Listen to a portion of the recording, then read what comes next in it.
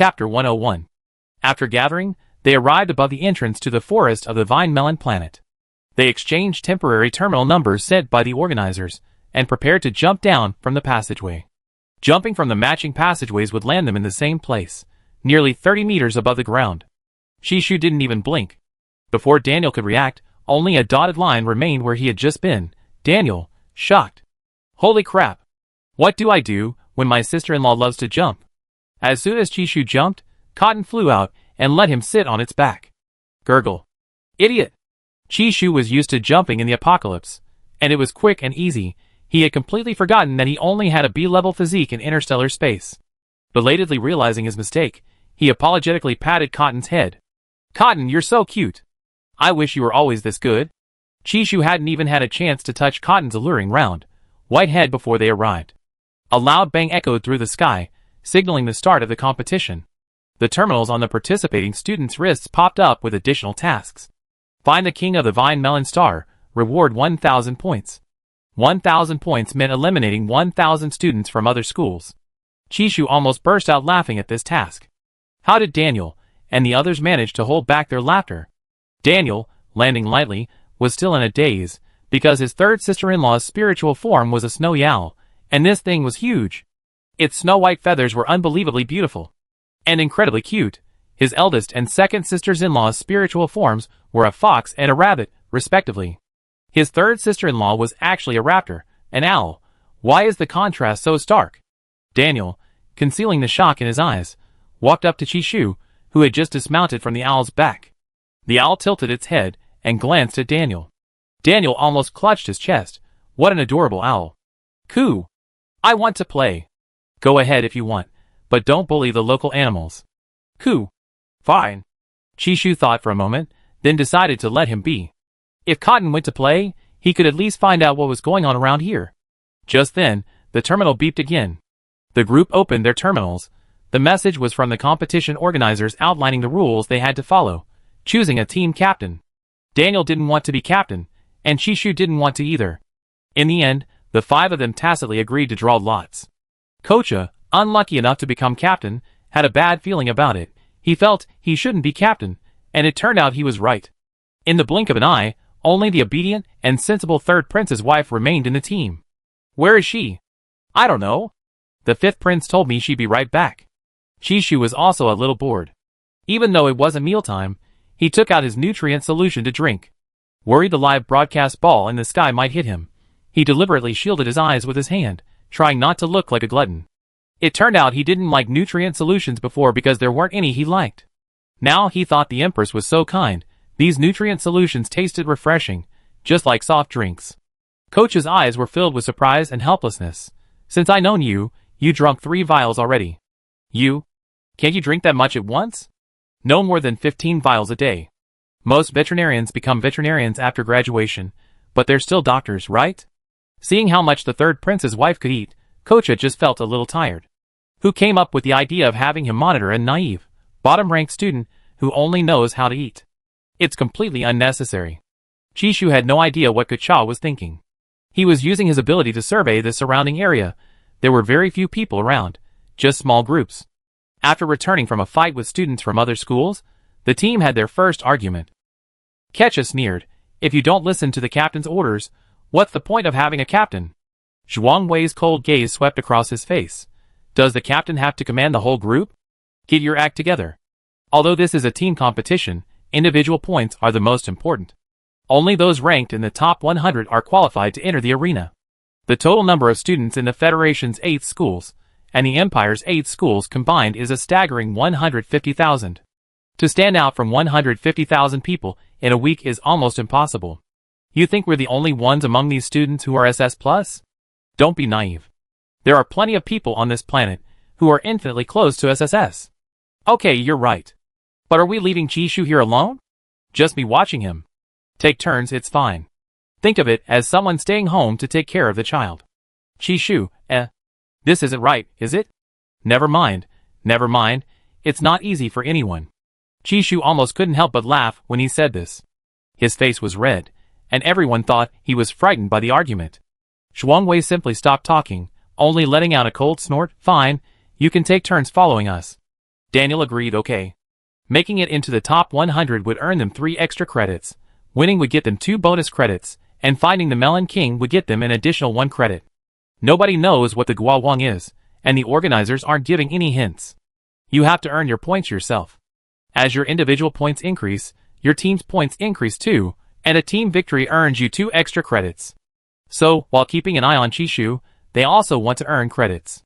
Chishu took off his hat and tidied his hair, then suddenly said seriously, "Actually, I can do it myself." Before he could finish speaking, everyone immediately stopped him. "No way! Chishu, damn, they overdid it. I swear, I won't get hurt. If there's danger, I hide, and if things get really bad, I call you." Chishu didn't want to waste time. He hadn't even glanced at the terminal for a moment, and the team in first place already had 20 points. That group also included Tang Chao from his class. Tang Chao's individual score was also 20. Chishu, seriously? Can't you guys stop being so dramatic? Everyone's just giving up. Sister-in-law. Daniel frowned, thinking for a moment that he couldn't keep following Chishu. Chishu needed room to grow, and their actions were hindering his development. His sister-in-law's spiritual form was that giant owl. Even if they couldn't arrive in time, her spiritual form would arrive immediately. Besides, he also had the spiritual imprint left by his third brother. If they were ambushed by SSS-level members, they could still hold them off. It's settled then. I hope everyone will respect my will. Chishu took out his carrying card and, to everyone's astonishment, squatted down beside a rock, using the uneven stone as a makeshift table, and crafted 5 intermediate-level star cards in one go. These were energy cards. As long as they weren't top-tier star cards, Chishu could now accurately control them to achieve the results he desired. Here you go. My current level is only intermediate. I'm sorry. Seeing how earnestly everyone had protected him, Chishu gave each of them one. Thank you. Zhuang Wei's expression shifted several times after receiving the green star card. In the end, he still felt that Princess Chishu couldn't possibly be the same Chishu. If she were, she would definitely be hiding it. The others also thanked him. Chishu seemed somewhat embarrassed, as if to say, although his abilities were limited, he stubbornly didn't want to hold everyone back. I will definitely take good care of myself. I hope everything goes well for you. I will try to find a secluded place to wait for you. If we encounter any trouble, I will do my best to resolve it or escape. When it gets dark, you can gather and come find me. Is that all right? The group thought about it and found it feasible, so they all nodded slowly. Since Chishu could make his own star cards, it meant that he had a certain degree of self-protection ability. Chapter 102. But Chishu produced 5 star cards in 2 minutes. Wasn't that a bit too impressive? Could it be that the others in the card-making team were doing the same? Chishu didn't waste any more time with them. He gave everyone else one, but Daniel too. Because they were younger brothers in terms of relationship, and he heard the other call her his nominal sister-in-law, he favored her in terms of resources. Daniel was delighted, while the others suddenly felt a little jealous. Why wasn't she their sister-in-law? Chishu smiled, recalled the owl, and then flew away on it. The remaining few were completely bewildered, not knowing what to say. That's settled then. Daniel left those words and instantly vanished, disappearing like a phantom through the forest. He'd take down lower-level teams directly, and fight higher-level ones until they were eliminated. These individuals each went in a different direction, and their total score gradually climbed to 20th place. After Chishu left, he told Minhua to fly lower and the wind to be less intense. He then drew nearly 20 intermediate-level cards in the air before landing back on the ground. Just as he landed and almost tripped over the vines, several figures suddenly appeared. Chishu activated his mental energy shield, his eyes shining brightly. It's you. You actually recognize us? Third Princess Consort. In truth, Chishu didn't recognize them at all. He had no idea who they were. His conversation was merely to lower their guard. After casting a freeze card, everyone was frozen in place, only their noses able to breathe. Afterward, they could only watch helplessly as Chishu walked up to them and extended his demonic hand. Chishu smiled apologetically. I'm sorry, these star cards are new to me. I'm a little unfamiliar with them. The effect will disappear immediately after I eliminate you all. I'm truly sorry. Chishu feigned apology, but showed no mercy. Unaware that looting supplies was possible, he simply eliminated the students and left. Using the same method nearly 10 times, Chishu successfully eliminated all the students from other schools in the densely populated forest area. When facing lower-level opponents, Chishu used his mental power, When facing opponents of equal level, he used his star cards. He always nipped opponents in the bud before they could deploy their mechs. Against fellow card makers, he would strike first. Only a fool would wait for them to deploy their mechs before engaging in a life-or-death battle. Chishu wasn't fond of mech combat. He preferred hand-to-hand combat. When facing teams with a high number of SS Plus level members, Chishu would use his mental power plus star cards, along with his special abilities, to wipe out the entire team. It wasn't until Chishu, riding his owl-shaped device, had eliminated nearly 100 people that the live stream finally noticed him. In just 1 hour, Chishu had eliminated so many people. The competition organizers and the Interstellar Alliance were all incredulous, especially since they heard Chishu had only just awakened to SS Plus a few days ago. For Chishu, fighting was actually quite troublesome. He avoided it if possible, as it was a waste of time and didn't earn him any points. Because Chishu's name was at the very bottom of the list, not very conspicuous, it wasn't until his group, 0028, climbed from the top 20 to the top 3 that everyone noticed them. Only after they zoomed in on his terminal screen did they realize with astonishment that Chishu's score had reached a staggering 100 points. A chorus of "holy crap" echoed throughout the forest. They wondered if Chishu was on a starship, flying so high, and why are the others in his group so tall too? The most surprised were actually Chishu's classmates. They were speechless for a long time after seeing this information. Students from other departments asked them if Chishu was really that strong. Zhao Yuan's group members asked him the same question. His eyes were filled with disbelief and confusion. What happened to being last? It felt like no one, except the third prince, understood Chishu, that simple-minded kid, better than them. The third prince must have taught him some tricks, right? After all, the third prince had won the exchange competition for 4 consecutive years. Is it possible that Chishu will hold the title for 4 consecutive years? But seeing Chishu's individual points rapidly approaching the top spot, his classmates were all in an uproar. What happened to their well-behaved boy? What had Chishu been doing behind their backs? It must have been their team members feeding him kills, right? At this moment, near the swampy area of the forest, the air was damp and cold, with a light drizzle falling. Chishu appeared, holding a transparent umbrella and wearing black high boots. The snow-white fur on his shoulder was preening its feathers. Chishu, how did you manage to get so many points? Chishu hadn't even greeted everyone yet, and everyone already knew him. A team whose entire mental strength had reached SS+, upon seeing Chishu, instinctively felt that he was dangerous, because their mental bodies were trembling uncontrollably in their mental seas. They all took a step back, looking warily behind Chishu, and shouted, "Where are your teammates?" "I got separated from them," Chishu said helplessly. In the live stream, Chishu could be clearly seen using a gentle face to charm everyone. They didn't know what to say, only that Chishu was using strategy. After all, Chishu wouldn't hurt students from other schools, showing how kind the third prince's consort was, and that her methods were all harmless. The netizens who only knew that Chishu was indeed walking alone couldn't tell if her words were true or false, but looking at Chishu's harmless appearance, it must be true, right? You got separated? The people in group 0043 didn't believe it. After all, Chishu had already eliminated more than 100 people, far exceeding their numbers. At this moment, someone suddenly softened their fierce expression and smiled at Chishu, saying, "How about you come with us for now, third prince's consort? We're students from the Empire's First Command Academy, and we're very nice." The third prince's consort didn't look like someone who could fight well. The small section of her pale wrist exposed under the umbrella looked so thin it would break at any moment.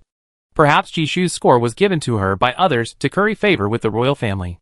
Besides, Chishu is only one person, while there are 5 of them. Are they afraid of Chishu? Is it possible? Of course. The others thought about it much the same way the first person did. Most importantly, after tricking the naive third prince's wife, the 100+ points she possessed would be theirs. Chapter 103. Chishu's special ability was temporarily unusable because the moment he appeared, everyone activated their mental energy shields. Not only that, but this group was all SS+ level, with even their physical abilities reaching S rank. "But my teammates can't find me," they'd be worried. Chishu was dejected, as if abandoned, but unwilling to admit it. His low spirits seemed to intensify the rain in the area. Seeing Chishu like this, everyone inwardly mocked him, calling him a burden. What use was high mental energy? Chishu was just a B-rank physical waste. After all, the terminal's location tracking could block teammates. How could they not find him? It was probably that Team 0028 disliked Chishu, only knowing how to leech off his teammates. Moreover, Chishu was too naive. Upon seeing this group of SS Plus level warriors, he didn't even run away. The members of Team 0043 exchanged glances and nodded in agreement. Then join us and wait. It doesn't conflict with anything. Okay, thank you. Chishu's dark eyes seemed to hold an innocent, lively quality. This Chishu seemed like someone who easily trusted others. However, as Chishu slowly approached, the others finally realized the source of their terror. It turned out that Chishu possessed a powerful spiritual mark. They knew without guessing that it belonged to the third prince. The group was greatly disappointed. They dared not attack Chishu, fearing the rebound would harm them. Therefore, they could only let Chishu remain in the team. Their expectations were instantly dashed, and they dared not say anything disrespectful to Chishu. After all, the live broadcast was watching. Seeing this, the hearts of the 0043 team members sank. Disappointed, they began to feel displeasure, even disgust, towards this foolish third prince's consort, thinking Chishu was utterly useless. Chishu, seeing everyone's unhappiness, his eyes filled with sorrow and sadness, walked with his head down. Livestream, why are all these people like this? Poor, neglected princess. Sigh, Chishu's heart is so fragile, ruined by his family background. Now he has to face all sorts of people at school. Is Chishu crying? Wait, why are you crying? Have you forgotten Chishu's purpose? What purpose could such a cute third princess have? He just wants to join this big family. As the scattered students eliminated by Chishu boarded the starship returning to the capital star, looking at the seemingly harmless Chishu in the live stream, they felt like they had 100,000 curses to unleash over and over. But to mislead more people, and let more people experience Chishu's terror, they decided to keep everyone in the dark for now. They would expose him at the right time, only when everyone is deeply hurt will they remember him. So they rolled up their sleeves and joined the barrage of comments defending Chishu. Exactly, the third princess is clearly scared. It's been raining. Look, even his spiritual form is sheltering from the rain under the umbrella, proving he can't fly anymore. What did Chishu do wrong? It's clearly a competition, doesn't it? Does a competition have a method for eliminating people? And Chishu didn't hurt any of the eliminated people. Originally, many people on the Starnet thought Chishu's personality was too cunning and treacherous, but after reading the comments, they suddenly felt it made a lot of sense. Chishu wasn't a bloodthirsty person. He had tried his best not to disgrace the royal family, competing while avoiding harming his classmates. In the harsh environment of interstellar space, someone like that could be considered a saint. The viewers in the live stream, watching without thinking, suddenly realized this made sense, so they all began to feel sorry for Chishu. He wouldn't go far like this. His soft heart would only harm him. The corrosive acid rain on the primal star couldn't withstand prolonged exposure. Even corrosion-resistant clothing might not be able to withstand it. Seeing the rain intensify, Chishu was the only one in group 0043 with an umbrella. He even kindly offered to let the others share it, but while they wanted to, they dared not. The third prince's possessiveness was far too strong. Upon approaching, they felt a powerful, different originating spiritual force emanating from Chishu, enveloping him. No need. The weather forecast on the terminal shows it only rained for half an hour. Perfect timing for a rest. Alright. Chishu quickened his pace, trying to keep up with the group. Behind them, Chishu's lips curled into a slight smile of pleasure, as if it were because they were finally paying attention to him, or perhaps for something else entirely. The rough, rain-soaked interstellar people, relying on their superior physique, looked down on the weaker Chishu. Chishu, the only unofficial member of the group, was consistently in a good mood. Chishu strained his ears, listening to the hushed conversation of the people ahead. Of all the stuff we stole from others, only one dagger was usable. That guy was so awful, he made a dagger with barbs. Even though our bodies have strong regenerative abilities, it still hurts a lot when flesh is torn apart. It gave me goosebumps. Chishu raised an eyebrow, thinking, so that's how it works. I learned something new. It turned out the competition rules, while seemingly strict, actually left the students quite a bit of room to maneuver. Finally, after 2 minutes, they successfully found a cave suitable for a short rest and a chance to replenish their energy. Chishu followed the others, finding a rock to sit on. Seeing everyone preparing for lunch, he gave them a slightly ingratiating look, his voice tinged with caution. Thank you all for not disliking me and for accepting me. I brought a lot of nutrient solution. It's very delicious. Would you like to try some? The nutrient solution Chishu took out was flawless, with a beautiful color, and the bottle had no label. He gave one to everyone, then drank 3 himself. The others couldn't help but silently marvel at how this must be a custom-made nutrient solution worth 10 million per bottle. Although the bottles had no labels, they could judge its value by its purity and aroma. Wait, isn't Chishu eating way too much? He actually drank 3 vials of nutrient solution like it was a beverage. Seeing the innocent foolishness in Chishu's eyes, everyone felt they were wasting their energy by maintaining a mental barrier against him. For Chishu, a member of the royal family, to lower himself like this and fawn over them like this, several people smirked with disdain, secretly pleased, as if their own family had trampled the royal family. They pressed the caps of the nutrient solution bottles, as if bestowing a gift upon Chishu, then drank them down in one gulp. Among the people in group 0043, only one person didn't move. After drinking the high-grade nutrient solution Chishu gave them, within 2 minutes, they began to feel dizzy, and the dizziness intensified. Their bodies felt as if they were falling into a dark, icy abyss, chilled to the bone. After realizing there was something wrong with the nutrient solution, their eyes, filled with shock, anger, and despair, seemed to solidify as they stared at Chishu. But because they collapsed so quickly, Chishu didn't receive their signals. Chishu tilted his head and looked at the classmate who wasn't drinking the nutrient solution. He smiled and asked, "Why aren't you drinking it?" His innocent question, though clear and gentle, carried a chillingly sharp voice. The remaining students swallowed hard, stood up, took a step back, and pointed to themselves. "Should I drink it too?" Chishu nodded. Chapter 104. What did you do to them? I don't know either. This nutrient solution seems to have a cure for insomnia, right? Chishu smiled as he walked to the fallen group. Under the captain's shocked and panicked gaze, he gently pressed the terminal on the wrist of the group of classmates, who were young and carefree, falling asleep the moment they laid down. Captain 0043's heart was in turmoil. Only now did he understand how the others had fallen victim to this. Chishu still carried the third prince's spiritual imprint. He could attack Chishu, but it would be a double blow.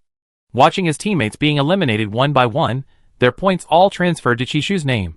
Jumping from 123 to 230, he was powerless to stop it. Actually, he was in the most danger because he had the most points, 60. He was now unsure of Chishu's strength. In the end, he could only activate his mental energy shield, take out his dagger, and begin a physical counterattack. If successful, he could rank first on the individual leaderboard. He gradually calmed himself down, slowly got up, took out his dagger from his spatial storage, and charged towards Chishu's direction. Now, only a battle of physical strength could give him the confidence to minimize his own consumption and successfully defeat Chishu, who knew that Chishu had no intention of fighting. In an instant, Chishu took out a star card from his pocket and threw it at him. Captain 0043 had clearly forgotten that Chishu was a card-making student. The moment Chishu threw the star card, the air seemed to freeze and cool instantly. Captain 0043 looked at his bound feet in despair, the ice so hard it couldn't be broken with mental energy rapidly climbing up his neck. He felt as if an invisible shackle was tightening around his throat. The more he struggled, the more intense the overwhelming suffocation became. Why, didn't you use it from the start? To my shame, I only have a mid-level star card right now, just enough to powerfully bind one of you. Chishu's eyes looked very apologetic, but Captain 0043 felt he also saw mockery in Chishu's eyes. He wanted to curse Chishu, but he was afraid of being accused of insulting royalty, afraid of being arrested. When Chishu eliminated him, he closed his eyes tightly, feeling that as long as he didn't look, he could maintain his aristocratic upbringing. Meeting this cowardly guy, Chishu, Captain 0043 felt it was his fate. The people in the live stream fell silent upon seeing Chishu like this. Thinking it was lambs to the slaughter? Actually, it was letting wolves into the house. Can I say Chishu is a real scoundrel? Arrest him. The person upstairs is insulting the third prince's consort. How do you know I was insulting the third prince's consort or that perverted card maker? The person upstairs even exploited a bug. Actually, the third prince's consort wasn't wrong in doing that. It proves she's very intelligent. And what did she add to the nutrient solution? Third prince's consort, you're a real idiot. Chishu had listened carefully to the competition rules. The professor said you couldn't add anything to someone else's nutrient solution, but he didn't say you couldn't add anything to your own. When Zhao Yuan, Tang Chao, Zach, and the others saw the individual rankings refresh again, they felt like they hadn't woken up yet. It was noon on Tinghua Star. The light was blinding in some areas, and everyone was basically resting. After all, fighting all the time would exhaust their mental and physical strength, so they needed to replenish their mana and health. With more free time, He had time to check the rankings. 1 second. 2 seconds. 3 seconds. 3 seconds passed, and Inta, unwilling to give up, checked again, wondering if the rankings were reversed. How could this be? Inta rubbed his eyes in disbelief, making sure he wasn't mistaken. His group members were also very curious about Chishu, especially after learning that Inta was Chishu's closest friend at school. They all rushed to ask him, "Is Chishu really that good?" Someone on the school forum said Chishu couldn't even make star cards. Is that fake? Maybe the terminal malfunctioned. Chishu is actually stronger than his ruthless teammates. Unbelievable. Inta silently looked up, gazing at the sky at a 45-degree angle, hoping his tears wouldn't fall. He tried hard to comfort himself, telling himself that Chishu must have used some special method to get first place. It was impossible for Chishu to be faking it. How could Chishu, such a simple, innocent, kind, gentle, and sincere person, deceive him? Inta regained her confidence, firmly believing that Chishu must have found some clever method to succeed repeatedly. That's right. Chishu got first place. They should be proud. The others were clearly much calmer than Inta, but their thoughts were similar. How could a goody two-shoes like Chishu possibly get nearly 300 points in such a short time? Amidst the gossip, Chishu was currently rummaging through the spatial storage of the eliminated classmates, pulling out some useful items. The ice sculpture classmate watched Chishu awkwardly picking through the items. Chishu didn't seem like a smart person. These dirty tricks might have been taught to him by the third prince. After all, the third prince was a champion for 4 consecutive years, so it was perfectly normal for him to mentor Chishu. Before the others took him away, Captain 0043 pretended to be gentle, but his heart was full of malice as he told Chishu, "The Federation people who are hostile to us love to ambush people in the wasteland." Chishu was somewhat surprised. He looked at Captain 0043 with shining eyes and said happily, "Captain, you're such a good person." Captain 0043, when did I become your captain? Seeing Chishu's happy look, he probably didn't know that he had pointed the other men down a road to hell. He was waiting to see if Chishu would fall for it. Because there were too many people, Captain 0043 didn't think his group of idiots could win the championship, and they didn't have the same strict pursuit of credits as the Royal Mech Academy. Adhering to the principle of dragging someone down with them, he added, "The people from our capital star's first individual combat academy love to ambush people from the mountains." Chishu was touched, but looked at him with concern. "Aren't you afraid of retaliation for saying so much?" "Afraid? Lao. How can we go on like this if we're always afraid?" "Don't be afraid, keep going." He had barely finished speaking when he was taken away. Chishu's eyes were moist, as if he was very reluctant to say goodbye to Captain 0043. Livestream chat. Ah? So the people behind are suffering because the people in front corrupted Chishu. The livestream should have followed Chishu a long time ago. We missed so much exciting content. Ah no, even now, why are people still speaking up for Chishu? Isn't Chishu inherently a treacherous and cunning person? I'm a student who was just eliminated. I just fell down, and Chishu accidentally pressed my elimination button when he helped me up. It's not his fault. Me too, me too. I was arguing with my teammates, and Chishu was trying to break it up, and he accidentally pressed it. Yes, the princess consort is so kind. Everyone, don't overthink it. The livestream chat is now developing in a crazy direction. Many people are stirring up trouble, and even the wealthy nobleman, who was eliminated by Chishu, is frantically buying online trolls to create a persona for Chishu, portraying him as a foolish yet lucky princess consort. Chapter 105. Chishu used to play dumb at school to avoid being discovered, but now he felt he couldn't hide it from the netizens anymore for the sake of his credits. Anyway, no one would think he was a rogue card maker, so it didn't matter. He could fool his classmates one last time on the field. However, what Chishu didn't know was that some people online, in their cleverness, had somehow managed to cover it up for him. Having scored a total of 290 points, Chishu, upon learning that some people liked to ambush others in the wasteland, immediately called on Mianhua to investigate. Mianhua, hearing about the plan, was very enthusiastic. She grew larger and flew away from the forest swamp area amidst the light rain. "Mianhua, we sneak down to the outer edge later, without getting spotted." "Goo! Okay." The clever Mianhua led Chishu to secretly infiltrate the vast wasteland from the outer edge. There were many wild beasts there. The reason so many people like to ambush in the wasteland is because many want to try their luck, thinking they can take on a dozen or more and become the king of kings. 2 hours have passed since the competition started, and the remaining participants all have large sums of points. Many wounded soldiers couldn't hold on any longer, and had to call in aerial robots for rescue. The medical airships on the wasteland were busy, constantly sending out rescue robots to pull people ashore. At this moment, Chishu, crouching in the withered grass, reached out and hugged the cotton that had shrunk many times over. Watching the rescue robots constantly rising into the sky, he whispered, "Cotton, there are so many people, I'm afraid to go." Cotton, gurgle. Delicious, Chishu, people, you can't eat them. Cotton, gurgle. Eat bugs? Chishu didn't understand. Where did the bugs come from? Did they mean the small bugs on the ground? Regardless of what Minhua was thinking, Chishu's current plan was to wait until most of the others were eliminated before picking off the rest. Isn't this just a mini final round? He understood. Many others shared Chishu's idea of picking off the leftovers. Before he had sneaked out very far, Chishu encountered another person. Little Chi, what are you doing here? June Running, the least noticeable student in Chishu's class, was crouching in the weeds. Turning his head, he saw someone crouching beside him, appearing without him noticing. He hadn't expected to find someone like him on the outer perimeter, so he hadn't used his mental powers to monitor his surroundings. Chishu couldn't quite place her, since most of his classmates didn't care much for their appearance. He stared at June Running for a while before his eyes widened. "It's you, the melancholy poet."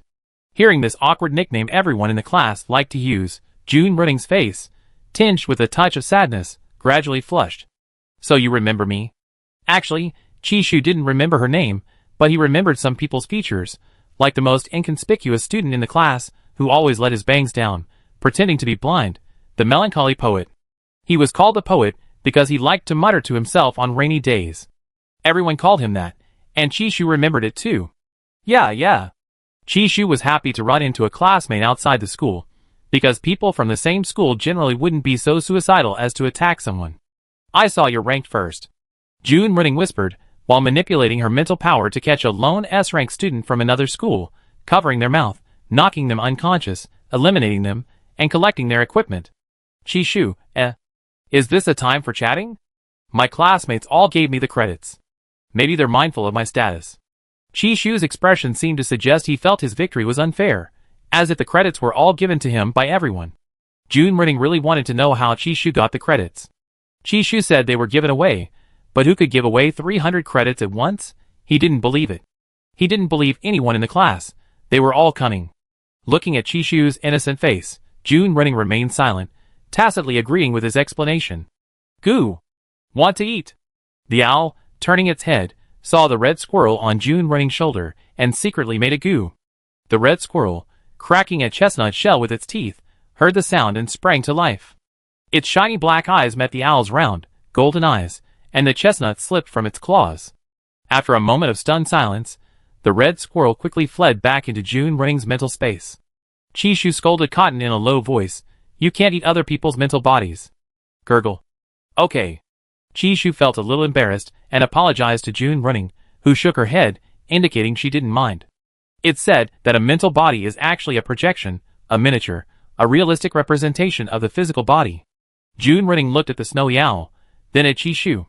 He suddenly understood something, but he didn't want to make a fuss, afraid of offending anyone.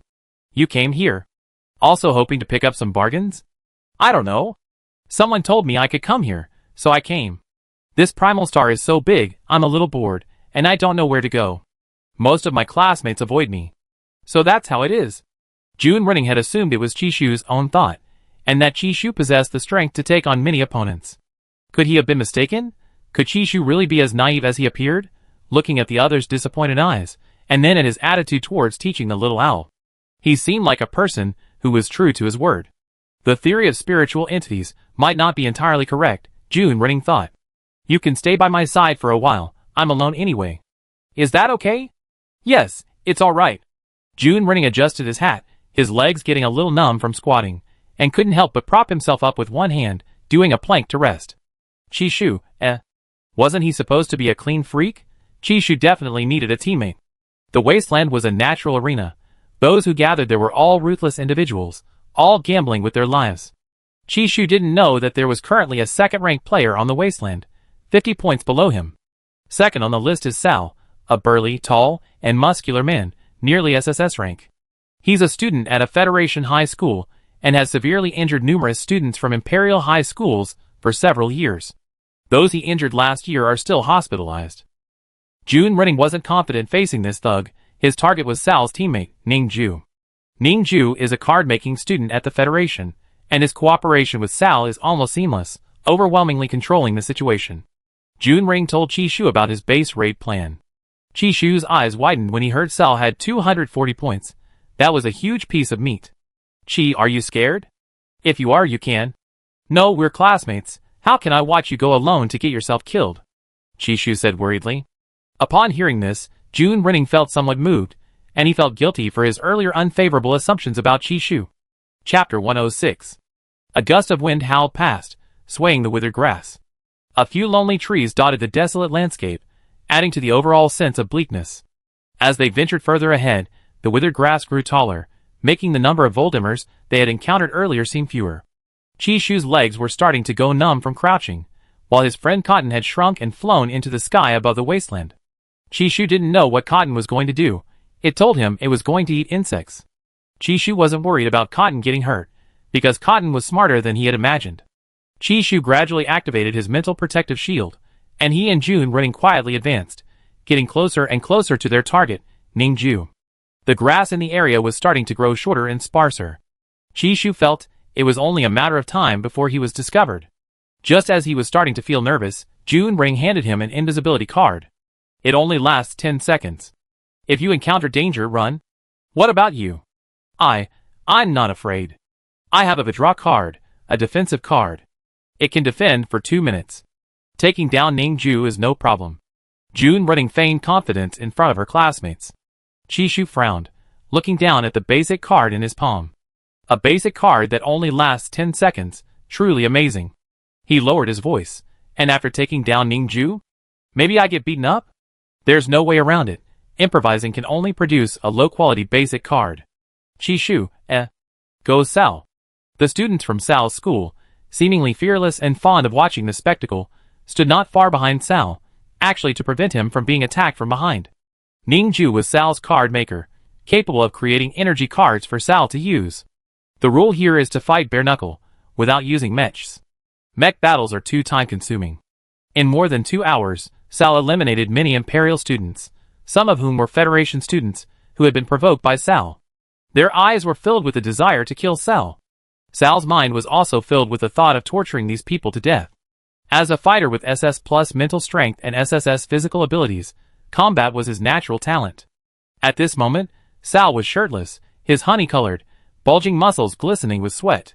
He had 3 scars on his face, 2 of which were injuries he sustained a few years ago when he first challenged the third prince of the Empire, Alhype.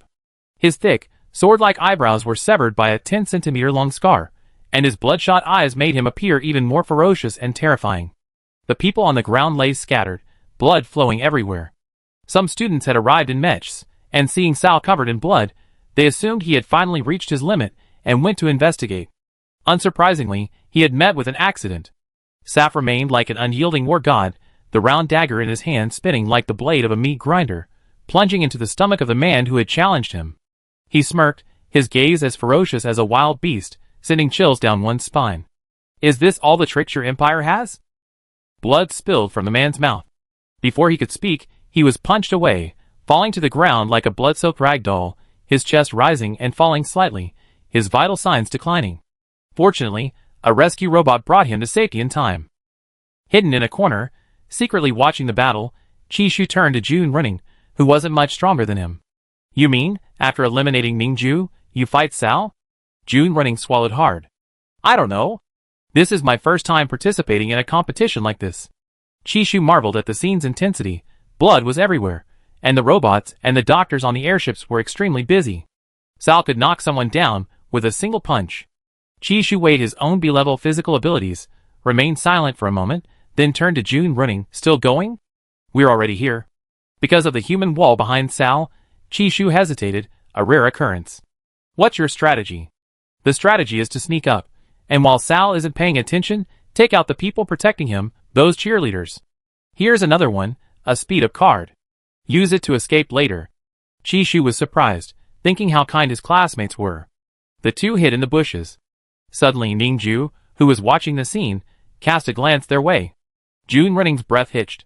He thought to himself, thankfully he had used his illusion card a second earlier, making him invisible. June Running mentally prepared himself and, with Chi Shu, circled around to the back of the group. But their movements quickly attracted the attention of the patrolling mental energy. Oh, there's a mouse trying to steal some food.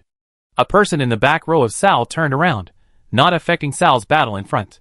He probed with his spiritual power, but the person was nowhere to be seen. So he walked behind the suspicious clump of weeds, but still saw no one.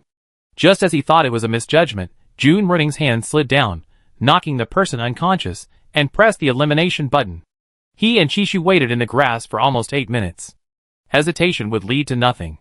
He and Chishu nodded, and prepared to proceed according to their temporary plan. The invisible live-streaming ball, following Chishu, carefully tracked him in the air. Livestream, you guys are so suspicious. Is the third prince's consort going to her death? That's Sal, he's a nightmare for countless people.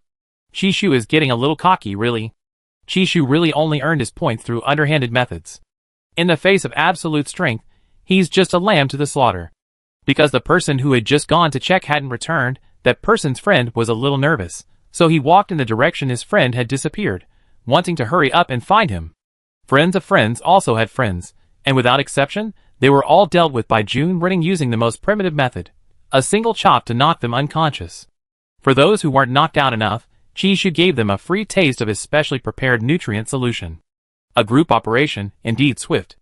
June Running looked at Chishu with admiration, and Chishu returned a humble smile. In less than 5 minutes, 5 of Sal's 10 henchmen were unconscious, lying peacefully on the ground as if asleep, eliminated one by one. Chishu admired June Running greatly. He really did steal from their base. And he even used illusion cards. Impressed by the class's big shot, Chishu followed behind June Running like a little brother. June Running was also touched. The third prince's consort was so obedient, even lending a hand. No wonder everyone wanted to get Chishu points, he wanted it too. Chishu shook his head and said, no need, I have enough. Livestream chat, how bizarre. These two actually stole it. Wait, isn't your method a bit too practiced?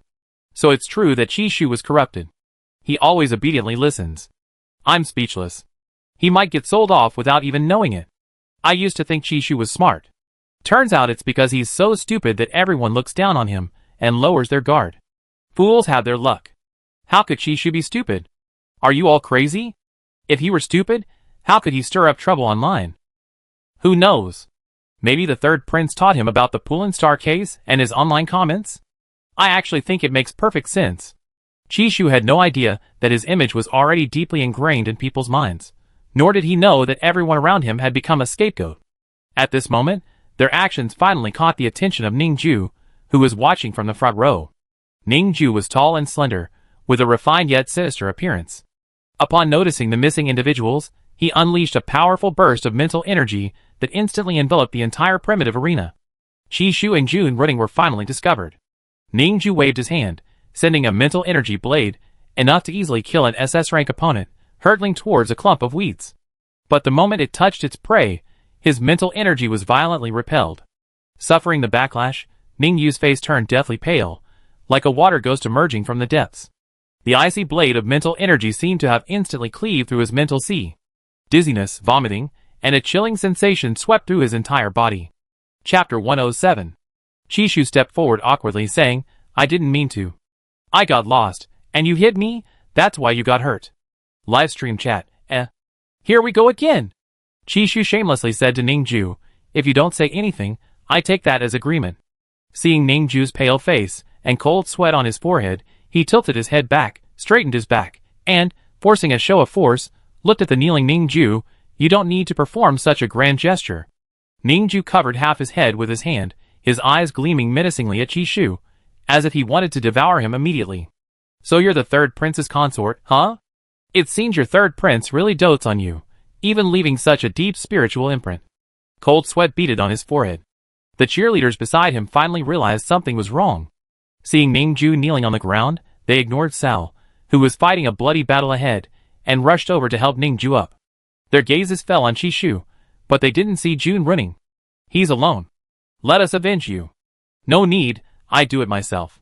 Come on. Ningju raised her hand, and instantly grabbed the invisible man hidden in the air. The invisible man, his neck gripped by Ningju, instantly revealed himself. Chishu, seeing June running discovered and choked, widened his eyes slightly. You let him go. Let him go. Dream on. Ningju's smile was chilling. June running hadn't expected Ningju to be so alert. After his throat was choked, he slowly raised his foot, which was dangling in the air, and suddenly kicked Ningju hard in the stomach. Caught off guard by the pain, Ningju was freed by June running. Chishu, Dude, you scared me. Just then, Sal, having dealt with another person, noticed the anomaly behind him and leisurely walked towards them. Meanwhile, June running, in a desperate situation, not only didn't run, but also used his last illusion card to eliminate all of Ningju's henchmen, while everyone thought he had escaped. By the time they realized what was happening, they were already locked in place by the terminal, unable to move or use their mental energy. The terminals on the field also functioned as mental energy shackles. Livestream chat, After June running finished doing all that, Ningju finally discovered her. Ningju was hit by a mental shock and kicked in the stomach, suffering severe physical and mental trauma. When he recovered, all his classmates from his school had been killed. Those despicable Imperials, he gritted his teeth and stood up despite the pain. You dare to ambush me? You think you're the only card maker? Chishu watched June running get caught again, hesitating whether to help or not. But if June running handled it, wouldn't that be stealing her points? Chishu didn't dare move, indicating he wait and see. June running turned around and looked at Chishu. Run! Chishu almost forgot that during the performance, seeing Sal, that big piece of meat, about to walk over, he shouted, No! I can't leave you behind. He was initially a little touched. It turned out his classmates were so kind. But then he saw June running break free from Ningju's hand and successfully launch another sneak attack. Belatedly realizing he was just a tool, Chishu felt like he was merely a tool. At this moment, Ningju's star card was still in his hand, not yet used, but his whole body started itching. Damn it! What card did you use on me? Wasn't it a binding card? June running picked up the card, her eyes wide with shock. Holy crap! I used the wrong one. Chishu, Can't you be a little more reliable? Sal saw Chishu's figure in the distance, and even quickened his pace. After June running used the wrong card, Chishu saw Ningju use a gravity card on him, pressing him to the ground, unable to move, as if a mountain were crushing him.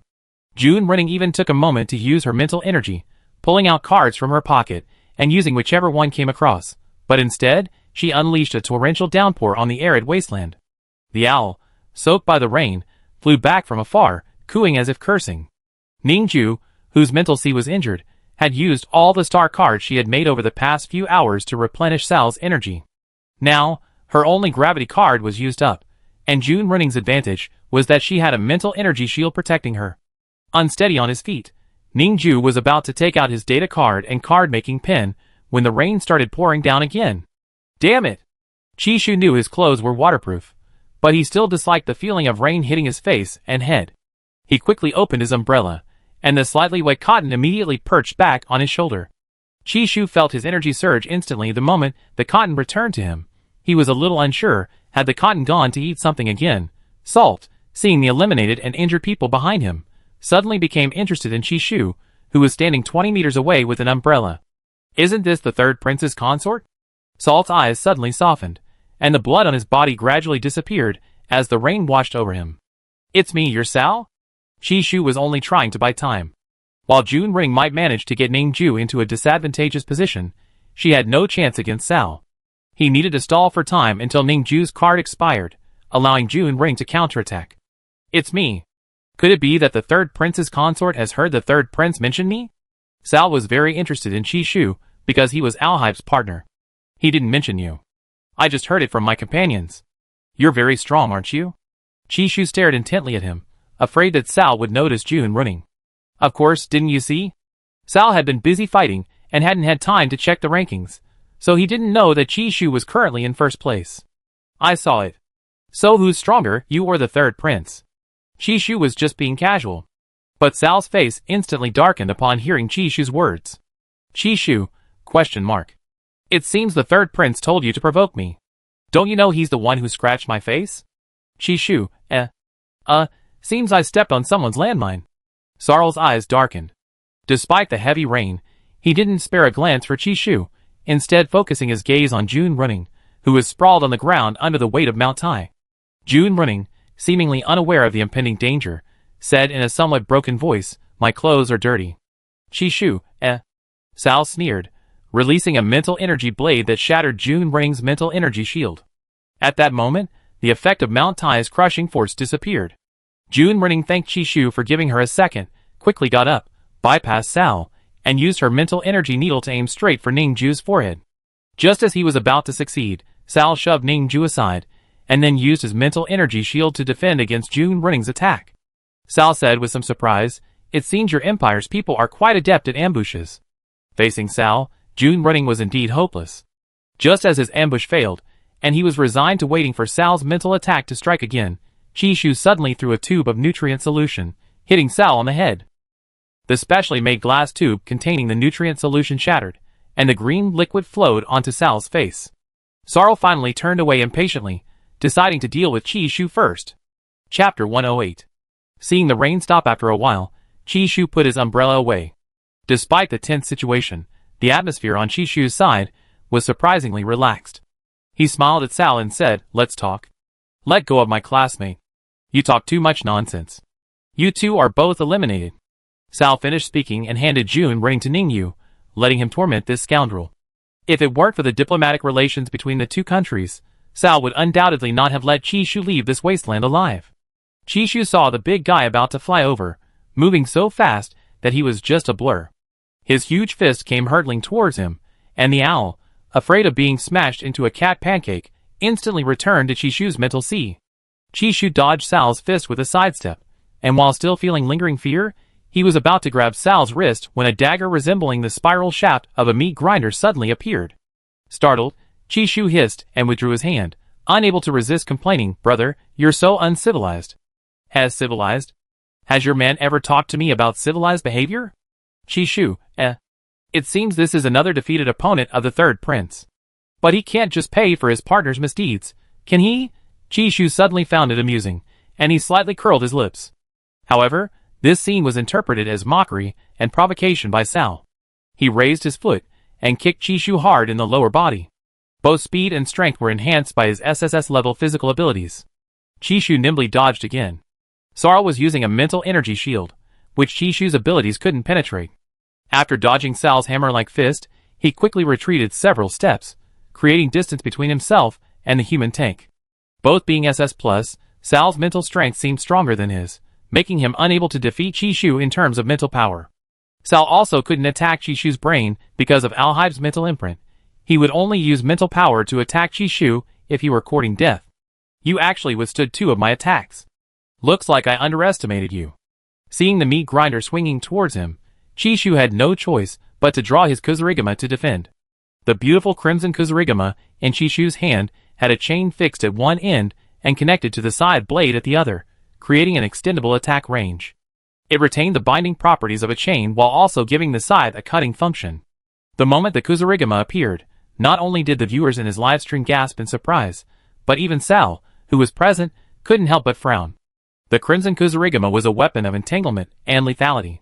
Chishu, who was relentlessly attacking Sal in his eagerness to gain the upper hand, suddenly clicked his tongue in impatience. He immediately distanced himself from Sal, swinging his Kusarigama, chain sickle. The heavy scythe whistled through the air, aiming straight for Sal's neck. Sal's pupils constricted, feeling a chill on his neck. He quickly bent back to dodge, but the scythe still grazed his jaw, bringing a gust of cold wind. Forced to retreat, Sal was startled. No one would have guessed that the slender, docile, and gentle-looking Chishu would actually use a Kusarigama against Sal in a match. Sal's meat grinder became useless in that instant. Before Sal could even catch his breath after narrowly escaping death, the pale wrist of the Kusarigama user opposite him suddenly twitched violently. The crimson chain rattled, and the scythe instantly spun, sweeping towards Sal's lower body like a venomous snake. Sal's heavy body leaped into the air. A single step too slow seemed to cost him his life. He hadn't expected that Alhibe's partner, seemingly weak and useless, would actually be so ruthless and relentlessly aggressive. Fortunately, his physical abilities were top-notch, so no matter what. His thoughts were quickly cut short. In that moment of arrogance, the calm-eyed Chishu suddenly pulled the chain. The chain, made of the hardest metal discovered in interstellar space, instantly taut and charged towards Sal's weakest point, his shoulder. The rapidly charging chain scythe, catching Sal off guard and assuming Chi Shu was merely a B rank and nothing to fear, grazed his body. Then, with a twist of that pale, delicate wrist, the heavy scythe instantly pierced Sal's shoulder blade. Bare-chested, he seemed to hear a crack of bone breaking. Sal, his body bound by the chain, spun several times. No matter how much strength he used, he couldn't break free. Each movement sent shockwaves through his body, and his shoulder blade throbbed with excruciating pain. The arrogant Sal had finally encountered a second person who showed him no mercy. He endured the pain as the chains brought him before Chi Shu, who had to look up at him. Just as Sal was about to attack Chi Shu with his leg, Chi Shu anticipated his move, swiftly raising his foot and using his supernatural abilities to shatter Sal's kneecap. After fighting for so long, Chi Shu hadn't even broken a sweat. He looked down and saw Sal kneeling, looking up at him. He was satisfied. "I think your weapon is quite good." With that, he snatched the meat grinder from Sal's hand and slowly inserted it into his thigh. Vulnerable, brutal, warm, bloody, smiling. Sal never imagined these words would appear on the same person. Tortured to the point of excruciating pain, he endured without uttering a cry. His incredibly hoarse voice carried a hint of ferocity as he said, "Either eliminate me quickly, or wait to be killed by me." Chi Shu. Stop. We can't eliminate him. Ning Ju, who was locked in a fierce battle with June running, finally realized something was wrong. He hadn't expected Sal to lose. And to someone as seemingly useless and frail as Chi Shu. Why can't you eliminate him? I saw Sal cripple everyone he eliminated. Don't rush, I take my time. Ning Ju was punched to the ground again. He wanted to use his mech, but June running snatched his spatial button. Hearing that Chi Shu was going to eliminate Sal, the only one in their school with a chance to win, he panicked. But seeing Chi Shu about to kill Sal, he couldn't bear it and said, "Fine, just eliminate him directly." No way. I have to follow the rules of the Wasteland Arena. I can't break the rules just for one person. Ning Ju was exasperated. You can not be so honest. Chi Shu shook his head. How can that be? Do you want my classmates to look down on me? As he spoke, his hands didn't stop.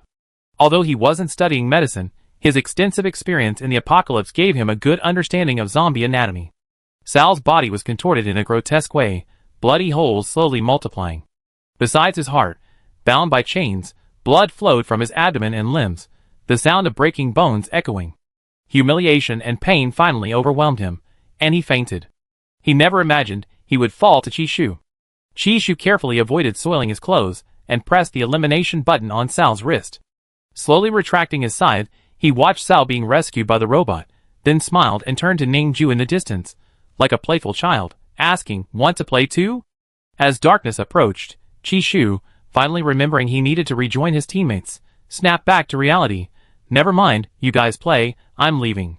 Ning Ju, June running, who was watching Chi Shu's fight, while simultaneously sending her spiritual form, Red Squirrel, live stream, Wait, something seems off? Chapter 109.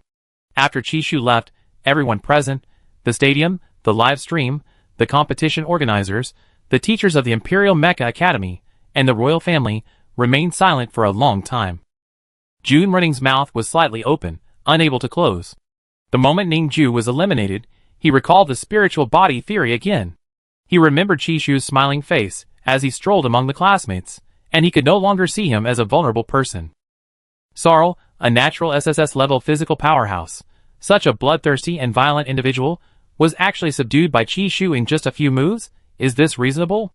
If he hadn't seen it with his own eyes, he would definitely have thought it was fake. Chi Shu appeared unbelievably docile, yet inside, he was someone who wouldn't even blink an eye when fighting. What he found most unbelievable was that Chi Shu could even calculate how long Sal could endure, sparing his life. He had been deceived. No, it should be said that their entire class had been deceived. The moment the scythe appeared, he felt he would never forget it. The pale wrist intertwined with the crimson chain, the colors distinct and strikingly contrasting. Before Ning Ju was taken away, his face seemed frozen in shock. This was the first time in his life he had misjudged someone. Damn it, could all the people in the Empire called Chi Shu be this strong? What is Chi Shu? Is it an organization? Is it Chi Shu number 1, 2, 3, 4? How could this be? Actually, even more shocked than them were the people in the live stream. They felt they had been tricked. This is the fragile and innocent third prince's consort? What happened to the naive and sweet third prince's consort. Where did you hide her? Before, I wholeheartedly believed that the third prince had corrupted people, but now look at yourselves. Do you still believe it? Are you going to say this time it's the Grandmaster's influence? Chishu, a name that's always betraying me. I had enough. Woke up early, and saw Chishu holding a scythe, smiling, and asking me to play together.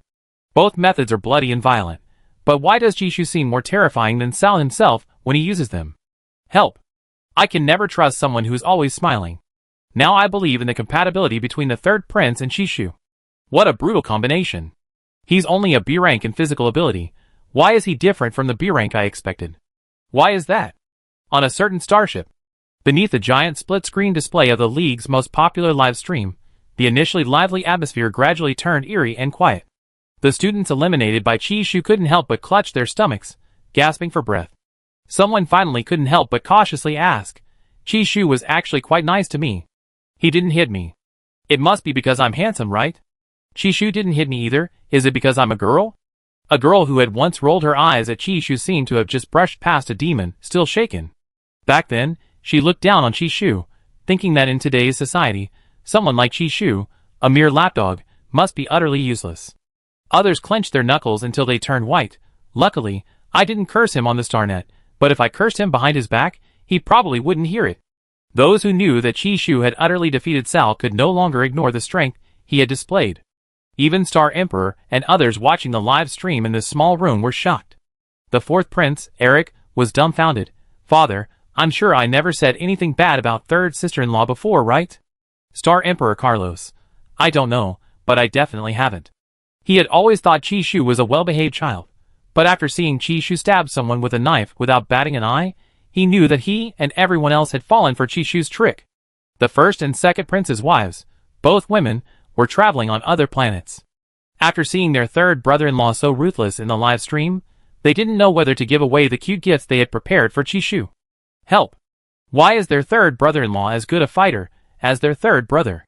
Everyone else was more shocked than deceived, but Duke Dante trembled with rage, as if a thunderbolt had exploded in his ears.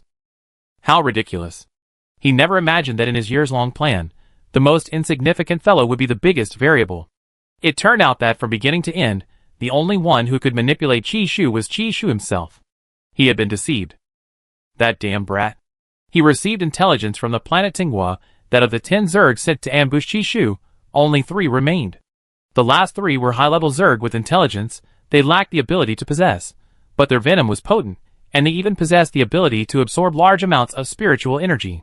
The more spiritual energy absorbed, the stronger these high-level Zerg would become. These were Zerg he had bought at a high price, and yet Chishu, that damn spiritual owl, had devoured most of them. Fortunately, the others were only low-level Zerg. Their deaths were no big deal. 3 were enough. The more desperate he was to eliminate Alhype before, the more desperate he was to kill Chishu now. Furthermore, his useless son was utterly useless, which was extremely disappointing. Chishu was unaware of what others thought of him. He was currently gathered with Daniel and the others in a relatively quiet cave. He expected someone to ask about the source of his points, but no one did. If they didn't ask, he wouldn't say anything to avoid appearing boastful. Perhaps the speaker was unintentional, but the listener took it to heart. Actually, Zhuangwei guessed that Chishu, being so dim-witted, while not exactly cute, was still eye-catching enough that he probably encountered many people giving him points. The place was full of nobles, and they loved this kind of superficiality. Besides, Chishu's clothes were very clean, and his owl feathers were also clean. He didn't seem like someone who had gone on a shopping spree. They didn't dare ask where Chishu's points came from, lest he feel they looked down on him. So, everyone tacitly agreed not to mention that Chishu had scored 585 points and ranked first. Besides, someone giving Chishu points was a testament to his ability. At this moment, Chishu was still pondering what energy had given him such abundant stamina. His body had previously seemed to be suppressed by something, preventing his stamina level from rising. However, the instant Cotton returned from its trip to the wasteland, he felt he could easily take on 2 Sals, let alone 1, but 3? He didn't know. To be conservative, he'd take on 2. Also, the reason his 585 points were more than expected was that Sals had eliminated many more people while Chishu was in ambush, and those people also had points. Sister-in-law, I checked your location. You went to the wasteland today. Did you encounter any danger? Daniel felt completely charmed by the little white ball on Chishu's shoulder. So cute. Looking at those round, golden eyes, he couldn't resist taking out the jerky he brought and feeding it to the cotton ball on Chishu's shoulder. Goo! So kind. Daniel's heart melted at the cotton ball's response.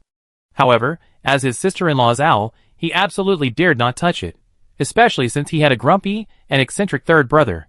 No, everyone is fine. They greet me when they see me. Chishu felt that this wasn't entirely wrong. Ningju had knelt down to greet him. Chapter 110. Coke's thoughts differed from the others. He was more inclined to believe that Chishu had earned the points, because he smelled the blood on Chishu. While he was engrossed in observing Chishu, his spiritual form, the purple sea bird-catching spider, suddenly appeared. By the time Coke noticed, the creature had almost climbed up the stone wall behind Chishu, dangling down on its silk, and was about to collide with the owl. Time seemed to freeze at that moment. Coke stood up and exclaimed, "Chishu! Get out of the way!" Chishu? ? However, before Chishu could react, Coke felt a snap in his ear, and his spiritual sea instantly felt a sharp pain. He initially thought Chishu's spiritual form had been hunted down by a spider, but the white ball in front of him was carrying a large, fuzzy, blue-purple spider, which dared not move.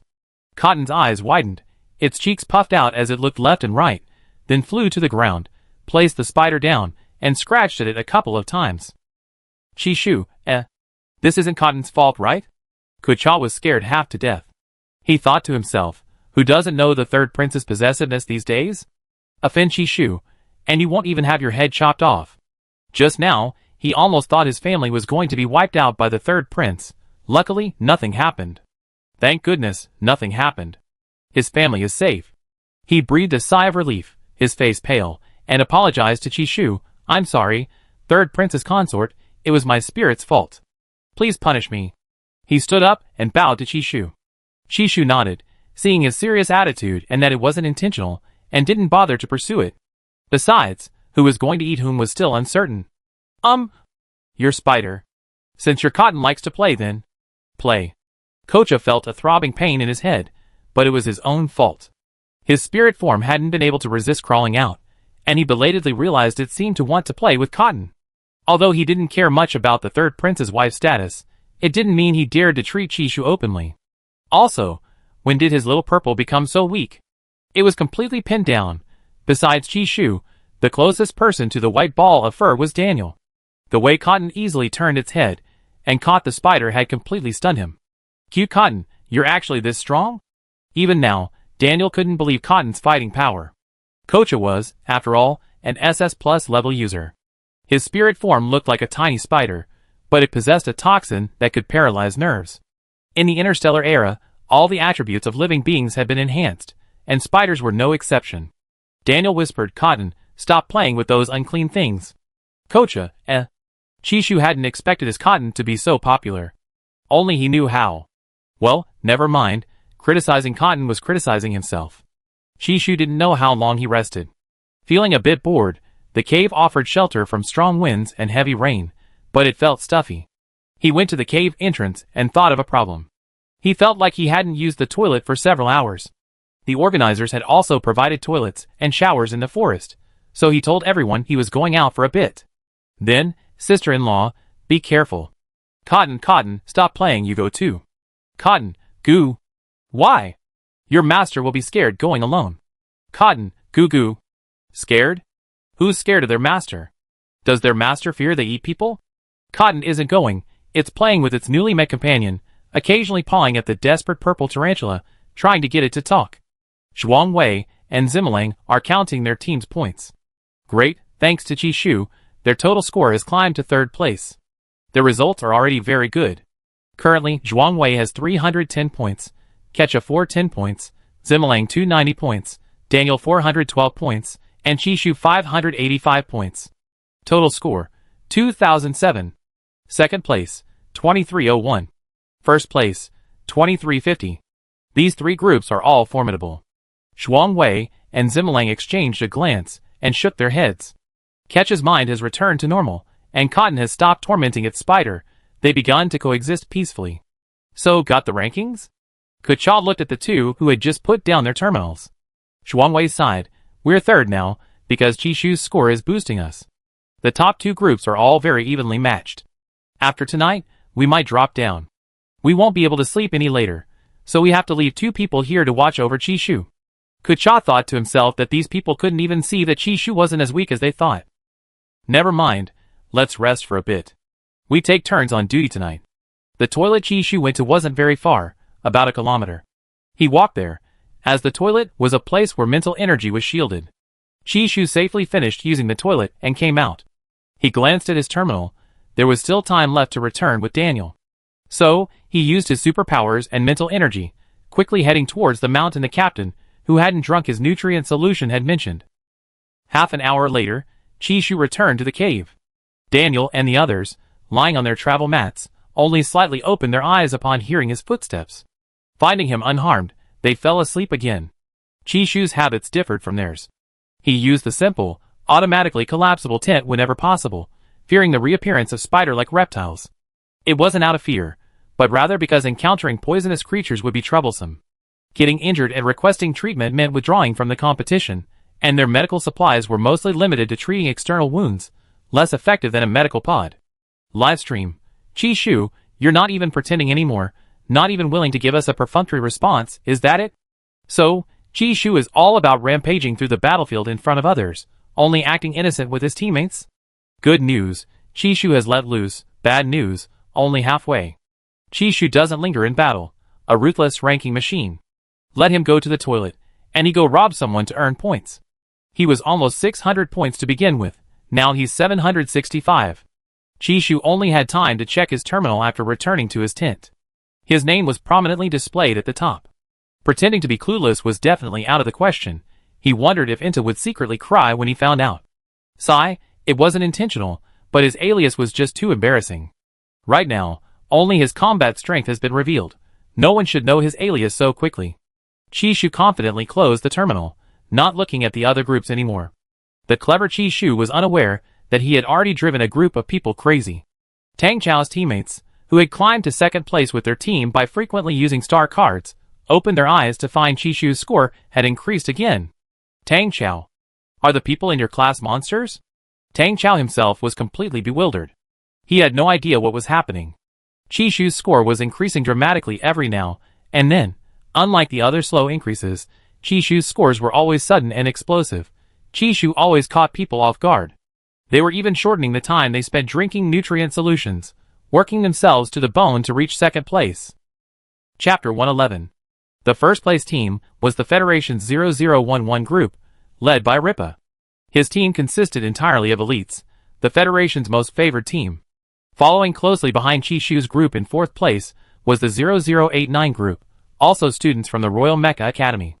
Their leader was Tugas, a senior student in the card-making department, who last year set a record by injuring half of the Federation's card-making department. His team was comparable to Chishu's. As soon as Chishu rose to prominence, they followed suit. Therefore, the second and first place teams were under immense pressure. They had never seen such a close competition. Actually, the biggest pressure came from Chishu himself. He was the only one whose points had surged by 200 or 300 at once. No one was as ruthless as him. Chishu was unaware of everyone's tension. If he had, he would have been hatching some wicked schemes.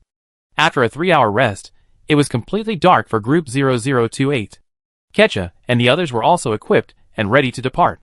Nighttime is a paradise for spiritual beings, but Zhuangwei released a pink pig. Chishu, and that pig was actually quite cute, wearing an earring just like Zhuangwei.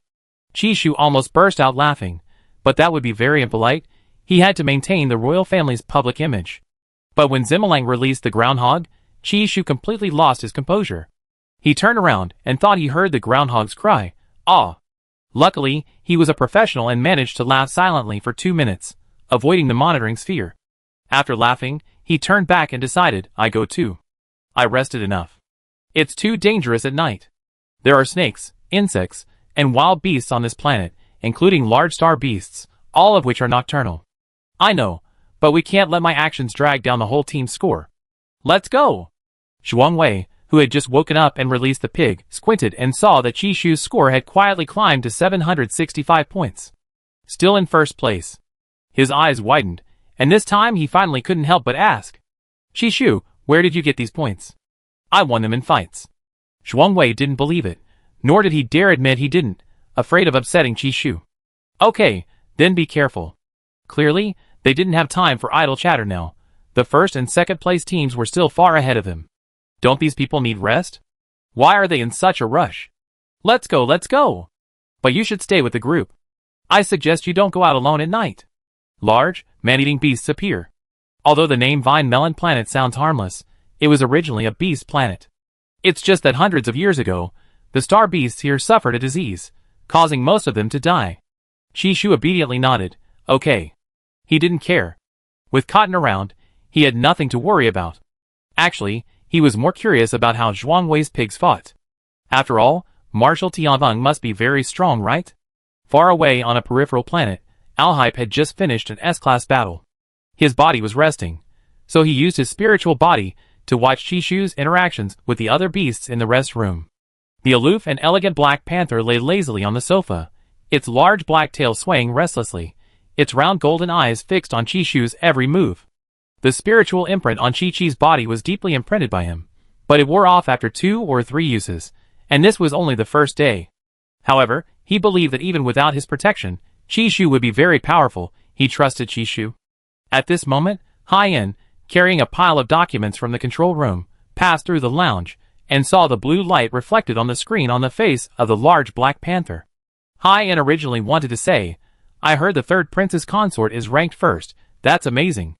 Before he could even shower him with praise, a lazy look from the large black panther deterred him.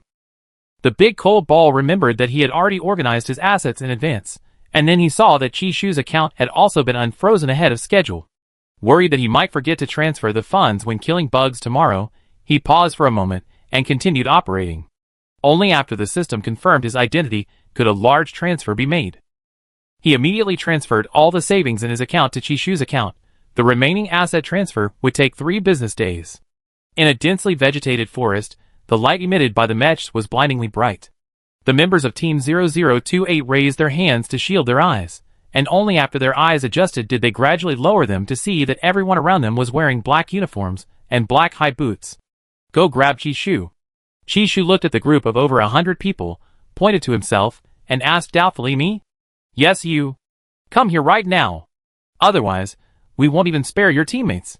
Zhuang Wei and the others didn't know that these people would stick together from the very first day. The situation was a bit bad. They hadn't noticed anyone nearby, so where did these 100+ people come from? And they were all around SS level. It seemed like they couldn't escape. They were really unlucky. They were going to be eliminated on the first night. Chishu didn't know what his teammates were thinking, but he was in a good mood. He thought he would have to find a group like Senior Vincent to encounter anyone. He raised his voice and asked the group of people eyeing him menacingly, why are you only grabbing me? You have more points. That's not right. My points in the team aren't much, and how are you going to divide them among 100 people? I'm afraid you're not trying to rob me, but to beat me up, right? The boy next to the one who spoke whispered, damn, this guy seems kind of smart.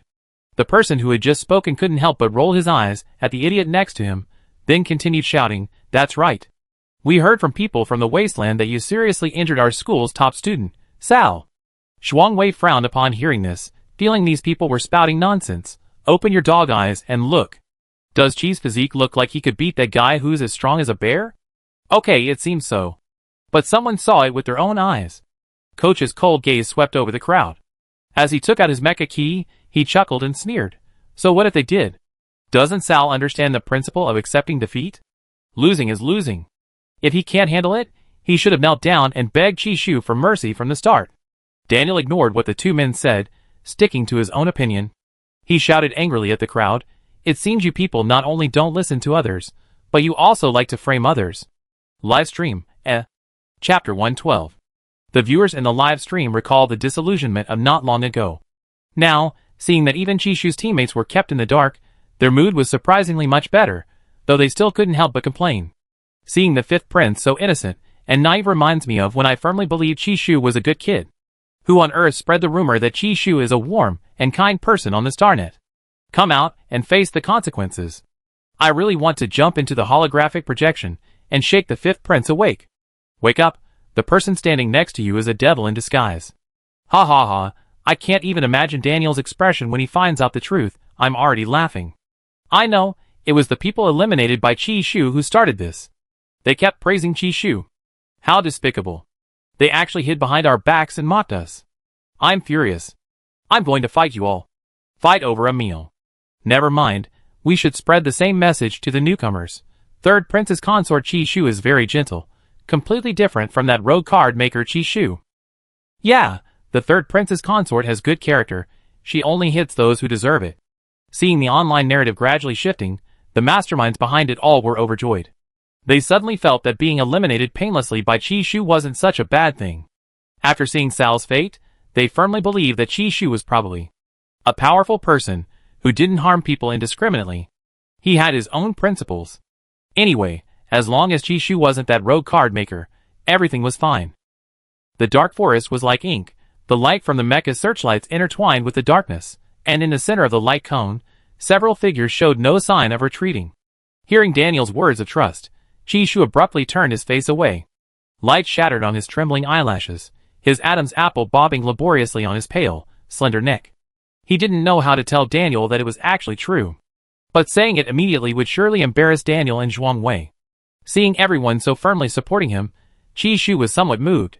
He felt he couldn't let his teammates be embarrassed here.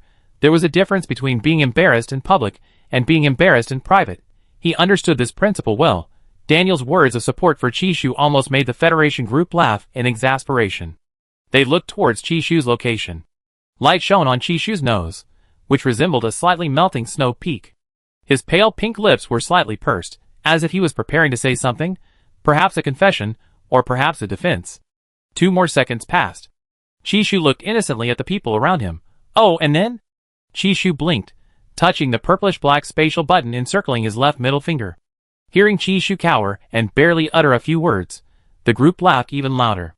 Their eyes were vicious, their tone dripping with sarcasm and contempt as they said, and then what? It's a competition anyway. We won't be punished for beating you up. You better hurry up and come over, we might be able to spare you a few punches, but your face will definitely be swollen. A few scars on that pretty face of yours will look good, won't they? We also heard you just reached SS+. You probably don't even know how to use your mental power. Useless trash, all you know is ambushing others. If it weren't for your ambush, Sal wouldn't have been eliminated. You beat our idol so badly, today, you leave him with only limbs. Even if you're royalty, it's useless. Your empire's royalty has no say in our federation. Chi Shu appeared to be listening attentively to their insults, but in reality, he was stalling for time. As the group angrily retorted, Chi Shu and Kecha exchanged a glance. Just when everyone thought Chi Shu and his teammates were doomed, Kecha activated his mech and used his mental power to quickly pull all the teammates except Chi Shu into the cockpit. Chi Shu, meanwhile, leaped into his owl mech at lightning speed and took to the skies. The enormous, snow-white wings were unstoppable, sweeping low over everyone's heads, several red cards falling like cherry blossoms. Holy crap! My hair! Aya! My mech won't move. Why is this fire only burning hair and won't go out? Star card. Did you guys see the star card on the ground? Damn it, we've been tricked by Chi Shu. Why isn't the mental energy shield working? At this moment, Daniel, Zhuang Wei, and Shimon Lang hadn't reacted yet. They were huddled in Ketch's cockpit, their eyes wide, as they watched as orange-red flames suddenly erupted from the tops of the hair of the group of people on the cockpit's real-time external view screen. Like suddenly rebellious sunflowers, they swayed wildly, wisps of smoke billowing, and the smell of burning protein filled the air, drifting through the forest on the wind. Before doing something naughty, Chi Shu couldn't help but laugh. After succeeding, he lay on the owl's back, laughing until his stomach hurt. Hey! Don't you guys know the saying? Villains die from talking too much. Hearing this, the people whose hair was on fire were furious. Livestream. I'm new here. Is this the gentle princess you were talking about? How is she not gentle? She didn't swear at anyone. She's so reasonable. I remember the competition explicitly forbade shaving classmates' heads. This is shaving heads? This is clearly burning them. It's all gone. Holy crap. How vicious Chi Shu is. Now Chi Shu doesn't even bother to pretend anymore. Actually, Chi Shu revealed his personality to us from the beginning. Just look at his spiritual form. A cute little raptor. Chi Shu, tone it down a bit. You shattered our illusions. How are you going to compensate us? Aya! I even told my parents you were a humble and polite princess consort. How can you not even bother to act anymore? At least put on an act. Before dealing with Chi Shu, this group of Federation people cleverly activated their mental energy shields in advance, and there were still 10 people. They had already piloted their mechs, intending to capture Chi Shu and his group while they escaped, but the unexpected happened too suddenly. Their mech suddenly malfunctioned, becoming completely unresponsive, and even the hair of those inside the mechs wasn't spared. By the time they stopped caring about their hair and tried to call for autonomous control, they discovered the mechs were immobilized. A student majoring in mech maintenance used his mental energy to detect the malfunction, and his hoarse, grating voice couldn't help but shout, "Damn it! When did all the energy fluid in the mech's energy tank get stolen? The energy fluid in my energy tank. Hey!" The person who had just released their mech discovered that their mech's energy fluid was also gone. Who did this? The energy fluid vanished the moment the person below released their mech. The group, already half collapsed in their composure, completely broke down. Chi Shu. Did you do it? Chi Shu, who was watching the spectacle, shrugged, feigning ignorance. No, I was in the sky. The group then looked at the suspended purple-blue light mech. The pilot, Kucha, said helplessly, "It wasn't just the 4 of us. We didn't have time. We were all busy watching you make a fool of yourselves." Chapter 113. The Federation soldiers, juggling the mechs in their own lives, were completely overwhelmed. Their hats, which had been blown off when the flame started, quickly turned to ash. A gust of cold wind swept through, sending a chill down their spines. Their trembling hands, still bearing the marks of charred hair, touched their heads. They were the ones who should have been the onlookers. Now, they were the ones being watched and mocked, unsure whether to cover their heads or start a fight. The mech lights shone on their heads, making them look like rows of neatly arranged, round, gleaming incandescent bulbs from ancient Earth. After touching their heads, some students found their once stylish hairstyles gone, leaving only a smooth surface, not even a stubble. Chi Shu hadn't inflicted serious physical damage, but he had severely damaged their mental well-being. What? My hair. Get the live stream ball away. Don't film me. Chi Shu, you're so mean. Come down here if you dare. You can't shave a classmate's head. You've broken the rules. You're going to be eliminated. Chi Shu, you're incredibly mean. Come down here, we promise we won't hit you. Chi Shu heard these words. Not only was he not angry, but he also defended himself with a wronged expression, saying, "I didn't shave your heads. I just burned your heads. That should be okay, right?" Chi Shu slightly frowned, his delicate and gentle face looking quite pitiful.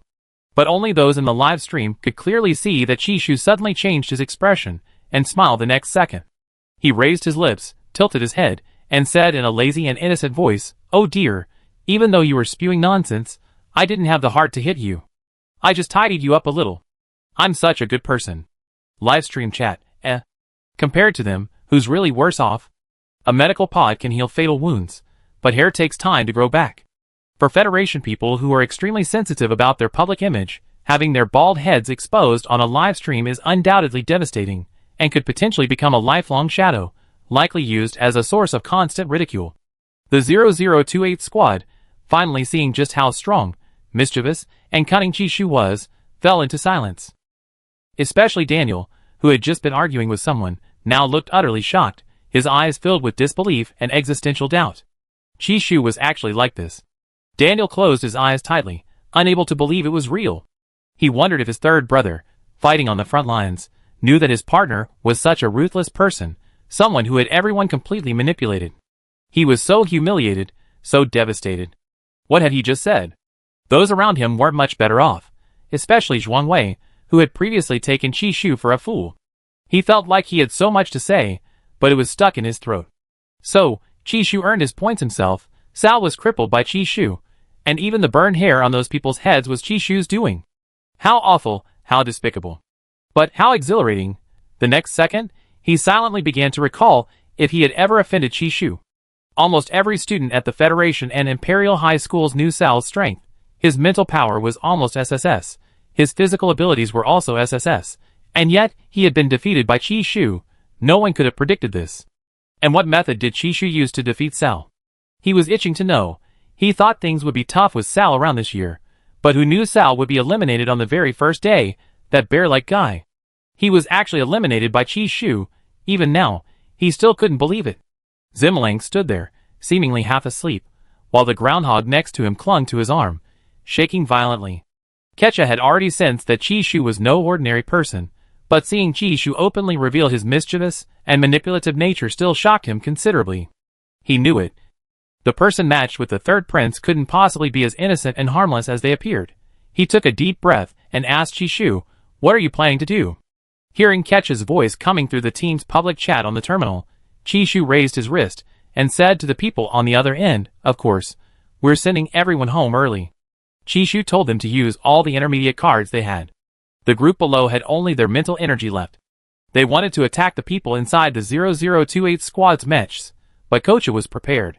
The mental energy shield stacked by the four of them was impenetrable. After using several star cards, they quickly took to the air to avoid being attacked. Actually, they also wanted to know where those people's energy fluid had gone. Those people's energy fluid, did you take it with your star card? Kocha asked Chishu. Of course not, I didn't do it. Maybe there were some little bugs nearby. Cotton told me there were little bugs that wanted to eat. Chishu, without batting an eye, shifted the blame. Insects? Kocha frowned slightly, looking at the spider comfortably lying on Cotton's head. He didn't know what to say for a moment, but he was also seriously memorizing Chishu's words, planning to eliminate this group first. Also, after they used their star cards, they were surprised to find that the star cards Chishu gave them were even more effective than ordinary high-level star cards.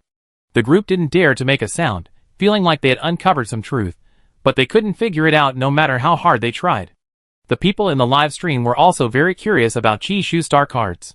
Seeing that Chishu's star cards could reliably bind a large group of people, they couldn't help but ask questions. Why are the star cards Chishu made of such good quality? We didn't see many of the earlier ones, but these few look pretty good. Could it be that the other person Chishu mentioned buying from was himself? Reasonable suspicion. But he could only make mid-level star cards with SS plus rank? Isn't that incredibly weak? Weak. You guys really know nothing about star cards. Making over 20 mid-level cards a day is top-tier talent. But he can only make mid-level star cards. It's a fact that he can't make high-level cards right now. We can't even say he's weak. Look at Master Chi. He produces high-level star cards in batches. The third prince's consorts, mid-level star cards, are already incredibly powerful. Making high-level star cards for him is like asking him to destroy the world with the third prince. In the holographic livestream room, Chishu's figure, enveloped in invisible spiritual power, moved like a shadow through the crowd of people who were bound like ice sculptures. The 40-odd people he eliminated each had single-digit points.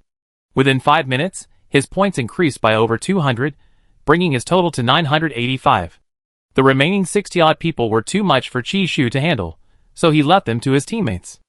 Everyone accepted this without complaint, even feeling flattered. Zhuangwei saw their overall ranking climb to second place, then looked at his skinniest teammate, who had carried them. His feelings were complicated. Chishu, never forgetting a grudge, remembered someone saying they wanted to beat him up. With a smile in his eyes, he used his mental power to grab the live stream ball and take a 360-degree unflattering picture of the person who had just threatened him. You despicable bastard! Let me go! How can I? You think you can just let me go like that? Your classmates from the Federation are too domineering. You too, and that named you too. You were the ones who provoked me first. And just now, you even said you wanted to leave some scars on my face. That's too much. Ningju, squatting in the live stream room, could he say that he was clearly being framed? Chapter 114. The people in the live stream looked at the head, which wasn't very round and was even a bit pointed, and felt like their eyes were about to go blind. Although we don't hate bald heads, can you please move the camera away? Chishu. Chishu. That's so mean. Luckily there aren't any girls among these people.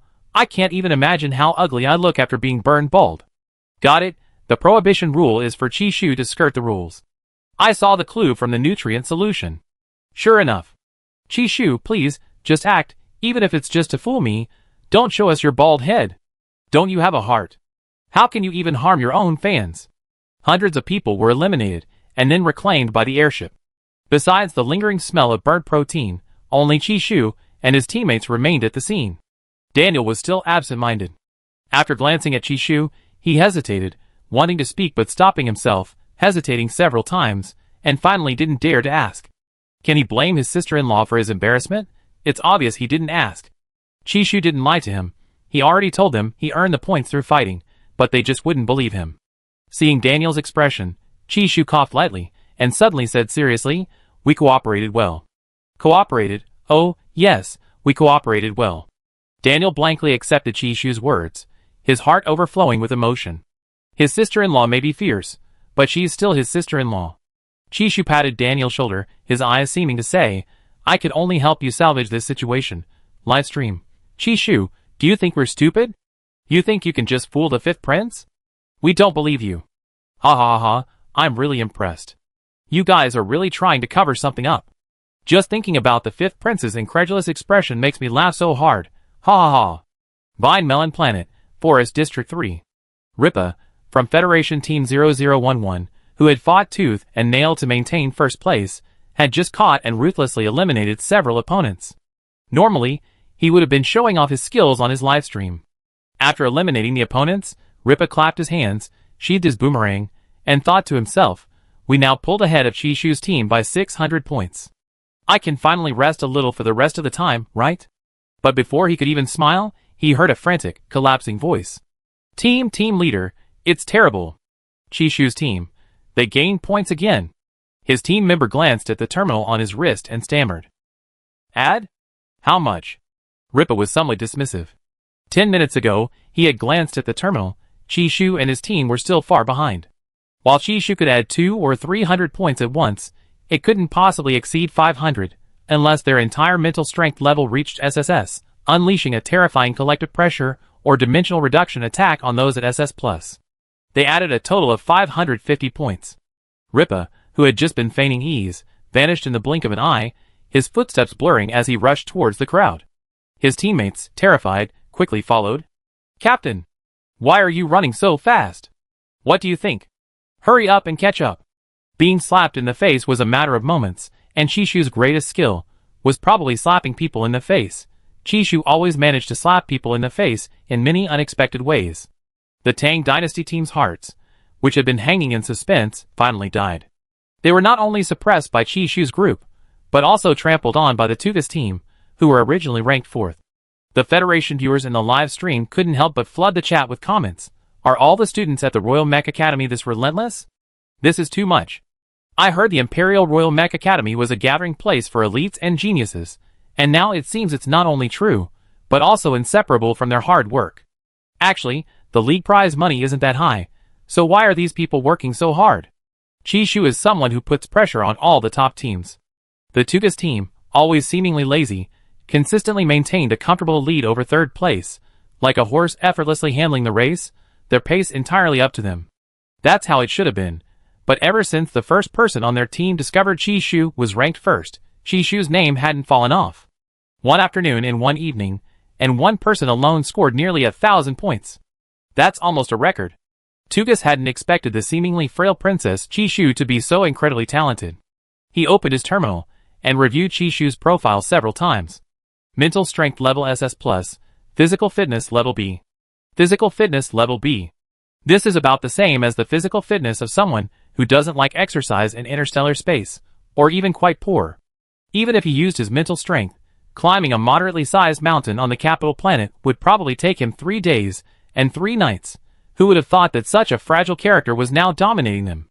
We're from the same school, someone from Tugas's team suddenly said. Everyone snapped out of their daze. Yes, they couldn't rob someone from their own school, so they could only try their best to rob someone else's school. Chishu, the person in question, had no idea that he was keeping the other groups awake at night. Their team continued their stealthy advance in the darkness. Coach had dared not use his mechs, fearing the invisible force in the darkness would steal their energy fluids. Sister-in-law, do you think it could be the Melon King? The Melon King? If Daniel hadn't mentioned it, they would have almost forgotten about this additional mission. Then what form do you think the Melon King would take? Chishu turned to look at Daniel. Perhaps a large melon that has grown for a long time. Chishu nodded, seemingly understanding. That makes sense. Daniel, don't let your mind wander. Actually, Chishu couldn't help but drift off because he saw the furry groundhog at Zimling's feet, and he suddenly remembered his own cold ball. On the day Alshipe left for the border, they didn't even have a proper goodbye kiss and hug. Chishu, increasingly missing his cold ball, felt a pang of sadness in his heart. Unconsciously, his heart was filled with the image of his cold ball. Cotton, gurgle. What about me? Chishu, You're cute too, but you don't have any fluffy feathers. Cotton, TCH. The atmosphere in Team 0028 was relatively relaxed. After discovering Chishu's strength, they suddenly weren't in such a hurry anymore. They could chat idly while searching for points. At the same time, their mental energy began to extend outwards, probing into the distance. Above the forest, unnoticed by everyone, Chishu narrowed his eyes. Suddenly, he wanted to test his mental energy. The next second, he acted immediately. The mental energy he mobilized seemed to condense into dozens of transparent, sharp arrows. They instantly pierced the air, shattering the crow mental entities observing their situation from the sky. The wounded crow pitifully returned to the mental sea of the members of Group 0033. They were students from the Federal Academy, ranked 8th in the team. The moment Chishu struck them, the person using the crow's mental form saw Chishu reveal a chilling smile. Upon seeing this, his heart sank. His body felt as if he had accidentally stepped into an icy abyss, a chill engulfing him. Goosebumps rose uncontrollably all over his body, and his voice trembled as he cried out, "Quick, quick! Don't set a trap for Chishu and the others. We've been discovered. Run!" Knowing that the teams lying in ambush around them were fleeing like startled birds, Chishu raised an eyebrow slightly, and suddenly leaped up to the tallest tree beside him. Sensing something amiss, Daniel stopped and looked up at his sister-in-law atop the tree, cautiously calling out, "Sister-in-law, what are you doing?" Chishu smiled and said, "Want to play a cat-and-mouse game." Cotton, gurgle. "I want to play too." At the same time, a high-level shadow insect, hidden in the shadows of trees not far behind Chishu's group, couldn't help but tremble slightly. Its subcutaneous biosignal device emitted a wavelength signal that made the insect tremble even more violently. Number 01, don't let your clan down. Go eat Chishu. Shadow Insect, Chapter 115. Before the competition even ended, Chishu's infamy had already spread far and wide. The 0033 team, being hunted down, had their scheme backfired spectacularly. Setting traps was their forte, but now they wished they could make running away their specialty instead. Previously, they would deliberately send out signals to lure other teams into their traps, then eliminate them. But this time, they run into a madman. They were running frantically, but no matter how fast they ran, they couldn't outrun Chishu riding his owl. Chishu's team consisted of ruthless individuals from well-off families. It was obvious their mechs were no ordinary machines. Desperate, they decided to take a gamble and deployed their mechs. But before they were even fully deployed, their minds involuntarily retracted them. They attributed this to their excessive fear. They ran and ran, their minds blank, drenched in sweat. The sweat blurred their vision, leaving only their legs mechanically, and numbly repeating alternating movements. Finally, overcoming their fear, they donned their mechs again. As a result, Chishu also donned a mech, and it was none other than the once sensational Super S-Class mech Silver Moon. The pure white Silver Moon boasted an ancient and elegant design, reportedly costing over 8 billion star coins. That Silver Moon! Chishu didn't attack them, but instead relentlessly chased after them. Is he out of his mind? While chasing them, Chishu didn't directly attack them. He even took the time to deal with the passing students from other schools. Everything was done with such ease. He was clearly almost able to catch them. But the wicked third prince's consort once again released them, and after dozens of repetitions, the group's mentality was completely shattered. Rather than be beaten half to death like Sal, riddled with holes, it's better to end this miserable existence quickly. We surrender, okay? Stop! Stop hitting us! You guys are strange. I'm not the kind of person who likes to fight and kill. You misunderstood me. Yes, sorry, we were the ones who wanted to fight and kill, okay? That's more like it. Chishu let them go, feeling that his moral standards had improved considerably. He hadn't fought much lately. The only serious fight he had was with Sal. The members of Group 0033 had seen many people's elimination declarations on the Federation's public channel, seemingly repeating these words.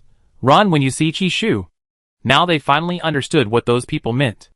Although Chishu always smiled in front of them, the evil and coldness in his bones were like a venomous snake, as if slowly seeping into their marrow.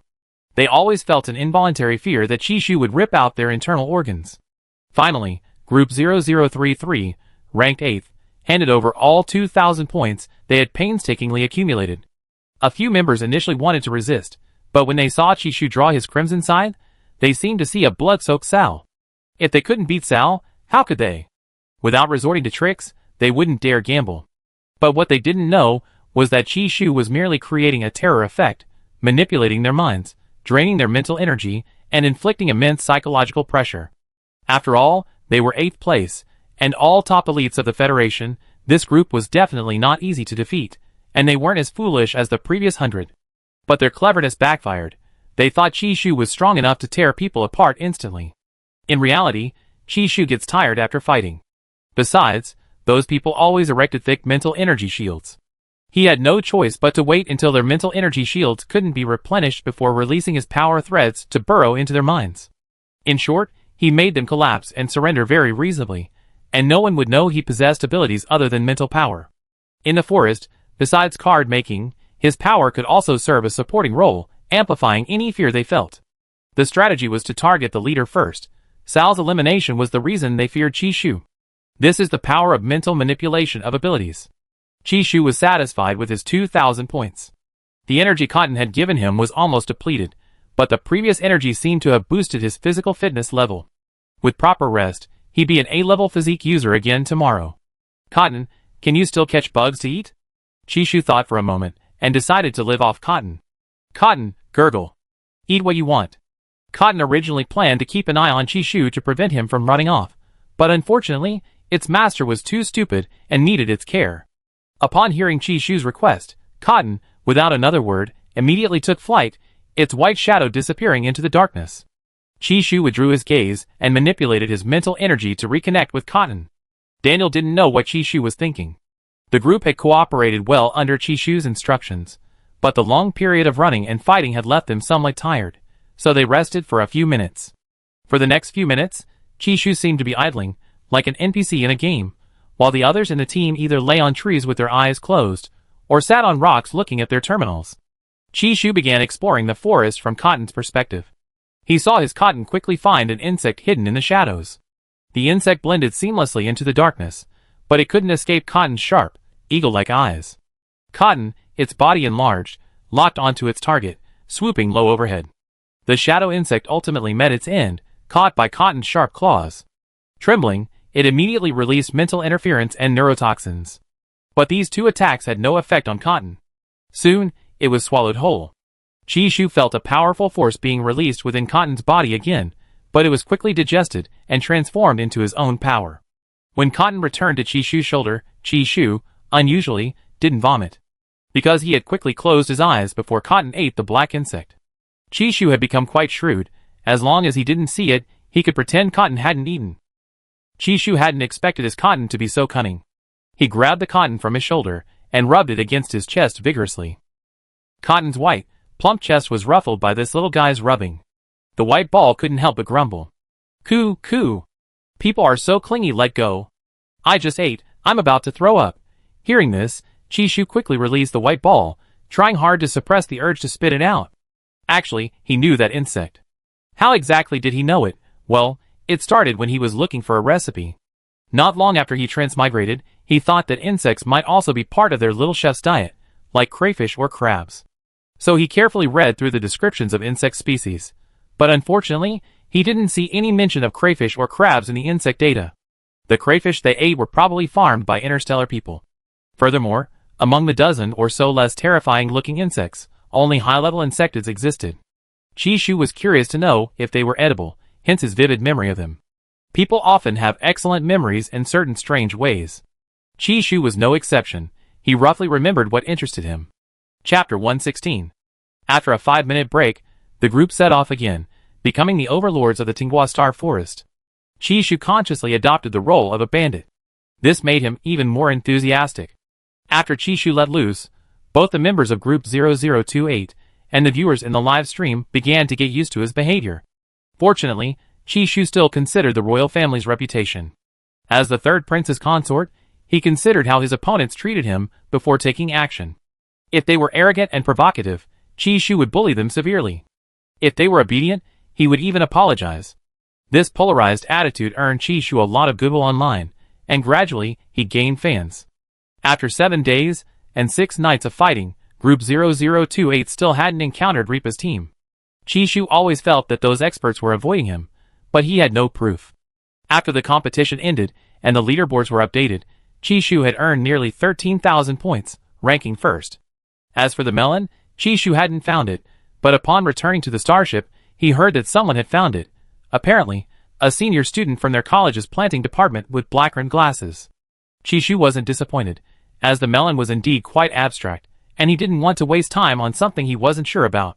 In short, after Group 00208 won the championship, each member received 2 credits, and the entire group, having entered the top 100, received a combined 3 credits.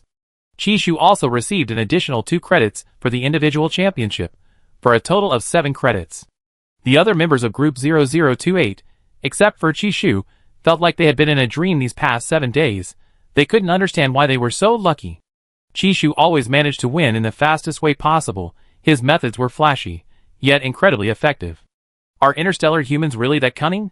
This was the first time they ever seen a human so intelligent. In short, Chishu carried them the entire time. The unreal feeling left them reeling even after boarding the starship. Furthermore, Chishu crafted about 20 mid-level cards daily for his teammates, making it virtually impossible for them to lose.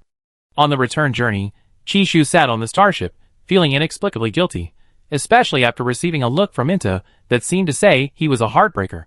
He couldn't help but cough lightly, then asked with a smile, "What's wrong, class monitor?" Inta, his eyes red-rimmed, remained silent, arms crossed, his eyes seeming to demand, "What happened to last place?" Chishu calculated his credits. Excluding the credits earned in the Mech League in the Capital Star region, he was indeed officially tied for last place with Inta, with 15 credits. These 15 points included 4 points from the school's preliminary competition, 4 points from hunting rabbit-like star beasts on the desolate planet, and 7 points from the recently concluded Military Academy League team competition. The other classmates also curiously observed Chishu. Unlike Inta, they didn't give him the same intense gaze. Instead, they felt that Chishu's personality displayed in the competition was more typical of their class. And then, there was Inta. Actually, he wasn't weak, quite the opposite. Inta was either very strong or the weakest in the class. His performance was inconsistent, which is why he came in last place. Before meeting Chishu, the classmates all thought Inta was the most dangerous person in their class besides the professors. Now, it seems the number of dangerous people has increased. Tang Chao, forced to work up a frenzy because of Chishu, was so tired he couldn't sleep. Their group not only failed to make it into the top 3, but was also far behind Senior Tugas and his group. The outcome was unsurprising. Chishu's group came in first, Ripa's group second, Tugas's group third, and Tang Dynasty's group fourth. The 5th and 6th place finishers were all from other academies, besides the Imperial Royal Mecha Academy. The Federation members were also drawn in, although they couldn't crack the top 6, the 7th, 8th, 9th, and 10th places were theirs. More than 40 of them were among the top 100 in individual points, a result that seemed quite good. After all, the Imperial Royal Mecha Academy students were like madmen, eliminating anyone they saw on Vine Melon Planet, seemingly sparing no one, not even a fly's leg. It was terrifying, especially Chishu. Once they encountered him, they couldn't run away, and they couldn't win a fight. Apart from those from Chishu's school, those who had finally made it into the top 100 in individual points avoided him terribly, wishing they could disappear the moment he appeared. After more than 4 hours of starship travel, Chishu finally returned home. The robot Deshawn set off electronic fireworks for him at the door. Watching the spectacular effects throughout the house, Chishu happily patted Deshawn on the shoulder. "Thank you. My master asked me to help you celebrate." "Okay, thank him for me." Chishu was in a good mood. He had taken a nap on the starship, but hadn't had time to check his terminal yet. "Yes, master." When Langdon arrived at work, he saw Chishu eating in the dining room, dressed casually in loungewear. He didn't disturb him, and quietly went to the living room to stand like a statue. Recalling the incident of the reporters bumping into each other and Chishu's kidnapping, Langdon suddenly understood. After learning that Chishu wasn't naive, he didn't feel relieved. Instead, he became more worried. For some people with ill intentions, Chishu's presence would be a thorn in their side. Just then, a video call request from the third prince popped up on Chishu's terminal. Having almost finished eating, Chishu wiped his lips and answered casually. He wondered how the third prince would react now that his true nature had been revealed. Would he think he was two-faced? Too wicked? And then stop letting him play with Cole Ball? The third prince, always on the front lines protecting the country, was such an upright person, wouldn't he? Wait. After connecting to Alhive's video call, Chishu noticed countless zeros in the bottom right corner of his terminal's balance. He was shocked, his eyebrows twitching. If it weren't for the third prince's handsome face projected beside him, he would have blurted out, "Holy crap!" You're eating? Never mind, you eat first. Al-Hype's face remained indifferent, but his eyes were fixed on Chi-Shu on the screen. Seeing Chi-Shu's apparent shock, he suddenly worried that he might have been too presumptuous. You gave me the money? What are you going to do with it? Chi-Shu wasn't sure if this person had transferred it all to him. Remembering how he was preparing the divorce papers, he suddenly didn't know how to broach the subject. He couldn't fathom what Al-Hype was thinking, why he was being so kind to him. I don't spend money fighting here. After it's over in a few days, there will be some income later. Actually, it didn't matter whether he kept his own money or not, he could always ask his father for more. Facing Chi-Shu, Al-Hype, though he had a lot to say, didn't know how to begin. He wondered if Chi-Shu missed him. Perhaps Chi-Shu only thought of Cold Ball, but Cold Ball was his embodiment, and the leopard that Chi-Shu interacted with was also him.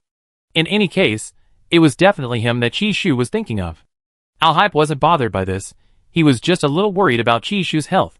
A B-level physical fitness level under such high pressure for 7 days, and 7 nights without much rest must be exhausting.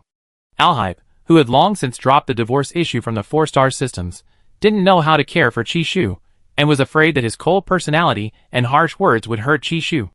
He wasn't sure what his feelings for Chi-Shu were, but in the 10+ days they'd been apart, he couldn't help thinking about Chi-Shu. He initially thought Chi-Shu was too clingy. Now, without Chi-Shu by his side, he felt very uncomfortable, especially at night when he slept, always feeling like something was missing. Meanwhile, Chi-Shu, sitting opposite him, didn't know what his feelings were. They were complex and subtle. Question: why did your nominal partner transfer so much money to you? Cotton, goo. Love you. Chi-Shu smiled, and pinched the pointed beak of cotton standing on the table before releasing his fingers. Chapter 117. He couldn't understand. It couldn't be because Al-Hype liked him, could it? Besides, they only known each other for a short time, less than half a month at most, and they barely spent any time together. This money, I transfer it back. Third Prince. 2 newborn queen insects have appeared near the starship docking point ahead. Understood. Al-Hype said to the person at the door. A hint of annoyance flashed across his cold brow, but it was quickly suppressed. He looked back at Chi-Shu on the light screen, his voice calm yet seemingly reassuring. Wait a little longer, I'll be back soon. Also, don't keep kicking off the covers while you sleep. You sound like you have a cold. Go lie down in the medical pod. I'm going to get busy. Watching the light screen disappear from midair, Chi-Shu's smile froze on his face. The third prince hadn't slept in the same bed with him since waking up. There was only one possibility for him kicking off the covers. Cold Ball was Al-Hype. Holy crap. What happened to his aloofness? Where was Cold Ball's aloofness? The spiritual body theory is a lie. Time seemed to freeze at that moment. Chi-Shu felt like he'd been struck by lightning, countless times of his manic, hysterical cat-cuddling flashing through his mind. Gradually, his cheeks and neck turned bright red, like ripe tomatoes. When he stood up, his movements became like a malfunctioning robot. Deshawn didn't understand what was wrong with its little master. The system couldn't detect Chi-Shu's correct emotions. Between clearing the table and reminding Chi-Shu to go to the medical pod for treatment, its instinct was to clear the table first, to avoid being dismantled by its emotionally unstable master. After Chi-Shu left the restaurant as if his soul had been ripped away, Landon wondered what had suddenly happened to him. Why did Chi-Shu have such "I'm tired" destroy the world expression? Daniel returned to Star Emperor City and rushed to the Star Emperor's office without even washing off the dust. From childhood, Daniel had never stopped researching the Zerg. Over the years, he had created numerous insecticides, and the Zerg, corroded by these insecticides, gradually developed resistance. They continued their research, and the Zerg continued to evolve. Over time, Daniel could identify Zerg simply by their scent. Father, it seems someone is getting impatient. Go back and prepare well for the competition. You don't need to worry about anything else. Okay, that's good to know. Daniel thought Carlos didn't know, but it turned out he did. Seeing his father always so composed, and guessing this was also within his expectations, Daniel's admiration for his father grew stronger. After everyone left, Carlos's serious and tense face finally relaxed. He patted his chest with lingering fear. Insects are the worst. Thank goodness my third daughter-in-law didn't encounter them, or she would have been terrified. The Secretary General, listen to that. Do you even believe it yourself? Don't fool yourself. On a planet far, far from the capital. Inside a villa decorated in a retro and elegant style, Duke Dante watered the flowers in the greenhouse with a sullen face. His butler was reporting on Chi-Shu's situation. Perhaps due to repeated disappointments, Duke Dante was able to remain expressionless this time and didn't lose his temper. The butler thought Chishu's spiritual form was an eagle, and it was normal for eagles to eat insects, nothing special, especially since Chishu was an SS+.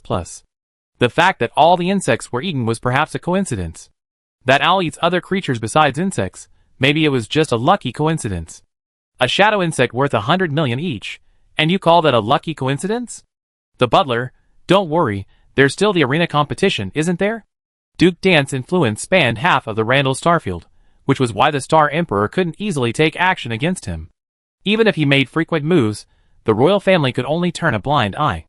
Moreover, he had someone contact the Zerg Queen Bee to buy time for the third prince on the border.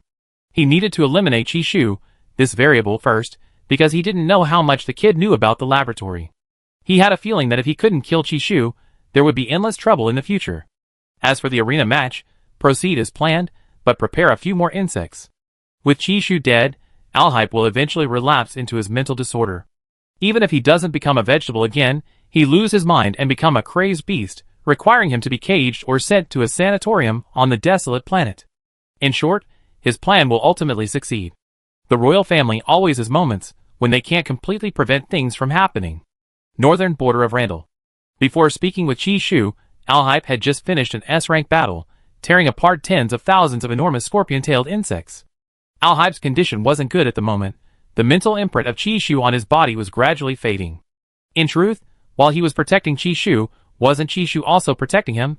But if he fought two more queen insects, he would be overdrawing his mental energy. He touched the 10 high-level star cards in his spatial storage. His father had urgently sent them to him before the campaign, and they still carried the faint, familiar scent of vanilla. Third prince, perhaps, we should retreat for a while. After all, there are 2 queen insects, and you are currently... Rim and the others were very worried about the third prince's body being overloaded again. Before the 2 queen insects appeared, the third prince had barely slept, tirelessly piloting his mechs on the front lines, hacking and slashing at the insectids. He seemed to be trying to return to the capital planet as soon as possible. They thought the progress was fast enough, but then 2 queen insects appeared out of nowhere. The queen insects were as large as mountains, with extremely hard shells. Most of the mech attacks were like tickles to them. Only the third prince, with his mental energy level at SSS+, could use his mental energy to break through their brains, but his mental energy hadn't recovered yet. If only I had a spirit card right now. Just as Lem was thinking this, he saw the third prince suddenly pull out a small stack of dark purple star cards. Upon seeing the color of the star cards, Lem's eyes widened. Before the initial shock came a wave of astonishment. These were cards that were incredibly rare, and Alhype had actually produced a whole stack of them at once. Hein, standing beside him, stammered, "Where did you get these spirit cards? And so many of them. Did Master Chi give them to you?" "Oh right, how could I forget that? He just gave the royal family 100 of them recently." Alhype held the star cards, his brow furrowing slightly. Reluctantly, he distributed them to his teammates, keeping 2 with the fewest side effects for himself. After distributing them, Alhype said coldly, "Use the testing device to understand the skills before using them. Don't waste them." Lem looked at the cards in his hand, his heart pounding like a drum, his mind racing with excitement, his hands trembling uncontrollably. They are top-tier warriors. Unlike those performative players, how much stronger can Master Chi's cards' side effects be? They have plenty of willpower. Are they afraid of not being able to withstand these minor side effects? Chapter 118. Lem was born into an extremely ordinary commoner family. When he was 5, his father had a stroke of genius and bet on a wildly successful mech competition. The unexpected windfall of star coins allowed him to attend a top-tier school. He was naturally socially awkward and always felt out of place among those around him. But deep down, he was ambitious and aspired. He wanted to be on the front lines, protecting his country. He had his own ideals and pursuits, so he worked hard and eventually became an excellent soldier. At the same time, he wanted to minimize his presence, to be outstanding yet unobtrusive. Because he was afraid of communicating with others, aside from the necessary conversations with his comrades on the battlefield, he hoped to live his life like this. However, today he encountered something he would never forget. The socially awkward man, after using Master Chi's star card, couldn't help but pilot his mech onto the king worm's body, then stood atop the gigantic king worm's head, laughing loudly, "Ha! Ha! Ha!"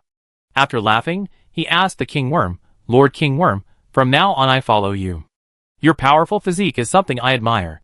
It's like standing atop a mountain. King Worm. The King Worm didn't know how this human had managed to suppress it and climb onto its head. It was surprised and furious. How dare this insignificant human laugh before its noble self? The King Worm was as large as a mountain, its shape resembling an ancient earth caterpillar, segmented, covered in a hard, golden shell. It slowly wriggled, crushing the last half-corroded patch of forest near the starship docking point. Don't worry, although you're incredibly ugly, you're fat and charming. You must be very happy to have me as your friend. In the team's public chat, the socially awkward Rim was acting like a total social idiot. He even wanted to be friends with Yomu. Some people were about to say Rim was crazy, but then they realized it was because Rim had used a star card.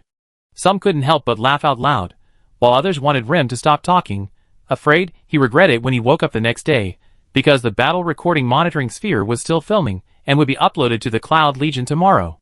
Rim also wanted to control his mouth, but his actions always contradicted his thoughts. He was internally crying his heart out, but his mouth kept spouting a string of words.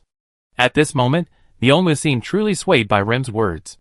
Like a still, golden mountain, it couldn't speak, but its biosignal seemed to say, "Humans, can you really be friends with insects?" Rim wanted to say, "That's impossible. You, a mere insect, are delusional." But the words that came out were, "Of course, my dear Omu."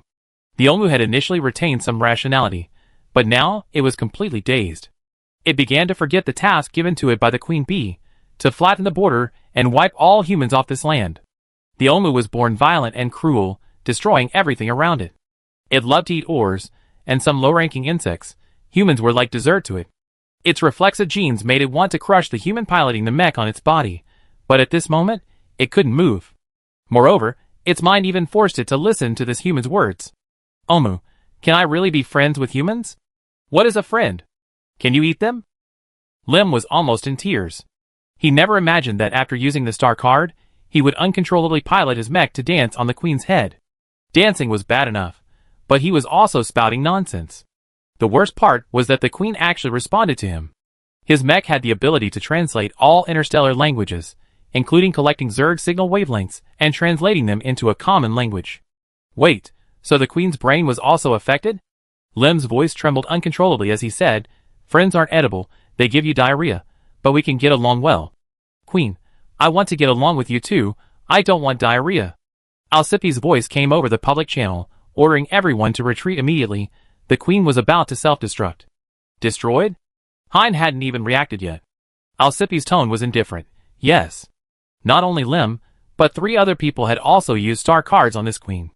Lim's star card was only effective for stalling for time. The other 3 cards, however, clashed due to their overwhelming power, causing several forces to tear and collide within the Omu's body. Lacking pain receptors, the Omu was completely unaware of the severe, irreversible damage inflicted upon its internal organs. Its exoskeleton was incredibly tough, making it fearless in the face of anything. To the Omu, insignificant humans were mere insects. Rim, retreat immediately. Alhype issued the order, but received no response from Rim. Rim's inability to hear was not a problem. His mech system, confirming Rim's mental breakdown, automatically returned to the temporary base. Boom! A massive explosion resounded, the Omu's corpse exploding into a green, viscous rain, countless fragments falling onto the corroded, blackened forest floor, slowly piling up like a mountain. Before Rim could even say goodbye to his Oma friend, his friend exploded right before his eyes. His friend had exploded. He couldn't help but recall the moments he spent with the Omu, less than 5 minutes in total. His mental state, previously controlled by the star card at 40%, had risen to 100%. He was completely consumed by the memory of parting from the Omu. No! Lord Omu! Lord Omu! How could you die? Rim's mournful cries echoed. Alhype couldn't bear to watch. He piloted his mecha realm, heading west, to the location of another Omu. Those who had been mocking Rim beside the Omu weren't much better off. They started fighting as soon as they emerged from their mecha cockpits. Hein stared at the scene before him, as if in a dream. His voice was soft but filled with intense disbelief. It's over? Hein was both a civil official and a military general. He hadn't understood the true power of Chishu's cards before, but now he seemed to. Why do card makers need those on the front lines? Because they can unleash the most astonishing effects with the least amount of effort. The warriors can finally catch their breath. no longer needing to risk their lives to forcibly drive the Zerg out of their border territory. Using only 4 cards. And they killed a Queen Zerg? That's insane. Before that, the Queen Zerg produced a considerable amount of corrosive liquid, decaying half a forest. This Queen Zerg, capable of defeating any excellent SS Plus army, is gone just like that?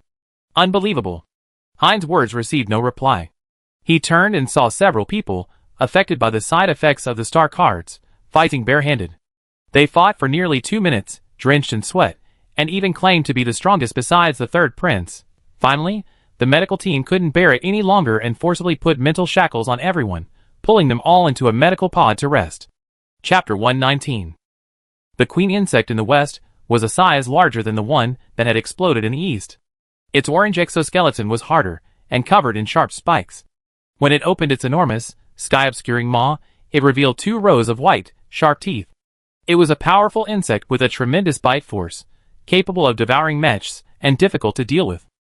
When Al-Hype arrived, he saw that his team had trained the queen insect like dogs, making it sit when told to sit, crawl when told to crawl, and hold its breath when told to hold its breath. Al-Hype gripped the 2 cards in his hand, then looked at the once sleek mechs now reduced to swarming, flea-like creatures, and suddenly became even more hesitant. Your Highness, come play. You can even use the queen insect's back to tickle your mech. Al-Hype, Hein, who had just arrived, Hein remained silent for a long time, then whispered to the third prince, Your Highness, I feel this insect is still a bit lacking. Although they can control the queen insect, they haven't reached the point of being able to kill it. Are you reminding me to use these 2 cards too? Hein nodded, and the vice commander beside him, his face flushed, said yes. Would you like to try it too? Al-Hype looked at the star card, then at the abstract image in the distance that looked like it had been created by AI. Finally, he closed his eyes before activating his mech and heading to the front lines. After seeing the vice commander glance at the battlefield surveillance sphere after Al-Hype left, Hein laughed so hard he knelt on the ground, pounding the floor uncontrollably.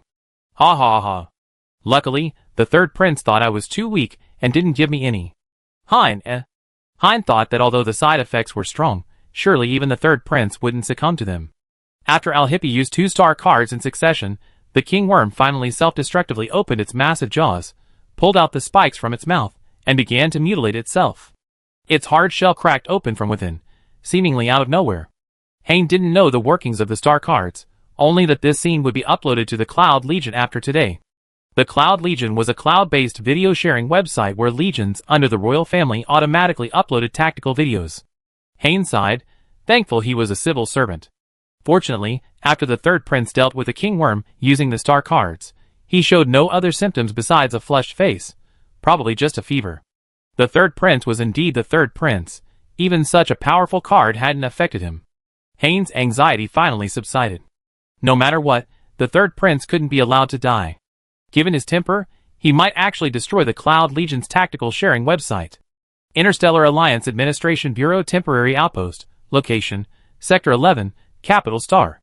The meeting members for the Military Academy League consisted of high-ranking officials from the Interstellar Alliance, members of the Imperial Royal Family, the Director of the Imperial Higher Education Administration, and the Director of the Federal Higher Education Administration. At this moment, the 2 directors were arguing fiercely, while the Alliance's high-ranking officials were secretly plotting to poach members from the royal family. Qishu's displayed strength and intelligence were impressive. His seemingly smooth personality made him well-suited to be a member of their Interstellar Alliance. The Interstellar Alliance could participate in the management of the 4 major star systems, and had a certain say in star system policy. Your third prince's consort disregarded the competition rules. She shaved the heads of hundreds of our students. How are they supposed to face anyone after this? Let me reiterate, Qishu did not violate any rules. He burned your student's hair, he didn't shave it. What's the difference? Aren't they both bald? And it might even be permanent baldness. Oh, then your Federation's medical pods need an upgrade. They can't even treat a scalp. It seems the Federation's medical level is still as bad as it was 400 years ago. In short, there were no violations in Group 0028's entire competition. Our empire has nothing to say. First place is first place. If your Federation isn't convinced, bring out Sal, and see if he admit it. Was Qishu deliberately targeting the Federation? The fourth Prince Eric, who came as a representative, was speechless. I believe everything Qishu did was within reasonable limits, And he targeted not only Federation students, but also students from all academies except the Royal Mech Academy. I think he was fair in that respect. The Interstellar Alliance's high-ranking officials were buzzing with excitement, and finally concluded, Chishu did not violate any rules. The director of the Federation's Higher Education Administration, shocked. Well, he couldn't produce any evidence anyway, and he had tried his best. A high-ranking official from the Interstellar Alliance stated, last year's arena tournament was held in the Federation, while this year's tournament will be held in District 2 of the Imperial Capital Star. It will last for a week, with a defending champion receiving 1 billion star coins and a photosynthetic experimental mech tiers. Tiers? The tiers just developed by the mechanical principality of the 4-star system? The Federation members, who were just moments before burning with rage, were now completely stunned by the words of the Interstellar Alliance high-ranking official. Yes, Tier is a god-level mech, capable of transcending physical and mental levels, requiring no mental strength. It's currently in the stabilization testing phase, but that doesn't affect its use. After the Interstellar Alliance high-ranking official finished speaking, the conference room fell silent. The word transcend carried a terrifying weight, like a meteorite striking the sea and unleashing a tsunami. The 4-star system's development of a mech piloted by ordinary people signifies the arrival of a new era. It also means that the 4-star system may one day dominate the 4 major star systems. However, what is the mechanical principality's purpose in releasing the tier mech? Aren't they afraid the Empire and the Federation will dismantle and analyze it? Eric is the director of the Empire's Mech Research Institute. Currently, more than half of the Super S-Class mechs in the interstellar space are developed by him and his research team. He is well aware of Tier. The mechanical principality's purpose is actually quite easy to guess. Either they want to incite conflict between the two countries, allowing the neighboring 4-star system to reap the benefits. Or perhaps their survival is threatened, and they want to send it out to reduce risk. After all, the technology they possess is far too advanced. In fact, Eric had done considerable research on mechs that crossed level barriers. So far, the mechs he's seen that crossed levels had generally performed only moderately well, unless Tier's a breakthrough was made in researching the speed of the connection between the human and the mech's core nervous system. In short, both the Federation and the Empire wanted to try out this mech, to see if this blind box was a surprise or a joke. After the quiet meeting, the Federation Higher Education Administration immediately contacted Federation Headquarters. Headquarters agreed to give its students a target reward. The winner would receive an extra 500 million. They were determined to get their hands on the mech no matter what. The Empire was more level-headed. They believed there was no such thing as a free lunch. There was probably a trap. Even if they had this type of mech, an ordinary person on the battlefield would be easily killed by even a slight use of mental power. Even if the mech's outer layer could block mental power, what if it was damaged? Eric didn't care. They'd seen far too many different types over the years. Chapter 120. Back in the capital, Eric went to his father's palace dining room for a meal, only to find Daniel and his mother already there. They weren't very formal, so Eric simply greeted them with father, mother before sitting down to eat, ignoring his 5th brother, Daniel. Daniel asked curiously, Eric, what did you talk about in your meeting? The competition process. That simple? Pretty much, except that the burgundy-skinned Federation man was a bit angry, saying third sister-in-law fouled. Fouled? Hearing those words, a vague sense of embarrassment washed over Daniel again. He remembered how Chishu had burned Chishu's head after he defended him. He silently prayed for his third brother, hoping he wouldn't mess with his sister-in-law, or he wouldn't even know when his hair disappeared. That's terrifying. Eric quickly finished his dinner, wiped his mouth, and continued, yes, thankfully he didn't break the rules. First place is still his. He got away with it. There's another piece of news. Be careful on the arena.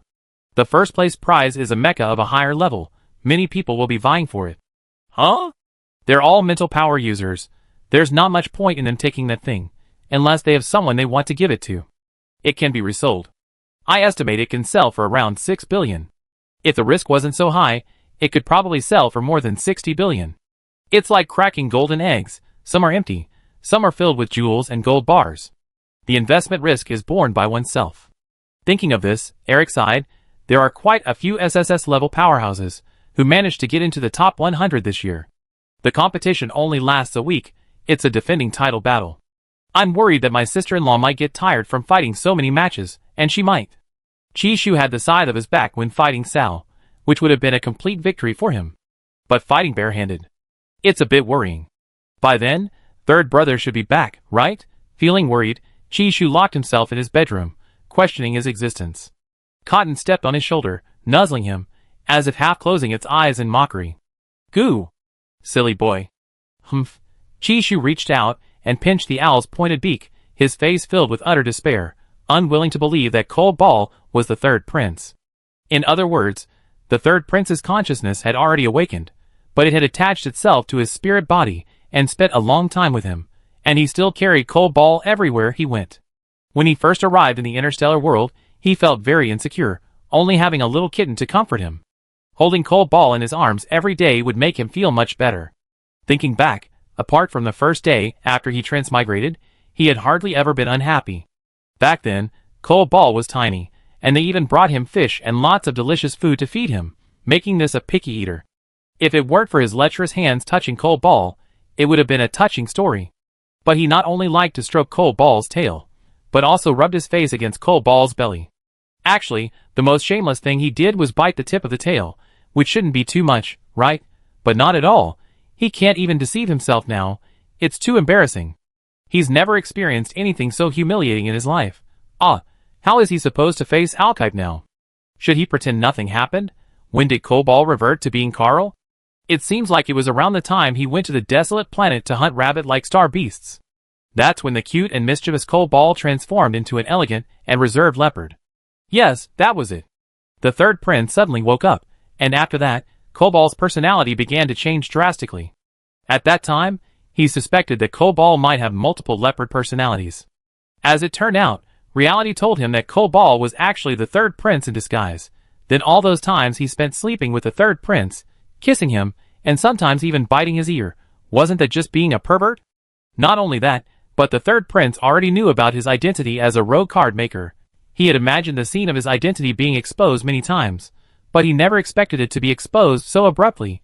He grabbed his hair, wanting to die. He felt that social death was more terrifying than actual death. Since Alhype woke up, he had been pretending to be gentle, obedient, and sensible.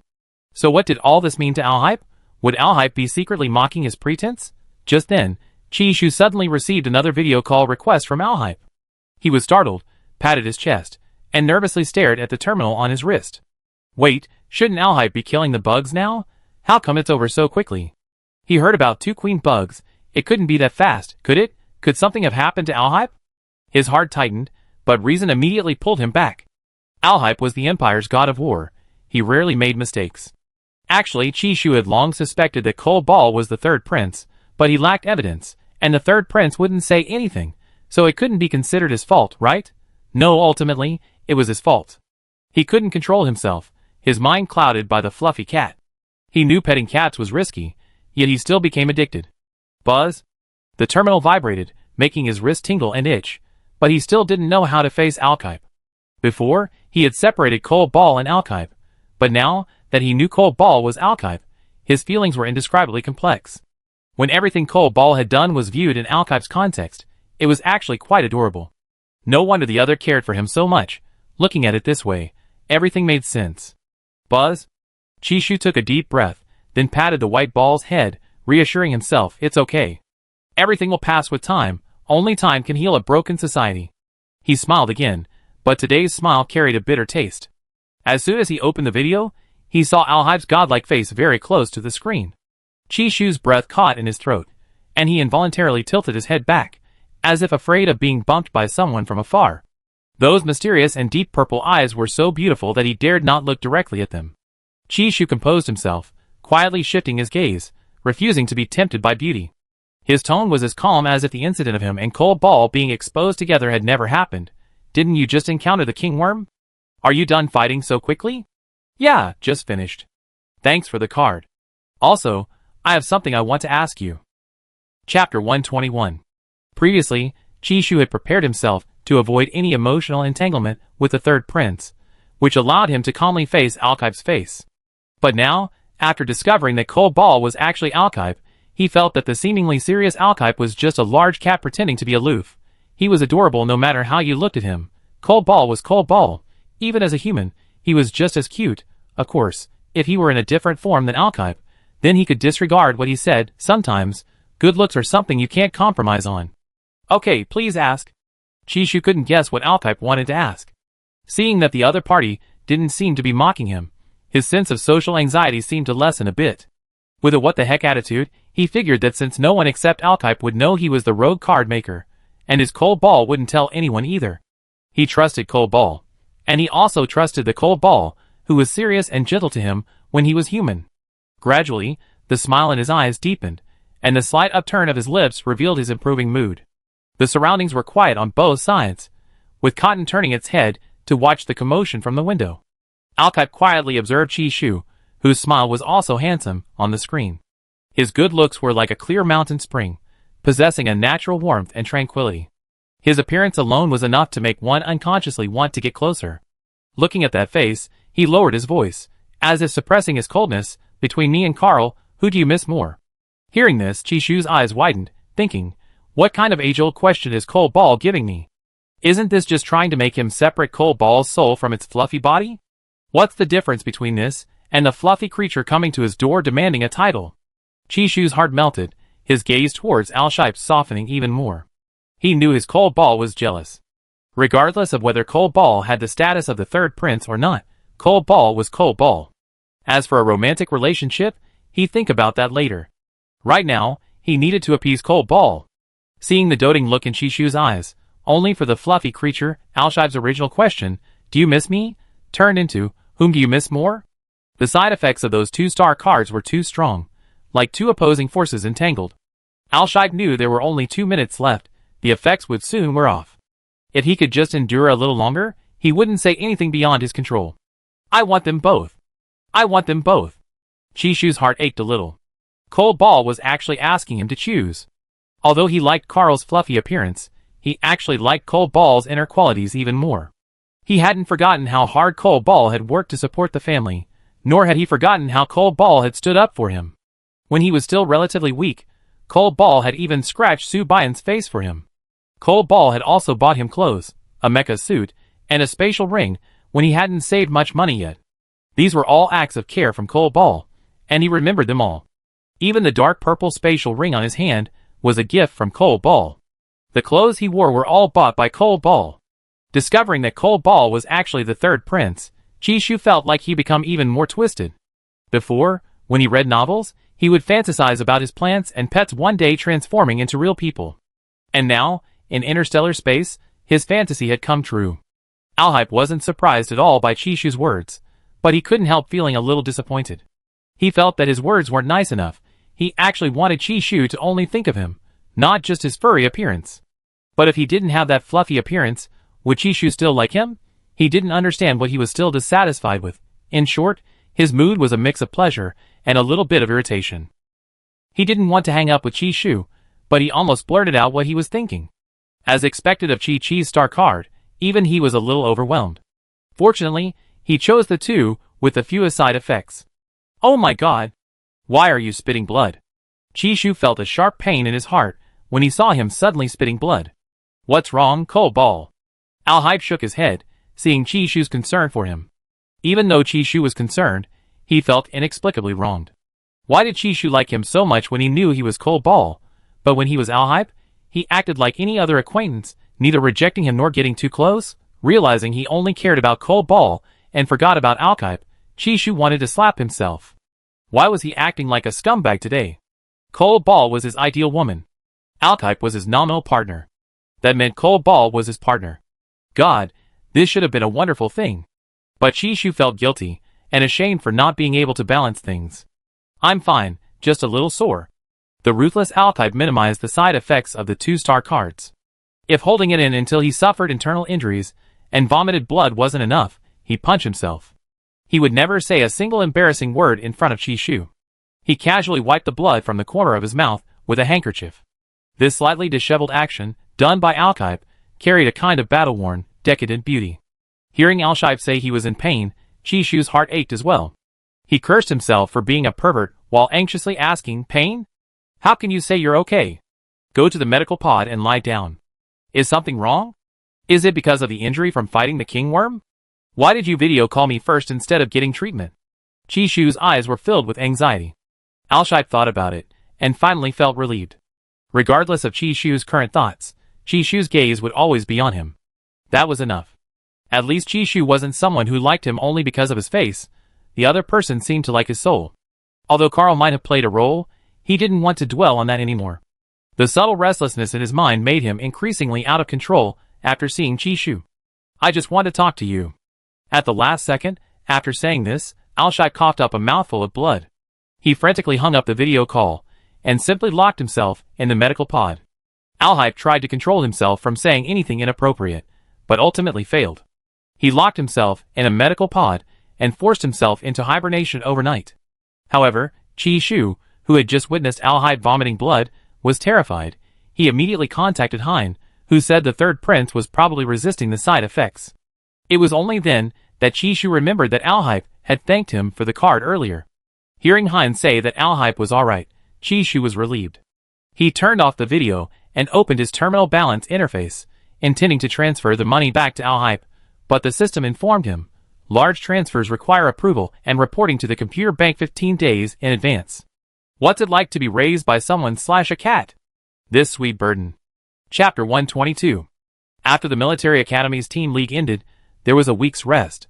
Today, Chishu took Mianhua and Landon to see villas and estates in District 55 of the capital Star. Chishu calculated his recent expenses. There were income and expenses. The money he earned from selling star cards online in 2 batches was enough to decorate and design the style he wanted. He saw a spacious estate nestled against the mountains and beside the water. The usable land inside the estate was flat and fertile, surrounded by a forest reserve and a natural lake. The scenery was beautiful, and it wasn't too far from the school. It was more reassuring to live in a house he bought himself. Putting aside whether he be living off coal ball, the estate was, after all, under the Star Emperor's name. He spent about 3 billion, paid online, and also paid taxes. He had done what he wanted to do, and Chishu was in a good mood. On the way home, Chishu saw the well-behaved Mianhua on his shoulder, and couldn't help but think of the insects on Vine Melon Star. How could there be insects? And they were all being eaten by Mianhua, who wasn't far from him. Surely this couldn't be a coincidence? Actually, Chishu knew he was already in the game, but he wasn't too afraid. His abilities and mental strength had become very strong. If that person sent him more bugs, he wouldn't hold back.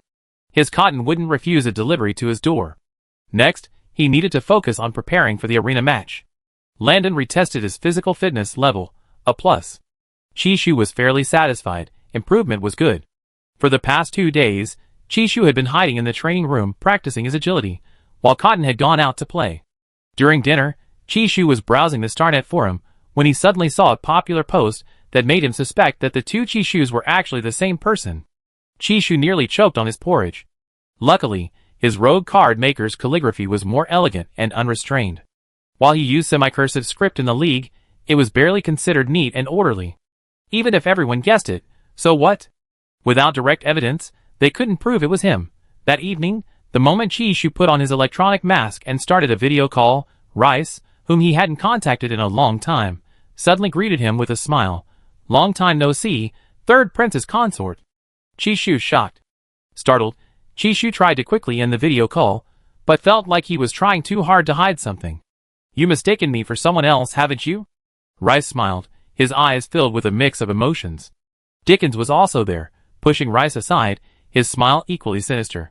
Chishu, Dickens looked at Chishu's face, which was covered by an electronic mask, and said slowly, I think you've forgotten.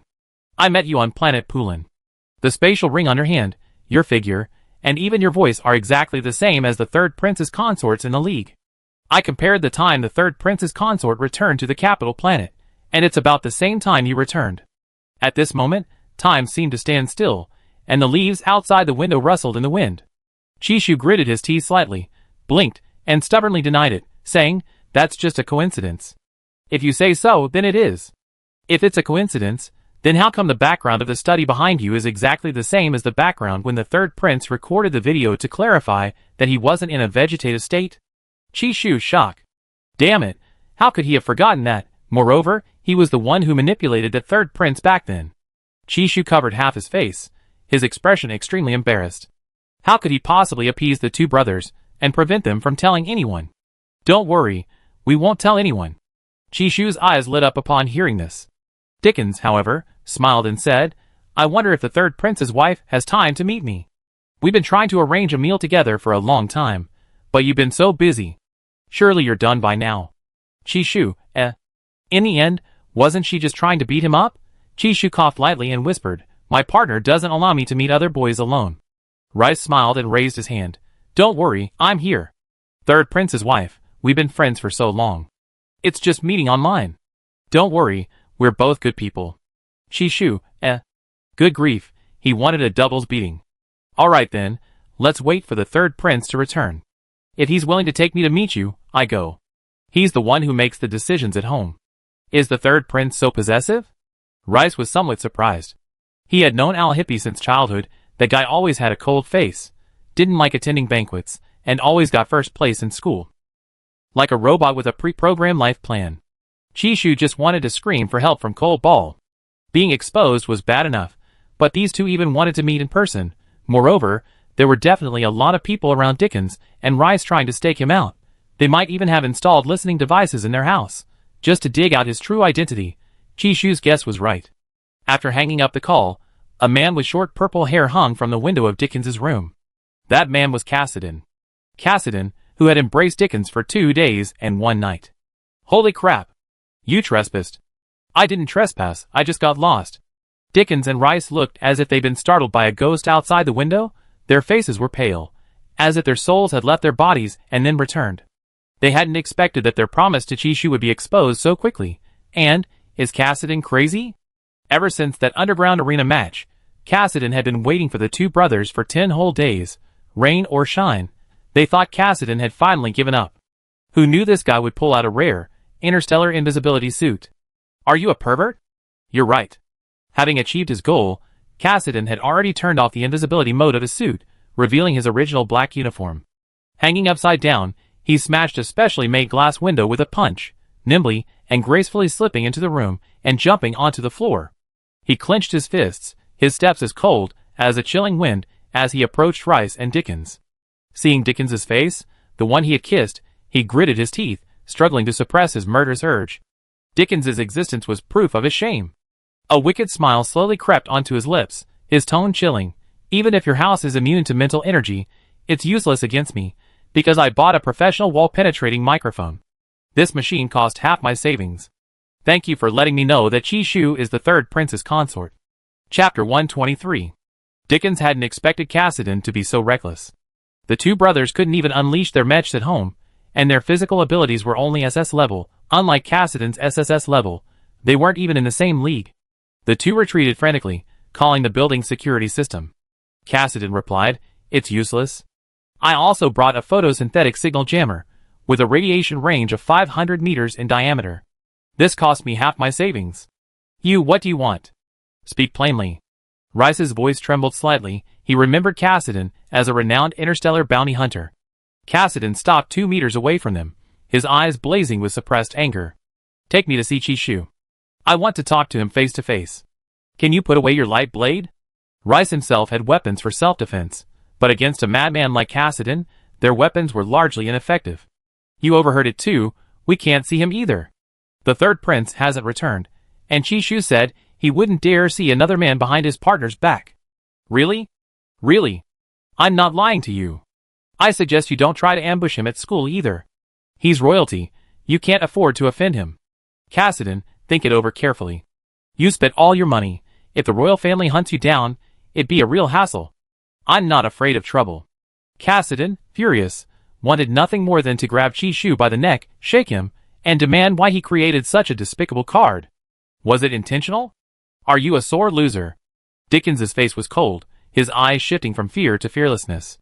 After all, he still had the unused star card Chishu had given him. So what if I can't accept defeat? My credit is worthless to me. Just as Cassidy was about to punch the two brothers, Dickens suddenly unleashed a top-tier star card. Let's dance, let's dance. All star cards can be used without a mecha. Afterwards, Cassidy and Dickens experienced their second darkest moment. A bunch of relatives happened to be visiting Dickens's house that day, and they saw Dickens and Cassidy dancing a duet in the living room, with Rice, who had forcibly knocked himself unconscious, on the floor. Seeing this, Dickens's cousin covered her mouth in disbelief, while another cousin exclaimed in shock, so the CPI shift was real. The forgetful Dickens broke down in tears after the dance. Chishu was unaware of this. The next day, when he went to school to collect his credits, he felt that Zach's gaze was strange. After collecting his credits, Zach told him about what had happened with Cassidy the day before. Chishu, who had fallen off his horse 3 times in a rout over several days, couldn't control the overwhelming shame that washed over him. His face turned from white to red, like a cooked shrimp. Finally, he stubbornly told Zach, "It wasn't me. I know it was you, but I won't tell anyone." Zach thought Cassidy was too impulsive. They had finally escaped the Federation's pursuit and arrived at the Imperial capital planet. They couldn't afford to cause trouble. I said, "It wasn't me." "Okay, it wasn't you." Chishu, Cassidy had even threatened to storm the school and kill Chishu. Zach just wanted to say that no one would know who died. However, seeing Chishu's embarrassed blush, Zach held back, but couldn't help bursting into laughter. Chishu hadn't expected Cassidy to be so troublesome. His classmate Zach had actually found out. "Don't worry, he only told me. He won't tell anyone else. If he still wants to live in this land, he restrained himself. His actions were because he was angry and wanted to yell at you. I already warned him." Zach abandoned his usual lazy demeanor, becoming extremely respectful to Chishu, not only because Chishu was the third prince's consort, but also because the person standing before him was a top-tier card maker, a level they might never reach in their entire lives. Zach also admired strength. Even though Chishu was a rogue card maker, Chishu was simply too powerful. Being a rogue was one thing, but sometimes it just made him want to laugh. He thought for a moment, then held back his laughter. Because he knew the consequences of angering Chishu, and he didn't want to become like Thrall. Chishu had no idea what the person opposite him was thinking. He thought to himself, "Thank goodness, only 5 people know. Hopefully, this area won't expand any further." Zach left after speaking. Inta, in the distance, lingered, awkwardly approaching, as if wanting to reconcile with Chishu but too embarrassed. When Inta saw Zach coming to find Chishu, he assumed Zach wanted to take his place, so he kept a close eye on him. Upon getting closer and seeing Chishu's flushed face, his mind raced, and he whispered furtively, "Chishu, you're not bewitched by Zach, are you? You're not trying to have your cake and eat it too, are you?" Chishu, No. "Then what is it? Why is your face red? Do you have a fever?" "Probably." Chishu was too lazy to make up excuses. He was still awkwardly digging for a castle. Back home, Chishu used training to numb his social anxiety. 2 days before the competition, Alhype returned, just in time for dinner. As soon as he arrived, he transformed into a little lump of coal, skillfully jumping onto Chishu's lap and settling down, then rubbing against the energy overflowing from Chishu to channel his energy. Chishu excitedly stroked the little lump of coal, trying to suppress his smile, but when he looked up, he saw Alhype sitting opposite him, eating the noodles he had cooked, his ears bright red. "Wait, red ears?" Chishu glanced at his practiced movements. He vaguely remembered unconsciously placing his hand on the lump of coal's bottom and skillfully pinching its tail. Can I say I didn't mean to?" Chishu, Is this retribution? Is this week's social misery the retribution he got for using his star card? I wasn't a pervert, it's just. Chishu didn't even believe himself by the end, awkwardly giving up, and simply saying nothing more. That night, before falling asleep, Chishu received an invitation to a tea party from the Crown Prince's wife on his terminal. The date was right after the competition ended. Chishu showed the invitation to Alhype, and the two stood at the door of the room they used to sleep in together. Alhype had just finished showering. He was wearing comfortable dark pajamas, a white towel casually draped around his neck. He hadn't used a hairdryer in the bathroom, preferring to let his hair air dry. Water droplets dripped from his damp hair, sliding into the collar of his black pajama shirt, lingering on his well-defined, yet not exaggerated, chest muscles. Seeing this, Chishu almost forgot to breathe. His excellent composure kept his gaze from wandering. He was, as always, an elegant version of himself. Alhype was waiting for Chishu to speak. His tall figure completely enveloped the slender Chishu, not allowing Carl, who had grown larger in the room, even the slightest chance to seduce him. Carl, Chishu wasn't interested in finding the leopard anymore, because Alhype was just a lump of coal. He remembered the purpose of his visit and slowly asked, "The Crown Princess invited me to play. Should I go or not?" "Go if you want, don't go if you don't want to. But I heard that your sister-in-law loves making desserts." "All right, I think about it after the competition. Good night." Chishu turned to go back to his room. Actually, their rooms were connected, but Chi-Shu was too embarrassed to open the connecting door. Seeing Chi-Shu about to leave, Alhype felt a sudden urgency, and couldn't help but grab Chi-Shu's wrist. Wait, where are you sleeping tonight? Chapter 124. I'm sleeping in the room next to yours. Chi-Shu, caught off guard, retracted his foot that had just taken a step. He turned around, and slightly raised his head. Alhype realized his action was somewhat impolite. His slightly unnatural gaze fell on Chi-Shu's face, only to see those standard, beautiful almond-shaped eyes blinking slightly, moist and full, like meticulously polished black jade. At that moment, Chi-Shu suddenly remembered that a partner's mental sea needed regular cleaning. As a less-than-ideal partner, he naturally forgot about this. After taking advantage of the fluffy version of the third prince, Chi-Shu finally managed to finish reading the tables of contents of the 3 books, Mental Power Rules, Mental Power Disorder, and Mental Power Black Hole, 2 days ago. He's terrifyingly strong now. Your head isn't feeling well? Chi-Shu thought the other was embarrassed to ask for his help. Yeah, it's not feeling well. Alhype, briefly lost in thought, was brought back to reality by Chi-Shu's clear voice. Then quickly dry your hair. I give you a mental cleansing later, although I never done it before. Chi-Shu remembered the secretary saying he didn't need to do anything, just sleep with the third prince. Cleansing equals sleeping, but different from sleeping. Alhype nodded slowly, but wouldn't let go of Chi-Shu's hand. Rationally, he shouldn't trouble Chi-Shu, but physically, he honestly didn't want Chi-Shu to leave. Since returning from the battlefield, his mental sea had experienced several disturbances, but he had endured them all. What he could endure, he had to endure. No need for active cleansing, but I didn't wake up on my own will either. You rescued me from a vegetative state. Chi-Shu frowned and asked softly, so, that money was for repaying a debt of gratitude? That's right. Sigh, you overthink things? You helped me, I helped you, it's all blurred together. You don't need to repay me financially. I received so much from you too. Thanks to you, I woke up feeling refreshed and in a good mood this morning. So it wasn't just me giving, you helped me as well. In Chi-Shu's eyes, his cold ball was too sincere. Unfortunately too sincere, and a bit foolish, actually giving him all his assets. Luckily, he wasn't a scumbag, or the third prince would have been swindled out of everything. Alhype, hearing Chi-Shu's words, didn't know what to do. Chi-Shu didn't want his money, but he only had money to give Chi-Shu. Alhype, not wanting to discuss the topic, evaded the question. Then, let's sleep together. Aren't you going to dry your hair? Chi-Shu didn't think sleeping was a big deal, it was just sleeping, nothing more. He was such an upright person, even if the third prince used his good looks to sway him, he wouldn't be easily swayed. He and Cole Ball hadn't progressed to that point yet, but their current relationship was similar to that of family. Soon, you can go to sleep first. Alhype entered the bedroom, and immediately recalled Carl to his mental sea. Carl, shocked. A good night's sleep. Chi-Shu hadn't done anything before going to sleep, but when he woke up, he would roll into Alhype's arms. As usual, the blanket had long since slipped to the floor. Opening his eyes, he would see that handsome face, with long, slightly curled eyelashes. Chi-Shu stared for 2 seconds, forcibly activating his brain, then pretended nothing had happened, gently lifting his hand from the other person's waist and carefully withdrawing his foot. He tiptoed to wash up. The person on the bed slowly opened their deep purple eyes, seeing that his arms were empty. He was a step too late again.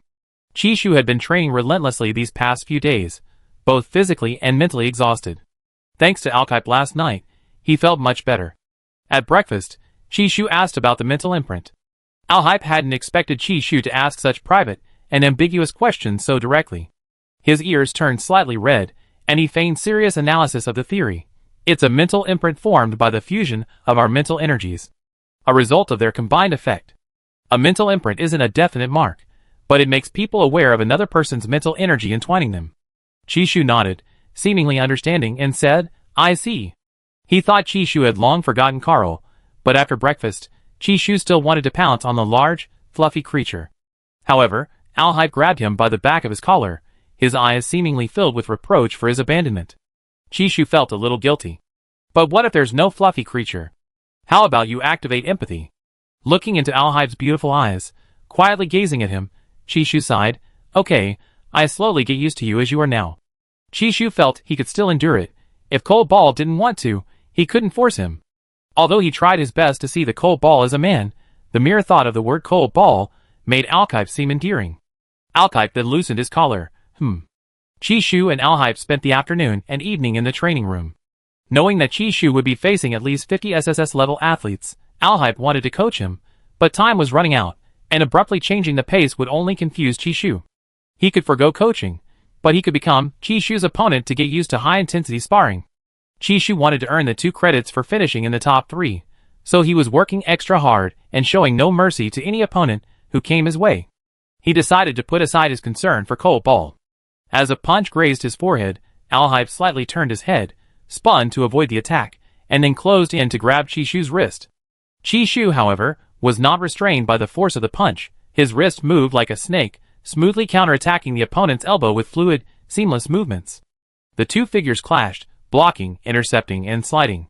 Each strike from Chishu was effortless and controlled, while his opponent, Alhype, was completely absorbed in the exciting sparring, his handsome face showing intense focus. During training, Alhype suddenly realized that Chishu was different from all the opponents he had ever faced. He was skilled, intelligent, and possessed exceptionally flexible control and application of power, unlike others who relied on brute force and unleashed their attacks in a hard-hitting manner. He was surprised and curious about where Chishu had learned his fighting style, and why it was so unique. How did it resemble, yet also differ from, the fighting styles he knew? In truth, Chishu's effortless control was all an act.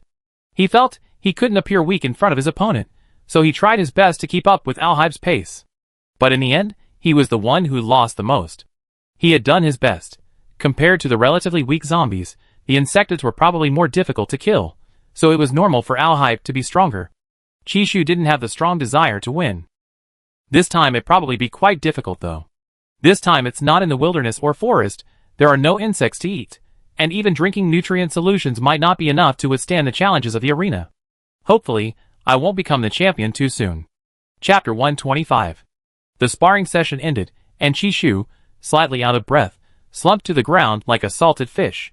Sweat soaked through his white training clothes, and a few strands of black hair clung to his sweat-drenched, pale neck. He stared blankly at the high ceiling above him. Alhype had intended to wipe the sweat from the exhausted Chishu to prevent him from catching a cold, but seeing this scene, he inexplicably dared not look any further. He quickly handed Chishu a towel, and sat down to rest. Thanks, Cole Ball. Chishu slowly sat up, crossing his legs in a lazy, casual posture. He took the towel, and haphazardly wiped the sweat from his cheeks and neck. He felt incredibly exhilarated by his fight with Alhype. Although his mental and physical strength couldn't keep up with Alhype, he had done quite well to have come this far. You can call me by my name. Cole Ball is your name. Another day passed, and the arena match finally began. The arena was set at the Combat Center in District 2 of the capital Star. The center's architecture resembled a giant butterfly wing, its thin, transparent wings creating a wave-like visual effect. The vast spectator area of the Combat Center was almost completely full. Chishu and Alhype found their seats in the A-ring area, the seats reserved for the competitors. Alhype, accompanying Chishu as a family member, also had his own seat. Chishu didn't know how Alhype had managed to come today. He later heard that the Cod family's dog had given birth, and he had taken leave. Today, Lord Cole Ball would be protecting him. The students of the Royal Mech Academy, sitting in the stands, saw the third prince coming to cheer for Chishu, and their feelings were all complex. Chishu played a trick on the entire school. They were all hoping to protect the third prince's consort on Tsinghua Star and bring glory to their families, but Chishu completely crushed them. What a joke, he didn't need their protection at all. It took them a long time to believe it was real. After seeing students from other schools being chased by Chishu and his group multiple times, they actually felt a sense of relief amidst their frustration. Relief that they were from the same school as Chishu. Otherwise, they would definitely be the ones being chased and beaten. Who would have guessed that the most well-behaved kid in the school's teacher's eyes was actually a ruthless person? Some were even gloating. Last year they were tricked by the Federation people, and this year they finally got their revenge. Ha ha ha, I went back and watched the live stream replay. When I saw Chishu burn someone's head bald, I couldn't help but laugh, ha ha. Some classmates couldn't help but laugh again just thinking about the scene. I never thought that Chishu would be the one to win the championship at school. If he smiled at me, I feel like he was sharpening his knife while smiling. If it weren't for becoming the third prince's consort, I think he might really want to be a butcher. In the end, it's his status that limits him. Butcher? Impossible. Chishu loves animals so much, he used to hug that cat every day. Wait, the cat? Oh my god, I remember now, Chishu's spirit form is an owl, so that Black Panther's spirit form must be the third prince's. Everyone, good grief. They actually got to eat dog food from 2 months ago. The third prince hasn't appeared in public for a long time. They had all heard that the third prince and the third prince's consort were very affectionate. The third prince had even posted pictures of couple meals. It looked like a replica of an ancient earth noodle dish. While a fierce online battle raged, this young couple so casually drove those ugly-faced netizens crazy. They initially didn't believe this couple was serious, until now. The two sat together, shoulders close and natural. While it wasn't obvious on the surface, their atmosphere was exceptionally harmonious. Could this be the effect of their high compatibility? The students from Chishu's school were still discussing, when a male student from the First Comprehensive Academy of the capital star sitting next to them suddenly sneered. With Chishu like that, even if he's incredibly powerful now, without his family's support, how far can he go? There are plenty of people eyeing his position. How long can Chishu withstand such immense pressure? Everything now is just a facade. What you're seeing is what they're deliberately showing you. The students from the neighboring academy were making sarcastic remarks about Chishu, and everyone from the Royal Mecha Academy around them turned to look. Chishu's senior from the same department immediately questioned him. Who are you? What's your status? How dare you speak so disrespectfully about the royal family? Why can't I say? Why should I tell you my status? Besides, I'm just stating the facts. I didn't insult him. Fine, you say it's a fact, right? Then I say something else. You get hit by a hover car and crushed in a tree when you go out, and you even eat bird poop. You always be cheated on if you have a partner, and you always buy counterfeit or substandard products. You vicious woman. How dare you curse me? What am I cursing? I'm just telling the truth. It's just a future fact. I didn't say which day it will happen. What? Only you can say it, but others can't. Take back what you said. Who do you think you are? You think I just take it back? I rather harvest your head. You? When it comes to arguing, the students from the First Comprehensive Academy are clearly no match. The boy being insulted was red-faced with anger, and his classmates were trying to calm him down. All right, stop arguing. She's from the card-making or chemistry department. Look at her uniform. It has a black badge, and she seems to have strong mental abilities. You better shut up, or you might not even know you're dead one day. The boy who had been being sarcastic lowered his chin, which had been held high. He hadn't expected this girl to be a card-making major too. He heard that card-making majors were all crazy. If you mess with them, you might be hunted down and killed. Card-making majors don't remember much, but they hold grudges the most. Ask them about their major, and they know nothing. Ask them about their most hated person, and they write up an assassination list. But the words were already out, and he couldn't back down before anyone else. Besides, if it weren't for Chishu, his cousin Alessandrum's entire family wouldn't have ended up in Star Prison. And his family wouldn't be struggling in aristocratic circles, and constantly being ridiculed, because of losing his cousin's family's help. Damn Chishu, it's all because of him. He knew everyone around him was protecting Chishu, but he couldn't control himself. He continued fearlessly, shouting, "Why should I say less? I'm going to say it. Wait until someone gets beaten to a pulp by people from other schools. Then let's see if you're still laughing. How strong can a B-level physical fitness person be? This is a war of attrition. He has no star card, no mecha, and can't even use mental power for support. He'd lose sooner or later." Chapter 126. Get blown up. I think your head is as easy to blow up as an old light bulb. Holy crap, Senior Shihua. Don't fight here. You lose 50 points. Hearing about losing 50 points, Shihua slowly sat down, her face instantly becoming calm. Okay, for the sake of the credits, I hold back for now. But I'm going to film it and record it in our department's group chat. I'm afraid I forget. That's a good idea. Don't film me. I will. We're filming the scenery of the combat center. Not you. Stop being so narcissistic. The argument, which seemed to be ending, erupted again. The back spectator area was in chaos. The students from the Imperial Royal Mecha Academy, who initially wanted to fight, instantly became as docile as little chicks when they saw the surveillance ball flying towards them. The students from the opposing academy finally witnessed the power of the Royal Mech Academy. Although things were temporarily peaceful, the boy who had just been arguing with someone was probably going to be careful when he got home. Who knew he might end up in the stomach of a star beast one day? Chishu was unaware of the commotion behind him. The host on stage was reading the rules of the arena defense battle to the students. The essence of this type of competition was a round-robin attack and defense war, A continuous battle aimed at wearing down opponents, with prohibited moves and multiple rounds. Chishu received a list of the top 100, and he actually saw Inta at the very end. Could this guy be manipulating his score? How did he end up exactly 100th? The rules of interstellar arena defense battles are similar to those on Earth, but also different. Each person has 3 chances to challenge the champion. The winner becomes the champion and accepts challenges from others. The arena was divided into 3 groups.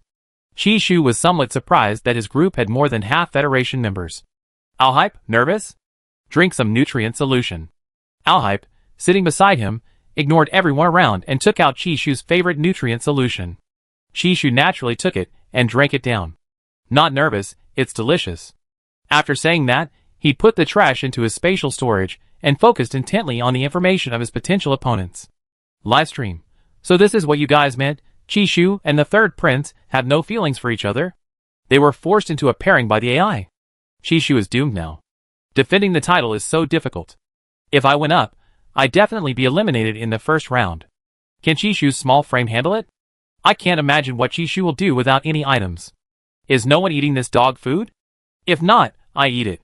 Crunch, so sweet. I thought their relationship wasn't very good, but the third prince is quite proactive. They get along so well, I never expected this. I thought these two would never appear together in public. Inta, separated by several rows of people, saw the killing god beside Chishu and dared not utter a sound or greet Chishu. They had once seen a video of the third prince instantly killing a king insect with just his mental power. Such power was chilling and terrifying. Even SSS level is still separated from SSS plus by a galaxy. Simply comparing mental power, one can never defeat someone of a higher level. Inta, still watching? You're the first wave of champions. Holy crap, is this for real? Inta was startled.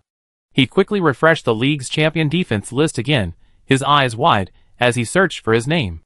Thankfully, it was in the middle. You scared me. Thank goodness it wasn't me. Inta patted his chest, thinking how lucky he was that he and Chishu were in different groups. He didn't want to fight Chishu. Chishu was so thin, it felt like one punch would break a bone. Without any aids, Chishu's B-level physical abilities were worrying. But Chishu was also easy to beat up if he encountered other people. I hope everyone's safe. Class monitor, what are you muttering about? Tang Chao nudged his arm. I said, I hope everyone's safe. Of the top 100, their school had 15 people, 5 from the card-making department, and 10 from other departments. From the card-making department, Chishu, Tang Chao, Senior Tugas, Inta, and Zack. From other departments, the senior with black-rimmed glasses who found the Melon King, Hu Qi, Daniel, Zhuangwei, Kucha, Shimolong, and the remaining 5 were seniors Inta didn't recognize. Chishu didn't see any classmates around. With Alkype sitting in that spot, few dared to approach. When the first wave of champions appeared, Chishu was somewhat surprised. It was actually the senior with the black-rimmed glasses. Chishu remembered him well. He leaned over to Alkype and told him about the senior getting stuck against the wall. Alkype didn't turn to look at him, but instead leaned closer to Chishu, saying calmly, I know. I even know perfectly well that you sleep in class. Chishu, keep your voice down. Is that something to be proud of? You know it's not something to be proud of. Livestream. Damn it, what are they whispering about? Is there anything we viewers can't hear? How come this couple is both handsome and wicked? I'm shipping them. They're even better than Dickens. It's starting. It's starting. The bespectacled senior, Hu Qi, huffed and puffed as he climbed onto the stage. The moment he took off his glasses, Chishu realized that this senior wasn't nearsighted at all. Those glasses were detection glasses. Seeing Chishu's interest, Alhype took a pair from his spatial storage and gave them to Chishu. Try them. Chishu's eyes lit up after receiving the glasses. He carefully put the purplish-black glasses on his nose. The height, weight, and other data of the people on stage were displayed on the lenses, but Alhype said that these glasses were a long-outdated product. The most advanced glasses currently available were invisible technology eyes, which could be prosthetic eyes or colored contact lenses. The people around them heard Chishu and the third prince's conversation clearly. At that moment, they were miserable, wishing they could lose their hearing. The conversation was completely devoid of any romantic undertones, yet it somehow gave them a bittersweet feeling, like they'd been force-fed dog food, a Chinese slang term for witnessing public displays of affection. And was this third prince really the third prince? The match had just begun, and many people in the audience were laughing. Chishu didn't know what they were laughing at, So he turned to the person next to him and asked, "What are they laughing at?" "They're laughing because the champion of arena number 3 is from the plantage department, and his physical fitness is only A level. They're betting that he lose the ring in a few seconds." Chishu slowly realized that they were talking about the senior student with black-rimmed glasses. Chapter 127.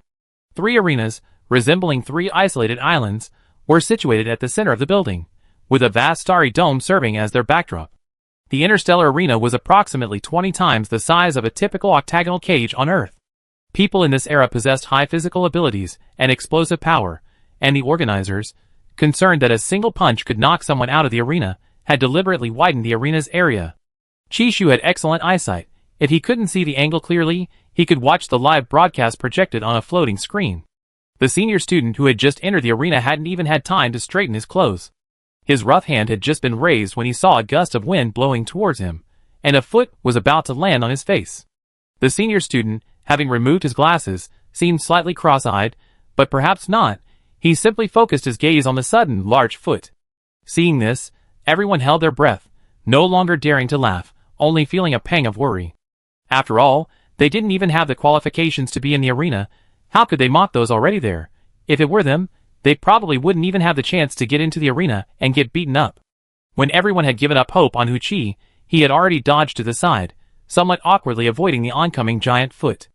As he watched the foot, so tightly encased in a boot, fly past him, his hands moved faster than his brain, instinctively grabbing the other's foot with both hands. Then, to everyone's surprise, he began a magical spin of love. Chishu, Audience, Live stream, An eerie silence fell over the audience. No one knew they would see such a scene today. They felt like they hadn't woken up yet. They definitely hadn't woken up. Alsip hesitated for a moment, but couldn't help saying to Chishu, "How about we transfer schools?" Chishu rubbed his face, unable to suppress a laugh. "Hey, we're already here. Why bother spinning around? Besides, the seniors are so much fun." Al hippie, He knew it.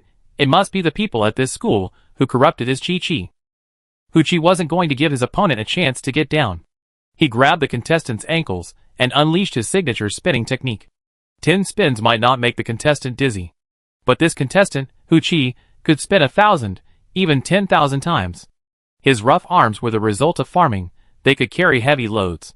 Agricultural technology had advanced to the interstellar age, but many endangered plants were still disappearing, requiring them to be carefully planted and nurtured by hand. Why could he spin for so long? Because Huchi was born with a curious mind. He wanted to know for a long time whether someone would get dizzy after being spun 1,000 or 10,000 times. After many attempts, he proved that he would get dizzy after 1,000 spins, and would need to lie in a medical pod for a long time to recover. For a moment, the viewers in the live stream doubted whether this was even a serious match. However, for someone with a physical fitness level of A-, defeating the physically strong SS rank opponent was virtually impossible. Huchi spun around countless times. He'd been doing it since childhood. His joyful expression contrasted sharply with his opponent's bewildered, shocked, devastated, and ashamed expressions. The player couldn't land, and was completely dizzy from being spun around for many minutes. Chishu suspected that even a washing machine on Earth couldn't keep up with their speed. Looking at the guy who was so dizzy he couldn't get up, Chishu felt for the first time that this guy was unlucky to have met Huchi. Chishu felt that if it were him, he could definitely make his opponent leave the stage gracefully and honorably. Of course, it was also possible that he himself would be beaten off the stage. Not only him, but those who had just mocked Huchi, after realizing what had happened, all became clowns. They were dumbfounded, their minds almost giving up, as if they couldn't receive signals from their personal computers. They never expected Huchi to be so unconventional. Is this right? It's one thing for the people in the Royal Mecha Academy's card-making department to be crazy, but even the farmers are such strange people. What they had expected was cool, exciting, and exhilarating. Now, humiliating, speechless, and helpless. Some spectators found it increasingly hilarious, clutching their stomachs and laughing so hard they were doubled over, making the audience area lively again. In short, Huchi successfully defended the stage with his unique method. The next contestant didn't dare to jump up and hit Huchi recklessly, and as soon as he swung his fist, it was firmly held in place by Huchi's preemptive hand. His body stiffened abruptly, fearing he also become dizzy from being spun around. He reacted quickly. Though he couldn't use his hands, he could still use his feet. He kicked Huchi hard in the knee. Huchi felt pain in his foot, and his hands involuntarily relaxed, allowing him to break free. Kneeling, Chi stared blankly at his crotch, feeling it was a shame not to use his 100% peach-stealing skill now. Seeing his senior's amazing move again, Chi was stunned for a moment, then laughed so hard he wanted to slap his thigh. He covered his mouth, unable to stop laughing. Ha ha, you can even do that. Alhype frowned slightly, unable to resist saying to Chi, don't learn bad habits from him. Fine, I'm not some kind of hooligan, of course I won't, okay? Chi felt he should at least use his feet. Prince Cole Ball really didn't trust him. Is that so? Hearing Alhype's doubtful tone, Chi coughed lightly, unaware that his ear tips were turning red. He retorted, I never did that to you.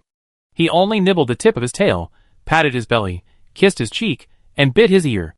Seeing Chi embarrassed expression, Alhype thought to himself that his Chi still knew how to be shy. Since that was the case, he certainly wouldn't imitate that perverted student on stage. He had to have faith in his partner. Chi, the number 3 ring champion whom Alhype considered perverted, became famous within 10 minutes. Those who failed to attack Chi's ring moved to the back of the queue for rings 1 and 2, continuing their attacks. They still had 2 chances left. Chi's stamina was limited, but his ingenious plan seemed inexhaustible. When everyone was pessimistic about him, he stood on the stage for over half an hour before finally being defeated by his group mate Zack. Fearing disgrace, Zack had already identified Chi's weaknesses while off stage. So, relying on his superior physical abilities, he swiftly and agilely moved behind Chi, delivering a swift and decisive chop to eliminate him. He didn't need to waste energy, choosing the easiest method. The previous attackers had underestimated Chi, thinking him weak, which led to their defeat. Zack, however, was different. He wouldn't waste a second or underestimate anyone. His nonchalant appearance contrasted sharply with his personality. Everything he did was meticulously planned. Chi knew Zack had held back. After all, Chi was from the neighboring department, a close ally. Just as he was starting to feel drowsy, his terminal vibrated. At that moment, Cotton flew back from outside and landed on his shoulder. Chapter 128. Alcippe also saw the white ball on Chi's shoulder.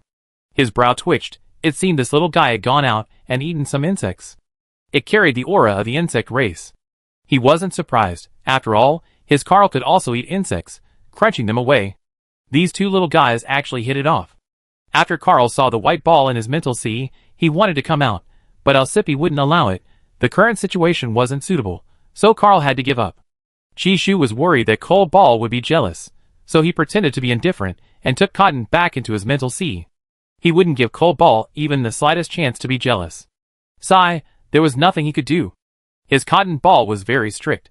After doing all this, Chi looked at Alcippe and said gently, if you get bored waiting, you can go back first. I wait for you. Alcippe insisted on his decision. After Chi got up, Alcippe grabbed his wrist, tilting his head back like a cat reluctantly seeing its owner off to work. Chi felt like he was going crazy. His heart was pounding so hard at this moment. He could even see a look of grievance and reluctance on Alcipe's face, and his heart was melting. He wanted to reach out and pat Alcipe's head, but there were too many people around. Seeing Chi hovering hand, Alcipe momentarily forgot he was in human form, and wanted to grab Chi hand and press it to his face. Luckily, he controlled himself. This was a public place, not his own home. He didn't want his older brothers to laugh at him for being love-struck. He had said it many times. He wasn't. At ring 1. The well-tailored black combat suit enveloped Chi slightly slender figure. His eyes remained gentle. His fingertips brushed the cold, rough edge of the ring. His body stretched like a bow, and with a light yet powerful leap, he gracefully vaulted over the ropes, arriving at the center of the ring. The defending champion was Sono from the Federation. He had just recovered from the previous match, and upon seeing Chi, a wicked smile, tinged with contempt, suddenly appeared on his face. The giant screen broadcast the event live, magnifying Chi's face. The hearts of the crowd of fans in the audience, all drawn to his good looks, began to race. Chi's skin was as white as jade, his face a classic oval shape, with smooth facial contours. His eyebrows and eyes were like meticulously drawn ink paintings, his nose high and delicate. His lips were naturally upturned, his smile gentle and refined, making it impossible not to look again and again. Those who knew Chi well knew that his gentle exterior was merely a disguise to lure his prey into a lavish trap. Live stream. Ah! My heart feels like it's been stabbed by the third prince's consort. Why am I only realizing how handsome he is now? Oh no, Chishu's smile is definitely not a good sign. Third princess consort, don't laugh, I'm scared. Scared of my foot? Chishu only has B-level physical abilities, that's common knowledge. I can't imagine what Chishu will look like when he's beaten to a pulp. Please don't slap my face, I just fell for him. This champion doesn't hold back. Like Sao, he's a bloodthirsty madman. What? Praying for the third princess consort's safety. Although she's always a bit naughty, I really like her. A bunch of brainless fans who only care about looks. To be honest, Chishu is just SOSO. He just likes to spend money on in-game purchases. Besides, his skill level is only enough to make mid-level cards at most. I don't know what's so great about him. Anyway, even if he's good-looking, don't try to take him from me. Aw, Chi-Chi baby, look at me. Upstairs, my black hole power brick has been smashed on your head. Please accept it. Seeing the words on the screen, Rice felt helpless. The third princess consort had hidden herself far too well. If she hadn't always acted so harmless, he would have guessed long ago that Chishu was Master Chi. Rice rubbed his head. The feeling of having a concussion was truly awful. Even so, he didn't want to be plagued by the side effects anymore. He was truly traumatized. Fortunately, his younger brother Dickens was in an even worse situation. Dickens, from the same district, was also squatting in the live stream room. Looking at Chishu's face, and then thinking about what he would face in the future, he felt a sense of collapse once again. He turned to look at the purple-haired man, who was both the culprit and the victim. Can you get out of my house? Cassidy, lounging on the sofa eating grapes, said lazily, I sold the house. I have nowhere to live. Dickens's temple throbbed, and he gritted his teeth slightly. You can't live in my house. What will my dad think of me? Anyway, your dad knows about us. I thought about it later, and the Marquis' mansion is large, and the environment is beautiful, suitable for retirement. Someone said in a defiant tone. Dickens, If you kick me out, then I have to leak the secret. Damn it! The signal to start the match on Arena 1 was given, with the reigning champion going first. Chishu, it's not too late to surrender now. Chishu saw his opponent clearly. He was wearing a khaki combat uniform, of medium build, agile, and appeared to have extremely strong core strength. Sono's words seemed to be a well-intentioned attempt to dissuade him, but actually contained sarcasm and disdain, as if Chishu were just an insignificant nobody. They seemed to have long forgotten their past experiences of being forced to hide from Chishu on Tinghua Star. It was less like the strong looking down on the weak, and more like the smugness of a petty person. Chishu smiled without speaking, seemingly ignoring Sono's words. Not getting a reply from Chishu, the man opposite him instantly lost his composure. He thought to himself, Chishu is just a B-rank trash. How dare he look down on me? Fine, since you won't surrender, I just have to beat you into submission. Before the words were even finished, the earthen yellow figure darted forward like a hyena, snatching its prey across the plains. Facing the fist that came hurtling towards him with a gust of wind, Chishu dodged it with a tilt of his head. He had no intention of showing off, he just wanted a quick victory. He didn't want to keep Prince Cobalt waiting. As the wind from the punch grazed his ear, ruffling a few strands of hair on his forehead, Chishu moved, positioned himself to Sono's side, and kicked him away with his right foot. The overwhelming force struck, and before Sono could react, his body slammed heavily onto the ropes of the ring. He grabbed the ropes to steady himself, feeling as if his back had been shattered. He grimaced in pain, his eyes fixed on the person approaching. Chishu, dressed in a black combat suit and black boots, walked slowly towards him. He moved like an elegant noose, sending chills down Sono's spine.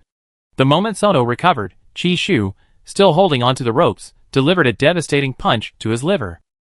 Chishu was no longer a B, nor an A+. Cotton had just upgraded him considerably, at least to S+, right? In short, he really had to thank nature for its bounty this time. After the intense training of the past 2 days, Chishu felt this person's speed was still too slow, completely inferior to his beloved Cobalt Prince. Seeing his opponent cough up blood, Chishu finally showed a moment of compassion, saying, Young man, it's not too late to surrender. Chapter 129. Sono, coughing up blood, was enraged by Chishu's provocative words. Ignoring the blood at his mouth, he unleashed all his strength. He had initially thought Chishu, this seemingly useless fellow, wouldn't warrant his full power. Now it seemed he had underestimated the guy. But how much stronger could he possibly be? However, before his fist could even touch Chishu's cheek, he was subdued by Chishu's single hand. The opponent's movements were effortless and relaxed, far beyond the strength displayed by a B rank. He was struck again, by a punch, the fist seemingly rotating around his abdomen before striking him with all its force, as if shattering his internal organs from a distance. The man coughed up blood, his body retreating instinctively, trying to distance himself from this seemingly harmless, but actually ruthless person. Since you're not going to surrender, then I have to beat you into submission. Chishu smiled, raising his foot to stomp on his shoulder and pressing down. A cracking sound rang out. Soto tried to grab his foot, but missed. His shoulder was also crushed by a stomp. Surrender? Impossible, he absolutely couldn't surrender. He hadn't expected Chishu to repeat his words verbatim. The pain gradually numbed his entire body. Determined to get his revenge, Soto stubbornly stood up and charged at Chishu again. Livestream. Where are the haters who mocked Chishu before? Speak up. My face hurts. Why? Isn't Chishu a B rank? How did he manage to suppress a 2S rank opponent in speed and strength? This is terrifying. Why am I projecting this onto Soto's perspective? I'm so nervous. Ah. Chishu really seems like a villain. I was just worried about him. How can he be so strong? I hadn't even used my kissing and hugging skills before Chishu brutally interrupted me. Now even an idiot can see that Chishu's rank is more than B, right? Oh my god, that's terrifying. What is it? Audience. The students of the Imperial Mecha Academy once again raised their heads in triumph, their arrogant expressions and mocking eyes directed at the students of the First Comprehensive Academy next door. The boy who had been scolded until his face turned red by senior sister Shihua felt a burning pain on his face, but he still stubbornly said, "TCH, what's there to be so smug about? He may have skills and abilities, but who knows if he can last until the end. This is just the beginning." Shihua wasn't in a hurry to refute him anymore. Chishu's strength was now undeniable, and looking at that sour chicken from the neighboring college, he didn't deserve their response at all. But someone still gave the middle finger to the students from the comprehensive college next door. Some students from the comprehensive college were furious but dared not speak out, thinking that a bunch of idiots would definitely be proven wrong later. So far, no one had been able to successfully defend their title 5 times in a row. Around arena number 1, a figure flew out of the arena like a kite blown away by a strong wind. Chishu had successfully challenged the champion. At least it was 2 credits. Chishu felt he could try his best. If all else failed, he could go home for dinner. He couldn't let Prince Cole Ball go hungry. On stage, Chishu appeared prim and proper, but in private, he was a rascal with a renewed urge to chase after cats. He glanced at Alshipe in the audience and raised an eyebrow slightly. Alshipe, more than 100 meters away, felt a flicker of emotion. He didn't know how to respond to Chishu's smile. Before he could react, Chishu had already begun greeting the new challenger. "Hello, Chishu." "Hello, fellow student." Chishu greeted them politely, like a child well liked by an elder. Chishu was unaware that his first challenger, as the defending champion, was Weiss, the third-place finisher in the previous season's College League Arena competition. Many in the audience gasped. Many had witnessed Weiss's terror firsthand last year. Although he was now refined and cultured, he was actually a violent maniac who loved to beat people to death. He would laugh heartily at the sight of blood. The Federation's truly outstanding students didn't make it into the top 100, but all the crazy, eccentric students showed up. Those who fought Weiss last year were still haunted by the memory, occasionally having nightmares, fearing Weiss would rip their guts out. "I hope the Princess Consort is alright. The Princess Consort is unlucky, running into Weiss so soon. I remember Weiss's physical abilities were close to SSS. Oh no, even though Chishu was powerful just now, I can't help but worry." "Worried about what?" "A pervert fighting a pervert. And you're worried about a pervert? Damn it, can't you speak properly?" The girl glared fiercely at the boy who interrupted. The boys in their class were always quick to make sarcastic, mocking remarks. "Can I say it now? I say it, can I say it now? Do you live on a starfish? Mind your own business." Purely malicious people look down on everyone. They're born haters, hating good people, hating bad people, hating those stronger than them, and hating those weaker than them even more. Humph, trash. Ugly as it may, and so jealous. The girl suddenly laughed. "Who are you calling ugly? You come here right now." "I'm not coming." "Come here if you dare." "You're just a regular guy, a jealous guy, all talk and no action." As fans of Chishu, they were quite formidable. From the first time they saw Chishu on screen, they thought he was incredibly handsome and gentle. Although his personality was completely different from what they imagined, they were even happier after learning Chishu's true nature. They really couldn't resist a black sesame-filled white dumpling. At this moment, the black sesame-filled dumpling as the reigning champion, launched the first attack on Weiss. Weiss hadn't expected that number 1 had changed champions. He hadn't been watching much, having been preparing backstage.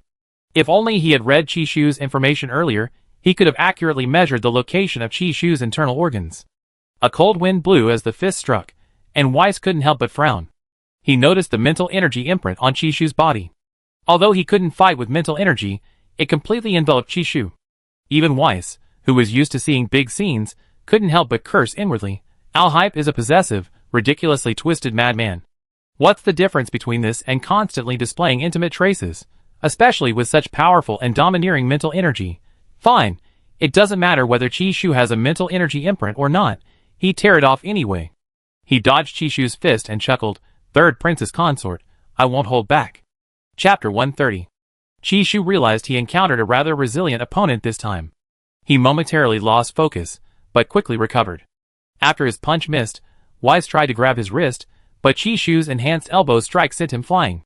Before Weiss could react, a powerful impact struck his lower back, a force that seemed to displace his internal organs. If it weren't for his years of training and stable lower body, he would likely have already flown off the ropes. Thinking he'd recover quickly, he then coughed up blood, the pain slowly spreading throughout his body. The tearing pain forced him to curl up, using one hand to brace himself against the ground to keep from collapsing. His face gradually turned deathly pale, then he vomited blood again. He looked up at the person in front of him, his ears ringing, unable to hear clearly. Judging from Qi Shu's lip movements, it seemed he was saying, "I don't like looking up at people, you're quite self-aware." Gradually, his head began to throb, a pain so intense it felt like it was about to split open, as if his skull had been shattered. A dull ache, a tearing pain, a stabbing pain, a series of sensations taking turns. Although Qi Shu was a violent and bloodthirsty person, what could he do when his beloved Prince Cobalt was watching? Besides, the competition wasn't fair, there were plenty of opponents with vastly different strengths. If someone like Weiss, whose physical abilities were almost SSS level, could beat someone who was only superficially B level, then using his special abilities wasn't excessive, was it? It was reasonable and appropriate. Taking advantage of this opportunity, he wanted to leave a good impression on Prince Cobalt, to let him know that he didn't just hit people randomly, and that he hit very lightly, not at all the bloody violence portrayed online. Weiss, enduring the pain, said slowly, "You're not just B rank, are you?" "Qi Shu, I don't know what rank I am, but it's not higher than yours for now." "Not higher than me?" Weiss closed his eyes. The thought of the elbow strike Qi Shu had just delivered made his whole body ache. If Qi Shu had landed the first punch, his head might have flown off. He was usually the one torturing others, but now, he was being tortured to the point of wishing he were dead. If he hadn't retained a shred of sanity, he probably would have already lost. Losing from just one elbow strike? Who loses from just one elbow strike? Weiss felt utterly humiliated. He endured the pain and numbness in his legs and slowly stood up. Qi Shu raised an eyebrow slightly, thinking this guy had quite the willpower. Anyone else would probably have surrendered immediately. "You're not surrendering? Surrender? You're overthinking it." Weiss braced himself, his only remaining strength lying in his mouth. His spine felt like it was bent under a boulder, and he could only support himself on his knees with his hands. A far from elegant posture. He mocked himself. Was this the time to worry about such things? He was almost dead. "Fine, I already advised you, but you wouldn't listen." Qi Shu had thought Weiss was some kind of expert, but he was just average. Lacking in martial ethics, he was equally unreasonable. Qi Shu, now wearing black gloves, approached step by step. His hand, with its slightly protruding knuckles and sharply defined angles beneath the black leather, slowly reached out. Weiss tried to dodge, but his body remained rooted to the spot. Suddenly, his neck was grabbed, and then he was slammed backward, his body and head hitting the cold floor with a dull thud. You. This time, Weiss felt as if his flesh was being peeled away piece by piece with a knife. He was in so much pain, he couldn't speak, the veins on his neck bulged and throbbed, as if he were suffocating. He felt fear and coldness threatening to engulf him. Before he passed out, he saw Qi Shu smile, a smirk playing on his lips, and say, "I was originally going to let you enjoy the pain, but I skip it this time. I'm in a hurry." Weiss tried to move his fingers, wanting to point at Qi Shu and say, "You, don't be so happy." But everything went dark too quickly. Before he could even point at Qi Shu and curse, he was logged off. Livestream. Can I say holy crap? Ah, I'm going crazy. Shushu, you hot little white dumpling. The Federation people are nothing special, ha ha. Weiss, the third place in last year's title defense, is that all? Is that all the skill? So trash. I have to doubt the quality of this top 100 ranking. Weiss is a sophomore this year. Last year, he beat his opponent to a pulp in the arena. Those who watched it know that Weiss is a monster. But today, Weiss actually met someone even more monster than himself. Chishu always exudes an elegant yet calm and collected killing intent. Despite not using much strength, he knocked Weiss to sleep in just a few moves. At this moment, those watching Arena number 1 were already silently praying for Chishu's next challenger, hoping they wouldn't be eliminated too quickly. They hadn't had enough yet. Those who were obsessed with looks couldn't help but hold their breath and dare not blink when they saw Chishu's captivating smile, afraid that the smile would disappear in the next second. Chishu isn't even in the entertainment industry. Why is her smile so captivating? Ah, Chishu. I love you. Chishu is amazing. Go Chishu. Ah, I can't take it anymore, Chishu, you're so handsome. I'll hype, eh. In the contestant seating area, the air seemed to drop several degrees in temperature. Those who hadn't yet entered the arena were on pins and needles. When they heard the spectators in the back row screaming wildly, ignoring the third prince's presence, they knew this would happen. The third prince would indeed be angry. Chishu, unaware of the large number of fans he had attracted, stood on the stage, waiting for the next challenger. Meanwhile, on arena number 2, Inta approached the stage somewhat nervously. Help! Why is it his turn so soon? He screamed inwardly. Wasn't it supposed to be his turn tomorrow? Did this arena master take some kind of stimulant? How can he fight so well? Seeing the bruised and unconscious contestants, he swallowed hard, pretending not to be afraid at all. If you want to fight, then fight. No need to drag it out. Inta said stubbornly, his neck stiff. So it's the young Marquis. The person standing on the stage was Xuechan, a student from another academy in the Empire. His family's business was in the same industry as Inta's family, making them rivals. Inta was aware of this. After all, his family had always been superior to Xuechan's. The Xue family hated them. Even their banquets were a competition of size. Looking at the burly Xuechan, and recalling the person he had crippled before, Inta wanted someone to light candles for him. Although he didn't know what candles were, he had heard that ancient earthlings liked to light them after they died, so he would light one too. It's me, long time no see. Indeed, a long time no see. Xuechan smiled arrogantly. He was just looking for an opportunity to beat Inta up. He vividly remembered the humiliation he suffered at the banquet last year, when Inta's star card set his backside on fire. He would never forget that shame. Enough talk, hit me if you want, but don't hit my face. Inta didn't want his embarrassing photos flying everywhere. Okay, I got it, you hit my face, huh? Xuechan approached him step by step. Inta couldn't help but back away. He'd been practicing escaping with Chishu all this time.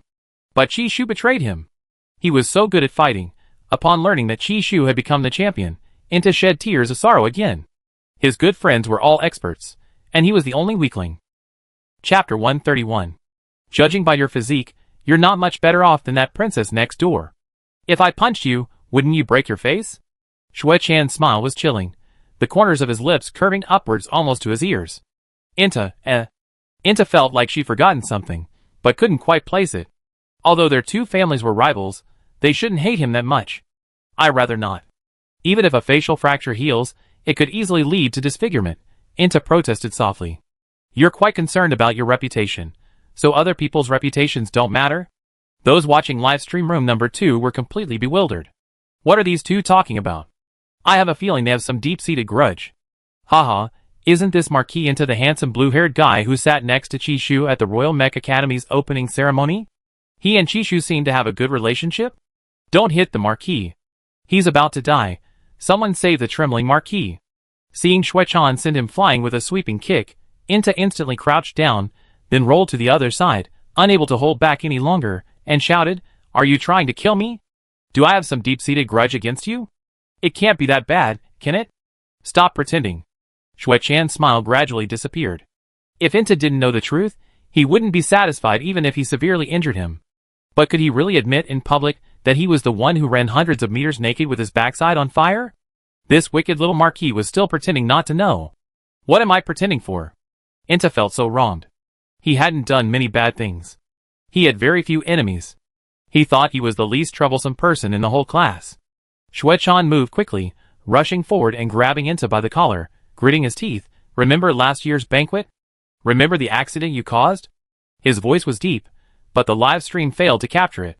Those in the live stream, seeing them so close, assumed there was some deep-seated grudge. But suddenly, Inta's eyes widened. He tried to pry Shui Chan's hand away, but found he couldn't, so he could only headbutt him. A dull thud echoed, Shui Chan's forehead went numb, and his hands involuntarily released Inta's collar. Inta scrambled to his feet, rubbing his burning forehead.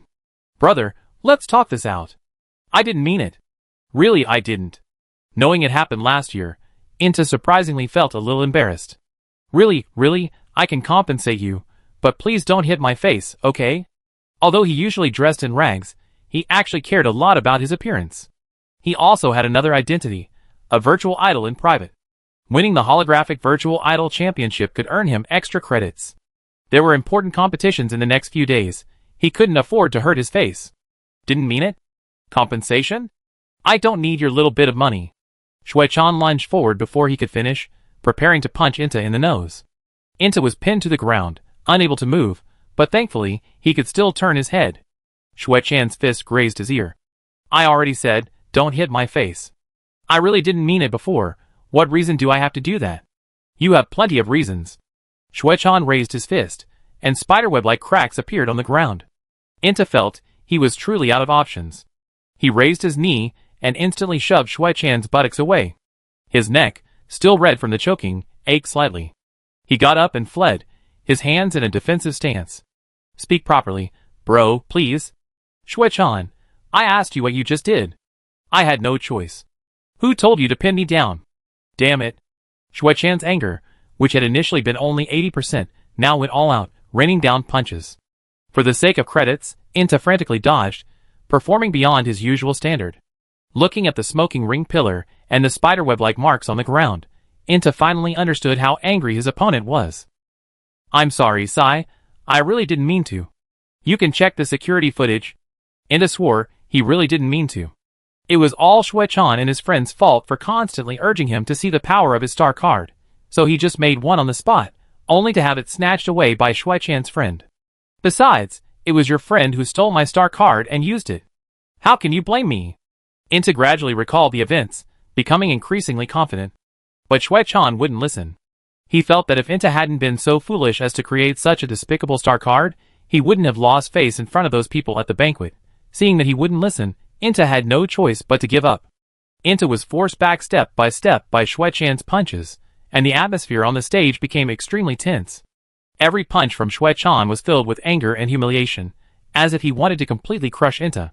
Although Inta was agile, he gradually felt powerless against Shui Chan's fierce attacks. Fortunately, Shui Chan had also exhausted a lot of his strength, and although the two punches that landed on Inta hurt, he could still withstand them. But just now, with that crack, he seemed to hear the sound of his own bone breaking. Immediately afterwards, a dense, throbbing pain swept through his shoulder. Although he couldn't win, Inta was exceptionally good at running, and he knew that one day he would be chased and beaten. The students in the first-year card-making class at the Royal Mech Academy had already begun to silently pray for Shui Chan, because the beaten Inta would soon awaken his second personality, and at that time, it was truly impossible to know who would win. Bang!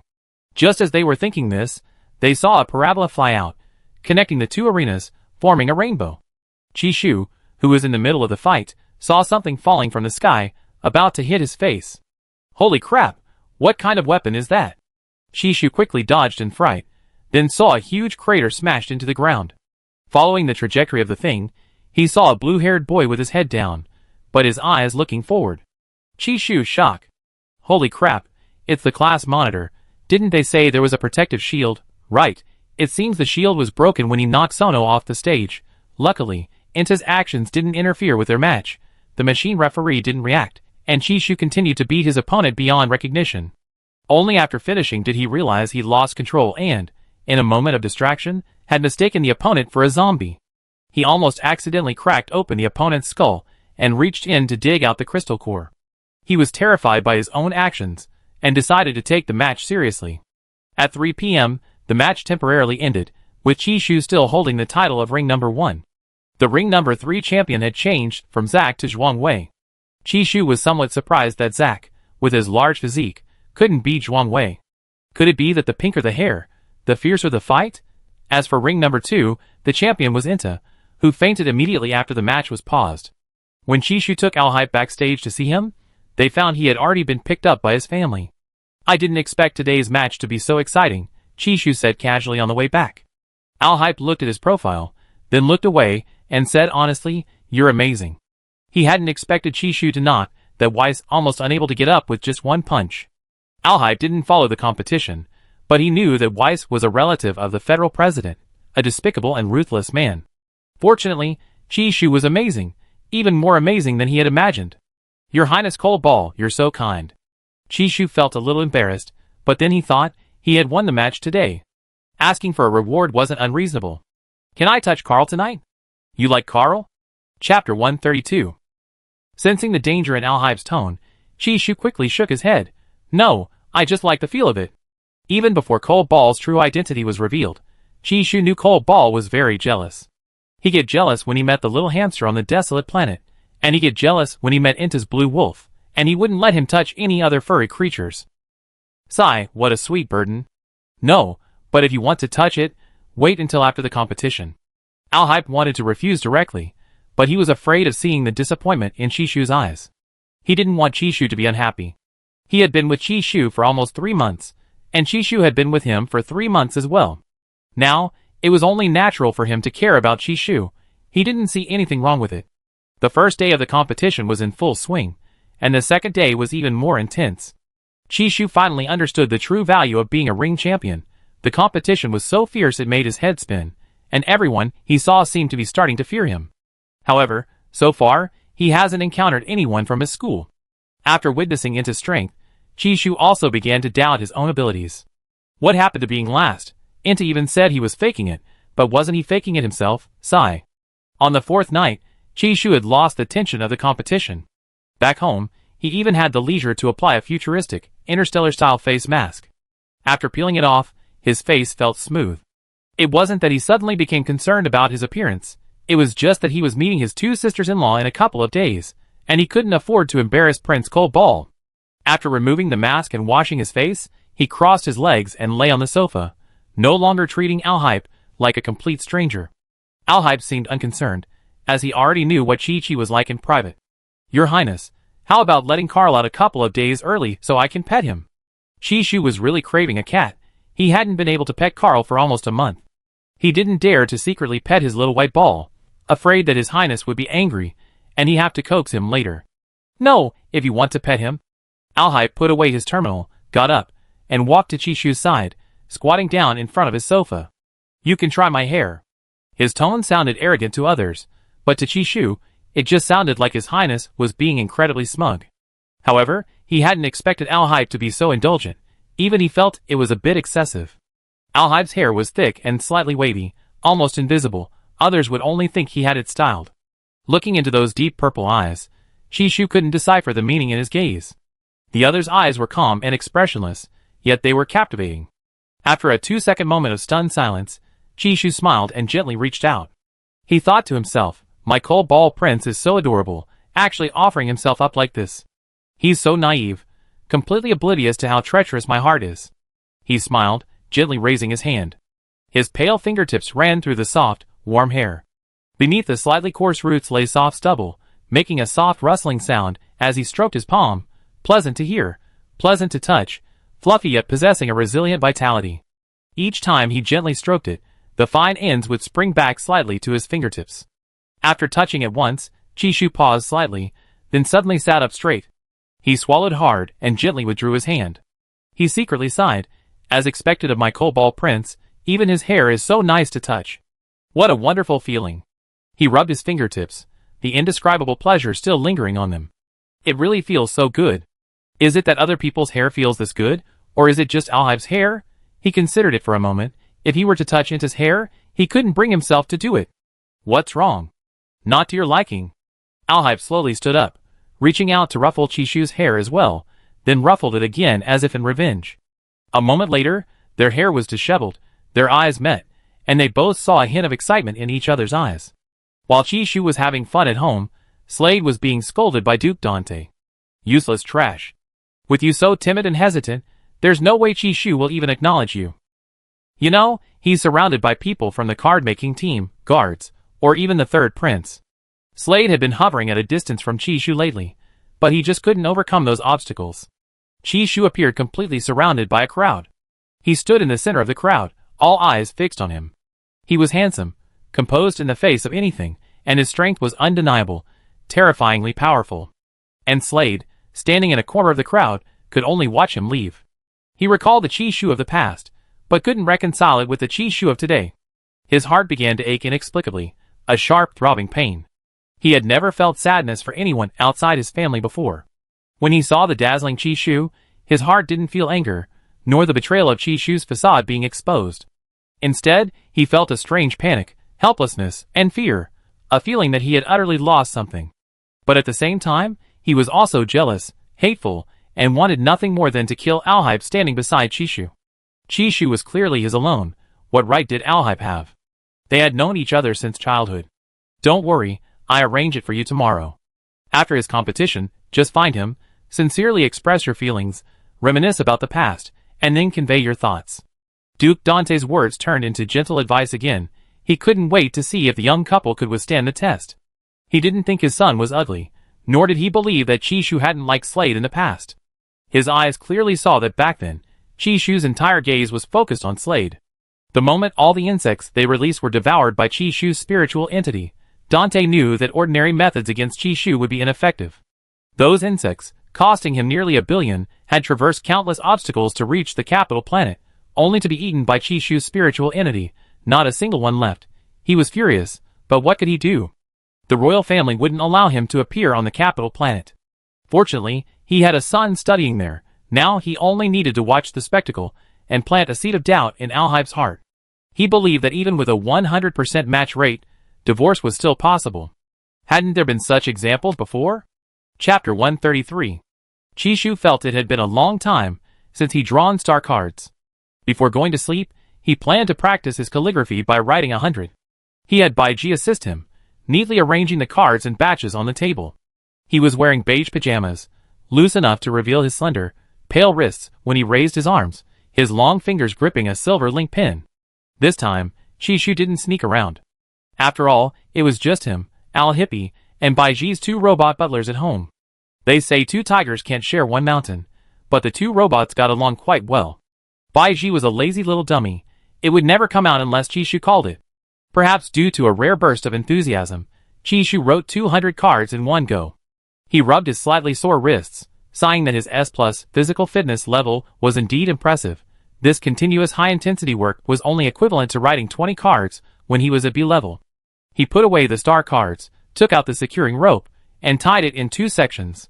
He hadn't tested the effects of these star cards yet, and was too lazy to do so.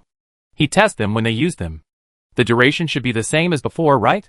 Chishu yawned, turned around, and walked back to Alhype, who was quietly sitting in the corner of the study. He decided to give 100 cards to Prince Cobalt and sell 100 on the Star Network. This time, he didn't plan to offer discounts to netizens. He would sell them at market price. Alhype was slightly taken aback when he received the cards. These are for me. He was surprised that Chishu would give him so many.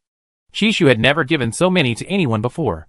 Even when he gave his father 100 cards, he would distribute them to others. And he actually had a full 100 cards. Did this prove his status in Chi-Chi's heart? His heart trembled slightly, and his hand holding the star card slowly tightened.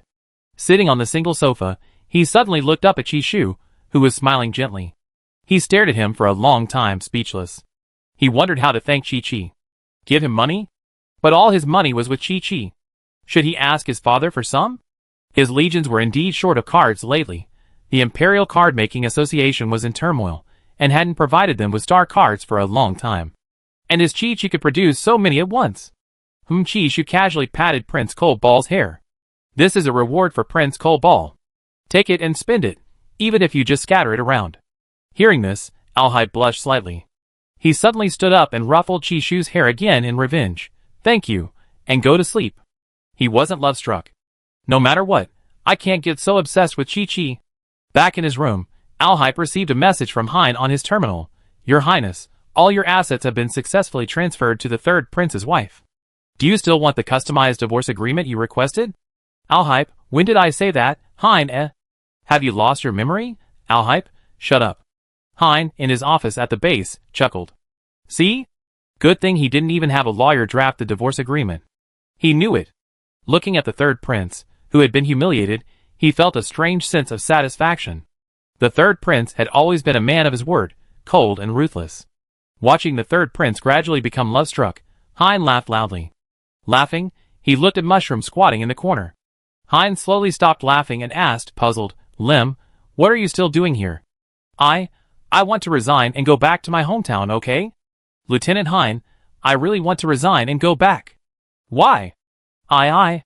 Lim started to cry. They all call me King Insect Friend now, Lim wished his life could just end like this. To be so socially awkward in front of half the Empire's soldiers was just too much. It's okay. It's not like you're the only one who's embarrassed yourself.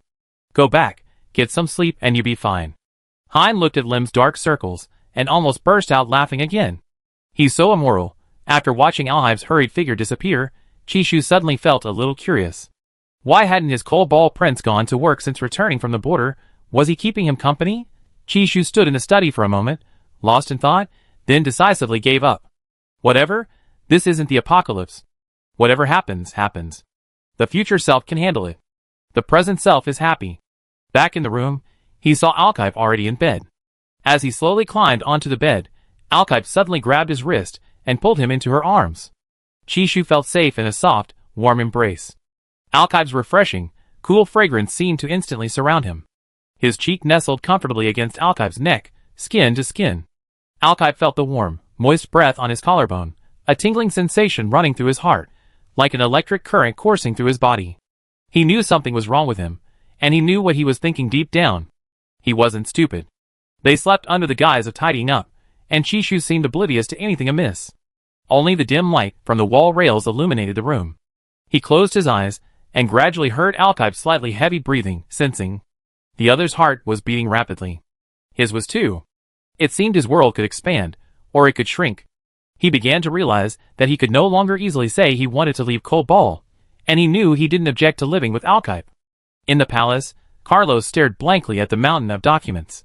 He turned to look at the secretary standing ramrod straight beside him, dressed in a black work uniform and a pair of elegant black leather shoes. Noticing the Star Emperor looking over, the worker smiled slightly. These were all sent from the third prince's side. He said he needs to rest and wants to use up all his vacation time. Didn't he sleep for a long time recently? Doesn't that count? That doesn't count. That counts as the third prince's sick leave. Carlos, I also want to be a vegetable for a while. The Secretary General smiled. Your Majesty would be best advised not to have such dangerous thoughts. Carlos felt a headache coming on. Although he was the father of 5 children, considering that interstellar people could live to be 500 years old, he wasn't actually that old. Now, however, he had lost his freedom and was working every day. Damn it! He clearly has 5 sons. None of them want to be the crown prince. Even the most capable one, Alhype, is someone he's become too lazy to even talk about lately. Never mind that. How's Xiaoqi's competition going? The third prince's consort has been defending her title for 5 days straight without leaving the stage. Not bad, worthy of being my daughter-in-law. The Star Emperor was very satisfied with Chishu. After the competition, let these two go home for a meal. It's time for them to meet. Okay. Before, when Alhype was still asleep and Chishu's level was low, he might have been afraid to come in alone. After all, even star chefs in the palace must have a mental strength level of SS or higher. A slight mistake could lead to injury. Now it's different. Chapter 134. Chishu didn't know how many times he changed positions during the night, only that when he woke up, he was being embraced from behind by Alhype. For the first time, he was thankful they hadn't woken up face to face, otherwise, it would have been a huge problem. He quickly got up and rushed to the bathroom. Alhype slowly opened his eyes, looking at his empty arms, a slight blush creeping up his ears. Luckily, Chi-Chi woke up early, otherwise he really wouldn't have been able to control himself. He was even experiencing physical changes because of Chi-Shu, and was shocked that he almost couldn't control himself even in this situation. He reached under the bed, his slender fingers lifting the blanket to cover his lower body, closing his eyes to calm his burning desire. In the bathroom, Chi-Shu took a cold shower, starting to recall how long it had been since he thought about that kind of thing. Since he transmigrated, he hadn't felt any pleasure.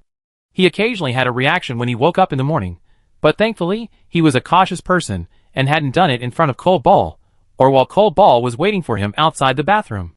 The icy water lashed against him, his teeth chattering for a moment. He knew he couldn't possibly do anything in their shared bathroom. It was too immoral. He tried to banish many thoughts, but even after mentally clearing his head, nothing changed. Did he really have to? Forget it, he was an honest man. He could manage. He just had to endure it a little longer. Once they moved into the new house, into his own home, he could do whatever he wanted. Chishu tried to memorize math formulas, but found his mind blank. He tried to recite classical poems, but realized he only remembered a few by. Oh no, he completely forgotten he was a terrible student. Chishu didn't know what was wrong with him. He felt like he was doomed. Every time he closed his eyes, all he saw was Alkipe's face. Maybe it was because Alkipe was the person he'd been in the most contact with lately. His adorable Cold Ball Prince. How could he possibly fantasize about, defile, his beloved Cold Ball Prince? Finally, Chishu activated his supernatural ability, forcibly making himself serious. When he got ruthless, he was someone who could control himself. After showering and drying his hair in a few seconds with the machine, Chishu went out in his bathrobe, intending to change in the dressing room. Passing Alkipe on the bed, he assumed the other was still asleep. How strange. Ever since Cold Ball Prince started sleeping with him, he'd been sleeping in late every day. This was the 6th day of the arena competition. Today, Chishu wore a white combat suit. Adhering to the principle that clothes are expensive, and he didn't want to get them dirty, Chishu didn't let anyone get close. He wore white gloves, trying his best to avoid getting anyone's blood on his fingers. The viewers in the live stream were stunned. Many were once again thoroughly humiliated by Chishu's actions. The student from the Comprehensive Academy, who had been loudly criticizing the third prince's consort, was now being thoroughly humiliated. Senior Sister Shihua, holding a photo, called out to the student, "Hey, you third wheel. Say something. The third prince's consort has survived 5 days now. What do you have to say?" The student dared not speak. After witnessing Chishu's terrifying strength, he could only harbor resentment and curses towards Chishu in his heart. He was too afraid to speak in reality. He feared being confronted. If the third prince found out, he would likely suffer an even worse fate. Besides, wasn't that third prince clearly a love-struck fool? What cold-blooded war god? It's all a lie. The god of war is real, but the cold-blooded one is definitely not. Otherwise, why would he be there every day? Also, he didn't expect that the girl from the Royal Mecha Academy next door would actually remember what he said before, and even specifically call him out. You're the third wheel. Oh, all you can say is one rebuttal? I think you were just jealous before, unable to stand seeing others do well, incompetent yourself, yet looking down on those who are capable. Tell me, how can your heart be so dark? Not only are you ugly, but your heart is also so ugly. What's the point of your life in the Empire? Is it just to take revenge on society? Shihua unleashed a torrent of abuse on this guy. Chishu truly made their card-making department proud, and the slap in the face was so satisfying. You're really unforgiving. Yes, we are unforgiving, and I already know who you are.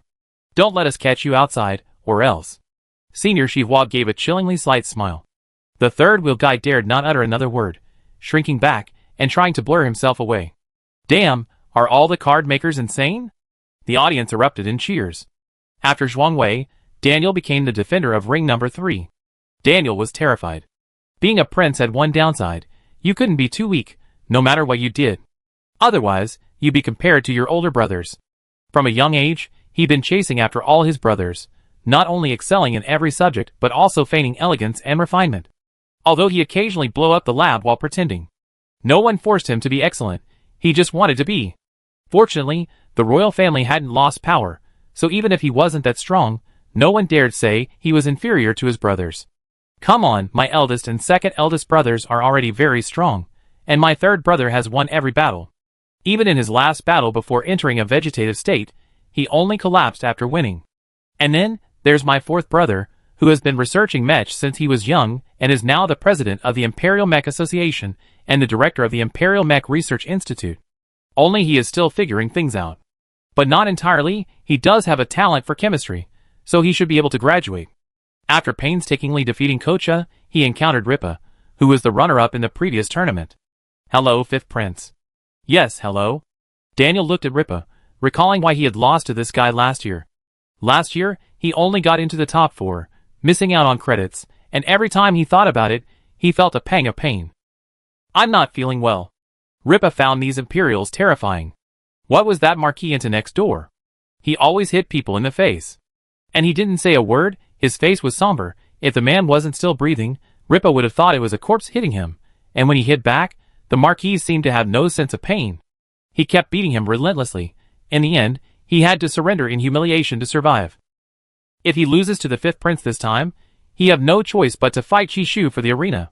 He's seen Chishu try to crack open the skulls of the Federation students earlier. The movements were clearly practiced, but for some reason Chishu stopped. Otherwise, he would have really thought Chishu was going to kill someone on the spot. Chishu might be a repeat offender. Does he have countless lives on his hands? Otherwise, how could he be so skilled?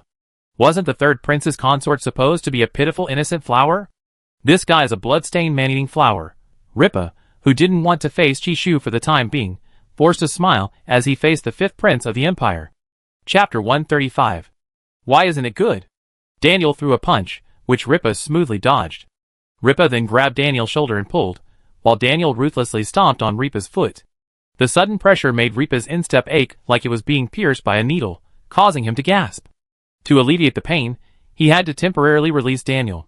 His eyes were red, and he gritted his teeth, speechless. Fifth prince, how can even you use such vulgar moves? Are there distinctions between noble and lowly moves? To me, they're all the same. As long as it defeats the enemy, what difference does elegance make? Ripa, What was he expecting just now? Ripa was speechless.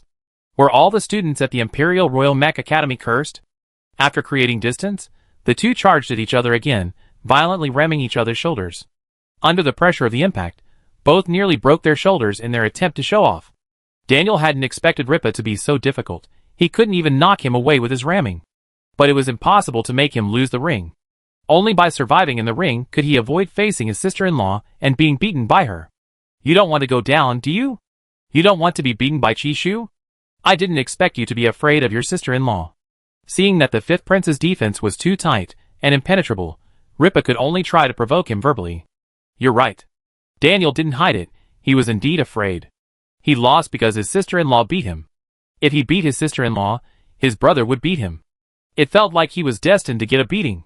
Unless he surrendered right away. You're not afraid of getting beaten up too, are you?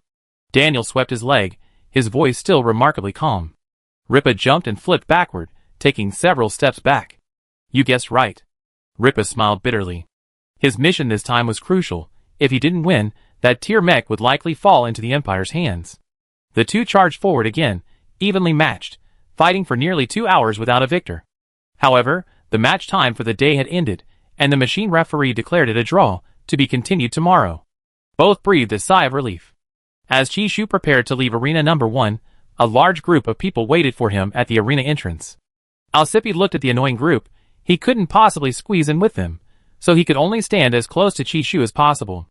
Chishu always managed to find him instantly. Today, Chishu jumped down wherever Alcippe was, and then Prince Cobal caught him anxiously below.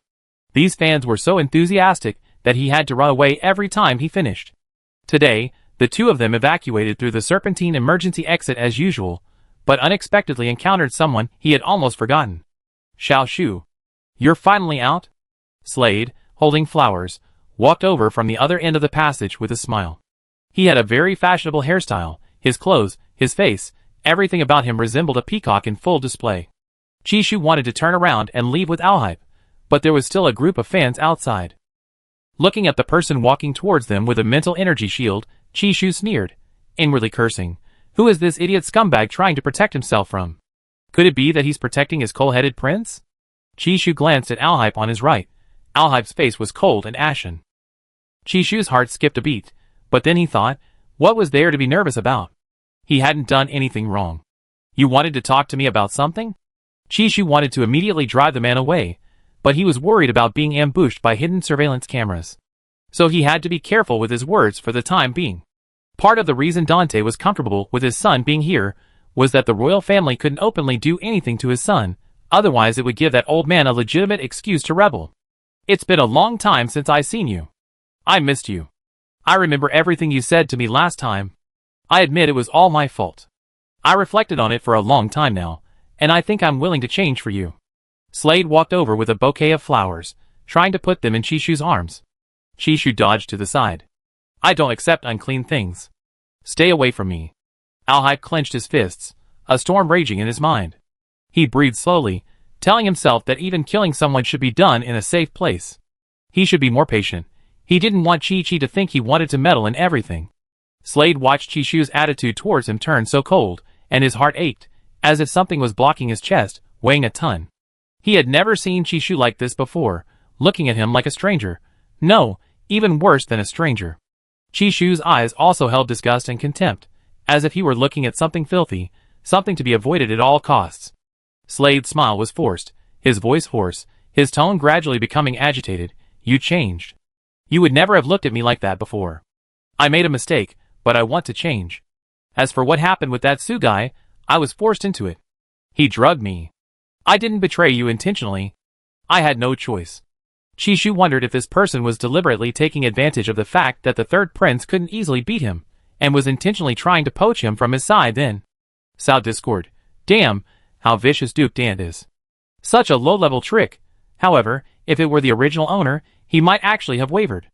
Although Slade bullied him, the young Slade would occasionally give the original owner gifts and novelties, and would tell him about the outside world. At that time, the original owner longed for and yearned for the world Slade spoke of, which is one of the reasons why he could forgive Slade every time he hurt him later. The original owner knew Slade was wicked and despicable, but Slade was the only one who might be able to take him out of hell. But Slade betrayed him in the end, getting together with Su Bayan, which completely shattered the original owner's emotions, extinguishing his only hope. So can you forgive me? Give me another chance? I know you don't really want to be with Alhype. He's such a bloodthirsty and violent person. His mental power surges hundreds of times a year. Such a person is very dangerous. Bang! The sound of a skull hitting the wall rang out. A red rose was smashed against the wall, its petals mingling with blood, and the stench of blood quickly spread through the narrow passage. Chishu's eyes were cold. He slowly withdrew his hand, continuing to adjust his gloves. He said somewhat casually, noisy thing. Someone like you dares to mention my highness? Chapter 136. In the past, Alhype protected this star system, this country, and all its people. No one had ever protected him. From childhood, Alhype was a psychic monster. His innately powerful psychic abilities made everyone fear and avoid him. Even his family would approach him cautiously, afraid of angering him. In school, he heard many malicious taunts, provocations, and attempts to drive him to emotional collapse. The sons of powerful nobles hostile to the royal family led the isolation against him. He didn't kill them, simply because he was too lazy to waste time and didn't want to tarnish the royal family's reputation. But today, just today, for the first time, someone stood up for him so firmly and quickly. Upon hearing Chishu's words, his entire world seemed to fall silent. He looked into Chishu's clear eyes, which held a deep tenderness for him. His heart was pounding, as if it would leap out of his chest. He had lost count of how many times his heart had pounded uncontrollably for Chishu. He only knew that this time it was beating exceptionally fast, his eyes seemingly fixed solely on Chishu. Was he being protected by his partner? Chishu had been unmoved by Slade's earlier words. Yet, when Slade mentioned and insulted him, he acted without the slightest hesitation. Chishu's movements were clean and swift, his eyes never showing a trace of regret. How could he not like Chishu? He simply couldn't find a reason not to. Your Highness, are you alright? Don't listen to what he said. He's just a brainless idiot. You don't need to take it to heart. Chishu patted Alhype's back, gently comforting him, as if he were some fragile treasure. Looking into Chishu's deep, dark eyes, Alhype couldn't help but take his hand. I'm fine. Does your hand hurt? That guy's skull is so hard. Next time, just kick it. Your Highness, you're so kind. Alhype's ears turned red, as he helped Chishu remove his dirty gloves, not throwing them in the nearby trash can, afraid someone would covet his partner's belongings. He was led away by the worried Chishu. As they passed the half-dead man on the ground, his gaze swept over him. The slight upturn of his lips enraged Slade, who slammed his fist on the floor. Alhype thought to himself, this guy isn't as handsome, as tall, as good-looking, or as rich as him, yet he dares to try and steal his girlfriend. He's asking for trouble. The faint smile on his lips seemed to say to Slade, see? Chishu is mine. Chishu, don't go. Alhype is faking it. He's a demon. He doesn't deserve it. Slade's voice was barely audible even to a mosquito. He leaned against the wall, half sitting on the ground, blood streaming from his head, crimson petals scattered around him. Everything around him seemed to mock him, lacking strength, yet still stubbornly clinging to it. He recalled Chishu from just now. The other's gaze had been fixed entirely on Alhype. That gaze, once reserved solely for him now. But now? He was unwilling to accept it, and he wouldn't let Chishu go. Since Chishu dared to treat him like that, he would make him regret it. Young master. Are you alright? Slade's guards rushed over after Chishu and Alhype left. They had been blocked by a powerful and dangerous mental force, unable to search for Slade. Only after that force disappeared could they enter the safe passage. Upon witnessing the gruesome scene, the guards thought, "We're done for. This security passageway is completely unsafe." The interconnected passageways prevented them from encountering Chishu and Alhype. At that moment, they felt their careers were over. Something's wrong. Get the Star Police over here. Okay, coming right away. After Chishu and Alhype returned home, a Star Police officer immediately requested a visit, and Chishu agreed to cooperate with the investigation. On their way there, the Star Police felt half dead. Seeing Slade severely injured and on the verge of death by the princess, their fear intensified. Hearing that the case was also related to the third prince, they thought entering the manor might mean certain death. After the security system above the villa was activated, their hover car slowly flew to the parking lot of a luxurious private villa. The three-story villa was extravagantly luxurious from the outside, with its high, imposing gates, arched windows, and stone corners, all constructed from the finest and most expensive minerals from the mining planet. They were awestruck by the luxury, and nervously entered the villa.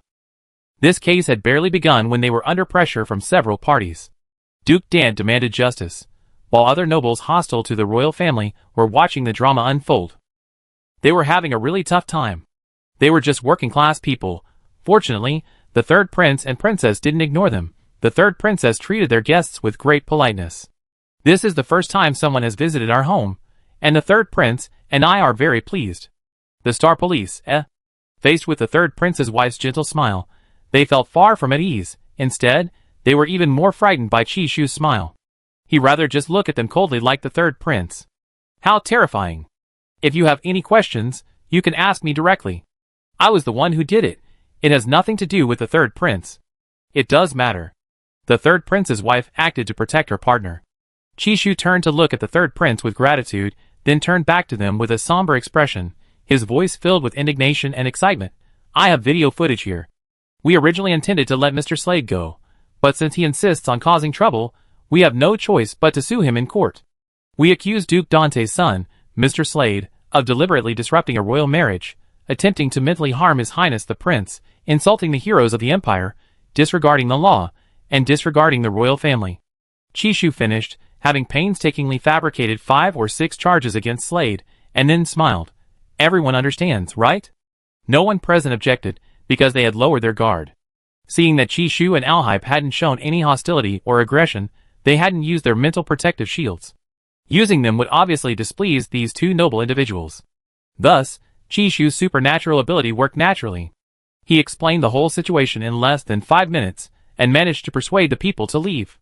Before leaving, Chishu considerately told the workers, "If anyone gives you any trouble, you can tell us." Okay, thank you. Chapter 137. After the Star Police left, Chishu breathed a sigh of relief, and immediately released his mental energy tendrils. The warm tendrils wrapped around Alhype's body, and easily entered his mental sea. His intention wasn't suppression, but rather to let him unleash everything. Whether it was destructive urges or anything else, Chishu didn't restrain him.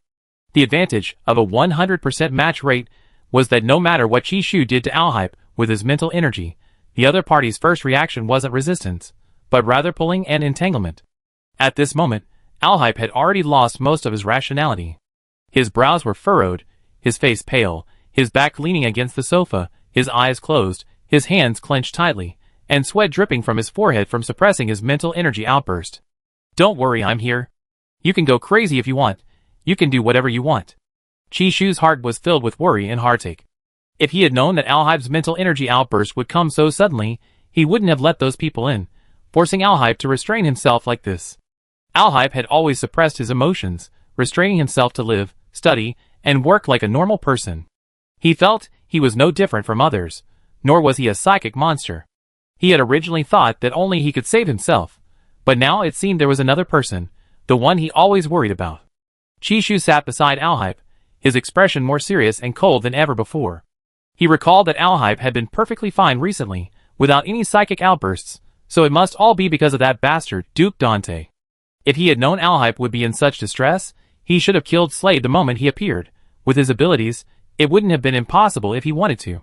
After Chishu's mental strength level rose to SS+, even without Alhype by his side, he didn't experience any mental energy outbursts, probably because he never engaged in internal conflict. He didn't hold grudges. Chishu knew Alhype couldn't do the same, but he didn't know that when Alhype saw him using the terminal's background video storage in the car, he inadvertently discovered a pre-saved divorce agreement document. The document's title flashed before Alhype's eyes, but the word divorce pierced his eyes. He never imagined he'd end up like this. He began to mock his former arrogant and self-important self, obsessed with divorce. The more his heart pounded when he saw Chishu protecting him, the more terrified he became upon seeing the prepared document. Perhaps the stark contrast in his emotions caused his agitated and restless state to gradually lose control of his mental energy. He never knew he could feel such fear. It was the first time he had ever experienced such an emotion. He wanted to hold back, to restrain himself, and he didn't want Chishu to see him in such a disheveled state. He wanted to lock himself in his small room, just like before, and endure it. It would pass. It wasn't a big deal. Chi. Alhype pulled Chishu, who had approached him, into his arms, his cheek gently rubbing against the other's fluffy hair. He felt the warm spiritual energy emanating from the other enveloping him. It wasn't a constraint. He gradually felt the tearing headache disappear. That guiding force seemed to want him to release his spiritual energy, to stop suppressing himself. Although he usually listened to Chi, he hesitated at this moment.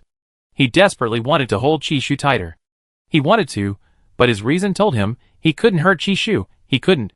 SSS+, his mental power, nearly 4S, was unaffected by tranquilizers. He had no way to control himself except through self-control. But today, Chishu had asked him to release his mental power. Was this even possible?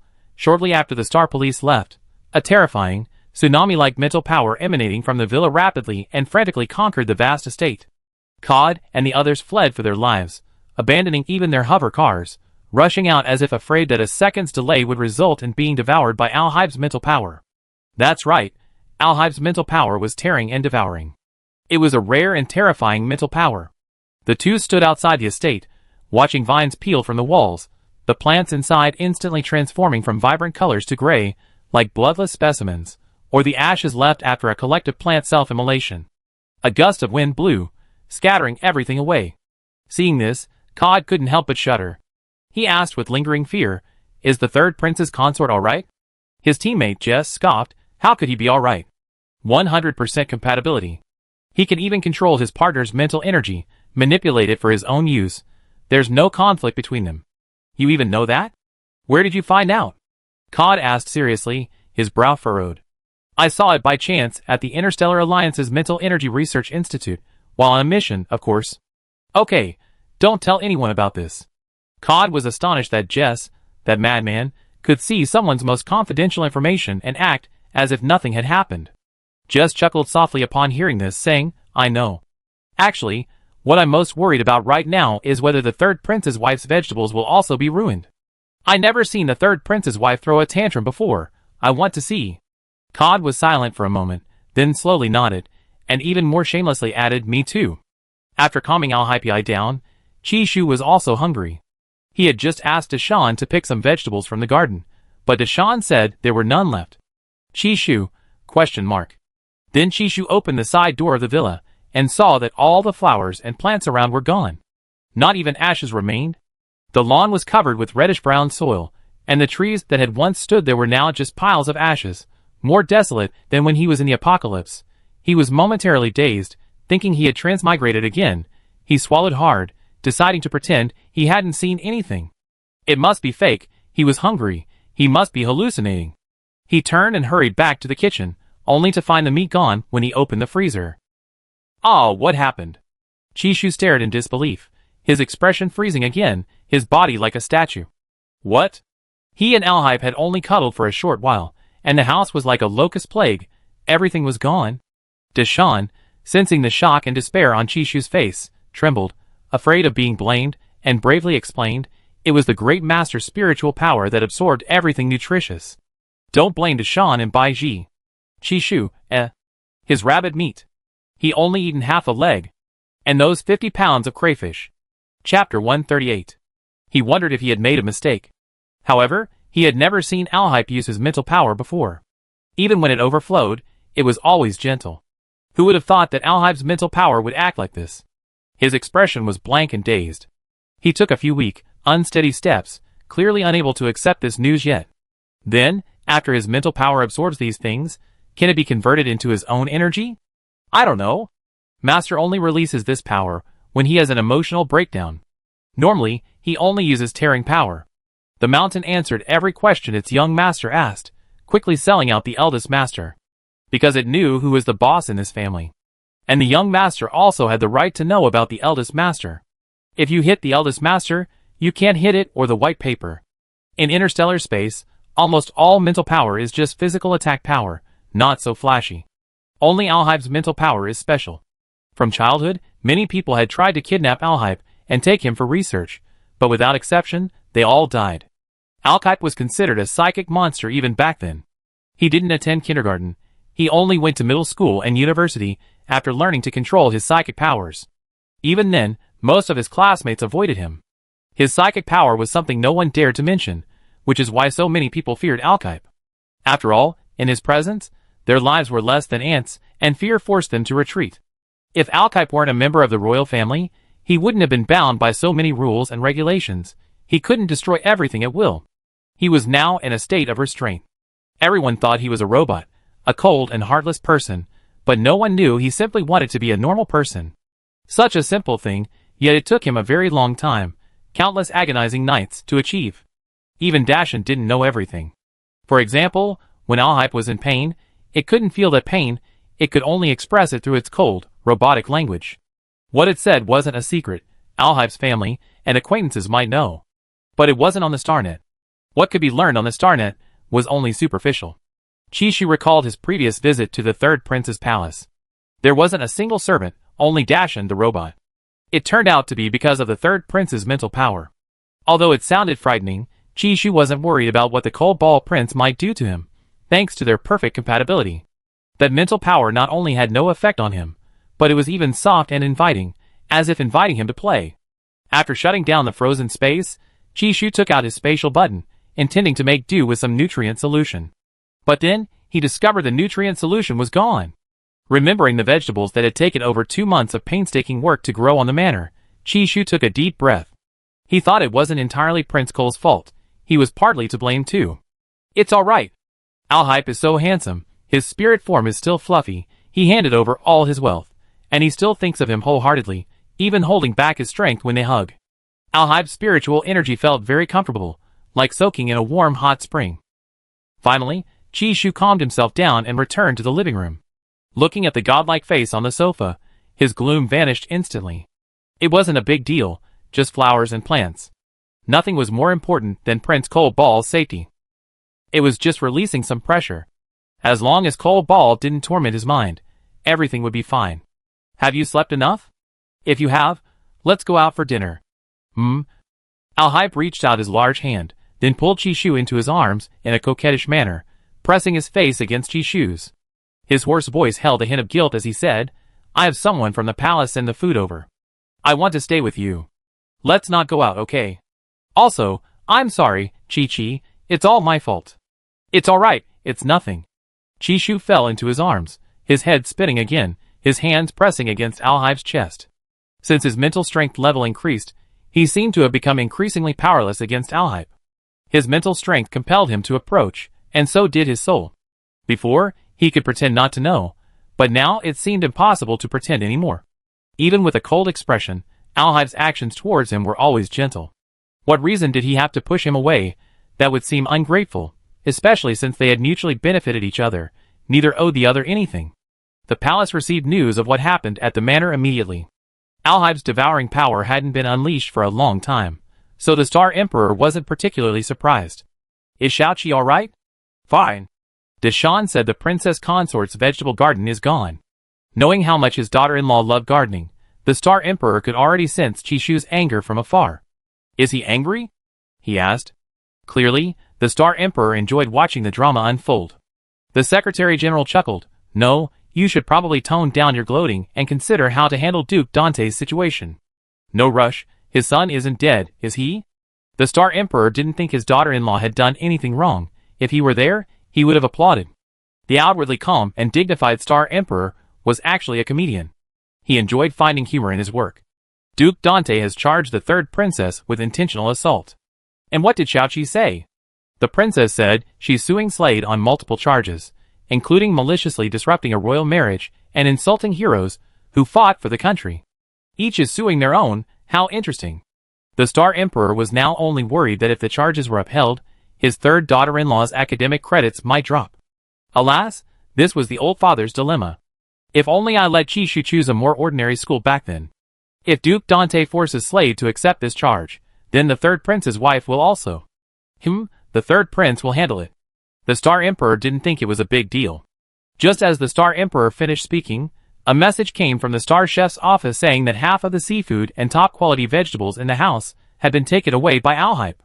This child. The Star Emperor, who had just been gloating and hoping the third prince would get scolded, instantly lost his smile. Around 8 or 9 o'clock in the evening, Chishu and Alhype finally finished dinner. Chishu asked Alhype what caused the mental energy surge, but Alhype not only wouldn't say, but also became even more clingy. Chishu felt that Alhype was testing his willpower across 2 lifetimes. That night, when they went to bed, Alhype was also clingy and cuddly, practically clung to him like an octopus, making him imagine that he was a human being sucked by a cat. He couldn't help but laugh, tilting his head back to create some distance between himself and Alhype. Alhype watched Chishu laugh happily, a slight smile playing on his lips, his eyes fixed on the other's pink and full lips. Perhaps knowing what he wanted to do, his ears gradually turned red. But he hadn't confessed yet. He couldn't kiss Chi-Chi.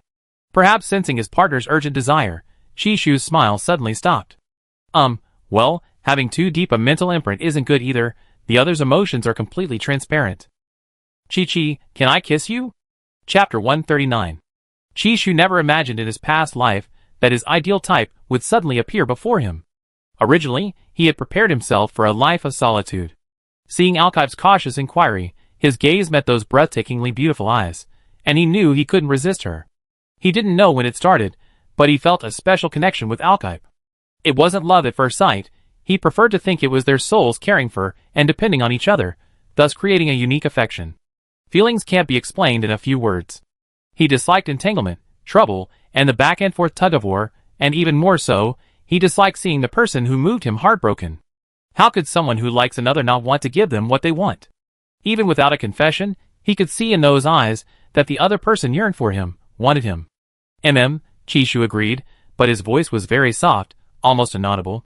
The night was thick, and the dim light inside the room vaguely outlined the silhouettes of the two people embracing. Chishu felt their breaths mingle before their lips met, warm breath brushing against his nose, carrying the faint scent of a post-shower bath.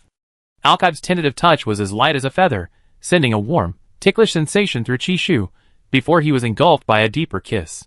Their eyes were closed, their exploration so clumsy yet passionate. The warmth of the touch sent a slight tremor through Chishu's body. This subtle reaction caused him to uncontrollably release his spiritual energy, but the moment his spiritual energy threads emerged, they were instantly pulled into his spiritual sea. They began exchanging spiritual energy, their spiritual seas trembling, a tingling sensation coursing through their bodies.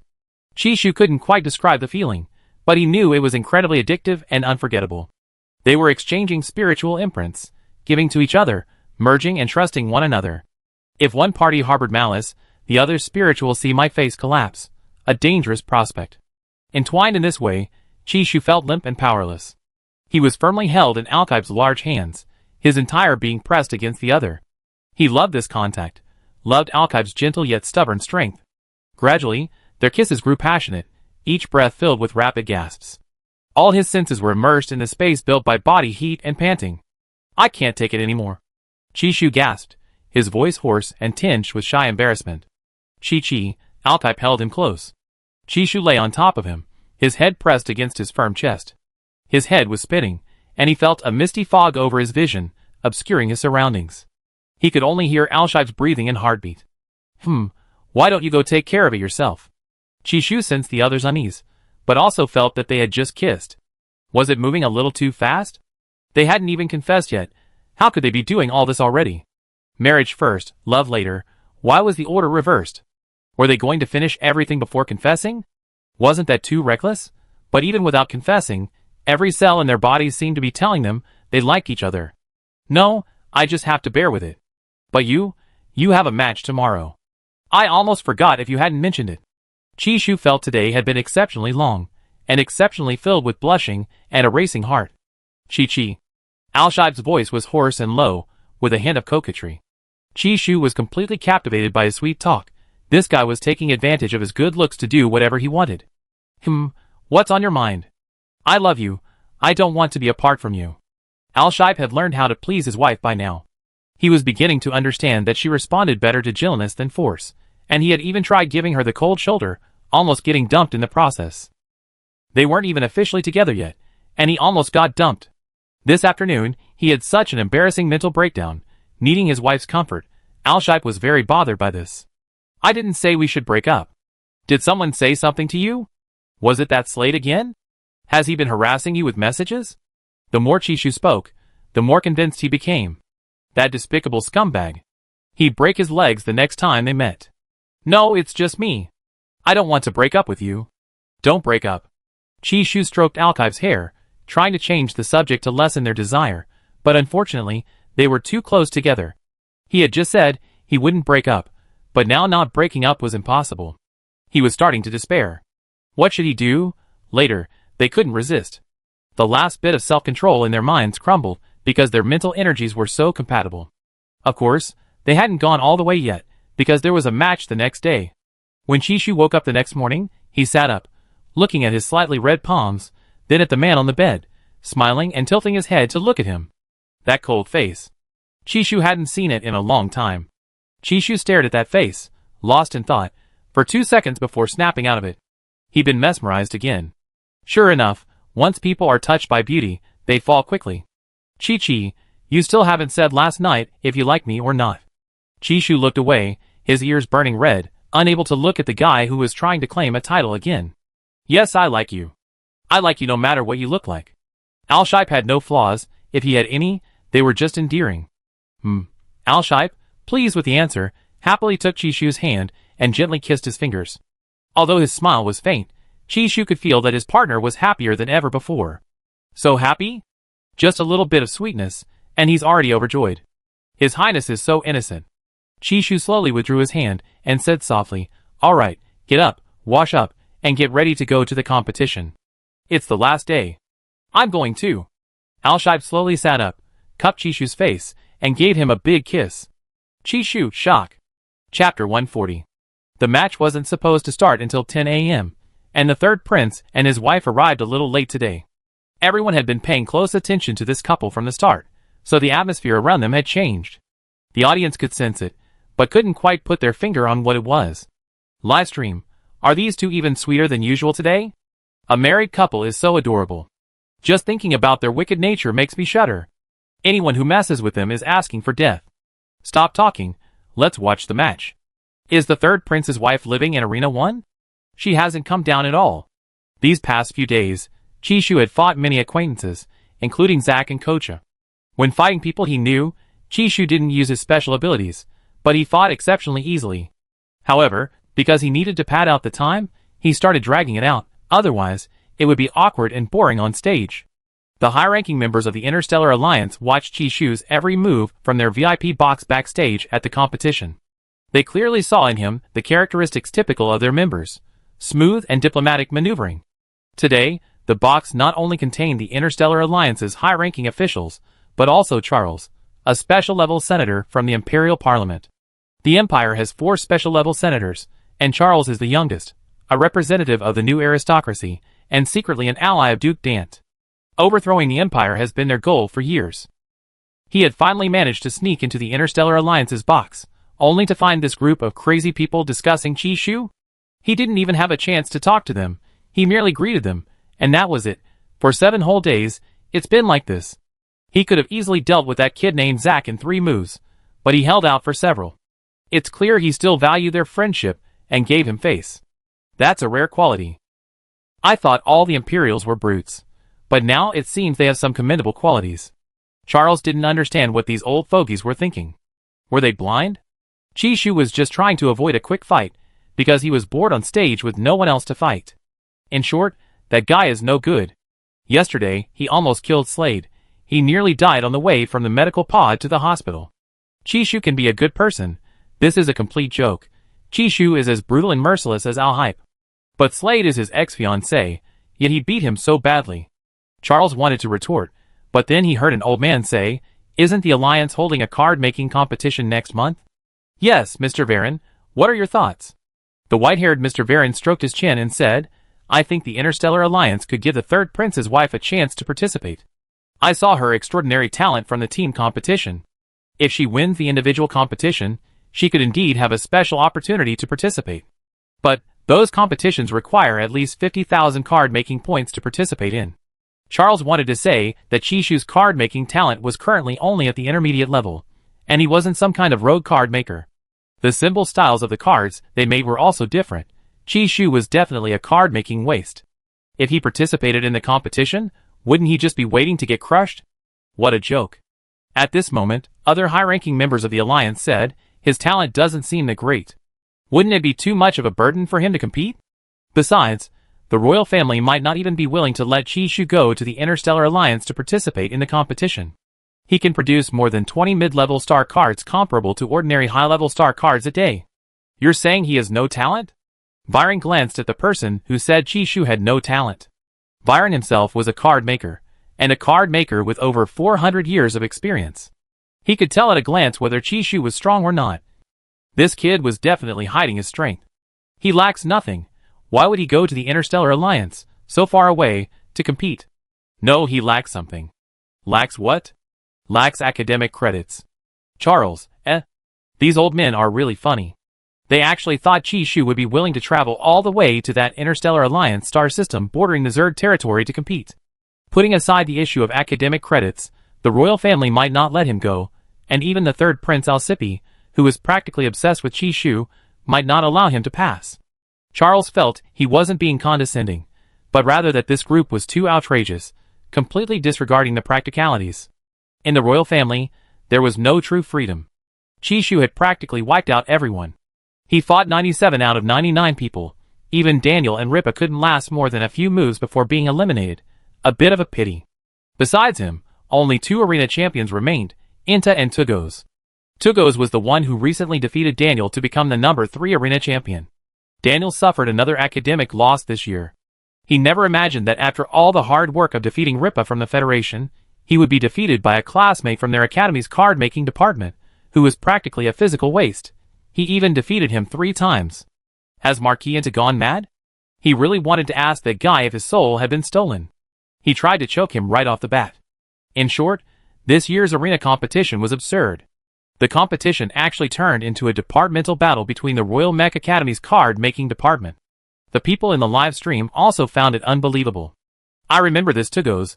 Last year he injured half of the Federation's card-making department and was banned, so he couldn't participate in the arena competition.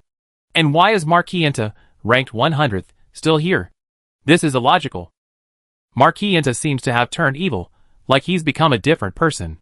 Could he have a split personality? Don't talk nonsense. Chishu, the man I've fallen in love with again and again, why is he so handsome? I never thought I'd become a fan of Chishu, who was once relentlessly attacked online. These past few months feel like a dream." Chishu also felt like it was a dream.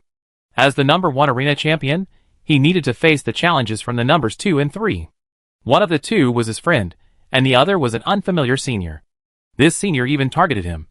The first time he met this guy, the guy smashed through the wall of the department's conference hall with his own body, a memory he still vividly remembered. As for Inta, he seemed to be a different person. Chishu initially thought the guy had been possessed, but later learned it was a case of dual personality. He found it very strange. This was the first time he had encountered something like this in his life. Today, Chishu had his hair tied up, and a high-necked, fitted shirt concealed certain marks. Perhaps due to increased training opportunities over the past few months, his physique had become quite attractive. The outline of his thin muscles could be seen through his slightly tight shirt. After seeing the first person, Tugos, come on stage, a faint smile appeared on Chishu's handsome face. Perhaps sensing a certain sour gaze from below the stage, Chishu's heart stirred slightly, and the corners of his lips softened slightly. Junior, hello. I haven't greeted you yet. I'm your senior, Tugos. Chapter 141. Tugos was handsome and upright, over 1.9 meters tall, with a strong physique. His smile resembled that of a male celebrity on the internet. His demeanor alone was impressive. However, he was actually a complete madman, ruthless and unscrupulous in achieving his goals. He was capable of using any means necessary, good or bad. In his world, there was no concept of right or wrong. He only cared about the boundaries of the law. Hello, senior.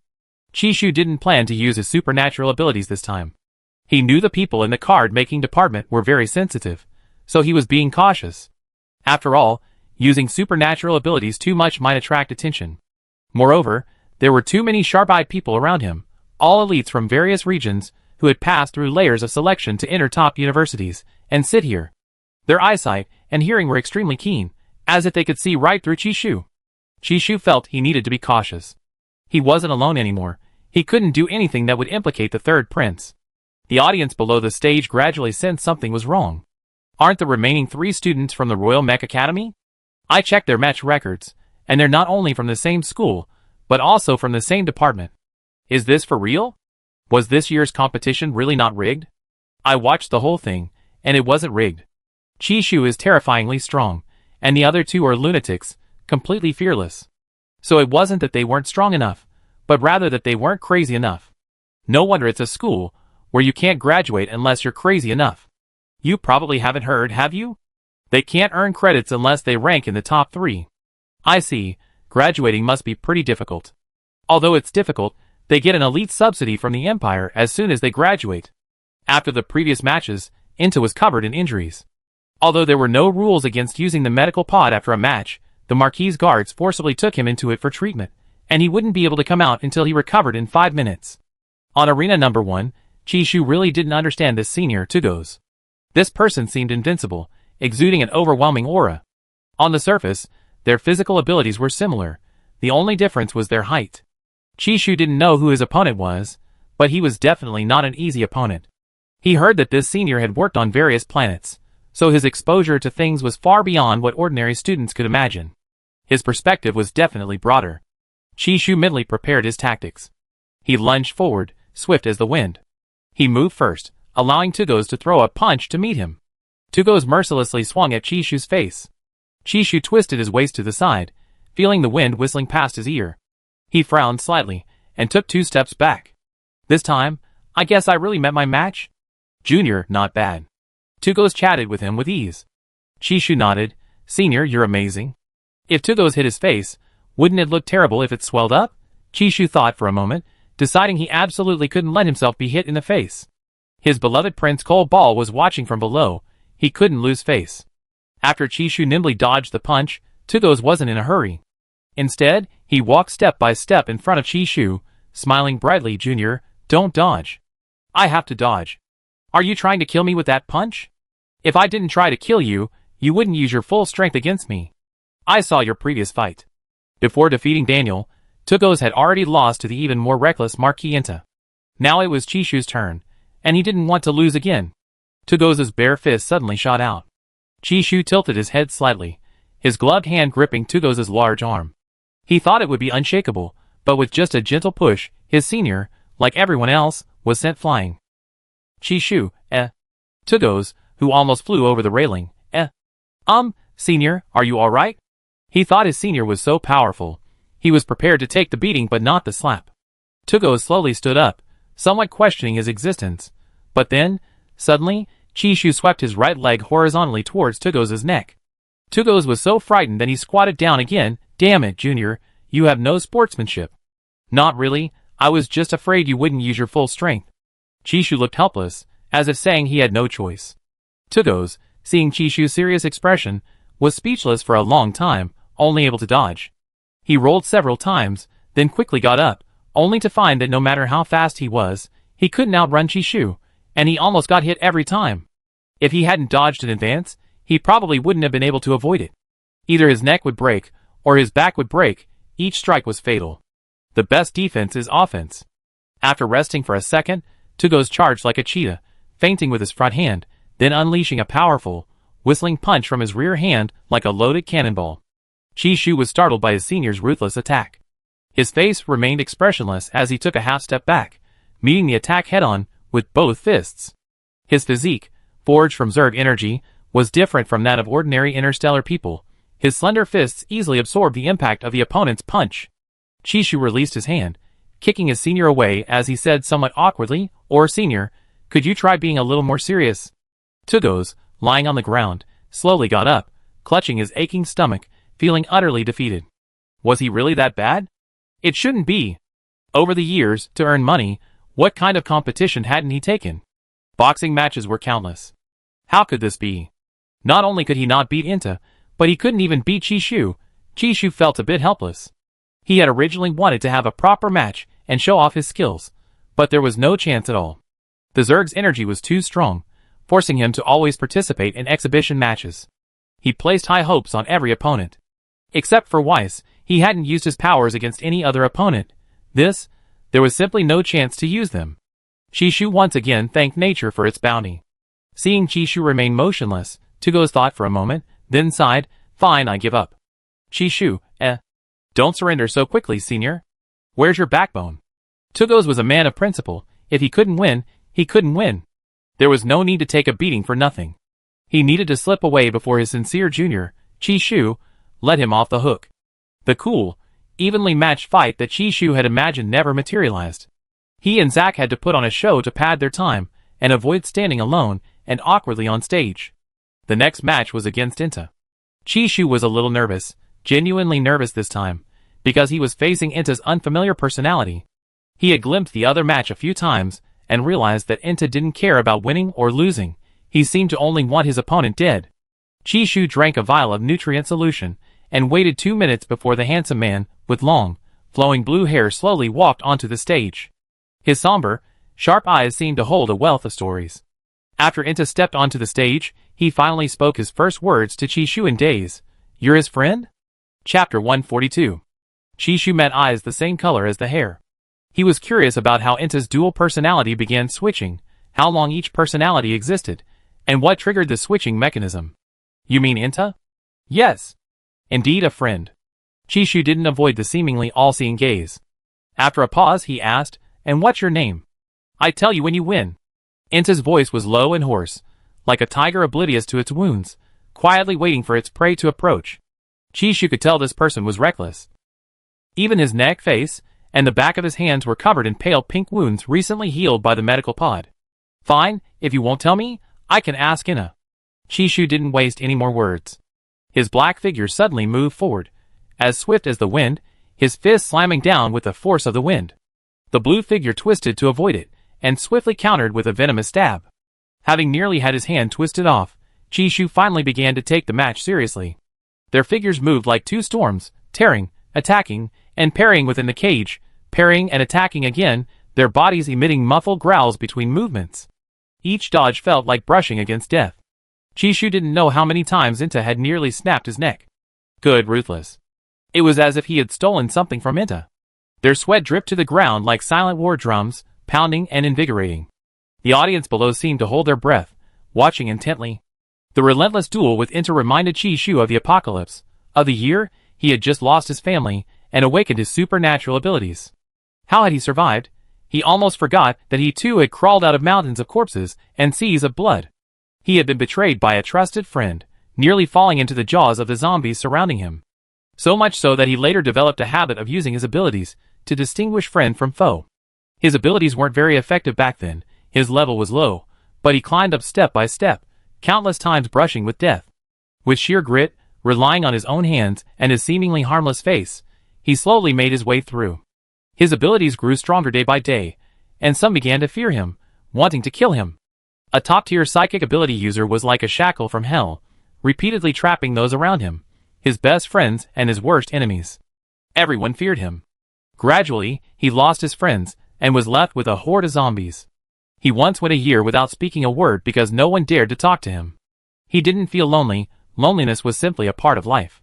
Punches and kicks clashed, the two evenly matched, sharing the same ferocity, like two tightly wound springs, each pushing themselves to their limits, seemingly pulling each other into an abyss. This spectacular yet bloody battle was nothing more than a clash of raw power and primal skill. Their eyes hardened and hardened, like demons crawling from hell. Livestream. However, you friends' fight has escalated to the league level. That's too serious. This is what you call friends? I figured it out. Marquis Inta really does have a split personality. I feel like the young Marquis is going even harder. Compared to this year, last year's arena match wasn't even in the same league.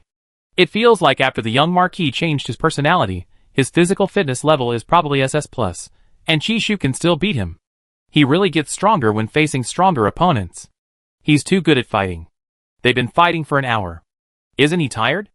Alhype, watching quietly from below the stage, felt a pang of pain in his heart every time Chishu sustained a wound, but he couldn't stop his opponent's growth. Chishu had always climbed his way up through sheer hard work. He knew the hardships involved. He was incredibly tough on himself in the training room, appearing relaxed on the surface, but he wasn't.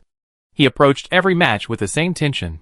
Even without using a mecha, he knew how to play to his strengths and minimize his weaknesses, striving for the best results in the shortest amount of time.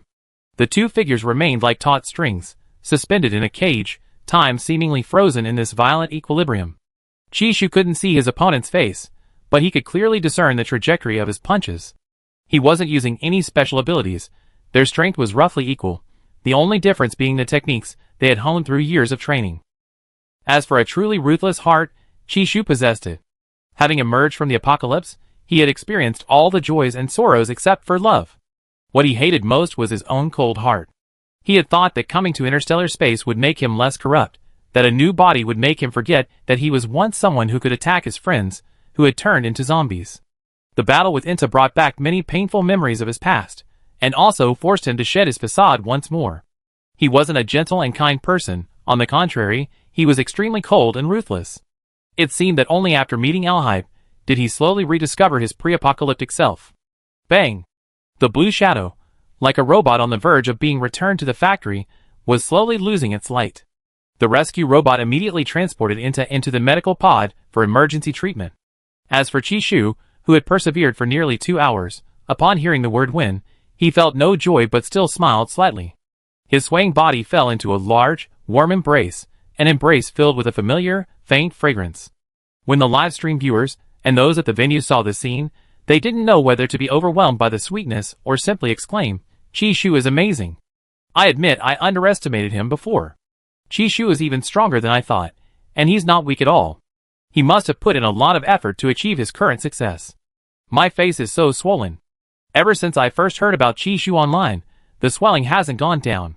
I'm truly impressed this time. OMG, someone this hardworking, I can't find a reason not to be a fan. Isn't anyone going to say anything? The third prince must be heartbroken, right? How could he not be heartbroken? He even wouldn't let the robot carry Chishu and put him in the medical pod himself. Before, some people said Chishu and the third prince weren't a good match. Now I want to ask those people, doesn't your face hurt? They're so affectionate, it's making my teeth ache with jealousy. So handsome, so ruthless, and such a good-looking man. Even with blood on his hair, Chishu looks so good. Am I a sucker for good looks? After the match, Chishu recuperated in the medical pod for 2 days and 2 nights.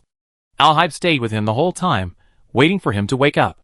During this time, he even asked his father to send over nutritional supplements, so that Chishu could eat them as soon as he woke up. He could sense that Chishu was very different in the fighting arena. He lacked his usual gentleness, and his eyes were fierce, but he still liked him very much. Chapter 143. On the third night, Chishu finally woke up, ravenously hungry. He found himself lying in a medical pod. Sitting up, he saw Alhype asleep on the pod. Hype's long, slightly curled eyelashes made his face even more handsome, truly a sleeping prince. During the competition, recalling his painful past, Chishu thought he was going to have nightmares, but he didn't. Perhaps it was because he had someone he could rely on by his side? He leaned in slightly, and kissed Alhype on the cheek. Prince Cole Ball, I'm hungry. Chishu smiled and nudged his hand. Chi-chi. Alhype felt his wife kissing him, a tingling sensation spreading through him. He smiled slightly, suppressing his excitement. Chishu looked at those slowly opening, deep purple eyes, and his heart skipped a beat. It felt like he had only slept, but it had been a long time since they last met. Hungry? Try this nutrient solution first. It's your favorite orange flavor. Alhype, barely awake himself, was worried his wife was hungry, so he immediately took out the nutrient solution he just swiped from his mother's storage space. Chishu felt a bit strange being watched so tenderly, and fed the nutrient solution. He slightly opened his mouth, and the slightly orange liquid slowly flowed into his mouth. It tasted very good, sweet, and slightly sour. I feel alive again. It truly lived up to its name as a nutrient solution. It felt like a single sip would replenish his energy, and his body felt stronger. Chishu slowly stood up and asked him, "How long have I been asleep?" Alhype clung to Chishu's back like a giant pendant, his head resting on his shoulder. 2 days and 2 nights, you can really sleep. 2 days. Chishu suddenly remembered the tea party with his sisters-in-law, and grabbed the terminal on Alhype's wrist to check the time. Thank goodness, there's still time. Are you going tomorrow? Are you busy? Yes, I'm going back to base tomorrow, and the day after to handle some things. I have Landon and the others continue to protect you. Alhype didn't dare tell Chi-Chi that he was angry, so he went and blew up the research institute that Duke Dant nominally owned on the capital star. Chi-Chi was sleeping soundly when those people insisted on coming to demand an explanation, wanting Chi-Chi to cooperate with the Star Bureau's investigation. They said Chi-Chi had controlled the vice president of the card-making association. The reason Chishu didn't appear before the vice president that day was probably because the surveillance footage from the outer perimeter of the banquet villa was copied, revealing that Chi-Chi had saved Ming Rui. How annoying, bringing up something that's been going on for ages. Alhype felt they were disturbing Chi-Chi's sleep, so he gave them something to do. Blew up Duke Dant's research institute to keep them quiet. Because of this incident, Alhype had to return to base to handle the accumulated official business of the past few days. This was the result of a deal with his father. His father would take care of settling things, while he had to finish his own work and not trouble his father any further. Chishu didn't ask many questions, only feeling that the large accessory on his body was a bit heavy, and that his Cobalt Prince had become even more clingy, until they separated when he went to take a bath. While soaking in a rose petal bath, Chishu finally remembered his terminal. He opened it, and saw that Inta had sent him many messages. Inta, bro, you broke my bones, you know? I'm stuck in the medical pod now. Inta, so boring. I watched your fight with Ion in the medical pod. It was fierce. Inta, still not awake. Inta, you're not angry, are you? Inta, I'm not angry yet. You lied to me so badly. We agreed to be last in class together. Where are you? Inta, really angry. Hey. The last message was sent today, and Chishu didn't know which personality of Inta to criticize. He replied, just woke up, not angry? What broken bone? Didn't you fall down yourself, Inta, eh? After replying to Inta's message, Chishu looked at other messages, including an invitation to the Interstellar Alliance card-making competition from the department head. Isn't this all for his alternate account? Chishu hesitated for a moment, but between avoiding being chased and getting beaten up and credits, he resolutely chose credits. What a joke, an alternate account is nothing compared to credits. However, he still needed to discuss this with Prince Cobalt. Prince Cobalt is the one who makes the decisions at home. Chishu replied to the department head, I think about it. The department head immediately replied, you have 10 days to consider, and 5 days to prepare after that. Chishu, okay. With so much time, I can rest for a long time, and I don't have to fight zombies every day. This kind of life is quite pleasant, isn't it? Chishu was about to close the terminal when a post about himself popped up. The competition ended 2 days ago, and I'm still questioning my life. The most unlikely thing has finally happened. Before the competition, what was Chishu? After the competition, what am I? Now it seems that Sal is still unlucky to have met Chishu so early. Don't even mention it. No one from the Federation can get into the top 3 this year. Last year, 2 people got into the top 3. It's getting worse every year. Chishu, he always refreshes my understanding. I dare not say anything to him anymore. I'm impressed. Chishu clicked on it, and found that almost all the comments were praising him. He slightly curled his lips, and resisted the urge to like it.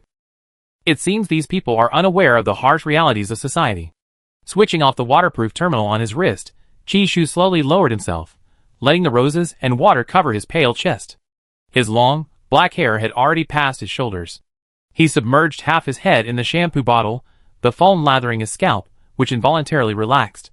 He calculated that he had accumulated a total of 21 points after this competition, including, for points from the school's preliminary competition, for points from hunting rabbit-like star beasts on the desolate planet, 3 points from the regional league on the capital star, 7 points from the Military Academy League team competition, and 3 points from the Military Academy League arena competition.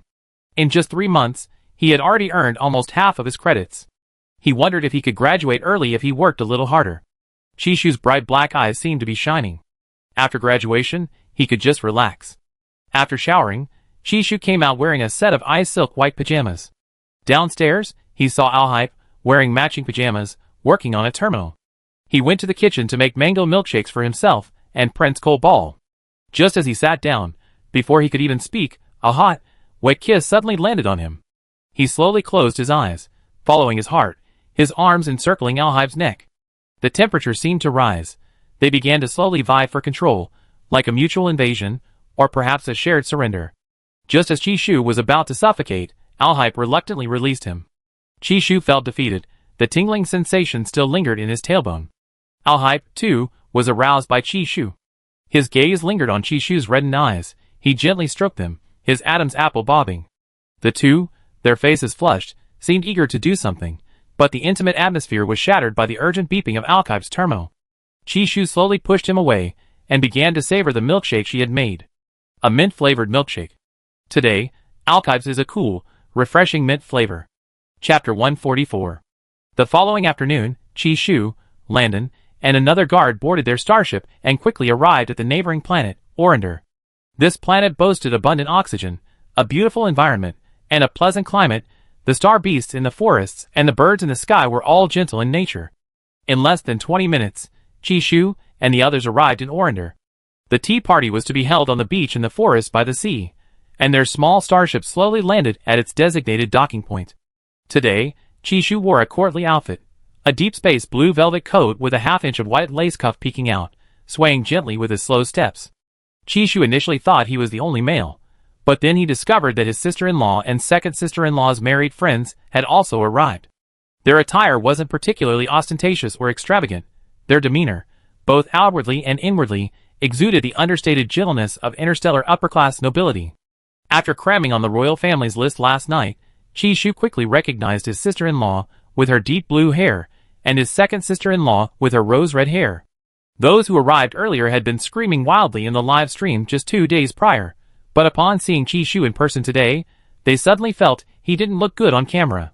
He was even more handsome in person than in the holographic live stream, with better skin. It wouldn't be an exaggeration to say he was a meticulously crafted anime character model.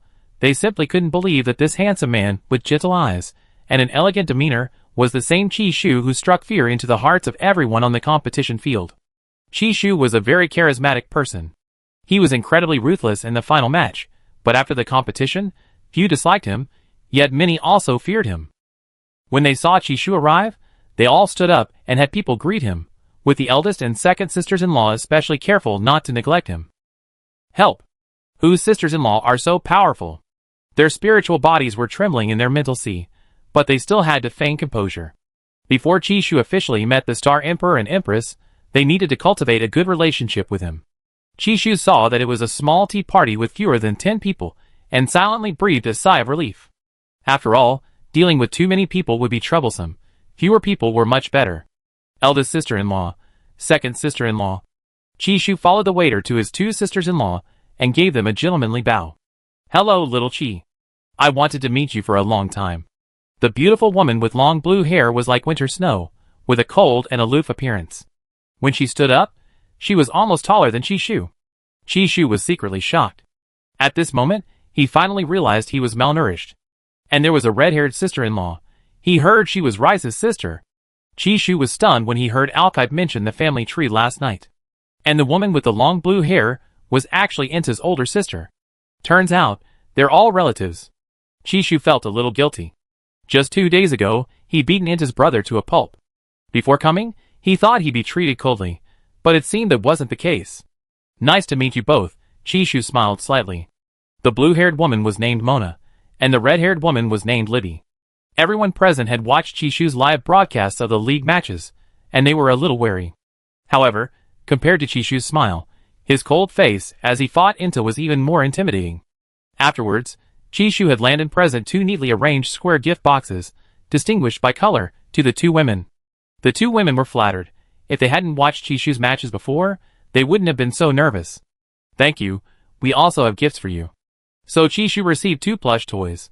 Chishu really liked them. One was a little polar bear, and the other was a sheep named Kazuo, the most popular anime character recently. I really liked them, thank you, sisters-in-law. We didn't know what you liked, but we felt you liked fluffy gifts. The blue-haired beauty's cool voice carried a hint of gentleness. Chishu accepted the gifts, thanked her, and then stored them in his spatial storage. Chishu was unaware that he was actually the protagonist of this tea party. After sitting down, everyone chatted about recent events, including their favorite plants. Since they were all young, they talked a lot about mecha competitions. Chishu felt that everyone was considerate of him, always asking him what he liked and what he enjoyed doing.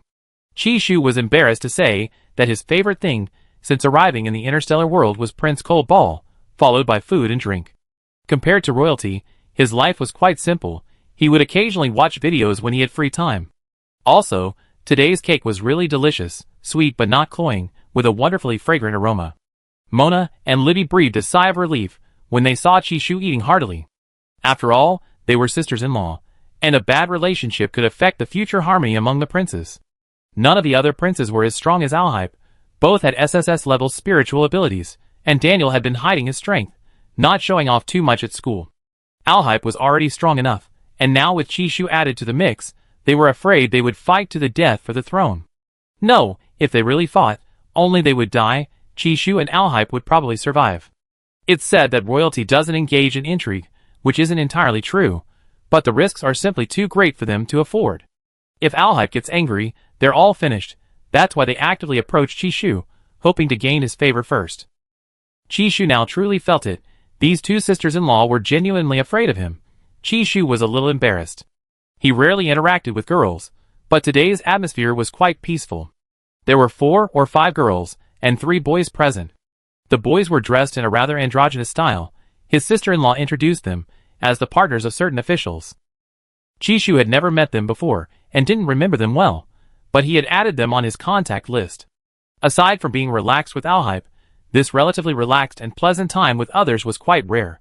Chishu was eating cake, feeling wonderful, but before he could finish it, a sandstorm swept in, turning his cake into sand cake.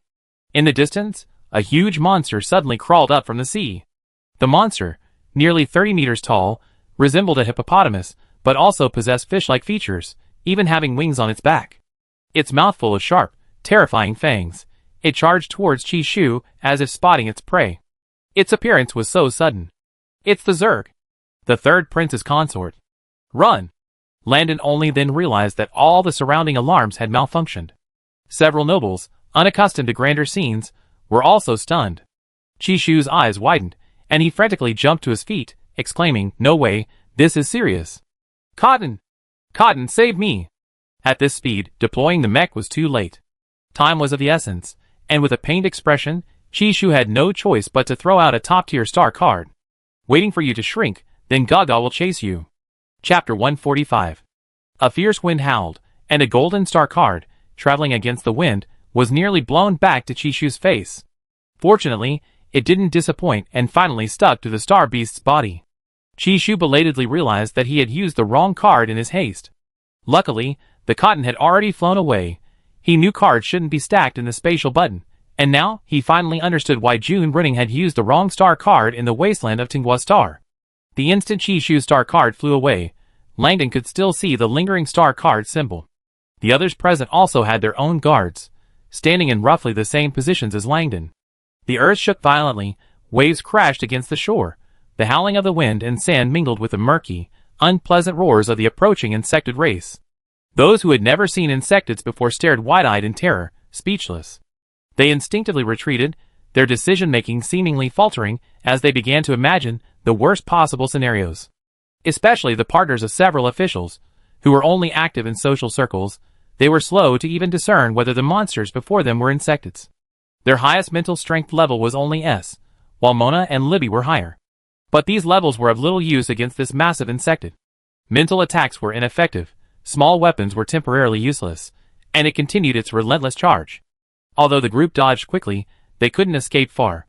The shadow loomed overhead, as if darkness was approaching.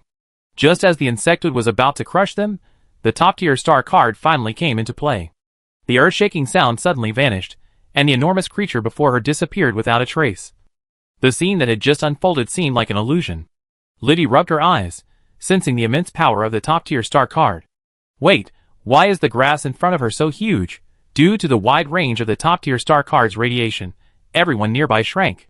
Chi-Shu was stunned when he shrank, but thankfully his clothes shrank along with him.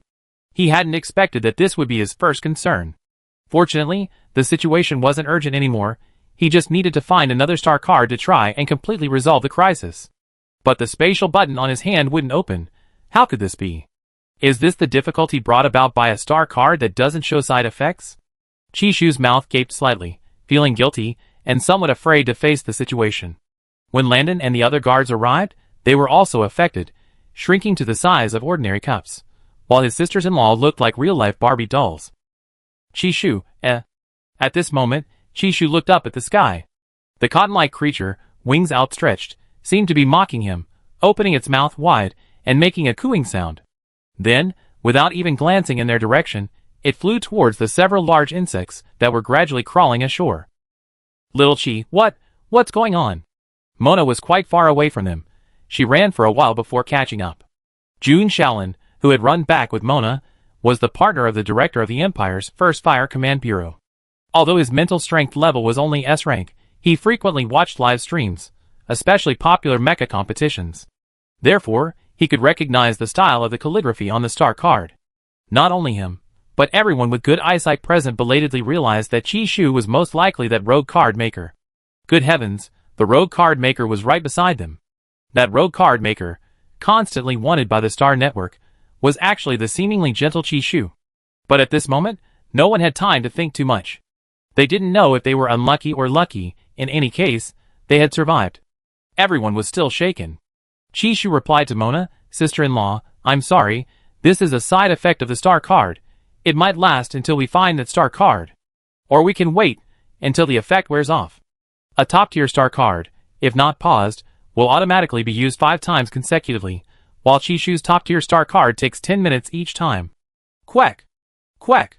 Just as Chi-Shu finished speaking, a sound like a duck's quack suddenly rang out. Before everyone could react, a shrunken, incredibly ugly insect, its wings flapping, flew towards them with its chubby body. Why hasn't this thing? Chi-Shu slowly recalled that the effect of this top-tier star card was to compress enemies, shrinking their size and strength, while slowly depleting their energy. The star card only brought them side effects. The insect was also severely compressed.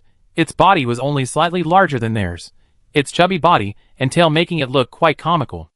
Chi-Shu tried hard to recall that this type of insect could locate people through sound and smell, but because its sense of smell was blocked by the star card, it could only find people by the movement of objects and sound. Its sense of smell has failed. Everyone, don't move, don't make a sound, Chi-Shu said to the crowd. Then, the crowd, who had been running, suddenly stopped and held their breath. Chi-Shu never imagined that the saying what goes around comes around would one day come true for him. So you're the rogue card maker, Chi-Shu? Kenna, lying on the ground clutching his head and sticking out his rear end, was still in shock. His words had barely left his lips when the ugly bug flew over, about to open its mouth and devour him. Hearing the word rogue, Chi-Shu's face turned red, but he had to attract the bug's attention. He clapped his hands, making a sound. The ugly bug opened its mouth wide and flew over again. Chi-Shu tilted his head back, his face contorted in disgust. Just as the bug was about to touch his face, he held his breath. The bug didn't fly any further, and instead turned to look for Langdon, who was also struggling to breathe. Langdon, panting heavily, was about to open his spatial storage to find his weapon, when he discovered it was temporarily restricted by the star card. His particle cannon had long been discarded on the beach. From his current perspective, it was larger than his hover car. What should he do? Third Princess Consort, are you alright? Langdon had barely finished speaking when the insect flew over. He was so disgusted by its ugliness that he almost couldn't drink his nutrient solution. Langdon tried to swat the insect with his mental energy, but its skin was incredibly thick, and he couldn't even scratch it after a long time. He knew his mental energy was also malfunctioning.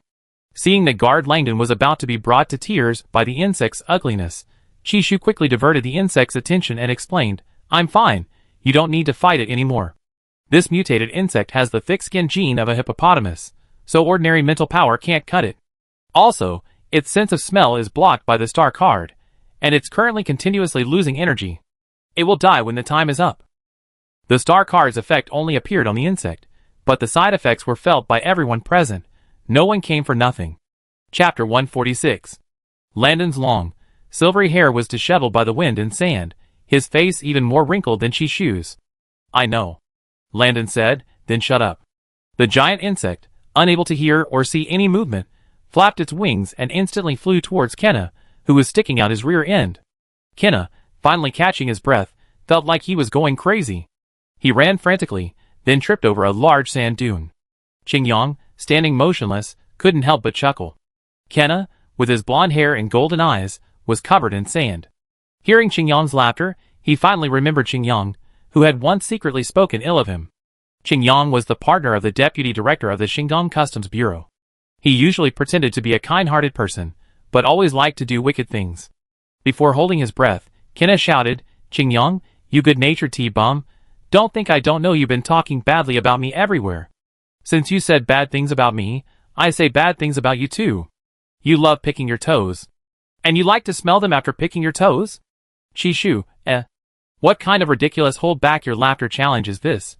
The others, who were also holding their breath and watching the drama unfold, felt this was pure torture. Their spiritual bodies couldn't be released in time to help get rid of the bugs. Because they were all acquaintances, everyone present pursed their lips, wanting to laugh but unable to, after hearing gossip about someone they knew. Upon hearing this, Qingyang immediately retorted angrily, "You're talking nonsense. Did you install surveillance cameras in my house? How do you know so much?" Chishu, That's right, this is a real tea party, also known as a gossip-eating party. But will he be held a grudge? These two, who were supposedly friends, have fallen out at this time.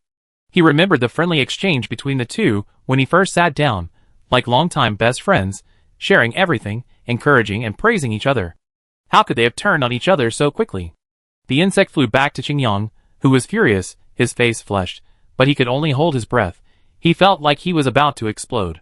Kenna, having figured out how to avoid being eaten by the insect, became reckless. As the insect flew towards Qingyang, he suddenly burst out laughing. "I'm talking nonsense? Look at you, pretending to be refined, but your mouth is full of such vulgarities." Kenna immediately shut up before the insect could reach him. Insect, ? Where is he?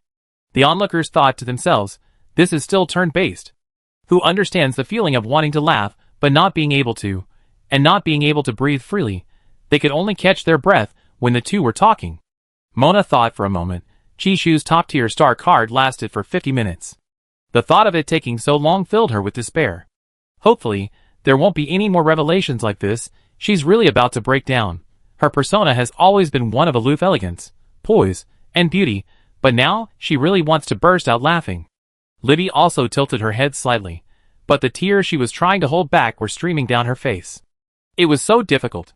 From the moment Chishu's identity was revealed until now, they hadn't even had time to be shocked, and now they were about to be laughed to death by these two. And to make matters worse, they were all friends, so they couldn't laugh openly. "You're one to talk. You think you're so sophisticated? Remember last year when you had a piece of vegetable stuck in your teeth? You chatted with the dean of the School of Life Sciences for over half an hour with that vegetable stuck in your teeth. You probably thought you looked great, and you didn't even know you had a piece of vegetable stuck in your front teeth." After hearing Kenna reveal his secrets, Qingyang's plastic best friend facade crumbled. Kenna, upon hearing this, turned red with anger. Of course, he knew about it. He only discovered it when he looked in the mirror at home. But why did Qingyang, that big idiot, have to say it out loud? The insect flew around restlessly during their conversation, flapping its wings impatiently. It clearly sensed humans nearby, but its sense of smell was impaired. It could only hear faint breathing and moving figures. "You're talking nonsense. You're spouting rubbish.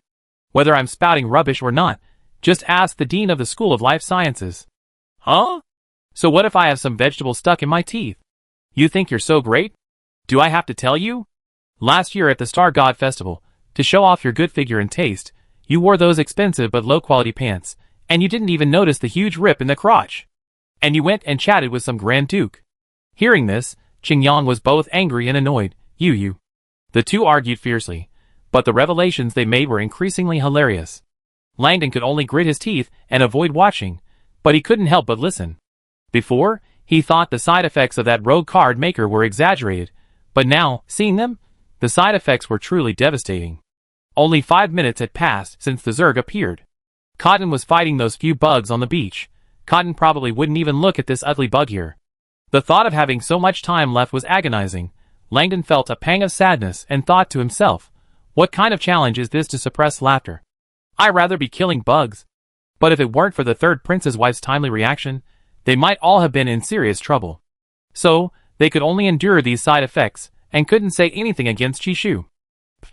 Someone in the crowd couldn't hold back any longer. Qingyang turned his head fiercely. Who's laughing? Mona bit her lip, suppressing her laughter, and shook her head slightly to indicate it wasn't her. Kenna was her friend, and Qingyang was Libby's friend. Although that's what they called it, their little circle had existed for a long time, and they never expected everyone to be so sarcastic behind the scenes, even collecting each other's jokes. The worst part was that they wanted to laugh but couldn't. Chishu also had a very low threshold for laughter, and now he was so frustrated that he sat down and covered his face, laughing silently for a while. He laughed so hard he forgot he possessed a mental control ability. How foolish of him. Why not just drive the insectids away? But just as he secretly tried to unleash his power, he discovered it was locked and unusable. Chishu's smile froze. He finally understood the despair Rice and Dickens felt. This side effect was truly unbearable. Mental power was usable, but for the tiny Chishu, using his mental power as a weapon was like giving this giant insect a scraping massage, utterly useless. In the end, he could only wait for Cotton to finish its work and return to devour this giant insect. He looked towards the sea. The large white ball was eating insects, climbing up one by one and consuming them. Some were too large for Cotton to swallow, so it pecked them to death with its beak, then tore them apart with its claws before eating them. Chapter 147. Chishu dared not look. He used his mental power to sense that Cotton should hurry back to save him. But Cotton said there were too many insects here, and if they weren't eaten, they would come ashore. After conveying the message, Cotton happily ate the insects again. Chishu's physical strength level had increased, and his mental form could also grow to the desired size. Chishu remembered that many people lived nearby. Even without the alarm sounding, those people wouldn't evacuate. If the insectids came ashore, they might eat them all. Being in the royal family, he still had to consider the people of the empire. Landon, unable to send a distress signal? I already sent one, but there's no response. I suspect the signal relay station has been destroyed.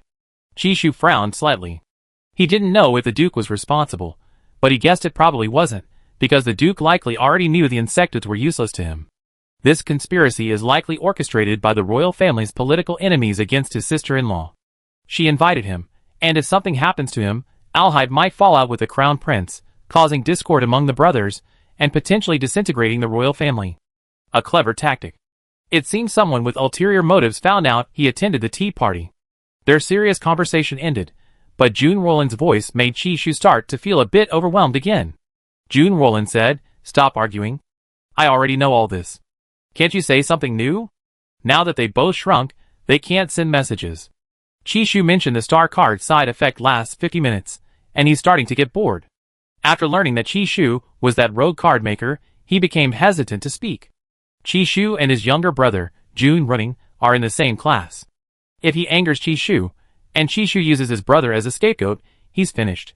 Moreover, Chishu had just saved them, and June Roland was very grateful to him, so she dared not mention the star card to Chishu, fearing that the rogue card maker would become even more rogue. You actually knew. Why didn't you say so sooner?" Kenna said incredulously. "Gaw. If I had told you, what if you two had a bad relationship and blamed me? I could only pretend I didn't see it." June Roland lay on the ground, motionless, her head tilted back. After speaking, she immediately covered her mouth, worried that sand might get in. "Gaw. You're really going to pick a fight, June Roland. How can you bear to watch a good show? Last year at the banquet you farted. Do you think I didn't know it was you?" Qingyang suddenly laughed. Landon and the other guards felt for a moment how miserable their lives were. Why did they have to hear these things they couldn't laugh at? What happened to the elite aristocracy? Couldn't they be a little more refined? How did you know?" Qingyang said, "Because I was with you those 2 days. What you ate at the restaurant, how could I not know?" June Roland clearly hadn't expected him to be involved. He instantly shut his mouth, not daring to say another word. "Caw!" The insect was furious. It felt those shrunken humans were toying with it.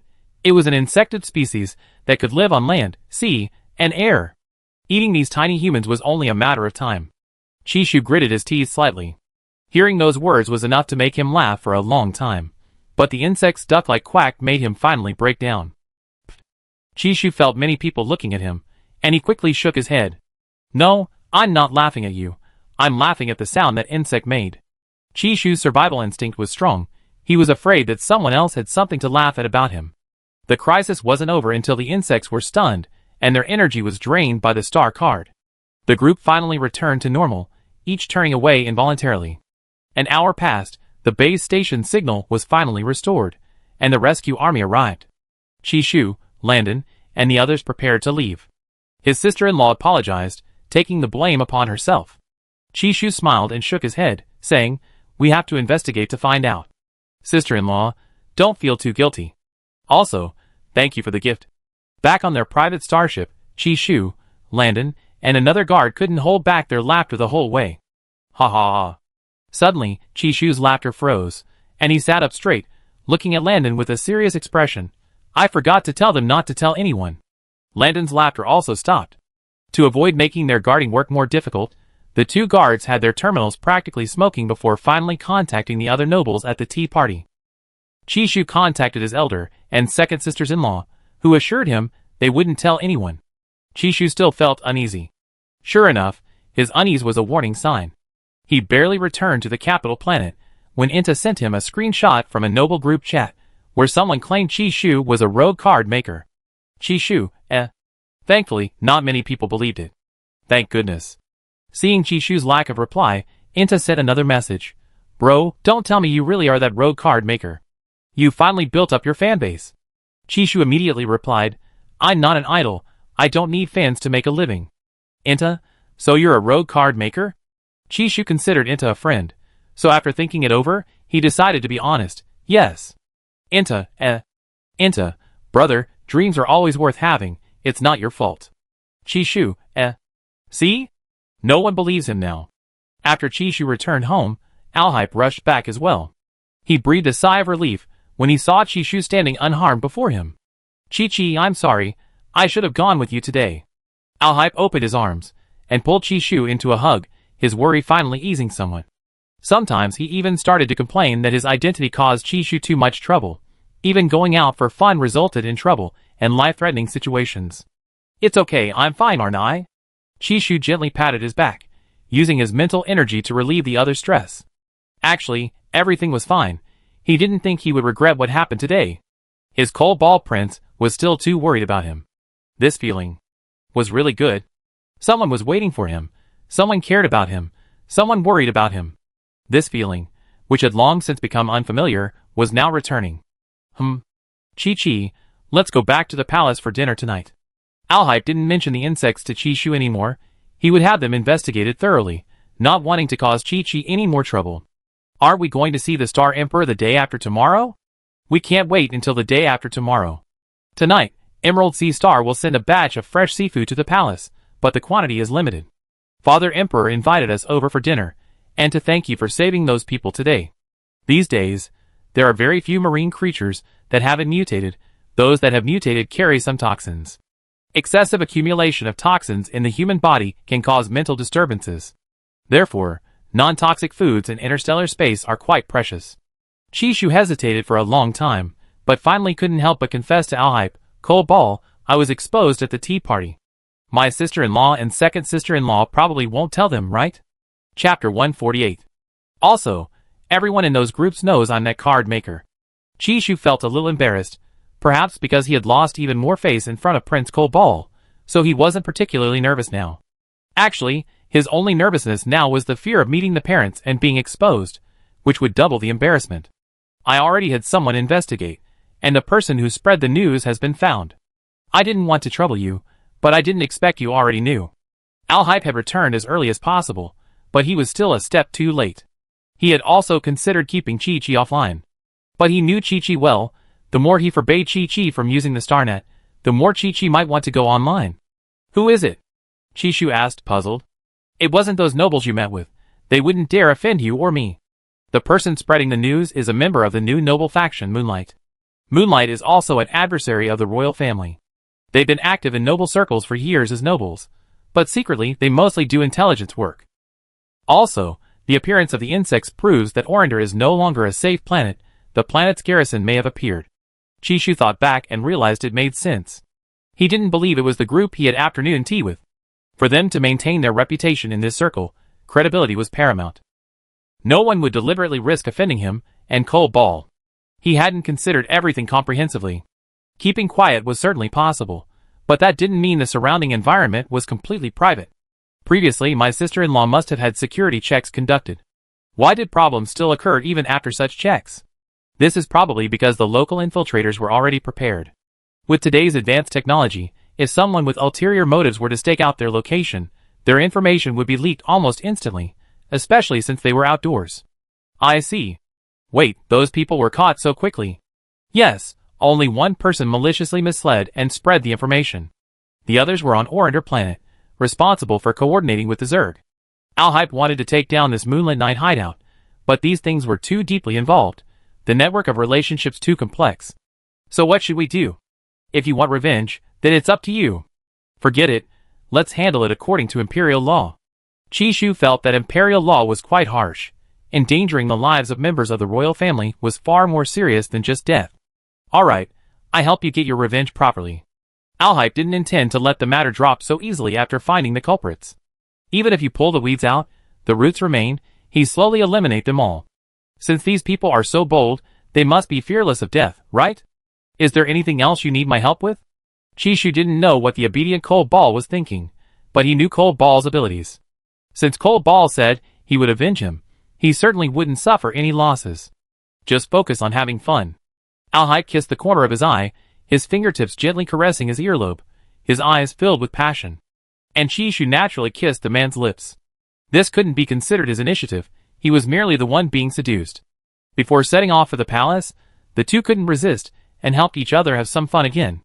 At the palace, Mona and Libby both kept their heads down. They also bore responsibility for the trouble this time. The Star Emperor was relatively strict with his eldest and second eldest daughters. After criticizing their partners, he originally planned not to keep them for dinner, but Mona volunteered, "Your daughters-in-law haven't had dinner with Father Emperor for a long time. Tonight, we will definitely take good care of you." Emperor Xinghuang, his children are all debts.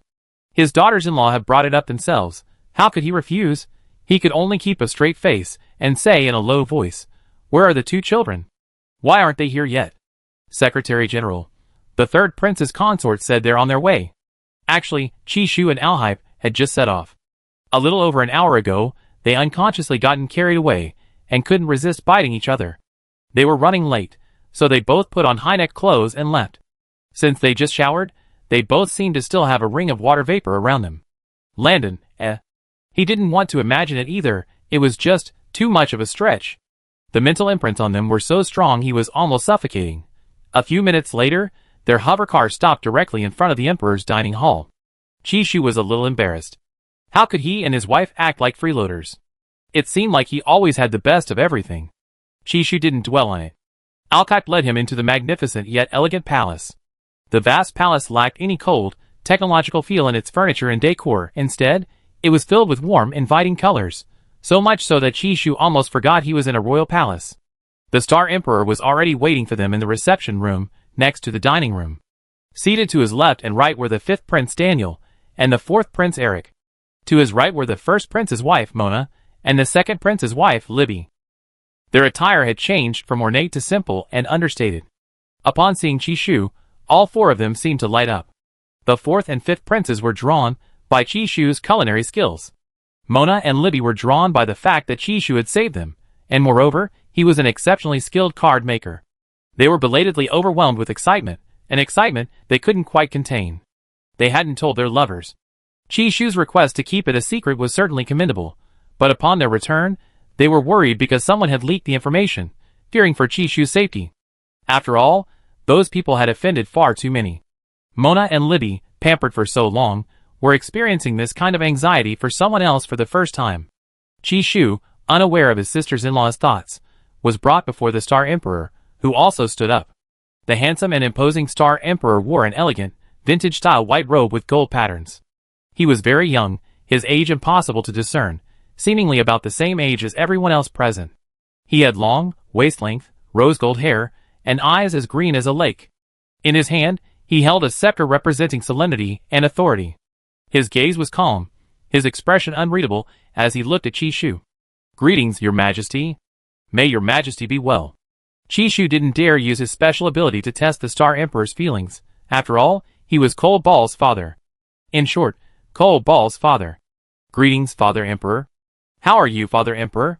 Al-Hype bowed slightly. Only in front of Qi would he feign filial piety. "Very well. Let's go. It's time. Let's talk after dinner." The Star Emperor withdrew his gaze from the couple and headed straight for the dining room. The Star Emperor's dining room was large, a garden-themed space. Ancient and elegant rectangular wooden tables with patterns could seat many people. The Star Emperor sat at the head of the table, with Qi between Al-Hype and the fifth prince, Daniel. He and Daniel were somewhat acquainted. Daniel was excited as soon as he sat down. He really wanted to ask if the news that Qi, who had been frantically forwarding the news for an hour, was the rogue card maker himself, was true. What he thought was impossible before now seemed increasingly plausible. Chapter 149. Qi was unaware of everyone's feelings. When he saw the queen was also there, he bowed to her before sitting down. He thought to himself, interstellar people are so young. Even though they were parents, it felt like siblings gathered together. The queen wore a black uniform, her hair neatly tied in a high ponytail, exuding a dashing air. She smiled slightly at Qi, but Qi felt she didn't like smiling, so his smile was awkward and stiff. Qi hadn't received permission yet, so when he greeted her, he politely smiled and said, "Good evening, Your Majesty." The queen nodded slightly. After Al-Hype sat down, he held Qishu's hand, feeling the sweat on Qishu's palm. He secretly released his mental energy under the table, slipping it into Qishu's palm to soothe him. Qishu hadn't expected Al-Hype to be so bold. How could the two of them do such a thing in front of so many people? However, after being comforted by Al-Hype, his tension eased. The family truly enjoyed a seafood feast. Because she needed to hold Qi with one hand, Al-Hype initially intended to use her hands, but later simply used her mental power to peel the shells off the shrimp that Qi liked, then dipped them in Qishu's favorite sauce, and put them in Qishu's bowl. Everyone stared in disbelief. Was this really the same Al-Hype, who didn't want to talk to anyone? Star Emperor could only chuckle inwardly. He knew his third brother was a love-struck fool, yet he wouldn't admit it. Daniel, sitting closest, felt like he was being fed dog food, a Chinese slang term for witnessing public displays of affection. Since Al-Hype's mental power control was so skillful that it didn't disturb the other's meal, it wasn't considered impolite. Delicious food can lift one's spirits. Qi found the star chef's skills quite good. The seafood was fresh and delicious, somewhat bland but not fishy, and had a unique flavor.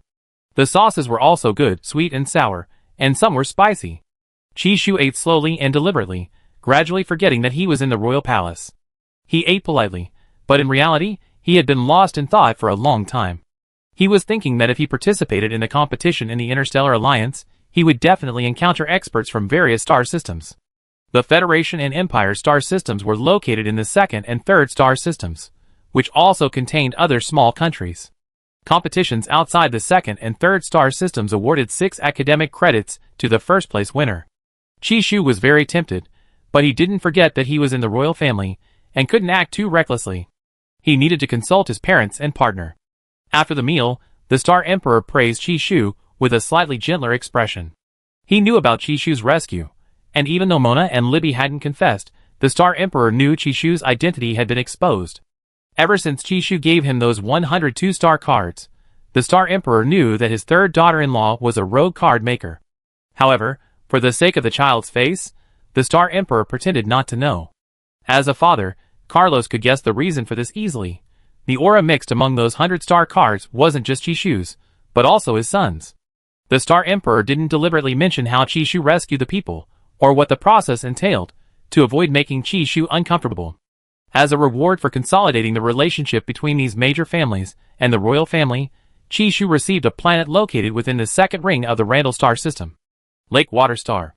It was an agricultural planet with flat land, high freshwater content, a pleasant climate, and abundant plant and animal life. While Qishu was still looking at the information the Secretary General handed him, he heard Al-Hype say, "This is Father Emperor's favorite planet. Its price is several times higher than mineral-rich planets. There are no electromagnetic storms or tornadoes, the signal is excellent, and it's a resort paradise. This is all you deserve. You saved them, and the royal family will also receive benefits from other families in return. Chishu nodded, his eyes smiling. He was thinking that the planets and assets Alhype transferred to his name were already quite substantial. He seemed unable to manage them all. He wanted to transfer them back to Alhype, but Alhype refused, saying things like, "I have no money, so I have to rely on Chi-Chi to support me." Thinking of this, Chishu's face flushed slightly. This noble and beautiful Cobalt prince, he definitely had to take good care of him. After giving him a planet, the Star Emperor also gifted him a game company popular with young people. It's time to change your address. From now on, just call me Father Emperor, like Alhype does. A smile appeared on the Star Emperor's usually serious face. Chishu bowed respectfully, his voice light and cheerful. Okay, thank you for the gift, Father Emperor. I like it very much. The Star Emperor was very satisfied. Chishu was truly well behaved in front of him. Whether he was a rogue or not, he turned a blind eye. Study hard from now on. Chishu, Daniel, standing to the side, almost laughed. Study hard? Tell his third sister-in-law to study hard? And Daniel, you must graduate this year and start working. Daniel, Daniel, still 2 points short, suddenly started to feel anxious. Seeing this, Eric felt a little smug. Mona and Libby pretended not to hear, afraid their father would call them to work too. They preferred being couch potatoes at home. They heard that their classmates who went to work had all gone crazy since starting. It seemed working was a terrifying thing. Their only focus now was on Chishu, the top card maker. The powerful figure was right beside them, and they couldn't even say anything. The feeling was incredibly awkward. Looking at the comments on the Starnet from those who didn't believe the third prince's consort, Chishu, was a rogue card maker, they felt like the only ones who were truly awake in a world of fools. Alhype watched as his two sisters-in-law and two brothers stared at his wife, wishing he could shield her from their gaze. What did those excited, eager looks mean? Were they trying to seduce his Chi-Chi, Mona and Libby? He could understand. His Chi-Chi was strong, and it was normal for her to be admired. But what did his two brothers mean? He stared coldly at Daniel and Eric, his eyes narrowing slightly. The two princes, They really suspected their third brother was made of jealousy. No, was he the king of jealousy? They wouldn't even let him glance at his sister-in-law? How petty. Chishu didn't notice what her brothers were doing. Upon arriving at the queen's side, she said she would entrust the Black Hawk squad and the 10-man Black Mist squad to him. So Chishu now had 15 guards. The queen's voice was somewhat cold. Your school informed me that you might be participating in a competition in the Interstellar Alliance, so it's best if someone protects you. Thank you, mother. Chishu thought the queen was truly a straightforward person, never one for empty talk. Also, thank you for having Deshawn send over the food earlier, it was delicious. I just made it on the spur of the moment, you don't need to be so polite. Because the royal family was so kind, Chishu wasn't given any trouble. As he was preparing to go home, the queen suddenly remembered. Little Shu, when your school holidays begin, the royal family will host a banquet for you. When you've been together for a year, a wedding will also be held, but don't worry, the Secretary General will handle all of that. Hearing this, Chishu turned to look at Alhype, whose ears were slightly red. He gently curved his lips into a smile, suppressing his own nervousness, and replied to the queen, okay. Chapter 150. Chishu dared not imagine what would happen if someone chased him to the wedding after his identity was revealed. That would be terrifying. It seemed he still needed to improve his physical and mental strength levels, otherwise, things would be very troublesome when his identity was exposed. After all, supernatural abilities couldn't attack someone who had activated a mental barrier. Only with sufficiently high mental or physical strength levels could one be invincible. Chishu sought stability, and also wanted to strengthen the mental imprint he had on Alhype. He had also become stronger, which made it safer for him to frequently fight the Zerg on Alhype. In short, improving his strength was urgent. The Interstellar Alliance's star system bordered the Zerg territory. If given the opportunity, Chishu would take Cotton to the Zerg territory for a feast. Currently, his physical strength level was still S+. The further he progressed, the more Zerg he would need. Today at the beach, there weren't even enough Zerg to fill Cotton's teeth. Chishu was now quite accepting of Cotton eating Zerg. On the way home, seeing that Chishu didn't speak, Alhype pulled him into his arms, his voice tinged with grievance. Chi-Chi, what are you thinking about? Thinking about some things. When will you think of me? Chishu, now sitting on Alhype's lap, felt incredibly embarrassed by the hug. Thankfully, Landon and the others weren't in the same hovercar as him this time. His ears turned red, and he forced a smile, saying, depends on my mood. Back home, Chishu was practically carried home. He didn't know how he angered Alhype, who had simply dumped him on the bed. Only then did Chishu realize the danger. Alhype braced himself against the bed, trapping him beneath him, his eyes fixed on him. His voice was hoarse and slightly aggrieved. So, is Chi-Chi feeling better now? Only 5 minutes, Your Highness, let's be reasonable. Chishu actually didn't dare face him, because Alhype's strength was astonishing. Before going to the palace, the bathroom light was very bright. He knew his good fortune was about to arrive. To be honest, doing that. Is it really okay? He knew very well he couldn't be the top. With his small frame and his tendency to lie low, he was destined to be unsuitable. Then when is it okay? Are you in a hurry? No, I wanted to ask when you start missing me, and if you could spare even a little time each day? Alhype noticed that Chishu often spaced out, even when he was beside him. Alhype was an insecure person. He actually wanted to know everything about Chishu, but he also rationally knew that everyone had their own personal space. How could I not have time to think of you? No matter where I go, no matter what I do, I think of you. Are you angry again? I'm not angry. Alhype simply laid down beside him, pulling him into his arms, his nose brushing against the back of his fair neck. He whispered, I like being with you, it's so warm. I know, when you said you were a little lump of coal, I always held you, a solid little weight. Seeing the topic successfully changed, Chishu felt he had escaped another ordeal. Please, at least let him prepare mentally. They had just started dating, and although they weren't in a rush, Chishu was genuinely worried about many things. He didn't care about enjoying the pain anymore, he just hoped Alhype would learn the ropes properly first, before getting down to business. A solid weight? Humph. Alhype gently bit the back of his neck. What's a weight? I don't know, but you're definitely saying I'm heavy. So clever. Chishu felt a slight pain from the bite, but didn't pull away. He knew Alhype was an insecure person. He could sense the other's emotions. Forgive him for not being able to explain that he came from the apocalypse yet, that dark period needed time to process. However, with Alhype around, he had a partner and family. The Star Emperor and Empress were also very good to him. He could feel their genuine kindness. Thinking of this, Chishu felt he was probably a very lucky person. Chi-Chi, I want to. You can't think about it. Once Chishu felt Alhype's mental energy seducing him, his body would unconsciously relax its guard, always feeling that no matter what Alhype said, he wanted to satisfy him. Then I don't want to think about it. Alhype was clingy, holding Chishu in his arms, and not wanting to let him go. Sometimes, selfishly, he thought it would be wonderful to have Chi-Chi by his side, or for Chi-Chi to take him with him. Are you hot? Chishu's throat was starting to dry, his voice hoarse. No. But I am hot. Then let's take a shower together. Chishu was startled, thankful that interstellar people didn't use soap, but that still wouldn't work. Didn't we just shower a few hours ago? Okay. Alhype suddenly chuckled, reaching for the touchpad on the bedside table. If you're hot, turn on the air conditioning. But could you please stop using your mental powers to pull at my pants? I didn't pull it. Chishu was devastated. His mental energy was somewhat out of control. Really? It was clearly your mental energy that was seducing me. How can it be my fault? The next day, after a night of torment, Chishu, hearing Inta's complaint through the terminal, went to Inta's house to visit him, feeling somewhat exhausted. Prince Kolbal had been taken to work by his subordinates. Chishu was thankful that Kolbal had to work these past 2 days, otherwise, before they even reached the finish line, his body might have been completely drained. It was unbelievable that such a joyful yet exhausting experience could coexist. Inta was still standing in the medical pod.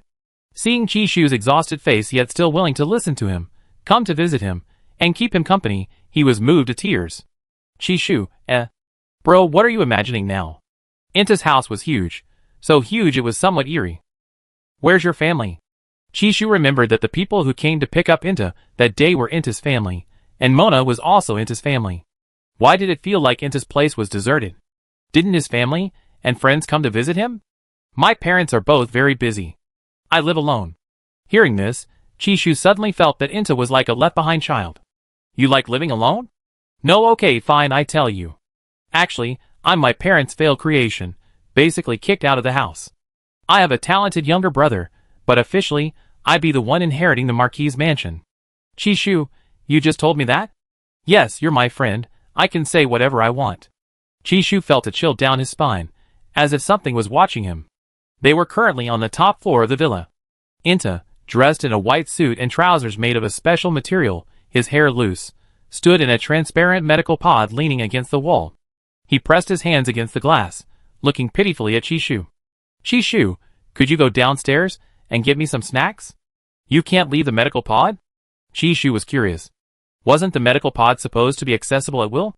The medical pod is programmed by Ion for a week of recuperation. You can't leave until you're fully recovered. Unless you have the password. Wait, your second personality can come and go as it pleases? Of course, Ion is free and does whatever he wants. Sometimes I can't even find him. Inta was truly craving more. The robot in the house wouldn't listen to him, only able to pass in some bland nutrient solution through the small window every day. He was practically crying from hunger. He was, like Chishu, someone who could eat 5 meals a day. Alright. But when Chishu arrived at the food storage cabinet in the first floor kitchen, following the directions given by Inta, a figure suddenly rushed out, ready to attack him. Sensing the unfamiliar hostility, Chishu frowned slightly, turned around, and with a high sweeping kick, sent the object that had just attacked him flying more than 10 meters away. Chapter 151. Bang! A low metallic clang echoed in the somewhat empty first floor. Only then did Chishu realize that what was on the ground wasn't a person, but a robot. He had nearly smashed the robot to pieces with his spinning kick. Chishu felt a pang of guilt for causing trouble. Compensation was one thing, but wasn't this robot too strange? The robot that had greeted him earlier wasn't this lifelike robot with arms and legs. This robot seemed furtive and hostile towards him, somewhat like a ghost. Chishu casually took out a few bags of snacks that Inta had specifically requested from the snack storage, then walked back to the robot and lifted it to the third floor with one hand. Inta, seeing the robot that Ion often used looking like a wreck in the medical pod, was stunned. After hearing Chishu's explanation, he first apologized, then looked worried, but, generally speaking, robots aren't easily damaged. But Chishu's kick was an exception. Because Inta possessed memories of fighting Chishu, he knew all too well the significance of Chishu's kick. Seeing only a crooked, faceless robot, Inta felt Chishu had already held back. At least no parts fell out, and he actually felt like he gained something? He actually had this ridiculous feeling. If Chishu had used his full strength, Ion's robot wouldn't just have fallen apart, its parts would probably be scattered everywhere. Are you worried? Should I take it out and get someone to fix it? Seeing Inta's absent-minded look, Chishu felt a pang of regret. He thought to himself, he'd come to see a doctor. Inta was such a naive and simple-minded person, he'd probably suffer in silence even if he got hurt. No need, just leave it. I fix it myself when Ion comes out. Inta was a little uncertain, but he felt he should trust Ion's skills. After all, Ion had made the robot himself. Chishu, so it can be like this? Give me those snacks first. Inta's eyes became pitiful again. Chishu understood foodies well, because he was one himself. He would definitely break down after a couple of days of bland food in the medical pod. In the apocalypse, there were no options, you had to eat whatever you could find. But in interstellar space, where resources weren't scarce, enduring a day or two was the limit. But you still can't eat anything so spicy. I'm afraid Ion will wake up and chase after me. Chishu felt Ion's destructive power was still too great. Dealing with him would be a real hassle. No way. I made a promise with him. He won't attack my friends. Inta took the snacks through the small window, eagerly opened the packaging, and then squatted down in the medical pod, enjoying the puff snacks similar to those on Earth, with a satisfied expression. Chishu really wanted to ask Inta how he went to the restroom, but it was clearly not the right time. He only been there for less than half an hour, leaving now would seem too heartless. So he pulled up a chair and sat down to watch Inta eat. Inta was eating so deliciously that he couldn't resist taking out some jerky to eat too. The two ate with great relish until they were stuffed. Chishu, you're so kind. Inta hadn't expected Chishu to actually help. To be honest, ever since he met Chishu, he always felt that although Chishu told him everything, he never really let him see his private side. Now it felt really good. Chishu seemed very patient in playing with him. It's alright, I think I'm a good person too. Chishu smiled, feeling quite shameless. Chishu recalled that since entering the Imperial Mecha Academy, Inta had always been the one helping him integrate into the school. So whenever Inta needed help, he would try his best to assist her, never finding it troublesome or hesitant to do anything he could. Seeing Inta clutching his stomach with a satisfied expression, Chishu asked again, you really don't have to pay for this robot? Even taking it to be repaired is fine. It's really alright. It's not your fault. It's Ion one who's too petty. Is that the robot's name? Chishu was somewhat surprised. It was named after his alternate personality. Yes, Ion occasionally imports his own memory data into this mecha. Chishu didn't quite understand, so Inta explained it again. His mind finally clicked. Ion 1 was the tool Ion used to possess other bodies. This technology. Chishu's expression suddenly turned serious. Yes, this technology is classified, only Ion knows about it. You don't know? I know too, but I can't remember clearly. Hearing this, Chishu finally relaxed. Because Inta seemed unable to keep secrets, he trusted him too much, and Inta had easily told him this secret. Inta squatted on the ground, propping his head up with his hands, exuding a lively, innocent charm. Inta continued talking to himself, when suddenly he remembered something important. Oh no, the qualifying round of the holographic virtual idol competition I'm participating in is tomorrow. Chishu was taken aback, his gaze sweeping over Inta's face. He felt that with Inta's personality and appearance, getting a front row seat shouldn't be a problem. But I can't get out, what should I do?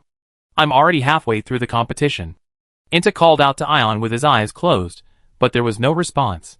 He opened his eyes again, and looked at the robot lying on the ground. Chishu looked over as well. The two of them spoke slowly at the same time. No way? Chishu hadn't expected to have tricked Inta. Shall I try restarting? Restarting? Will that work? Chishu shook his head, indicating he didn't know. I don't think I was kicked that badly, right? He felt a little guilty. Then let's try. Inta finally realized he was in a hurry. Where's the switch? It seems to be on its head. Hearing Inta's worried tone, Chishu felt inexplicably nervous. He put the robot on the ground on a chair and sat down, then actually found the emergency switch on Ion 1's head. He pressed it several times as Inta instructed, but it didn't work. Chishu looked at Inta suspiciously. You got it wrong again, it's not like this. Shu Bao. 3 points. That's 3 points. Chishu knew this was a big deal. Seeing that there was no other way, he called for help from Prince Cobal. After hearing Chishu's request, Alhype was silent for a moment on the other end, then said, You can have your friend try. Upon hearing this, Chishu immediately dragged a chair over, bringing the lifelike but faceless head of the terrifying robot closer to the small window in the middle of the medical pod. Try it, Chishu said. Inta hadn't expected this either. He carefully reached out and pressed the emergency button on Ion 1 through the lifelike hair. At that moment, Chishu was shocked to see facial features appear on the robot's face. Luckily, he had a strong mental fortitude. It seems it can be turned on now, Cobal, you can get back to work. Chishu had almost forgotten that Cobal was still there. No rush, first check if it can be woken up. If not, I have someone come and help fix it. Chishu felt this robot wasn't an ordinary robot, and wouldn't be easy to repair. Chishu, okay, I take another look. I won't disturb you at work. Chapter 152. After seeing the robot's face, which was exactly the same as Inta's, Chishu finally felt a vague sense of fear. He wasn't even afraid of zombies, yet he was afraid of this. The robot's arm was wobbly, and one leg was lame. Inta pressed against the glass, then knocked on it, his voice weak. Ion, wake up quickly, let me out of the medical pod, I need to use the holographic pod. Chishu, Brother, you're so delicate I almost didn't recognize you. After Ion opened his eyes, Chishu had already taken several steps back, afraid of another conflict. Ion sat in a chair, his empty gaze slowly focusing. His back was to Inta, so the first person he saw was Chishu. What are you doing in my house? The hostility was still so strong. Chishu, This Ion seems rather strange. Inta invited me. Why don't you listen to what Inta has to say first? Chishu felt there was no need to cause further conflict. This was a matter of utmost importance, concerning 3 credits. Ion frowned slightly, straightened his hand, and slowly stood up, his legs a little unsteady. Chishu thought that when Ion turned to look at Inta, it seemed like he bumped into something? He wasn't mistaken, was he? Inta, seeing Ion was awake, immediately told him about his upcoming participation in the holographic virtual idol competition. But Ion flatly refused. No need. Once you're better, I play a few matches, and you earn the credits. But you're the one who earned the credits for me, I didn't earn many myself. Ion fell silent. Chishu didn't know whether to stay or leave, he felt inexplicably awkward. Why does his head feel so shiny? Ion, please let me go. Your body hasn't recovered yet. Ion saw that Inta had stood long enough, so he turned the medical pod halfway around, forcing Inta to lie down. I just ate. It digest. Chishu, Bro, what's wrong with this? Chishu was completely confused, but at the same time, he was wary of Ion and didn't dare get close. Who knew how dangerous this robot was? The fourth prince, Eric, had given him a combat robot with a realistic skin before, but he had never used it. Let me out, I'm so bored. Inta was different from Ion. Ion was a shut-in who liked to research all sorts of things, while he preferred to go out and make friends. No. Inta was a little exasperated. Although he knew he was injured all over and his organs were damaged, Ion was being too extreme. He couldn't even go out for a short while. Shoo, help me. Just smash the medical pod for me. Chishu shook his head. No, the glass shards will cut you. Then how about just removing the medical pod door? Chishu thought it seemed possible, but after seeing that the medical pod was made of materials from a safety pod, he said helplessly, I don't think I can do it. This thing can't be dismantled with ordinary force. Ion, listening to the two loudly plotting in front of him, was somewhat speechless. All right, half an hour.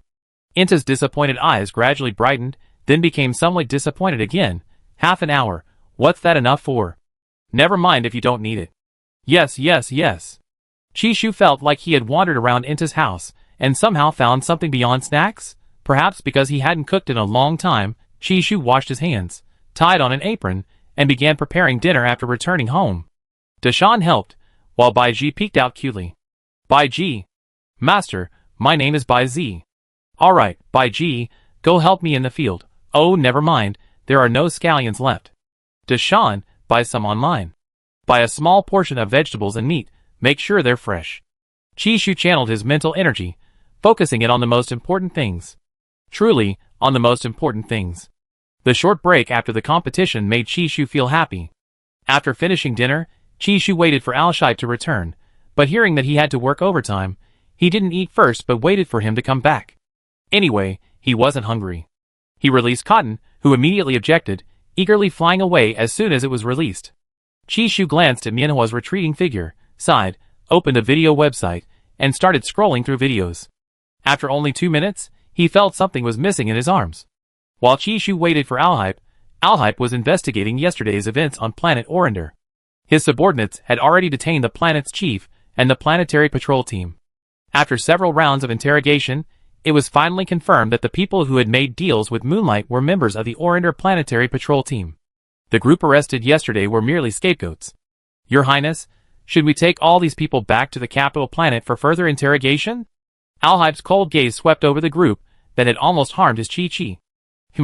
Convicting them like this seems like it would disappoint them. Who was truly disappointed? Your Highness. We were threatened too. Before the man could finish speaking, Lem, with a fierce expression, knocked him unconscious and took him away. Alhype was furious at not being able to avenge his wife immediately, but he couldn't break the rules. If he acted first and reported later this month, his father would definitely revoke his vacation. Alhype felt like he was at a crossroads in his life. Ultimately, he chose the vacation first, deciding to secretly cause trouble during it. 10 o'clock at night. Alhype finally arrived home. He felt like he hadn't seen Chi-Chi for a year. He missed her terribly. Back home, he saw the person he had missed all day, asleep on the sofa waiting for him. Alhype's lips curved slightly. He knelt down and gently kissed the sleeping person's forehead. Chi-Chi, I'm back. Chishu didn't open his eyes. The first thing he smelled was Alhype's fragrance. He stretched out his arm, pulled him down, and gently bit the other's chin. Punishment for being late. His voice was hoarse and slightly nasal. Because he'd bitten into a lump of coal, his mood was fairly good. Can you punish me again? I booked it for tomorrow. Chishu had a dream on. Alhype picked up the sleepy-eyed man. Shall we take a shower first, or eat first? Chishu, facing him, lazily clung to the man. I don't have much of an appetite yet. Let's take a shower first. But this shower was one that would never end. This was the third time Chishu had bathed with Alhype. The bathtub was large enough for them to splash around in the water. The effect of a perfect match was significant, but even greater was their constant attraction to each other. Giving each other a little sweetness made them want to go all out.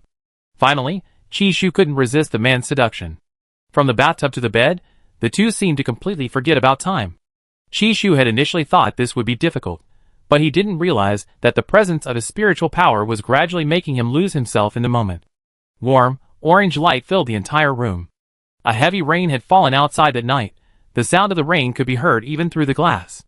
The water droplets on the windowpane transformed from thin streaks to a torrential curtain of water. Chapter 153. Chi-Shu, who had been fed nutrient solutions multiple times during the night, slept for an unknown amount of time.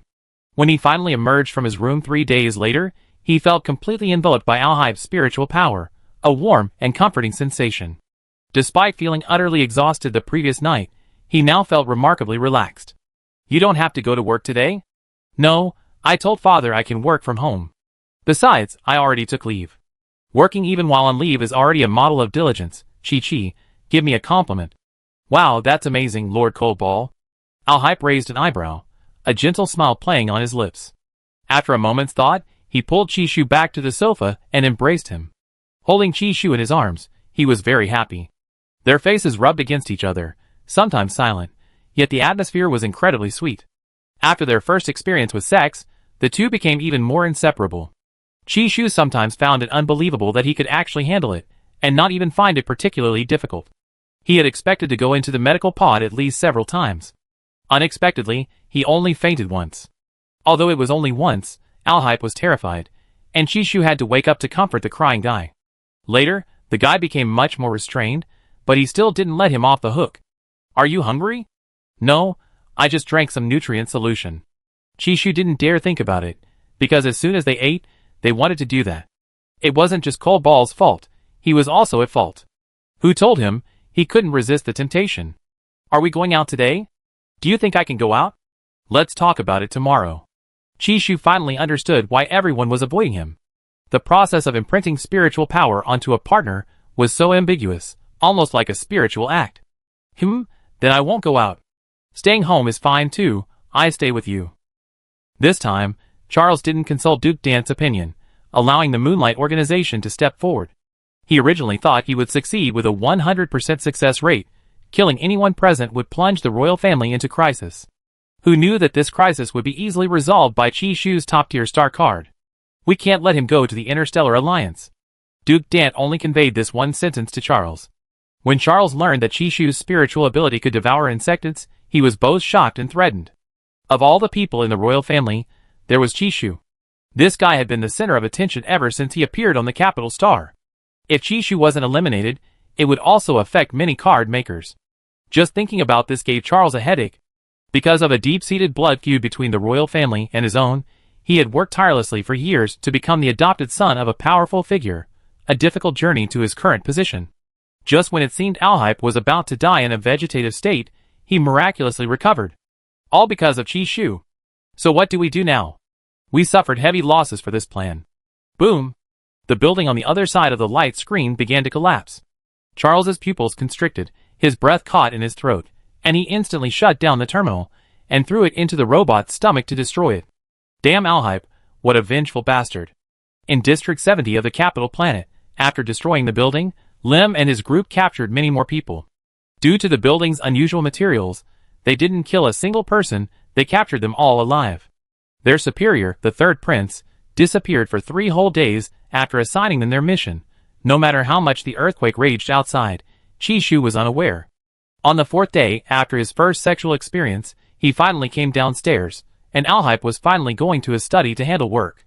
Upon learning that Chi-Shu was going to class, Alhype was very reluctant to let him go. He ran down from the study and lingered for a long time before finally letting go of Chi-Shu and allowing him to go to class. Chi-Shu was bundled up tightly today, but it was useless. If his previous mental power was refreshing and domineering, then his current mental power was sweet and tyrannical. Inta had now been completely free from the medical pod and was finally able to go to school. She originally wanted to greet Chi-Shu properly, but was so frightened by the layer of mental power emanating from Chi-Shu that she retreated repeatedly. His face flushed slightly, and he stammered, "Chi-Shu, you guys are going too far. You still have school to attend. Don't you know how to tone it down? It was one thing before, but now it's even more excessive." But as soon as he finished speaking, he immediately regretted it. Never mind. He was really audacious. Chi-Shu also belatedly began to feel embarrassed. How about I skip class? He stopped in front of the card-making building, hesitating, starting to have second thoughts. Go ahead, why not? 2 more transfer students joined our class today. Let's go see what's going on. Inta, fearless, grabbed Chi-Shu's arm, and together they went upstairs. Seeing Inta's eagerness to confide, Chi-Shu feigned curiosity. A transfer student? Yes, there's a transfer student named Kirk, the younger brother of Special Counselor Charles. After Inta finished speaking, she glanced at the bewildered Chi-Shu. I forgot you don't follow these things. You probably don't know Charles's influence in the Empire. He's formed several youth associations, claiming to be building the future of the Empire. But who knows what he's up to behind the scenes? Although he has a good reputation, I think this guy is not simple. A special counselor, with more power than a first-class counselor? Chi-Shu thought the upper echelons of the Empire were quite complex. Yes, it's a position that even dukes, marshals, and the royal family can't easily interfere with. Oh, can't easily interfere with. Chi-Shu read this sentence with a slight smile. Last night, he heard Al-Hippie say that Charles was one of the masterminds behind the formation of Moonlight. This is interesting. It seems Charles doesn't know that Al-Hippie already knows his identity. Also, this guy actually dared to send his younger brother to him. Chi-Shu was quite surprised. The two, chatting idly, had just reached the classroom door when a spiritual force suddenly flew in.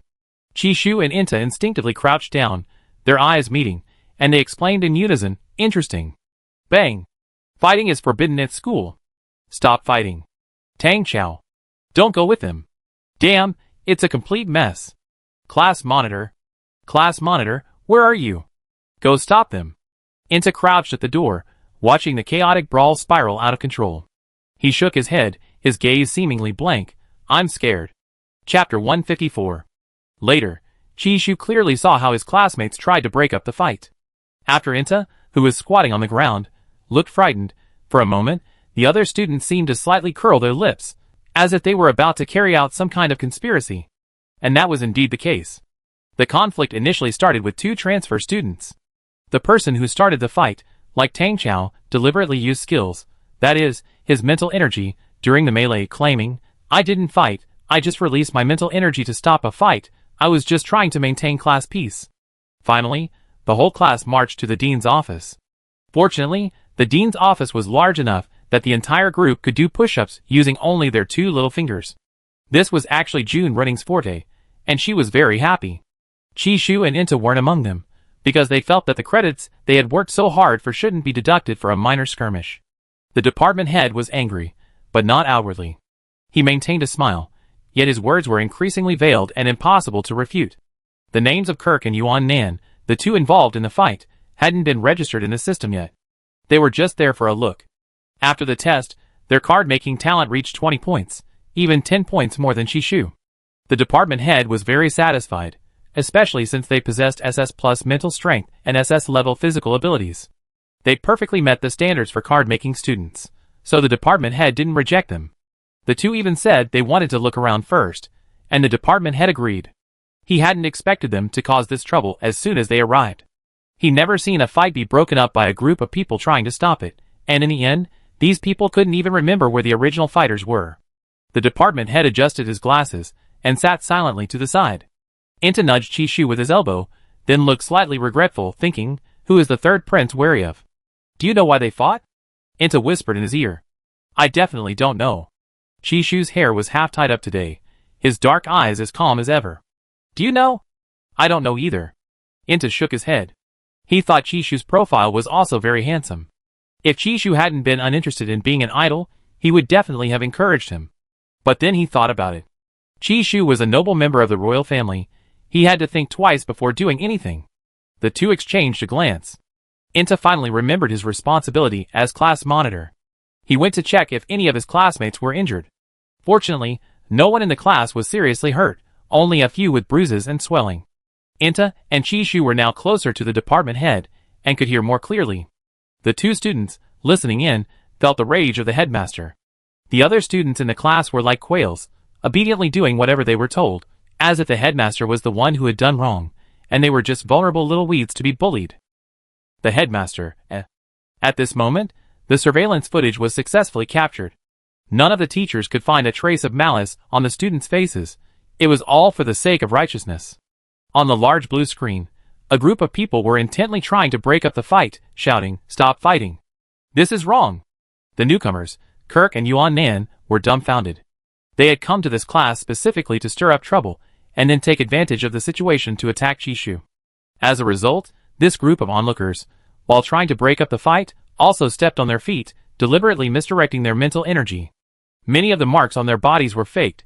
They were all accidentally injured by these lunatics. Kirk and Yuan Nan, their faces contorted with rage, felt a sharp pain in their skulls, their mental seas churning. They had to inject themselves with sedatives to calm down. At this moment, the head of student affairs, seated in his chair, continued, "Although your information hasn't been entered into the system yet, the school has its own rules and regulations. If you transfer in, you have to lose 50 credits. 50? Kirk's voice trembled slightly. He stared at the bald head of student affairs in disbelief, his eyes seeming to say, "Old ding, are you kidding me? What a ridiculous joke. Would someone lose 50 credits just for transferring?" Yuan Nan knew about the Imperial Royal Mech Academy's credit system. He heard it was strict, but he hadn't expected it to be this strict. Didn't they say, fighting only deducts 5 points? How come it's 50? Hearing the head of student affairs' words, he panicked, feeling like he'd come to the wrong place. But his father had forced him to come, he had no choice. Initiating a group fight in a public place, deduct 50 points. The bald-headed director smiled and handed the application documents to them, who had just finished push-ups. Even after the enrollment procedures are completed, you will still owe the school credits. Now that you stepped into this school, everyone must abide by the school's rules and regulations, even princes are no exception. Hearing this, Yuan Nan's heart sank. His mind buzzed, and he glanced at the surrounding classmates, all of whom were behaving extremely obediently. Even though this group of people looked utterly foolish and were dressed like homeless people, Yuan Nan had a feeling that they and Kirk had been seen through. Originally, their plan was to stir up trouble within the class and then do something, but they hadn't expected this damned freshman class to be so united, even deliberately throwing their mental energy at their faces to try and break up the fight. The two of them were now swollen beyond recognition, at least for a while. Their parents wouldn't recognize them. Before they even had a chance to use the medical pod, they were taken to the office by the school's patrol robots, facing a group of strange lunatics. "Can we reconsider?" Yuan Nan asked, his voice irritated. The headmaster smiled slightly.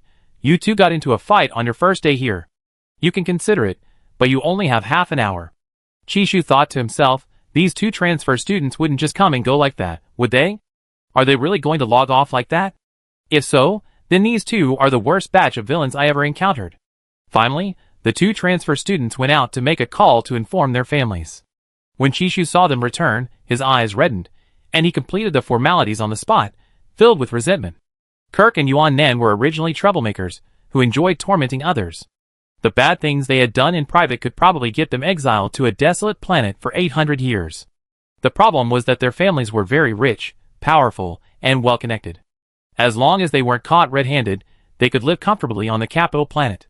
Their ancestors had merit, and their parents had achievements, which allowed them to act lawlessly.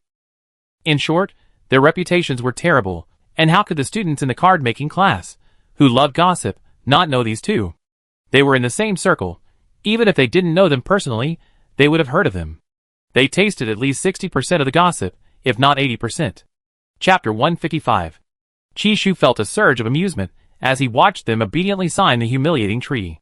The thought of these two already owing 50 points upon entering the school made him, and Inta want to laugh. They exchanged a glance, barely able to suppress their laughter. "Looks like someone's been set up for me," Inta said with satisfaction. "They can't keep up with me even if they try to farm points." After completing their paperwork, the two were still furious. They had planned to contact Chishu as scheduled, but Chishu was late. Not only that, but he and the blue-haired guy had a smug, almost mocking smile on their faces. If they hadn't caused trouble before, they would never have come here, nor would they have taken on that incredibly troublesome mission. Now, before they could even kill Chishu, they were already trapped in this strange school. After joining the Royal Mech Academy family, Kirk and Inta's faces were filled with gloom. Not only did their plan fail, but they also owed credits. He'd never seen such a terrible school. In interstellar space, fighting is commonplace, isn't it? Why is this school so strict? And didn't the internet say the card-making class wasn't so strict, and you could graduate as long as you produced one card? Damn it, they'd been tricked by those people online. After completing the formalities, they turned around and saw a bunch of idiots. They didn't know how to vent their anger. They knew these people were faking it, but they were completely helpless. After reaching the parking lot, the two of them briefly escaped the Royal Mech Academy in their hover car, as if their rear end was on fire. Having watched a good show, Chishu didn't approach Kirk and his companion. He needed to check on the new manor's renovations, so he headed straight for their new home after leaving the school. Langdon, driving his hover car and wearing a special mask, which was actually useless, but served as a psychological comfort to avoid being subjected to public displays of affection, took a moment to calm his nerves. He teased, "I thought you'd forgotten about your new manor all this time." Chishu smiled. "How could I forget? I remember the lake near the manor is freshwater, with no mutated fish, so you can fish there." "Yes, but if you want to fish, you need a fishing license. The people who fish there are all high-ranking officials, and they themselves need licenses." "It's like an admission ticket," Langdon explained. "How do I get one?" "It's simple.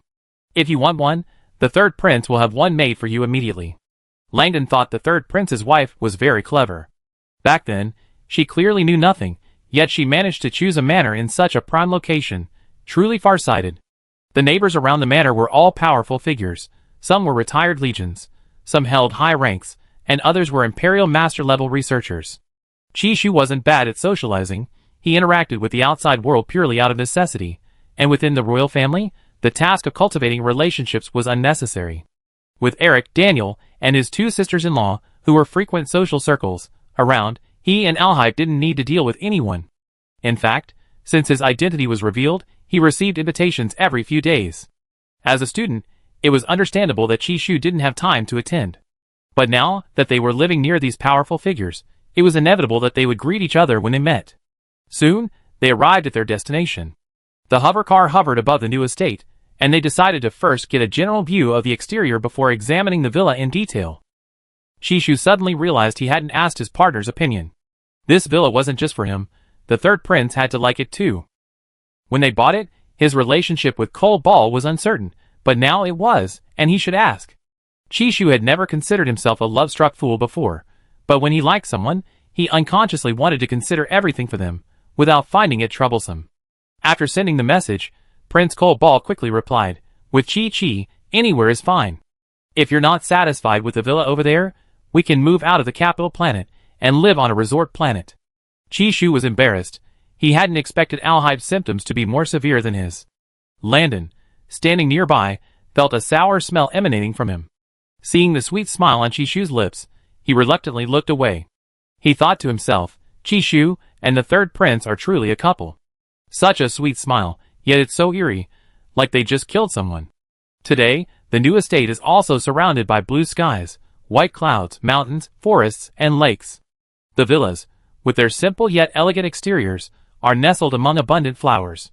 Not far from the villas, the estate land is divided into several neatly arranged squares, adorned with colorful plants, creating a pleasant scene.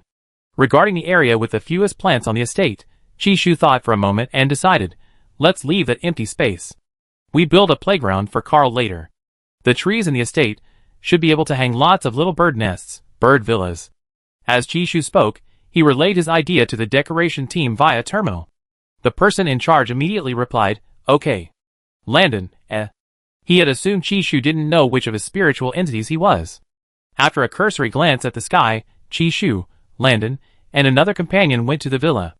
They stepped inside, surveying the bright and spacious villa hall. Langdon was surprised. He hadn't expected the third prince's consort to also appreciate the elegant history of ancient Earth. Tens of thousands of years had passed since some of the interstellar people's ancestors migrated from ancient Earth. Those who appreciated ancient Earth architecture had become rare. Generally, it was history buffs who sought such things. Robots were doing renovations inside the villa. The hard furnishings were almost complete, only the soft furnishings remained. The empty first floor was still unfurnished, but they could already foresee the future. It would become very cozy. For a moment, Langdon thought Chishu was someone who preferred comfort. Perhaps the other didn't want to work hard. The security system, you can discuss it with the third prince. Langdon looked at the villa. It was almost finished. Working as Chishu's bodyguard lately was practically like a vacation, and he was getting paid on the side. They always had their jobs taken by the third prince, and they were gleefully feeling like they'd gotten a bargain.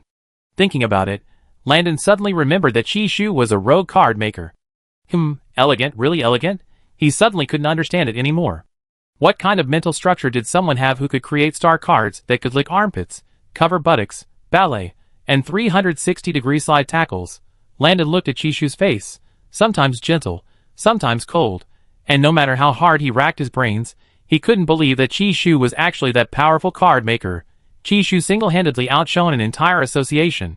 What did that mean? He even felt that Her Majesty the Queen hadn't assigned Qi Shu 15 elite guards. Fortunately, those people were still handing over their work. He couldn't imagine how surprised and excited they would be if they discovered Qi Shu was the card maker when they came to report. Qi Shu didn't understand why Landon's gaze was suddenly so strange. After finishing his memo, he returned to his and Cole Ball's house. Chapter 156. Duke Dante felt that everything had spiraled out of control ever since Qi Shu broke free of the Earl's mansion. He had initially thought Charles was a clever collaborator. But this guy had sent his brother, Kirk, to Qi Shu's doorstep. Duke Dante suspected that Charles was either out of his mind or simply mentally deficient. Charles thought his plan was feasible. His intention was for Kirk to feign a conflict with Yuan Nan, then encounter Qi Shu, transfer the toxin to Qi Shu, and then pass it on to the third prince. This toxin was taken from the higher insected race. Initially, it showed no symptoms, but later their organs would slowly decay, as if they had contracted an incurable disease. However, they hadn't expected Qi Shu and the young Marquis to chat so much that they kept stopping and starting, taking forever to reach the classroom. Meanwhile, Kirk and Yuan Nan, who were originally following the plan, started getting carried away with their fight. Even without Duke Dan saying anything, Charles himself was furious. What was most infuriating was that the Royal Mech Academy was truly insane. Who starts the semester owing 50 credits?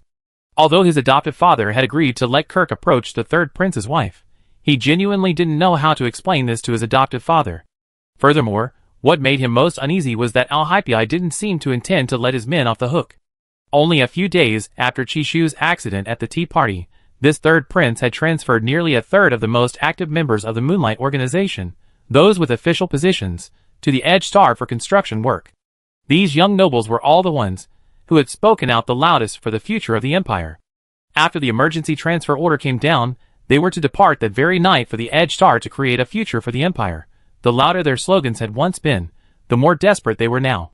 Not only that, they couldn't escape before setting off, because the Imperial Star newspaper had already published an article praising their noble character. This put them in a difficult position. Moreover, this concerned the family's reputation. They couldn't go back on their word. Charles hadn't expected Al-Hypei to use such methods. Although Al-Hypei had offended those families, he had also brought them glory. While he, Charles, was a complete sinner, Al-Hypei's move caught him completely off guard. He had painstakingly gathered these people together, brainwashed them, and made those who had been suppressed by the royal family his subordinates, only to find a third gone in just a few days. He was frantic, feeling he couldn't wait any longer, which was why he had sent his brother to approach Qi Shu, but he hadn't expected it to be completely ineffective. Charles was anxiously searching for a solution, and before he could figure out how to deal with his adoptive father, Duke Crow, a resounding slap landed on his face. Slap! The crisp sound of the slap rang out, and several bloody welts immediately appeared on Charles's face. As he turned to the side, beads of blood oozing out. The person who hit him was his adoptive mother, Kirk's mother. She was dressed in a gorgeous red fishtail dress, her eyes filled with rage. Your father raised you just so you could betray your brother? And you still say you weren't after the Duke's position? I see you've finally run out of steam. Slap! Another slap landed. Charles remained silent, not retaliating, but kneeling on the ground. I'm sorry, mother. It's my fault. In truth, he believed it was all Al-Hypei and Qi Shu's fault. If they were both dead, everything would be easily resolved. After flying home from the new manor, Qi Shu found Al-Hypei waiting for him. However, something in the house seemed to be burnt. Al-Hypei blinked guiltily, clinging to Qi Shu affectionately, but Qi Shu quickly noticed a faint burnt smell on Al-Hypei as well. Was our house bombed? Qi Shu had barely finished speaking when he saw a large blackened patch on the wall near the kitchen. His gaze swept over to Shan and Bai Ji, who were also waiting to welcome him in the living room. The two robots seemed to be trembling, clearly threatened and afraid to speak. Qi Shu immediately understood what had happened, but he wasn't angry. Instead, he checked Al-Hypei for injuries. Al-Hypei was surprised that his wife wasn't angry at all, didn't blame him, and instead showed concern for him first. He hugged his wife affectionately, nuzzling his face against hers, who was much shorter than him. I'm fine. If you can't cook, let Dashan and Baiji do it.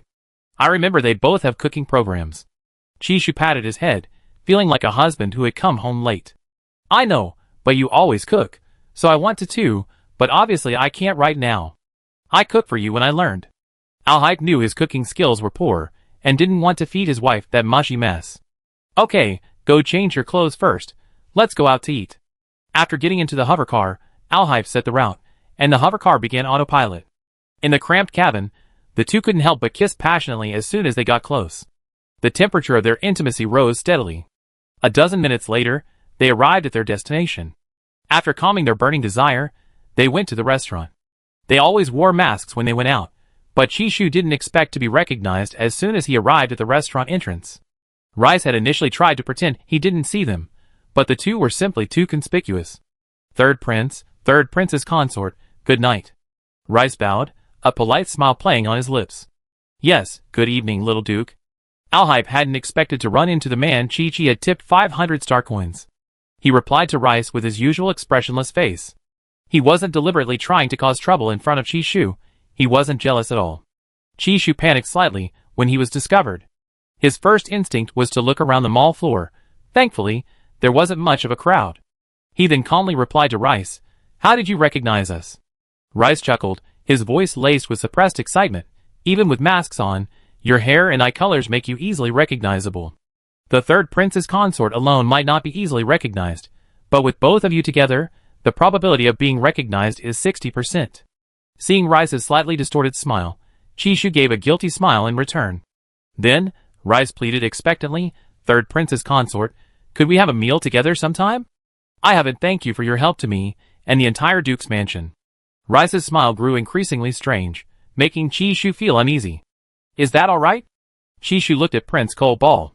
Prince Cole Ball said, "Whatever you say, but I also like to meet your friends. Is that all right?" Prince Cole Ball looked at Rice. "Rice, eh? Damn it! Who doesn't know who? How dare this guy pretend?" Just as Rice was about to say something, a male voice drifted over. "Finally, I met you, third princess consort." Chishu turned around and saw something was wrong. It was purple hair. Chapter 157. Dickens recently had a burden he couldn't shake off. Ever since Cassidy shamelessly moved into his house, even his marquis father didn't care, and his brother Rice laughed at him every day. The whole family advised them not to fight. His marquis father also told him not to be impulsive. Although Cassidy's background was unclear, his abilities were recognized, and the marquis's mansion didn't mind recruiting more talents like him. His marquis father believed that Cassidy staying in the marquis's mansion was just a matter of adding a few tubes of nutrient solution. It wasn't worth kicking him out. His mother also said that his reputation was ruined and he couldn't find a marriage partner, so it was better to just make do with Cassidy.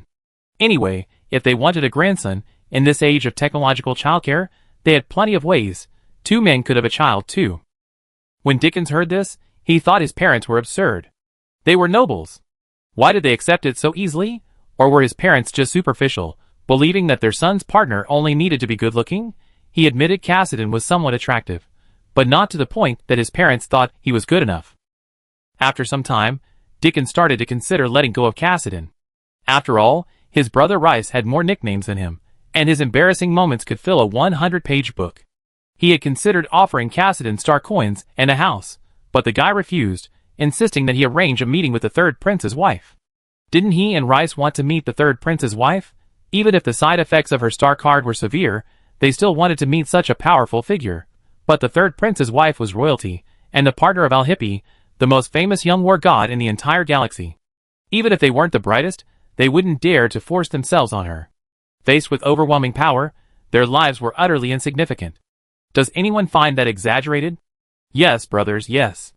Before they even graduated high school, Alhype had already swept all the major tournaments. They had even seen a video of the then 17-year-old Alhype effortlessly annihilating a massive Zerg army, though that video was taken down shortly after it appeared. In short, after trying to arrange meetings with Chishu several times without success, Dickens and Rice had no choice but to give up. They had also heard that Chishu rarely attended banquets. The aristocratic circles already knew that Chishu probably didn't even glance at their invitations, or rather, didn't have time to. After all, Chishu's frequent appearances at competitions clearly indicated he was incredibly busy and must be working very hard behind the scenes. Dickens sighed, realizing that although he was about the same age as Chishu, Chishu was even more hardworking than him. As for thugs, so be it. Could they possibly defeat Chishu?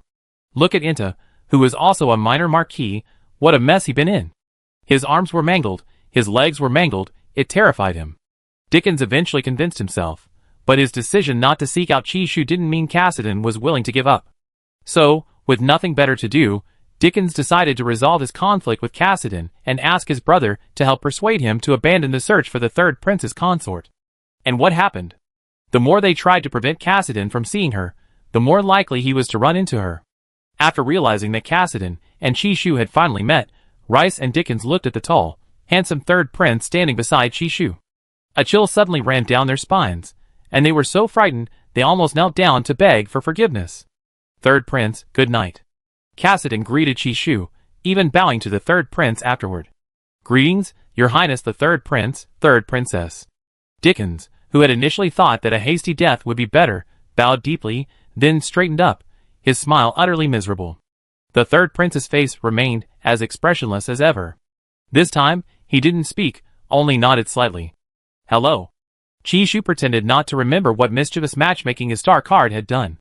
Anyway, he had Prince Cold Ball by his side now, so he wasn't afraid of this group of people who wanted to chase and beat him up. Actually, what puzzled him more now was why Cassidy was hanging out with Dickens. "You two are?" Chishu's eyes darted between Dickens and Cassidy. He raised an eyebrow slightly, his eyes filled with curiosity. "Really? You two really?" Cassidy's smile was chilling, and he answered through gritted teeth, "Yes, thanks to the third prince's wife, I finally have a big family. I'm very happy living in the Marquis's mansion. I wake up in a huge bed every day, eat the finest food, and have free time to tend to flowers and birds." Chishu, If it weren't for this face, which was even more ferocious than Rice's smile, Chishu felt he might have believed it. He nervously moved closer to Cold Ball, trying to hide behind Prince Cold Ball to ease the awkwardness. Dickens and Rice were good partners and friends of his. Dickens had even helped him before. If he wanted to beat him up, he might not be able to control his strength, and if he accidentally killed him, Chishu would feel it was a pity. Cassidy suppressed his manic emotions. He was unaware of Chishu's thoughts. If he had, he would have been furious enough to vomit blood. "Ha, ha, whatever makes you happy." Chishu sensed the complex emotions in Cassidy's eyes, feeling that this man wanted to thank him, but also wanted to beat him up. "There's no time like the present. How about we invite the third prince's consort and the third prince to dinner? We don't know when we'll be able to repay you again after this." Dickens looked at Cassidy's clenched fist, knowing that this guy probably wouldn't give up easily. A direct approach wouldn't work. He'd be easily captured and sent to the Star Prison. He guessed this guy was definitely planning to deal with Chishu secretly. He thought about it, and decided it was better to just make Cassidy give up on that idea altogether. Seeing the expectant looks in Rice and Dickens' eyes, Chishu hesitated. After all, Cold Ball was the eldest in their family, so he asked Cold Ball, "Is it okay?" Alhype certainly didn't like these third wheels, but he knew they were Chi-Chi's friends, and he had to give Chi-Chi face in public. "Whatever you say," he said. "Alright, it's just a meal anyway." Chishu thought it was fine. With someone treating him to a meal, even those who wanted to beat him up wouldn't dare to act with Cold Ball around. It was so nice to be by Prince Cold Ball's side, he felt completely safe. Dickens breathed a sigh of relief, also confirming that what he read online was true. The third prince and his wife were probably inseparable whenever they had the chance. He then turned to look at Cassidy, who had been inseparable from him lately, and even wanted to go to school with him. Cassidy also turned his head, his eyes seemingly praising him for being so accommodating.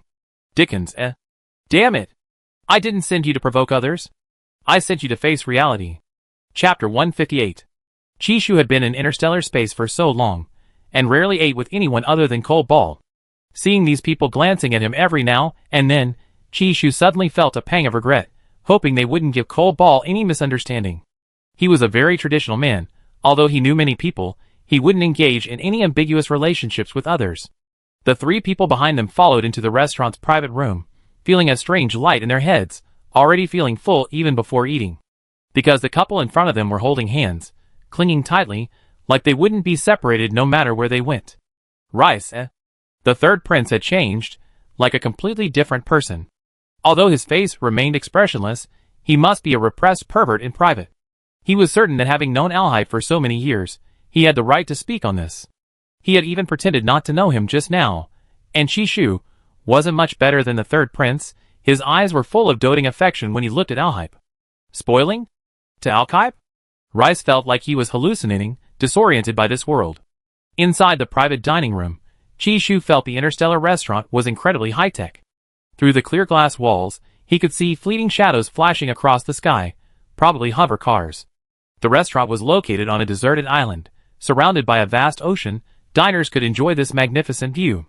Chishu and the third prince sat down first, followed by the three people opposite them. The private room had a rectangular table, and under the cool lighting, a menu floated on the table. Chishu felt it was time to try Alkipe's favorite dishes, so he handed the ordering over to him.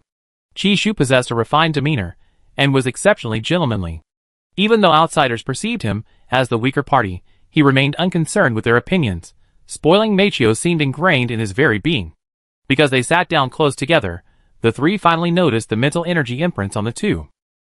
Even Cassidy was instantly stunned, an unprecedented despair and regret enveloping his heart. This revenge was impossible.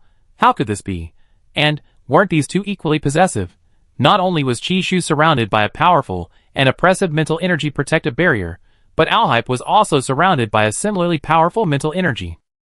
Rice, who had already been subjected to a lot of public displays of affection, finally regretted entering the restaurant, and even more so, regretted letting his brother and Cassidy dance in front of Chishu and Alkipe. His previous thought of giving Chishu a small beating vanished completely. What a joke. Using mental power to fight Chishu? They'd be the ones getting seriously injured. Faced with overwhelming strength, Cassidy was helpless.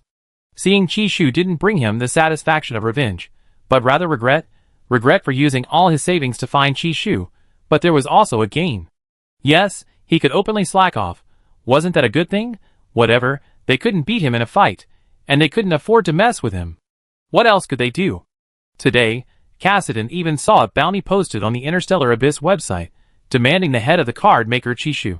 The bounty was increasing daily, and the clients were all people who had been harmed by Chishu's cards. Chishu's star cards were being sold off in batches recently, so one after another, people were being ruined by them. The bounty had gone from 1 billion to 100 billion. He didn't know who could afford 100 billion, but in interstellar space, that person must be someone important. That person said it was all thanks to Chishu that he lost face, and had to run naked for 10 kilometers in the city center. Compared to this person, Cassidy actually felt a terrifying sense of gain. Cassidy looked at Chishu, and as he looked, he didn't know whether to laugh or cry.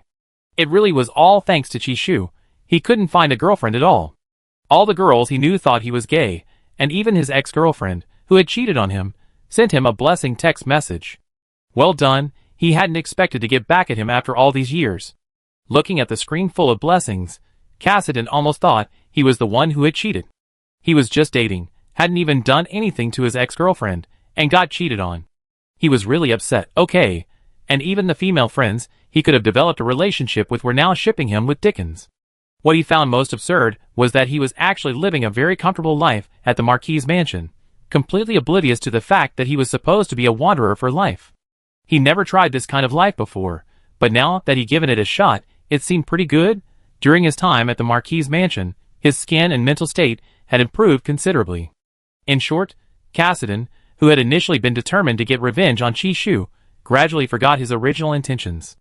Chishu didn't know that in the eyes of the bounty hunter opposite him, he was just a walking 100 billion. He was now fearless. Want to fight him? Who knows who would be the one dying? As long as he didn't die now, everything was fine. Chishu had recently become a little thick-skinned. The rogue card maker thing was just what others thought.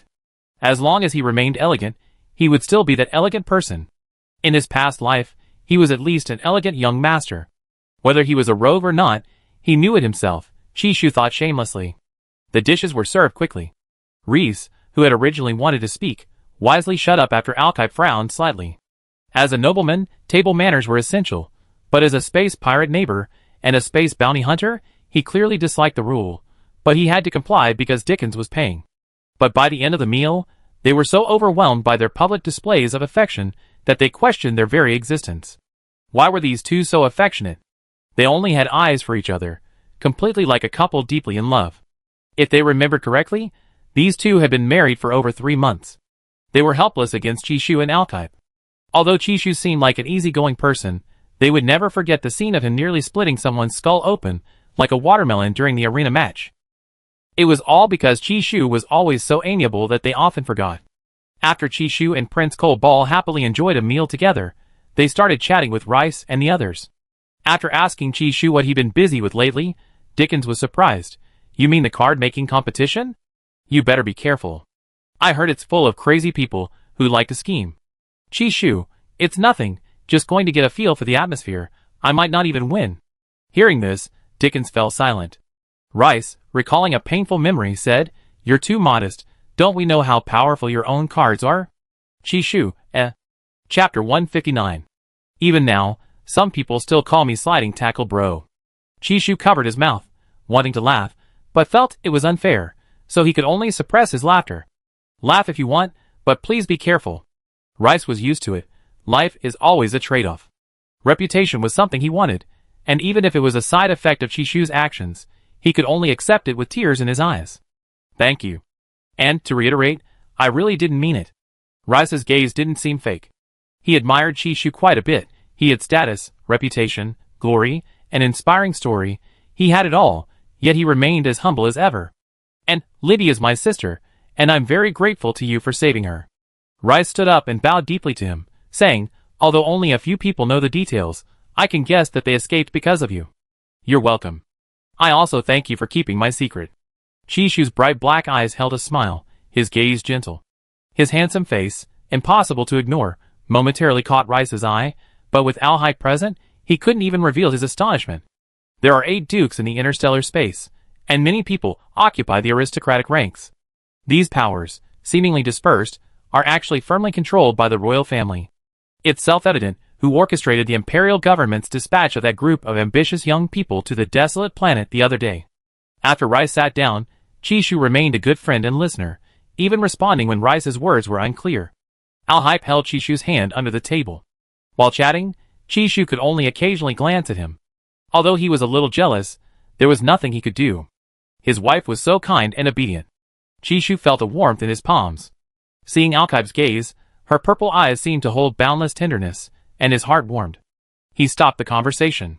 It's getting late, Rice, Dickens, Cassidy. Let's chat again another time. My prince is a little sleepy. Okay. Rice was taken aback, then nodded, feeling a pang of jealousy. He was so envious of the way Chishu and the third prince got along. The group went outside the restaurant, preparing to go to the rooftop parking lot to take their hovercars home. Unexpectedly, they ran into Slade and the group of people who had targeted Alhype at school. These people were all young masters from aristocratic families, but thanks to their ancestors' protection, they worked in key units of the Empire after graduation. Greetings, third prince, third princess. They were no longer as successful as they had been in school. For years, they had only been able to work at the lower levels of these key units, and even with their family's connections, they couldn't get promoted. They all knew the specific reasons. Alhype either wanted them dead or wanted them to suffer a fate worse than death. Now, they regretted everything they had done and mocked their youthful ignorance. Fortunately, Slade found them, and they seemed to see hope. But why did they have to encounter Alhype? The moment they saw Alhype, their faces turned deathly pale, as if all color had drained from them. Their bodies stiffened, as if bound by an invisible force, unable and afraid to move. They trembled, cold sweat beaded on their foreheads, and a chilling fear enveloped them, as if there was no escape. They would never forget the last look Alhype gave them when he graduated early. After that, their lives were completely turned upside down, with misfortune and calamities piling up. Even their family began to decline. If it weren't for the legacy left by their ancestors, they probably wouldn't even have a decent meal now. Just a few years, their vast fortune had slowly vanished right before their eyes. It turned out Alhype hadn't been unwilling to take revenge. He waited until he was gone to absolve himself of any responsibility. They bowed desperately, praying that Alhype would no longer notice them. Getting involved with Slade was the worst, most regrettable decision they made that day. Alhype's cold gaze swept over the crowd without response. Slade, after inquiring about the third prince's past, had decided to befriend this group. He hadn't expected that in such a small empire, even a meal would lead him to someone he longed for. He had initially resented Chishu for hitting him, but later, he realized that the angrier Chishu was, the more he cared for him. He knew he was pathetic, and could only comfort himself with this thought. Chishu hadn't expected this guy to have the audacity to approach him, and even dare to activate his protective shield. Who was he trying to protect himself from? Alhype ignored this bunch of useless fools. He pulled Chishu's hand, wanting to go home to be with his wife. But at this moment, Chishu felt deep regret for not killing Slade last time. But killing him would mean taking a life. Even if the royal family could protect him, It might implicate his beloved Prince Cobalt. Looking at the two holding hands, Slade's eyes were filled with jealousy. He looked at Chishu's retreating figure and said, "Third Prince's consort, have you forgotten? You've been prosecuted." Chishu hadn't expected that his rare outing would be so eventful, filled with nothing but familiar faces. Could it be that the restaurants on this island were the only decent ones in the Empire? Thinking about it, it made sense. After all, these island restaurants were among the best in the Empire, favored by the nobility. At the same time, Chishu sensed Prince Cobalt's desire to destroy everything here. Before Prince Cobalt could unleash his mental pressure on the group, with a blank expression, Chishu suddenly chuckled lightly. Since Mr. Slade has come so sincerely, it wouldn't be right not to reciprocate with a gift. Chishu's Starblog account already had 1 billion followers, and now, in front of everyone, he posted the video of him punching Slade that day onto the Starnet. Ding! Quite a few people were paying attention to Chishu, and even the terminal of someone close to Slade received a pop-up message. The Starblogger you follow, Chishu, has posted a video. Slade glanced at the video that popped up on his terminal, his eyes wide with disbelief. He raised his hand, his fingers trembling as he pointed at Chishu's smiling face, his voice trembling with barely suppressed rage. You actually. Since you sincerely reminded me, then I sincerely proclaim to the world that Slade attempted to interfere in a royal marriage and insulted the Empire's hero. I hope your Duke's mansion can withstand this. The reason he hadn't released the video earlier was that Chishu was busy with his match and comforting Cobalt, and didn't have the time or inclination for such things. Besides, the arena was very popular at the time, so it wasn't a good time to release the video. Anyway, the lawyer said that his actions in attacking Slade to protect the Empire's hero were within reasonable bounds, so what was he afraid of? And Duke Dante and Slade seemed to have forgotten that more than half the people of the Empire worshipped Alhype as a god. Slade's wonderful life in Star Prison was about to begin. Chapter 160. Did Duke Dante not know that Chishu had evidence? Of course he did. He just wanted to gamble, hoping Chishu would give Slade some face. And what happened? Chishu wasn't the original owner of this body, who could be easily bullied. Trying to bully him? Unless the grass on his grave was taller than him. You really want to oppose me? Slade's voice sounded like it had been sanded, with a slight nasal tone. He probably hadn't expected Chishu to actually throw him into the meat grinder of public opinion. We always been enemies, so don't take yourself too seriously. I said it before, the Duke's mansion only gave you a surname. You pay the price for all the dirty deeds you done. By the way, if your father sent you to get close to me, then congratulations, you hit the jackpot. Your fate won't be any better than the Earl Seuss family. All eyes were fixed on Chishu like searchlights. His handsome face was etched with mockery, his eyes like the moon hidden in the clouds, cold and disdainful, sweeping lightly across Slade's face. Chishu had an innocent-looking face, yet everyone except Alhyper felt a chill run from head to toe. Rice felt he had truly met Chishu today. Looking into his eyes up close was like looking into a living dead. A smile, yet so cold it sent shivers down one's spine. A big shot is a big shot. What can they do? Do they dare to chase after a big shot for some reputation? Do they dare? Besides, what did the big shot do wrong? He not only gave them preferential treatment, but also brought them reputation, and pulled them out of the mire countless times. Cassidy and Dickens were also stunned, suddenly realizing how self-aware they were. Without comparison, there's no harm done, everyone has a brain, but not everyone uses it well. Chishu didn't notice the several pairs of gleaming eyes behind him. All he wanted now was to go home. He hadn't thought much of it before, but now, he was terrified that Alhype would misunderstand and think there was something going on between him and Slade. He hoped such a misunderstanding wouldn't occur. He didn't want to ruin his relationship. Once in the hovercar, Chishu took Alhype's hand, his eyes incredibly serious, and said, "I really don't like him, and I never liked him." Alhype hadn't expected Chishu to specifically tell him this. Actually, his gaze had been fixed on Chishu's face the whole time. Seeing his wife protecting him, and feeling sorry for him, he suddenly felt that he didn't have to be so strong. What's wrong with being pitiful occasionally in front of his wife? Just as he was about to pull this Chishu, who was so wholeheartedly protecting him, into his arms, a huge black ball whooshed in between them. Immediately afterward, a white shadow appeared. Gurgle.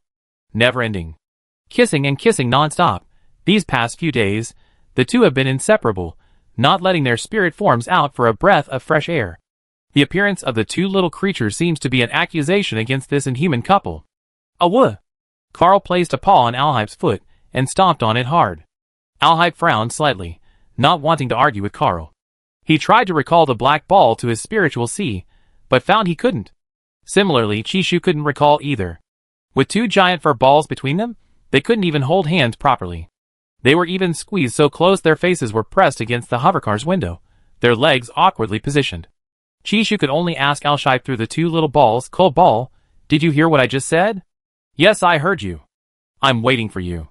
Alshai instantly regained his serious expression, seemingly ignoring the two little balls beside him. He never expected that what would stop him and his wife from getting close would be his own spiritual form and his wife's spiritual form. He couldn't hit them, he couldn't scold them. In the end, he could only let the two little balls torment him. On Chishu's way home, the Starnet was in an uproar. The explosive video of Chishu beating up her ex-fiancé, the scene that thrilled netizens was especially the one where Chishu, wearing white gloves, punched someone flying with a single blow. It was clean, crisp, and possessed an elegant aesthetic of violence, leaving many netizens completely mesmerized. Some people still remember how badly Chishu was criticized online after his engagement was broken off. They can't help but swoon over him in the comments section of his video, praising him as a husband-protecting treasure. Sob, if I were the third prince, I wouldn't be able to resist falling for Chishu too. Seeing the third prince's bright red ears in the video, I knew my ship of the real couple was amazing. I know, Qibao posted this video to get us moving. I'm going to get justice for Qibao. It's outrageous. How dare someone so blatantly abuse their position as the Duke's son? Aw, Qibao, why are you so handsome? How many times do you have to charm me before you're satisfied? Unbelievable, why are those words my prince so sweet? The third prince is doomed to never escape Qibao's grasp. Okay, I got it, I'm going to get justice for you too. Those who didn't know the details also did some research, and after learning about Chishu's experience, they wanted to create multiple accounts to curse Slade, and even the official website of the company under the Duke of Dance Mansion was attacked. This was only the effort from Chishu's fans. An hour later, almost everyone on the entire Starnet knew about the despicable things Slade had done, especially Alhype's fans. They wouldn't let anyone who insulted their idol get away with it. When Alhype was in a vegetative state, they weren't very active on the Starnet, and had to figure out how to retaliate. Now they had learned from their experience, and knew how to insult people without getting their accounts banned. To hold Slade accountable, they first had to attack the official Weibo accounts managing public opinion, and then launch an attack and demand accountability from the Duke Dante's Mansion's official Weibo account. Could it be that everyone in the Duke of Dante's household is like Slade, disregarding the Empire and its heroes? The Duke of Dante's household is even suing the princess consort. Shameless. What contributions has someone like Slade made to the Empire? We urge netizens to boycott products from the Duke of Dante's household. This matter won't end until the Duke of Dante gives us an explanation. I never imagined that the seemingly fair and strict Duke of Dante would raise such a morally corrupt son who would interfere in other people's relationships. Shameless. What did the princess consort do wrong? She protected the heroes of the Empire and their family. What did she do wrong? If it weren't for this video, I would have almost forgotten that Slade is a scumbag. His reputation in the Empire is terrible, all the upper-class nobles know. Disgusting. Don't mess with our young couple. I seriously suspect the Duke's household is disrespectful to imperial authority. The third princess consort was already showing mercy by not killing this man. How can the heroes of the Empire tolerate such treatment? This is so disheartening for the warriors. Chapter 161. Duke Dante was reaping what he sowed.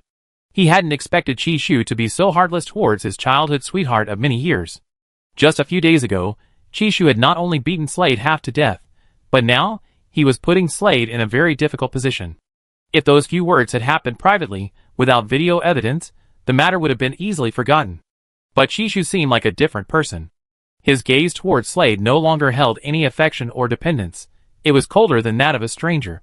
The series of losses and setbacks left Duke Dante exhausted. His assistant stood before him, asking how to handle Slade's situation. If they didn't deal with it quickly, they would lose not only money, but also their family reputation. After all, the people of the Empire weren't fools, and they wouldn't support businesses owned by morally corrupt and unscrupulous noble families. And then, there were those who followed suit. Even if their own character wasn't great, they didn't want to be outcasts, so they all joined the crowd in attacking the official Weibo account of the Duke Dante's Mansion. Withdraw the lawsuit, pay compensation, expel Slade from the family, and then hand him over to the royal family. Duke Dante had no affection for this son. A child born to a mistress wasn't worth his wrath. Although it caused a huge uproar online, as long as he gave the public a satisfactory answer, this matter wouldn't have much of an impact. The public would forget about it in a few days. In short, he sent assassins, insects, and even his son. He'd done everything he could to target Chishu and Alshipe. And what did he do? Not only did he suffer heavy losses, but all the people he planted in the Card Makers Association were imprisoned. The vice president of the association, aside from not being able to implicate him, had practically written down every noble and official he could get his hands on. Charles wasn't faring much better. He was the unlucky guy who got his leg amputated the moment he reached out. Okay. The next day, Chishu woke up to a statement from the Duke of Dante's mansion, announcing a 20 billion compensation to the couple, and expelling Slade from the family. Slade was already imprisoned in the Star Prison. The prosecution might take a while, but the arrogant and conceited Slade probably wouldn't even need to use his powers to go insane. And that was exactly what happened. After hearing Chishu's words yesterday, Slade found it laughable. Didn't he know how much his father loved him? But when the mental shackles were on his wrists, he realized how foolish he had been. Used and betrayed by his father, he was like a disposable piece of waste, used and discarded. Before entering the Star Prison, he had also read the statement. That cold, hard letter of severance made him look like a clown and a parasite. Before this, his father had always said he would protect him, and he had even said he was worried about Alhippe hitting him, but his father said he wouldn't. In the end, Alhippe didn't actually hit him, because it was Chishu who did. Alhippe hadn't even made a move, and he already lost, utterly defeated. He knew he was no match for Alhippe. He couldn't compare in any way. The only thing he could compare in was the frequency of his mental power surges, which also depended on his mental power level not being as high. He thought he could win Chishu back with their past relationship, but it didn't work. Now, the thought of his heart being completely consumed by Alhippe tore at his soul. He was truly pathetic. Being betrayed by his father was something Slade never expected. Spoiled by his family for so many years, he never imagined this day would come. Chishu had told him long ago that the Duke's mansion had only given him his name. The rest was not his. Why was he so foolish? Only after being swiftly abandoned by his father did he understand what betrayal by family felt like. He was imprisoned in a cold interrogation room, surrounded by walls, without even a bed.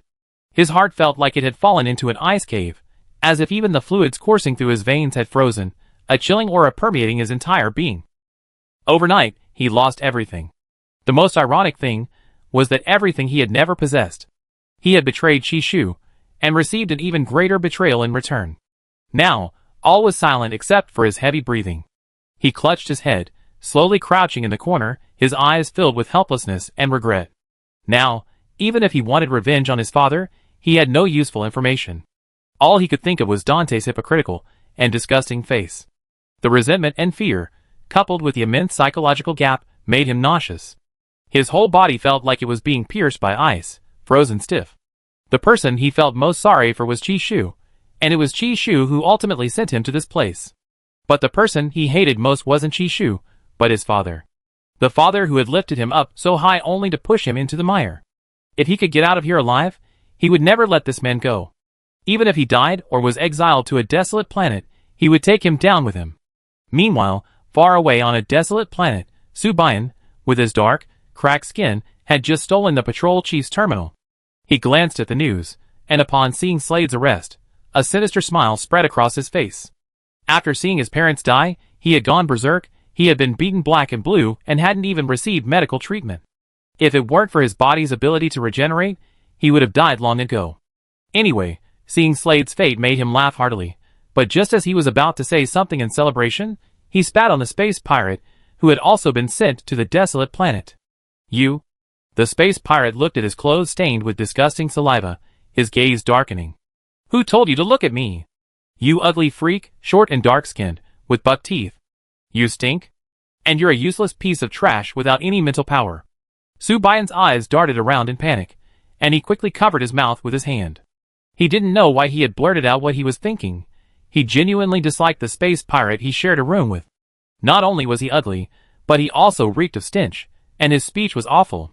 He was the ugliest freak in the desolate planet's pioneering team. Subayan felt that living with him was truly unlucky, because the equipment on the desolate planet was outdated, many places lacked surveillance, and he even secretly spat into his space pirate roommate's nutrient solution, since no one noticed. Because the area was sparsely populated and he rarely encountered anyone, Subayan hadn't been beaten for speaking carelessly in a long time. After Subayan finished speaking, the space pirate merely gave him a sinister look and let out a cold laugh. That night, Subayan disappeared. The next day, his body was found under a bulldozer used for clearing land. His death was even more gruesome than his father's. Chishu hadn't expected Langdon to be so concerned about news from that desolate planet. Langdon had told him about Subayan's death as soon as it broke. Chishu felt that Subayan's death was too simple, but it was better that he was dead.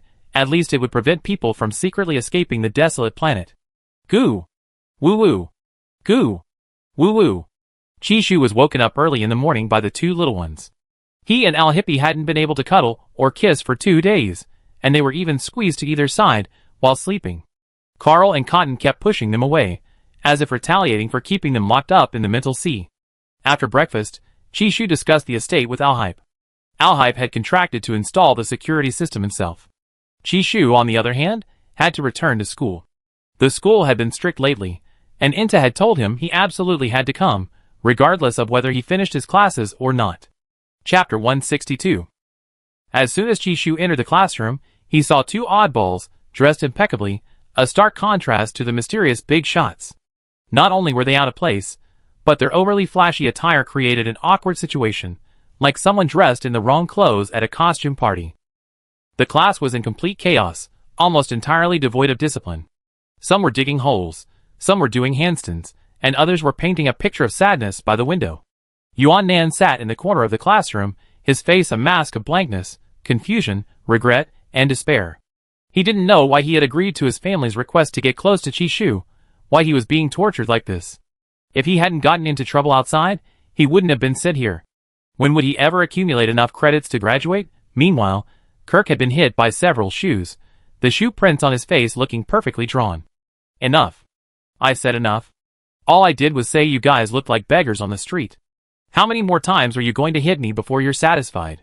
Aw, sorry, we didn't mean to, we were just playing a game. A girl and a boy said apologetically. The girl looked like a docile little rabbit, the boy like a lamb that hadn't had a bath in a long time. Their eyes were innocent, timid, and pitiful. Playing a game? Heh. Kirk trembled with rage, his anger seemingly consuming him to the point of madness. This was the first time he'd been provoked and unable to retaliate. This class felt full of intrigue to him. He felt that if he made a move, he'd lose another 50 credits. Not only would he not graduate, but he'd also be ridiculed. And a mission? Heh, can he even get close to Chishu? Several people surrounded Chishu the moment he appeared, making it impossible to squeeze in. He was just about to move when the professor started class. He was just about to concentrate on the lesson when the professor ended it. What? What kind of lesson is this? Quick, run. Ice shards flew everywhere. Chishu, with his protective shield activated, jumped out of the window the instant the professor attacked, disappearing without a trace. Kirk and Yuan Nan were wearing haute couture clothes. It was only their first day wearing them, and before they even had a chance to show off, holes started appearing in their clothes one after another. Looking at the other students, their robes were made of special materials, only their heads were covered in ice shards. Their clothes were perfectly intact. As for Chishu, wait, where is Chishu? Damn it! Chishu got away again. Kirk was so angry his teeth ached. He slammed his fist on the table, but pricked his hand with an ice spike. He gasped in pain, watching the blood flow from his hand. Yuan Nan wasn't much better off than Kirk. After only a few days of classes, his mental state was already on the verge of collapse. After leaving the classroom, Chishu replied to the department head's decision regarding the card-making competition. Dean, I made up my mind. I decided to go and participate in the competition. The department head quickly sent another message. Then prepare well. You'll be leaving in 5 or 6 days. In the following days, Chishu practiced at home. Once he became engrossed in his work, he would forget that Prince Cole Ball was by his side. Prince Cole Ball took over the work from Bai Zi, arranging the star cards for Chishu, while also helping with testing and sorting, putting them into small boxes, and writing labels. When he came to his senses, the 300 high-grade star cards pre-ordered by the Royal Army were already finished. 2 days ago, he signed a photon agreement with the Secretary General using an alias. Star cards sold to legions under the royal family were tax-free, and after a year, the Secretary General could help him apply for contribution points to exchange for academic credits. As for how many star cards to sell, it was entirely up to Chishu, so there was no pressure. Thank you for your hard work. Al-Hype helped him massage his wrists after he finished. It's nothing. Chishu smiled. Just as the two were about to kiss, the two little bundles of joy rushed over. Chishu could only hug Cotton and sigh helplessly. What's wrong with you two? Cotton was furious. Gurgle. Kissing us but not including us. That's too much. Chishu sighed and pulled his hand away, then patted Carl's head, who was sitting on the ground. As a result, Prince Kolbal was also aggrieved and wanted a pat too, but before Chishu's hand could touch Prince Kolbal's head, Carl pushed him aside with his bottom. Al-Hippie, he asked, what do I do if they want to attack my own spiritual entity? Chishu looked at Al-Hippie's aggrieved face, smiled slightly, and said, let's wait until they had their fun. I need to rest too. Okay. Al-Hippie had no choice. Just as he was about to say something, a mission suddenly appeared on his terminal. After reading it, his brows furrowed slightly. I need to go out for a bit. What's wrong? Chishu saw Al-Hippie's serious expression and sensed that something had happened. A horde of mutated, corrosive, and splitting star beasts is destroying the 6th Legion's base. There's also the largest water supply reservoir on the capital planet near the 6th base. Where did these star beasts come from on the capital planet? They escaped from the Academy of Life Sciences. I don't know how they got there. After saying that, Al-Hippie turned and quickly went to the dressing room to change into his black combat suit. His long legs strode out of the room. Chishu was already waiting for him at the door. Be careful. Before leaving, Al-Hype patted his head. Wait for me at home. If it's too late, go to sleep. Cotton, goo. I'm going too. Chishu received Cotton's request and turned to ask Al-Hype, can Cotton help? Al-Hype nodded. The request was approved. Cotton happily flew onto Al-Hype's shoulder, proud and imposing. Carl was also very happy, never expecting to go on a mission with Cotton. After Al-Hype left, Chishu connected with his spiritual body through his 5 senses. Cotton stood obediently on Al-Hype's shoulder. Carl was lying cross-legged in the hover car, which was driving autonomously at top speed. At this moment, Al-Hype's slender fingers were pointing at the pale blue light screen. His gaze was focused. He magnified the light screen with 2 fingers and quickly marked each point. They belonged to the aid team, and after receiving Al-Hippie's orders, the team's deputy commander immediately arranged the plan to clear out the star beasts. Chapter 163. After finishing these tasks, the expressionless man patted the white ball of Fluff's head and closed his eyes to rest for 2 minutes. The rapidly moving hover car hovered 100 meters above its destination 10 minutes later. The wind was strong. The man's long, slender, white hand reached for the right door and, without hesitation, leaped out. A sudden gust of wind rose from beneath him, only sculpting the man's features more clearly. The wind also ruffled his short hair. His gaze was calm as he stared at the enormous mutated star beast below, drawing a light blade from his spatial button. The silver light blade was imbued with spiritual energy. The air hummed as the blade sliced through it. Sensing danger, the mutated star beast raised its massive, fong-filled maw, and a tremendous pressure of spiritual energy enveloped its head. Before it could even react and release its corrosive sap, a sharp blade of mental energy, accompanied by a beam of light, pierced its neck bone. The terrifying impact rippled outwards, followed by a deafening, muffled cracking sound. The star beast, covered in gray scales, was instantly decapitated. The massive star beast head rolled to the ground, green blood spurting out, leaving blackened, corroded marks on the surrounding collapsed buildings. The base staff, who had nearly died from the star beast's sap, survived, but before they could even thank the third prince, he vanished, having moved on to the next rescue operation. This was the first time Chishu had seen Al-Hype from an owl's perspective. His heart pounded.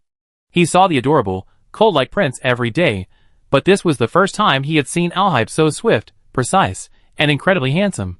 Feeling his blood boiling, Chishu didn't control Cotton, but Cotton actively helped Carl, who had already begun fighting the star beasts. This base was near an important reservoir, and rescue personnel couldn't use mechs because their long-range beam cannons could potentially cause disaster to the adjacent reservoir.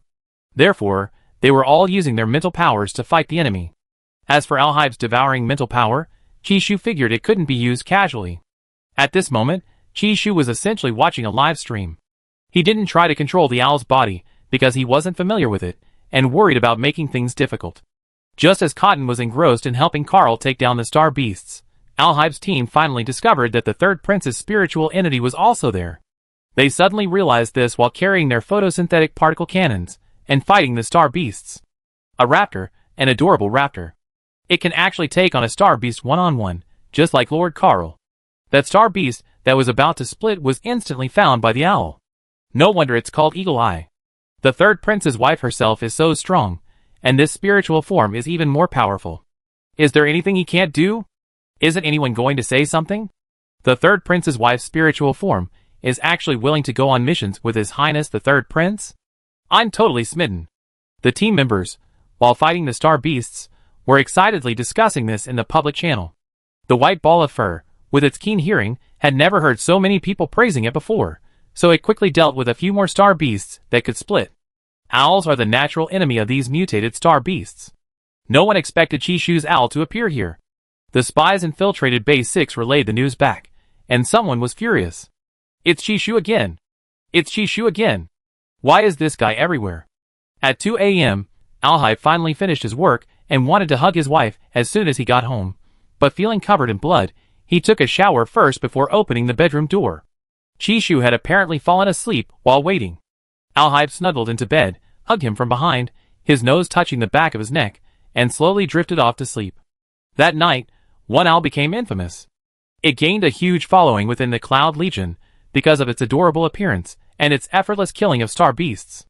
Someone counted that it alone had hunted 30 star beasts. The base had discovered over 200 star beasts in total. The group later learned that this was the spiritual entity of the third prince's wife, and everyone fell silent. The word cute was no longer appropriate, so they all praised Cotton as a majestic and powerful raptor. After all, what raptor could be so fierce? It was practically on par with Lord Carl. Time quickly arrived at the day to depart for the Interstellar Alliance. Alhype decided to leave Carl with him, and Chishu, worried about Alhype, left Cotton with him as well. Anyway, Alhype would be going to the border in a few days. What difference did the insects make? It didn't matter where they were eating them. Besides, he could eat them openly with Alhype, whereas in the Interstellar Alliance, he was constantly restricted. The energy Cotton gained from eating the insects would slowly transfer to him. Langdon, who was listening from the side, was shocked. He raised his hand and said, "You two, your spiritual bodies are too far apart. You get headaches." Alhype and Chishu turned their heads and glanced at him silently. Langdon, exchanging spiritual bodies, how playful, really playful. Langdon was speechless. Since these two were willing, why should he bother? He was just Chishu's useless guard. That's right, most of the time, they were just decorations by Chishu's side. The number of attacks Chishu had suffered wasn't as many as expected. Counting carefully, there were only 5 or 6. Chishu's strength was evident to everyone. In the arena, he fought until his opponent was bleeding, without a trace of pity in his eyes. His patience was exceptionally good, his emotions were very stable, and his output was also very consistent. In short, it was more like they were adding to the grandeur of the third princess than protecting Chishu. Alhype did want to go to the Interstellar Alliance, but the Interstellar Alliance explicitly stipulated that princes or national leaders of any country could not enter the territory of the Interstellar Alliance. This was a galactic convention. However, just because he couldn't go didn't mean his spirit couldn't. Alhype handed Carl over to Chishu as a matter of course, then grabbed Cotton and tossed it onto his shoulder. Cotton, gurgle. Jealous, Alhype, Cotton, gurgle gurgle. Stop looking. Master's already gone. Jealous. Having merged his spiritual power so many times, Alhype could now communicate with his partner's spiritual power. Gurgle gurgle. Master doesn't want you anymore. Cotton tilted its round head back, its large golden eyes half closed, as if mocking Alhype, the man left behind during the holiday. Alhype, Chapter 164. At this moment, Hein got out of the parking lot and saw Alhype still gazing at the sky. He coughed lightly. Alhype frowned slightly, his expression full of helplessness and displeasure at having to work during the holiday. Your Highness, we apprehended several researchers involved in the incident at the Life Sciences Institute. They confessed that they were given banned drugs, causing their bodies to uncontrollably open the doors of the underground Life Sciences Research Institute, and then using their privileges to allow the star beasts to pass through. As for why the star beasts ended up at Base 6, the investigation is still ongoing. Have the casualties at Base 6 been reported? Thanks to the timely rescue efforts from all the bases, the number of seriously injured has decreased to 30, and the death toll is 0. Base 6 has already reported it. I remember Base 6 was recruiting recently, perhaps some infiltrated. Hein's words trailed off, but Alhype understood. The Empire's starfields were vast, and its territory was constantly expanding. It was impossible for it to be stable all the time. The Empire's current arrangement, seemingly a system of checks and balances among various factions, was in reality a daily spectacle of intrigue and deception. While the interstellar people aren't particularly adept at political maneuvering, they are exceptionally skilled at betraying each other. As long as they manage to trick someone and avoid being caught red-handed, they consider it a victory. If Alhype had been lying in his sickbed, slowly dying, those people wouldn't have been so anxious. Now that they see him alive again, and that his Chi-Chi is not someone to be trifled with, they're even more enraged and desperate. So they start causing various troubles, endangering the people, and then inciting them to denounce the royal family, putting pressure on them. Understood. Let's go back to the base. Alhype's face lacked the faint smile he wore when Chi-Shu was by his side. Instead, a cold aura emanated from him. But the cool air hadn't been up for long before it was interrupted. Gulp. Eat something delicious. No. Gulp. Go play. No. Gulp. Useless human. Hein. The massive, bat-shaped dark alloy armor, like a killer in the night, sliced through the galaxy with its wedge-shaped bow, then silently slithered through the vast, dark universe. The journey to the Interstellar Alliance star system took about 5 days, similar to that of Plane Star, but the actual distance was several times longer. Military starships are different from civilian ships. This starship might not be as comfortable, but it was definitely fast. This was Chi-Shu's first time on a military starship, many times larger than a small starship. Landon had said it could accommodate up to 50,000 people. The starship had training rooms, work areas, entertainment areas, and even suites with swimming pools. However, the pools weren't very large, and Chi-Shu was curious if the water would slosh around. After half an hour of flying, the water remained calm. Sitting by the pool, Chi-Shu stroked the furry fur while replying to messages from Alhype. His fair legs swayed in the water, and he was about to lie down listlessly when the doorbell rang. Ding-ling. Chi-Shu got up, put on black slippers, and went to open the door. Because the temperature on the starship was quite comfortable, Chi-Shu casually wore a white tracksuit, his pants just past his knees. His slightly shoulder-length black hair was loosely tied up, with a few strands falling on either side of his face. His dark eyes only began to warm slightly when they met the person outside. Landon, what's wrong? The Black Mist Squad has assembled. You can go and get to know them now. Oh, alright then. Chi-Shu was too lazy to change his shoes. The starship's interior floor was flat, and the corridors were spacious, not much different from a house on land. Landon didn't mind either. After all, Chi-Shu wasn't the one going to work, so he didn't need to dress so formally. After walking through a corridor, Chi-Shu arrived at a large conference room, where 3 neat rows of people were lined up. The front row was COD's Black Hawk Squad, and the next 2 rows were the Black Mist Squad. The Black Mist Squad consisted of 10 people, specializing in stealth, tracking, and assassination. Protecting Chi-Shu was their first guard job. Although they weren't very skilled, the Queen said it was a good fit for them, so they came. The pay was the same anyway, so it didn't matter where they worked, and they could travel around. Chi-Shu never restricted the strong, but getting to know people was a bit difficult. He had finally gotten to know the Black Hawk Squad, and now the Black Mist Squad was here. Their hair was multicolored, and their features were mostly Asian, around 185 centimeters tall, with broad shoulders and narrow waists. They wore black uniforms and black combat boots. Because of their heavy killing intent, they appeared somewhat violent, but overall, at least in terms of charisma, they were handsome. Chi-Shu glanced at them and nodded. To quickly identify his protectors and avoid mistakes within the Interstellar Alliance, Chi-Shu sat down and waited for them to introduce themselves. He wanted distinctive self-introductions, so he could remember them, not by numbers, just nicknames. Landon, Fine, even a slacker has his way of remembering.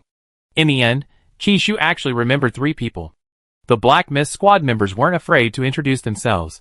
They introduced themselves almost every time they met with their mission partners. Of course, those were all made up, but they couldn't make them up in front of Chi-Shu. The 3rd princess consort was still a student, and quite pretty. If they hadn't watched the competition, they might have genuinely thought she was a fragile little thing. Originally, they were protecting the 3rd princess consort, but now they felt more like protecting others from being accidentally killed by her. Even Slade couldn't withstand a single punch in the ring. There were at least 50 to 80 people seriously injured by Chi-Shu. After the group earnestly introduced themselves to Chi-Shu, he only remembered 3 people. The first was Wang Tudo, who had accidentally entered the wrong examination hall and join the assassination squad. His nickname, Tudo, wasn't because he looked like a potato, but because he loved eating potatoes. The second was EP101, who had recently used Master Chi's star card and worked hard to become the King of Scrolls. The third was EP101, who had recently used Master Chi's star card and encouraged himself to sever ties with his family, who constantly drained his life force. Chishu almost burst out laughing when he heard this. He was unaware that 3 other members of the Black Mist squad had also used his star card. One, after using it, suffered from a side effect that made him want to be himself, resulting in him singing loudly at night and disturbing the peace. He was chased for kilometers by his grumpy teammates.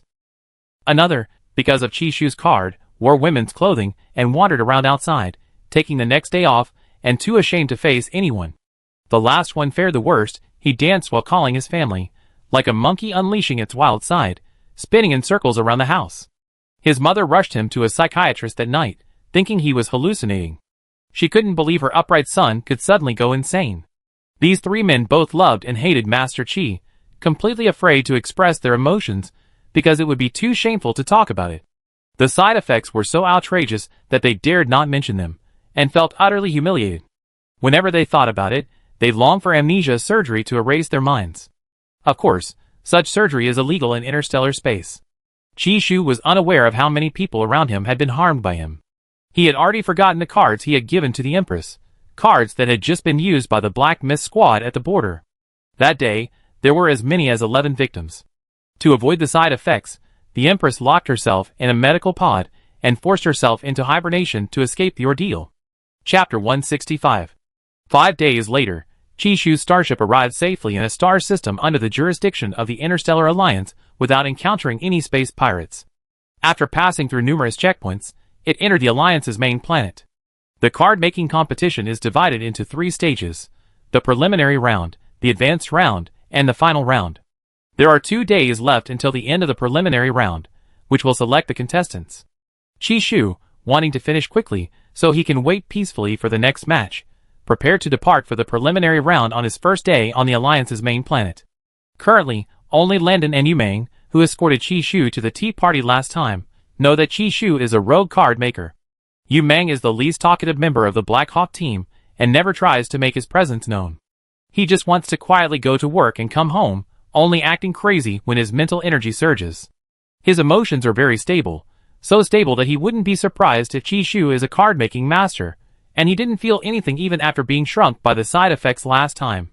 In his opinion, Chishu's side effects were insignificant to him, nothing to worry about. Chishu originally wanted to bring more people along in case of being attacked, but felt that too many people would be too conspicuous. In the end, they decided to bring only 3, Yumeng, Kuda, and Wang Tudo. As for Carl, he shrunk down so Chishu could carry him. Since the partner's mental energy was almost always on the same frequency, Chishu had no problem carrying Carl. The Alliance's main planet was about 1/3 the size of the Empire's capital planet. It had a pleasant climate, lush vegetation, and few tall buildings, making it more in harmony with nature, like an undeveloped planet. The main planet was almost entirely inhabited by members of the Interstellar Alliance. Their job was to maintain interstellar peace, mediate disputes between nations, and promote harmonious development among star systems. Therefore, they rarely lived at home and were mostly on business trips. When Chishu arrived at the preliminary arena, he had barely stepped off the hover car when he felt someone staring at him with the eyes of someone eyeing prey. Chishu searched for that gaze, but it vanished in the blink of an eye. A sudden gust of cold wind swept in. Chishu frowned slightly, squinted, covered Carl's eyes with his hand, and strode towards the registration entrance. Because bodyguards were not allowed inside, Cod and his group were stopped at the entrance. The contestants were all dressed in strange costumes and spoke an interstellar language. Their eyes seemed to have been tempered by time, yet they still looked down on Chishu, this clean-cut young master. Especially those closest to Chishu, they had deep-set features, thick eyebrows, large eyes, and dark blue animal patterns on their faces. They were tall and broad-shouldered, like savages suddenly appearing from an ancient earth tribe, wielding pitchforks. Is this young master here to experience life? He looks so young, he'd be perfect for me. Ah, Lu, you're still so disgusting. Someone with that kind of face? Should I kidnap him and treat him like royalty? Ha ha. I wonder how long this young master can last. Which galaxy is this guy from? He's strangely handsome, Too bad good looks can't be used as nutrient solution. The competition hadn't even started, and the card makers were already spouting insults. They knew, of course, that skill mattered, but breaking their opponent's mentality was equally important. They really loved provoking these seemingly easy-to-bully kids. Chishu didn't know what these people were thinking, and he didn't care. He picked up Carl and took his points card to register. Opponent pairings were randomized on site. The last person standing would pass the preliminary selection. After Chishu had his card verified by the staff, he was immediately matched with 4 opponents, the same men who had previously gossiped about him. That's right, there are already 4 opponents in the preliminary round. After entering the holographic simulation pod, Carl wasn't taken inside. Instead, he lay quietly on the pod, not allowing anyone to approach Chishu. When he opened his eyes again, Chishu was standing in a virtual forest, surrounded by towering trees and giant mushrooms. He looked like a tiny person who had mistakenly wandered into a land of giants. He didn't see his 4 opponents yet, and was hesitating whether to go find someone when someone approached him. Ice blades seemed to fly from the depths of the forest. Chishu dodged them, but the increasing number of ice blades forced him to retreat or even hide. The preliminary round has its own rules. In the virtual competition pod, only preliminary star cards can be used for fighting. Direct mental attacks are not allowed, nor is physical combat permitted in the virtual competition. The virtual competition doesn't require carrier cards or pins. You only need to write the star card symbol in the void. Chishu wanted to eliminate someone directly, but the power of preliminary cards wasn't that great yet, and the people present were quite strong and difficult to deal with. In the instant of frantically dodging the ice blades, Chishu's right hand hovered in midair. In the urgency of the situation, whatever came to mind, his wrist moved like a snake, drawing 3 characters. Become an idiot. In the holographic livestream room, the wind seemed to gently brush against the viewer's cheeks.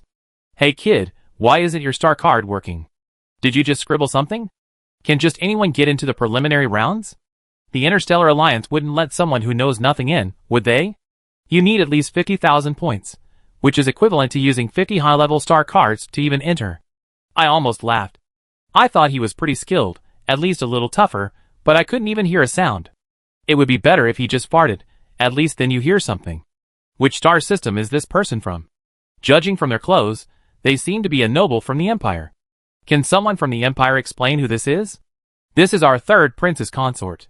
The 3rd princess consort? Is she the partner of that Empire's war god, the 3rd prince? He's very powerful. Don't be fooled by his face. Although we never seen him release high-level cards, his cards are still very strong. Even the Empire's people didn't know how their 3rd princess consort ended up in the Interstellar Alliance. If Chishu were a skilled card maker, that would be fine. If he wanted to participate in the competition, let him. But how could he embarrass himself outside the star system? However, they couldn't say anything bad about Chishu. Family scandals shouldn't be aired in public. So even if Chishu's cards were terrible, they still had to protect him. Standing at the competition entrance, Cod had just opened the live stream for the preliminary round when an ice blade was about to fly towards Chishu's face. Cod instinctively tried to dodge as well. Wang Tudo, standing next to him, was calmly holding a toy in his hand, his eyes showing no sign of Cod's tension. Yu Mang stood behind them, arms crossed, watching. After seeing the 3rd princess consort waving her fingers in the air without making a sound, the group fell silent. After a moment of silence, Wang Tudo said, "We're not going to call it a day so soon, are we? I haven't even tried the potatoes from the Interstellar Alliance's main star yet." Chapter 166. Coder's silence stemmed from his concern that if the 3rd princess consort lost the competition, she would beat those foul-mouthed people to a pulp. However, the Interstellar Alliance wasn't on their empire's territory. Fighting could result in deportation. Yu Mang, on the other hand, wanted to know when the 3rd princess consort's effects would take effect. Just as Wang Tudo finished speaking, a man with beast-like markings covering his face and neck emerged rapidly from the depths of the forest on all fours. After running for a while, he suddenly braked, stopping under a tree. He began to mimic a dog urinating by lifting his right leg, but because of the competition, the virtual space didn't allow him to perform these forbidden actions, so he could only uncontrollably lower his leg. Unable to mark his territory, the man began climbing the tree like a monkey, climbing higher and higher until he finally grabbed onto the vines entwined between the trees and swung around, like a monkey returning to nature. He barked excitedly, showing off his white teeth, his expression one of boundless excitement and joy, completely different from the person who had just stylishly unleashed the ice blade skill with the star card. Finally, as he swayed along, he suddenly lost his grip. The accelerated high-altitude motion left him no time to instinctively dodge, and he crashed headfirst into a tree, creating a large crater. His health instantly plummeted to zero. Afterwards, dizzy and disoriented, he plummeted 50 meters from a height, ultimately being eliminated. Livestream chat, An eerie silence followed for a long time before the previously small, but largely lurking chat suddenly erupted. This is insane! Ha ha ha. I don't even know where to begin complaints. It's too abstract, too abstract. This is the first time I ever seen an elimination method like this. Did this Chishu player use a mental card? Who starts with such a powerful card right away? This is just a beginner card. Help! What kind of big shot has come to your empire? Why does his star card style feel so familiar? Familiar?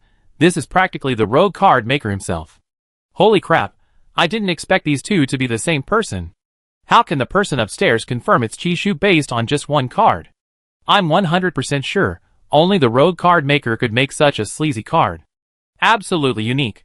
Ha ha ha, is no one going to speak up for the player who was just eliminated? Chishu knew he had given himself away, but that wasn't what he was worried about right now. He vaguely sensed that the virtual competition pod hadn't fully received his ability, something he hadn't anticipated. However, for the competition, it shouldn't be a major problem. In reality, the side effects of his advanced and top-tier star cards couldn't be eliminated. Eliminating them might significantly reduce their effectiveness. Chishu sighed, smiling helplessly. In the Empire, those who wanted to attack him had to consider his status, but in the Interstellar Alliance, he encountered people from various star systems and countries. It seemed he'd definitely need to bring 15 people with him when he went out in the future. Chishu had thought at least the basic cards would be more normal, but he never expected this to be the case. He hoped the side effects wouldn't affect him. Although he was a rogue card maker, he really didn't want to lose face like Rice. To reiterate, he was essentially an elegant card maker. If it were like Rice, losing face would only happen within the Empire, but now, he was facing the entire star system. He absolutely couldn't lose face. Chishu swallowed hard and began searching for people. The deeper they ventured into the forest, the darker and damper the environment became. The air was damp and cold, carrying the earthy smell of the ground. A cool breeze brushed their faces, and the path beneath their feet was mostly covered in moss, incredibly slippery, threatening to cause them to slip and fall at any moment. Chishu followed his instincts, stepping deeper and deeper into this dark layer of the forest.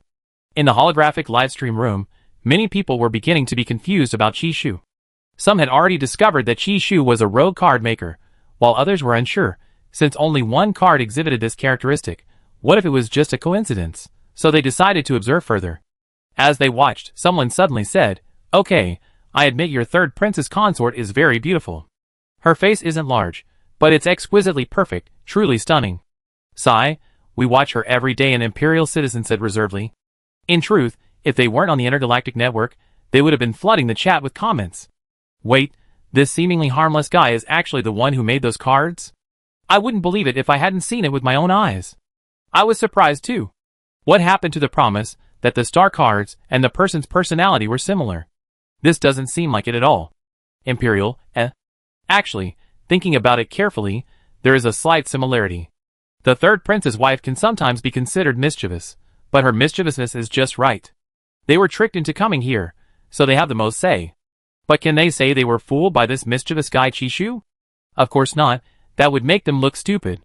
Also, if Chishu really is a rogue card maker, then the Interstellar Alliance card-making competition might be even more popular. Just as the live stream was getting heated, Chishu slid backward, then swiftly dodged the arrow-like object that had just flown out of the shadows.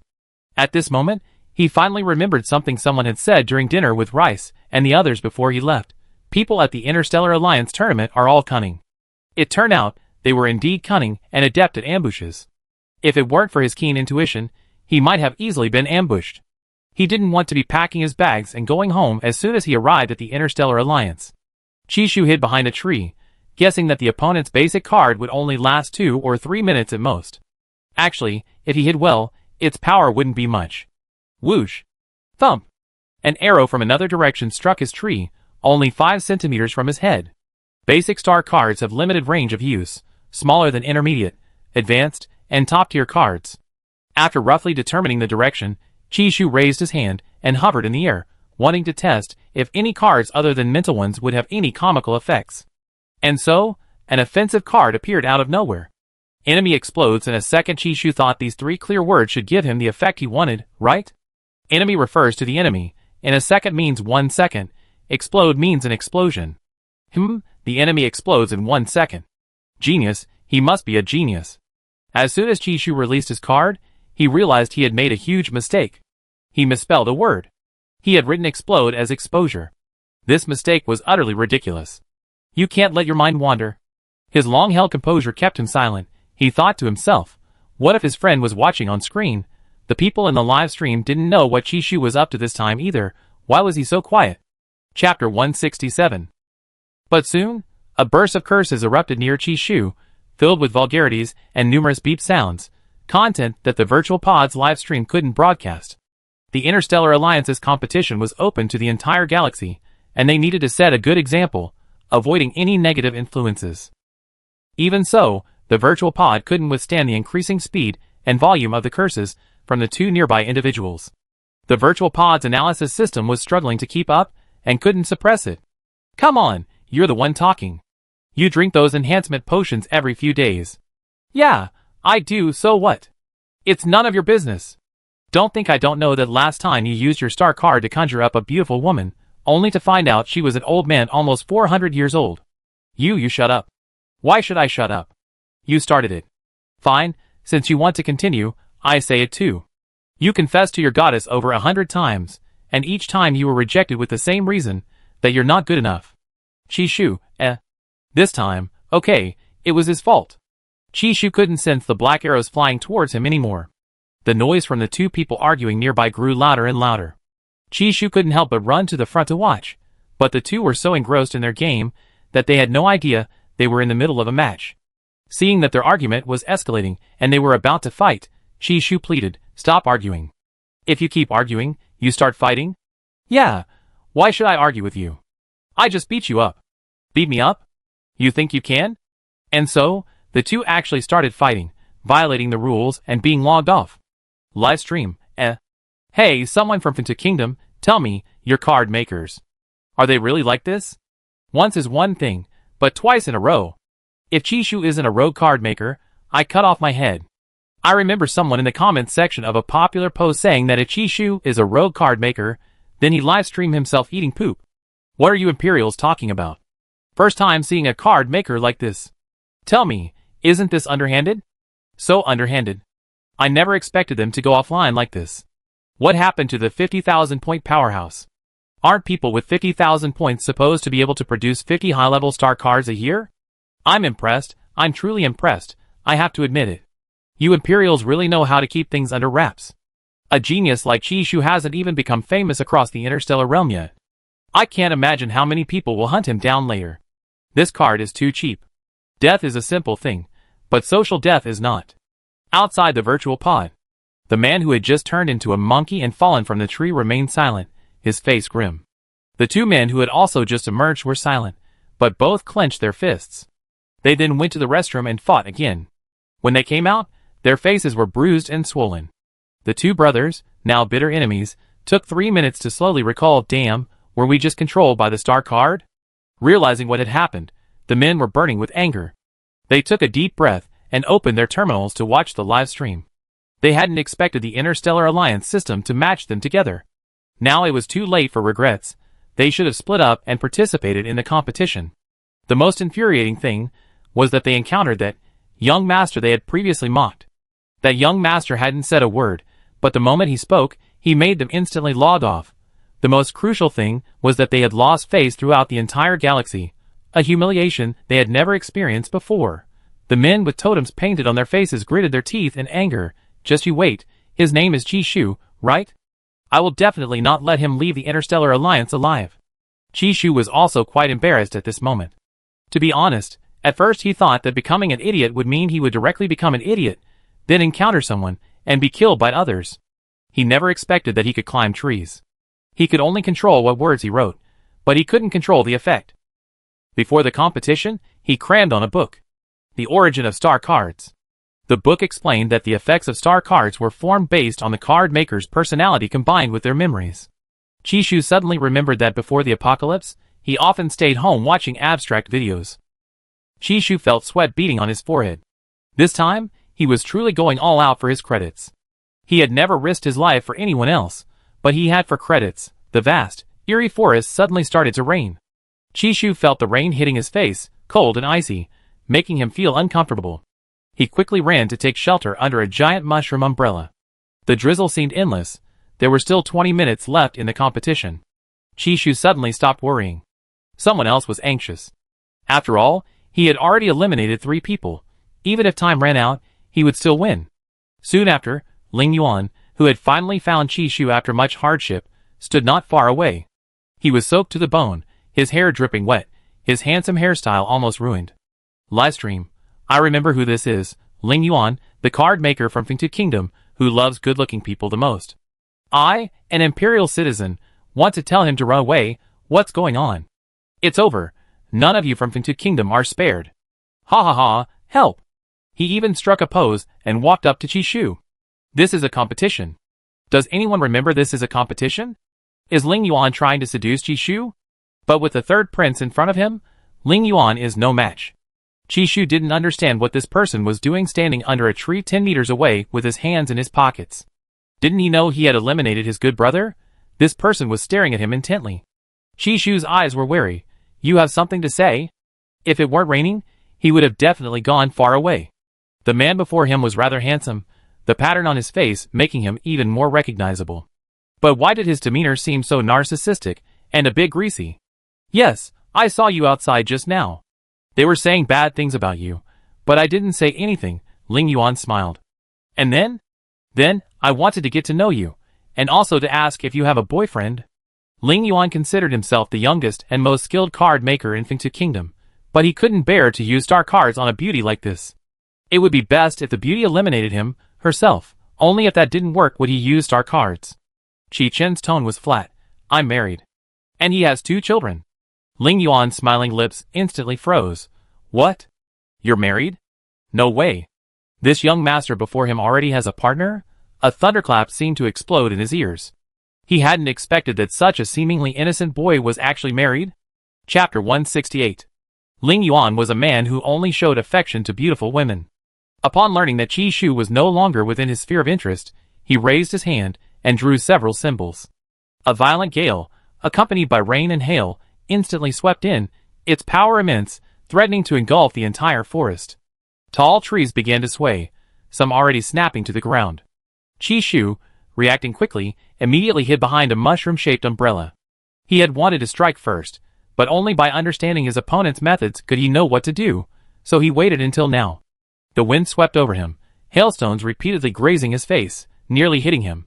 Seeing even the mushroom-shaped umbrella on his head blown away, Chishu finally understood why this man was so confident. It was probably because he truly possessed great strength. Compared to the previous 3 people, this person before him was incredibly powerful. Chishu covered his face, unable to immediately reach out to write a star card, afraid of being bruised by the hailstones. He couldn't imagine how brutal his opponent's next card would be. Fortunately, he didn't rush to make a move, otherwise he would have truly underestimated others. Livestream. Chishu is probably doomed. I forgot to mention, Ling Yuan also has a title, the Berserker Card Maker. Berserker? Sounds so cool. Unlike our rogue card maker. I don't know why, but I have a bad feeling about this. Upstairs, me too. I feel like that kid is up to something. Am I seeing things wrong? I can't take it anymore. The rogue card maker is about to be slapped in the face. I need to drag my friends in to see. Oh right, how could I forget to let everyone guess if Chishu is the rogue card maker? Isn't anyone going to feel sorry for the poor third princess consort? The third princess consort is pitiful? Haha, you haven't seen him beat people up. I'm from the Federation, I seen it. It's terrifying. I don't know why, but I'm already praying for Chishu's opponent. Chishu's face and neck were stinging from the wind. He hid behind a tree, covered in rain and leaves, his head a mess. To be honest, this was the first time he ever looked so disheveled. But looking at his opponent, standing elegantly before a tree not far away, hands in pockets, as if the wind and rain outside were irrelevant to him, the clearing he stood in seemed to be in a completely different world from the outside. Chishu sighed softly and began to straighten his clothes, but the wind was still too strong, Several more trees beside him broke, all snapping at the base. It was lucky they hadn't hit him. Having observed enough and confirmed his opponent's strength, Chishu finally braved the raging wind and rain, closed his eyes, and wrote 3 words. All rebound. Almost instantly the tide turned. The wind in the virtual forest shifted, becoming even fiercer than before, howling like ghosts, and hailstones carrying mud and leaves flew towards Ling Yuan. Ling Yuan, who had originally intended to see Chishu beg for mercy, slowly widened her eyes. Only then did she belatedly realize that a fierce wind was howling across her face, and the hailstones falling to the ground were being whipped around by the wind, frantically rushing towards her. Livestream. What terrifying strength! Is this what it means to be a stronger opponent? Damn, I need to turn off my holographic skin perception. That hit my face so hard. The person upstairs really got slapped in the face. Sorry, I just came into the live stream from outside. I wanted to ask where our rogue card maker is. Find him yourself. Victims. Oh no, there are victims everywhere. Ling Yuan, you look like you got bruised and battered from being hit by hail. Screenshot of your handsome face. Into Kingdom? Don't you like your berserk card maker? Why are you kicking him while he's down? A bruised and battered face is nothing. Your berserk card maker's pants are almost torn to shreds. At this moment, many people gradually entered the livestream.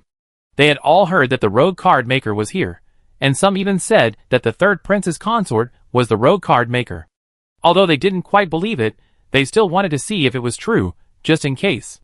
So, as soon as they entered, the viewers were completely bewildered by the whirlwind of rain, hail, and falling leaves in the holographic livestream, and in pain, they left the livestream only to re-enter.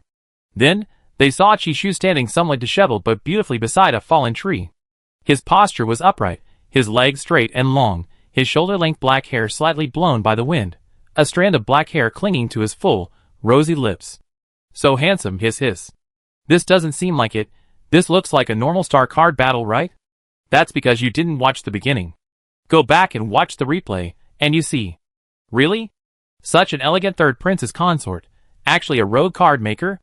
I admit the third prince's consort is usually mischievous, wicked, cunning, and treacherous, but she's not a rogue, is she? He's not lewd at all, he's very handsome, I like him. Chishu, seeing that his opponent was even worse off than him, was finally satisfied. Ling Yuan had never imagined he'd be tortured so badly. He was always the one toying with others. When had he ever been treated like this?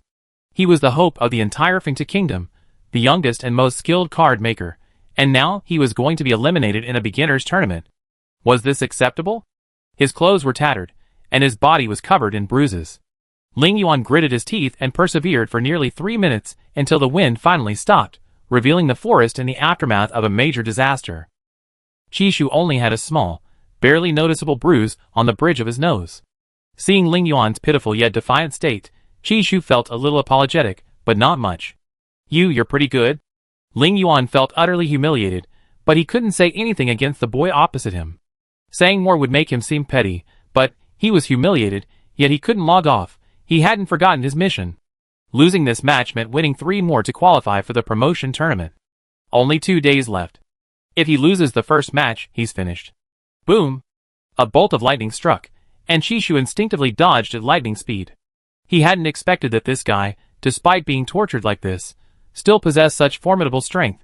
As expected of a talent recruited from across the entire galaxy, Chishu dodged several thick bolts of lightning in succession. Finally, unable to bear it any longer, he wrote down another star card. Hold on to lightning. After writing the star card, Chishu didn't have time to dodge the lightning anymore. A bolt of lightning struck him, but he remained unharmed, walking gracefully with his usual chilling smile on his lips. Livestream? ? Ling Yuan? ? He didn't speak, and instead carried bolt after bolt of lightning towards Ling Yuan. Chishu's face was so handsome in the electric light, so white it was almost luminous, frighteningly bright. Ling Yuan swallowed hard, his Adam's apple bobbing. His body was covered in wounds, and his legs ached from running. This was the first time he had felt the terrifying power his star card possessed, and now that power was approaching him. You get away. How can I? Didn't you want to get to know me? To be friends. Chapter 169. Ling Yuan not only possessed a powerful background in Fengta Kingdom, but also had his own career. He was the most dashing, handsome, and unruly card maker on the Fengta Kingdom's online platform. Before the card-making competition, He was invincible, believing that even if he didn't win a prize, he wouldn't be in a terrible state. Until today, he encountered that handsome young man carrying lightning as he walked towards him. The other man moved with incredible speed, running towards him with a sinister smile. Horror, fear, absurdity, shock, a complex mix of emotions overwhelmed him, leaving him feeling flustered and uneasy. It was the first time he had ever seen a beautiful woman actively chasing after him, but he really didn't want someone chasing him carrying lightning. It was just too damn horrible. "Don't come any closer," he roared as he ran, his trembling and hoarse voice drowned out by the thunder. At this moment, he desperately wanted to pound his stiff legs to make them go faster. He was always the one using lightning to strike others. When had he ever been in such a predicament? Truly, there are always people more capable than you, and the sky is always higher than the heavens. In those short 30 seconds, Ling Yuan experienced pain and despair he had never felt in his entire life. Qi Shu's lightning struck the trees that had already been blown down by the wind, instantly turning them charred black. The smell of burning and a slight acidity slowly spread through the forest. With each breath, Ling Yuan's mental state crumbled further. He couldn't stop now. If he did, he would be struck by the lightning brought by that boy. But why was that boy behind him running so fast? Was this guy a sprinter? Qi Shu not only practiced elegant sprinting in his daily life, but he even practiced running in a mecha. In the forest full of obstacles, he moved as if on flat ground, swiftly traversing the forest. Every bolt of lightning struck him, and the thunder repeatedly shattered his eardrums. Fortunately, this was a virtual space. Being deaf was no big deal. Finally, a minute later, Qi Shu reached Ling Yuan, who was struggling desperately, but had tripped over a broken tree. Ling Yuan had never been so disheveled in his life. His face was deathly pale, as he clutched the few remaining pieces of his shirt, his eyes filled with terror, and his lips trembled slightly. Qi Shu looked down at him, smiling slightly. "Brother, why are you running?" Before Ling Yuan could reply, a broad bolt of lightning struck them both. After the flash of lightning subsided, the rumble of thunder slowly echoed. Looking at Qi Shu, and then at the charred, smoking corpse on the ground, the viewers in the live stream couldn't help but gasp. Live stream. So, it turns out, it was someone from your empire who was the real madman. Confirmed, Qi Shu is indeed the rogue card maker. The rogue card maker the entire empire is frantically searching for. The entire empire is looking for him. Everyone thought the rogue card maker was hiding somewhere too scared to show his face. But this rogue card maker is always showing up in front of us. I think after this, Ling Yuan might develop a phobia of beautiful women. Ha ha ha. I never expected to meet you empire people in this way. Help, has anyone survived a lightning run? Are you kidding me? Huh? The card-making competition I saw today was more exciting than all the ones I ever seen before combined. Finally, I want to remind Qi Shu take care. Don't walk alone at night. Really, card makers are all petty. Worrying about Qi Shu is less important than worrying about the people Qi Shu has messed with. The competition ended, and Qi Shu successfully entered the second stage. The robot staff had already entered his score into the system, and he would only be assigned stronger opponents from now on. Qi Shu stepped out of the main entrance, and saw several men with gloomy faces staring at him. If it weren't for the obvious markings on their bodies, he almost wouldn't have recognized them, the very men he had just tormented. Qi Shu thought for a moment, deciding it wasn't his fault. Who told them to be unlucky enough to run into him? The basic star card was great, the effect was fantastic, with no side effects on the user. He was still the elegant man he always was today, and he was absolutely certain he wouldn't be affected by being exposed. He was certain of it. Just then, the tall, fierce-looking men walked towards Qi Shu. Ling Yuan wasn't among them. She had become withdrawn, unable to accept being eliminated by her own star card's lightning strike, and was now trembling in the rest room. He knew the boy's name was Qi Shu, but he dared not approach him, because the boy was far too terrifying. Qi Shu was 100 times more frightening than any of the ugly, menacing people he had encountered. He felt that if he dreamed of Qi Shu's face that night, it would definitely be a terrifying nightmare. As for the others, they were clearly there because they hadn't had enough of being tortured, hence their approach to Qi Shu. Qi Shu knew he couldn't cause trouble outside. Holding his coal ball, he merely glanced at the group.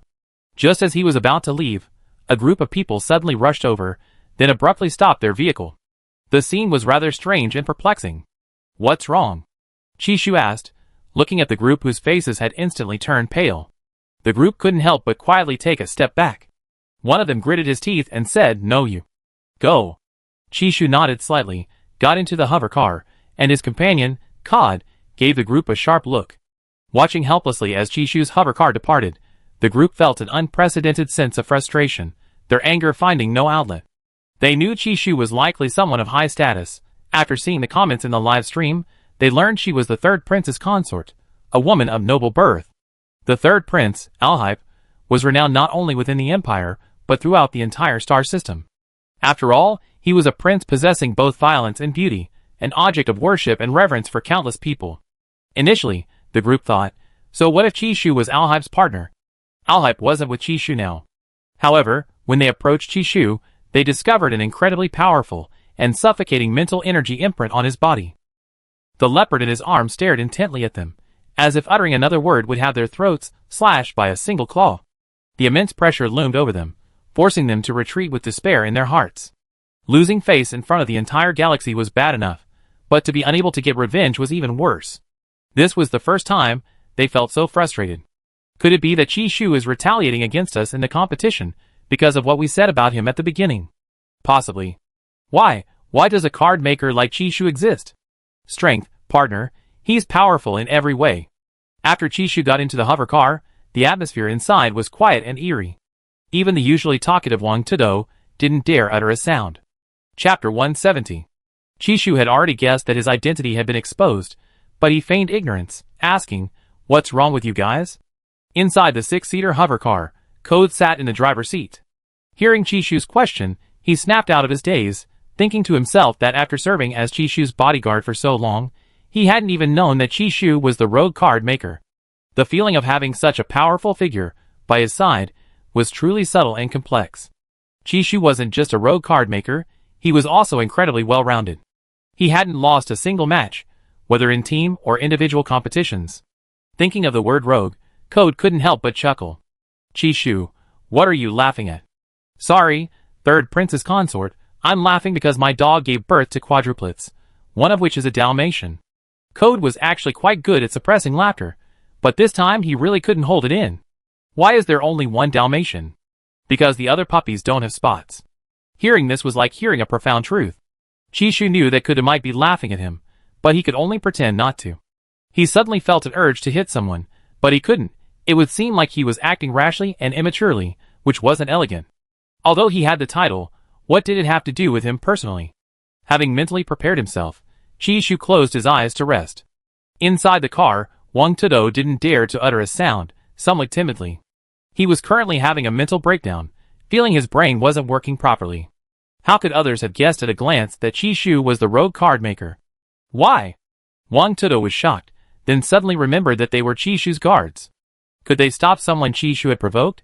Back at his temporary lodgings, a quaint villa courtyard. As soon as Chishu got out of the car, he noticed some people grinning, their faces contorted with embarrassment, yet they still congratulated him on passing the assessment. Chishu. Could there be other victims of his star card here?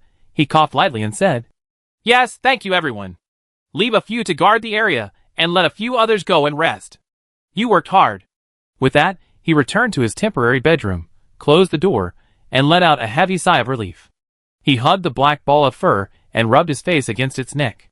"Cold Ball, I missed you so much." "Aw, I missed you too." Cold Ball gently licked Chishu's nose, but hesitated to lick his injured areas. And as Chi-Chi always recognized him at first glance, it was really amazing. Today's opponents were really too strong, but luckily I'm smart enough to fight fire with fire, an eye for an eye. Chishu said softly, then reached out and squeezed Cold Ball's paw pads.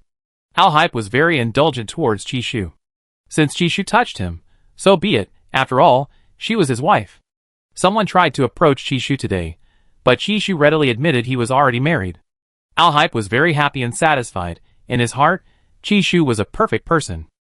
What scoundrel! Didn't he know that? Those people were blind. Only those who weren't strong enough would be punished by Chishu's star card. How could it be Chishu's fault? Ouch! Don't be upset. I'm not upset, I'm just a little afraid to look at the star network. Chishu's cheeks gradually turned red, and he couldn't help but bury his face in the Cold Ball's belly to escape. His exposure was inevitable, but he still dared not look at the star network. He shut down his terminal. As long as he didn't check the information or the star network, it wouldn't affect him, and he wouldn't be embarrassed. Too many people knew him, schools, the royal family. He didn't even dare to imagine their reactions. Meanwhile, it was confirmed that Chishu was indeed the rogue card maker. After all, his art style and star card style were identical. What could they possibly question? Upon hearing this, Imperial netizens flocked to apply for official channels to access the Interstellar Alliance network. After watching the replay of Chishu's live stream, everyone fell into silence and shock. Some even went so far as to upload the replay video back to their own country's star network. In just half an hour, those who had searched the entire internet for the rogue card maker went insane, while others were completely dumbfounded, their faces contorted with a bitter, unpleasant taste. What happened to the good-for-nothing? He's betrayed me again and again. Chishu, what were you thinking? Couldn't you just let me die a quick death? What happened to the promised F rank? Chishu could create top-tier star cards when his mental power was only F rank. Now he's SS plus rank. Isn't he going to become a god? Thinking about it now, he really did show mercy to many people. At least in terms of avenging the Sioux Earl's mansion, he always used normal legal channels. Can I still openly curse him now? Looks like I can't anymore, damn it. Wait, let me sort this out. Chishu is a rogue card maker. I think he could go into the entertainment industry. I'm truly impressed by his acting skills. I'm not kidding. They have the exact same name, but I didn't believe it. Now look what happened. I feel like my face is about to be slapped. After learning that Chishu's identity had been exposed, some people had already packed their bags and were going to the Interstellar Alliance to find Chishu. Some people wanted to wait until Chishu returned to the Empire before sending assassins, and some people hoped to see Chishu make a fool of himself on the Interstellar Alliance's live broadcast.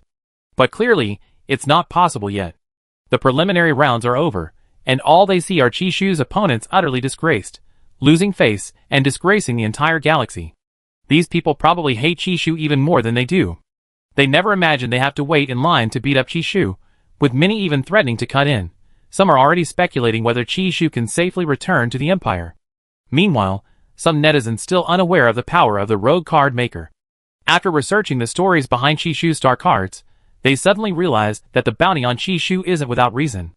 In short, few can escape unscathed from Chishu's star cards, whether they are the users or those controlled by them. The most vocal among them is the man who previously ran nearly 10 kilometers naked in the city center, stating, "I can't sleep or eat until Chishu is dead." Chishu's fans have also suddenly become remarkably calm. They believe no other celebrity or Big Shot's fans could share such complex emotions. I've seen celebrities' reputations crumble, but I never seen one with so many scandals. For a moment, I didn't know whether to support or criticize. I still remember that star card that smelled like a toilet. It affected 600 million people, including me. I was drinking nutrient solution at the time, and then Chishu's star card made me not want to drink it for a whole week. What should we do? If we support the third princess consort, will we get beaten up? There are so many haters for that rogue card maker, I'm afraid to say anything. Will they even insult us? Whatever, I'm going to support him. What should I do? Now, whenever I think of his cards, I can't help but laugh, ha ha. I can't even imagine how rogue our third princess consort must be, ha ha ha. Chapter 171. Inta, who had just won first place on the holographic stage, received a link from his childhood friend as soon as he logged off. After watching Chishu's video and reading the blogger's analysis, Inta's smile, which had just earned him 3 credits, instantly froze. His friend, on the other side of the screen, teased, "Bro, you already knew Chishu was a rogue card maker, right?" Inta, Seeing Inta's stunned expression, his friend laughed even louder. "This is your class's former bottom student?" "Ha."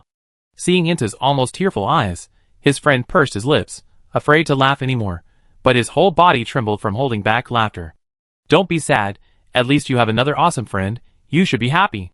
Inta said with a bitter face. He admitted it, but I didn't believe him. "What?" I said. He admitted it, but I didn't believe him. Stepping out of the holographic pod, Inta's hair was slightly damp, his eyes red, as if tears were about to burst forth at any moment. He didn't feel betrayed, he felt incredibly stupid for the first time. Everything seemed plausible, yet he couldn't believe Chishu was a rogue card maker? Chishu a rogue? The gentle, reserved, mature, and patient Chishu who always listened to him so readily, was a rogue card maker? Who would believe that? Even now, it felt like a dream, so unreal. Not only Inta, but his classmates weren't much better off. After receiving the news, Tang Chao and the others' carefree smiles vanished, replaced by an unbelievable calm. Zhao Yuan put away his terminal, sat silently opposite Tang Chao, stopped drinking, stopped bragging, and even considered lighting a cigarette, perhaps to question his own existence.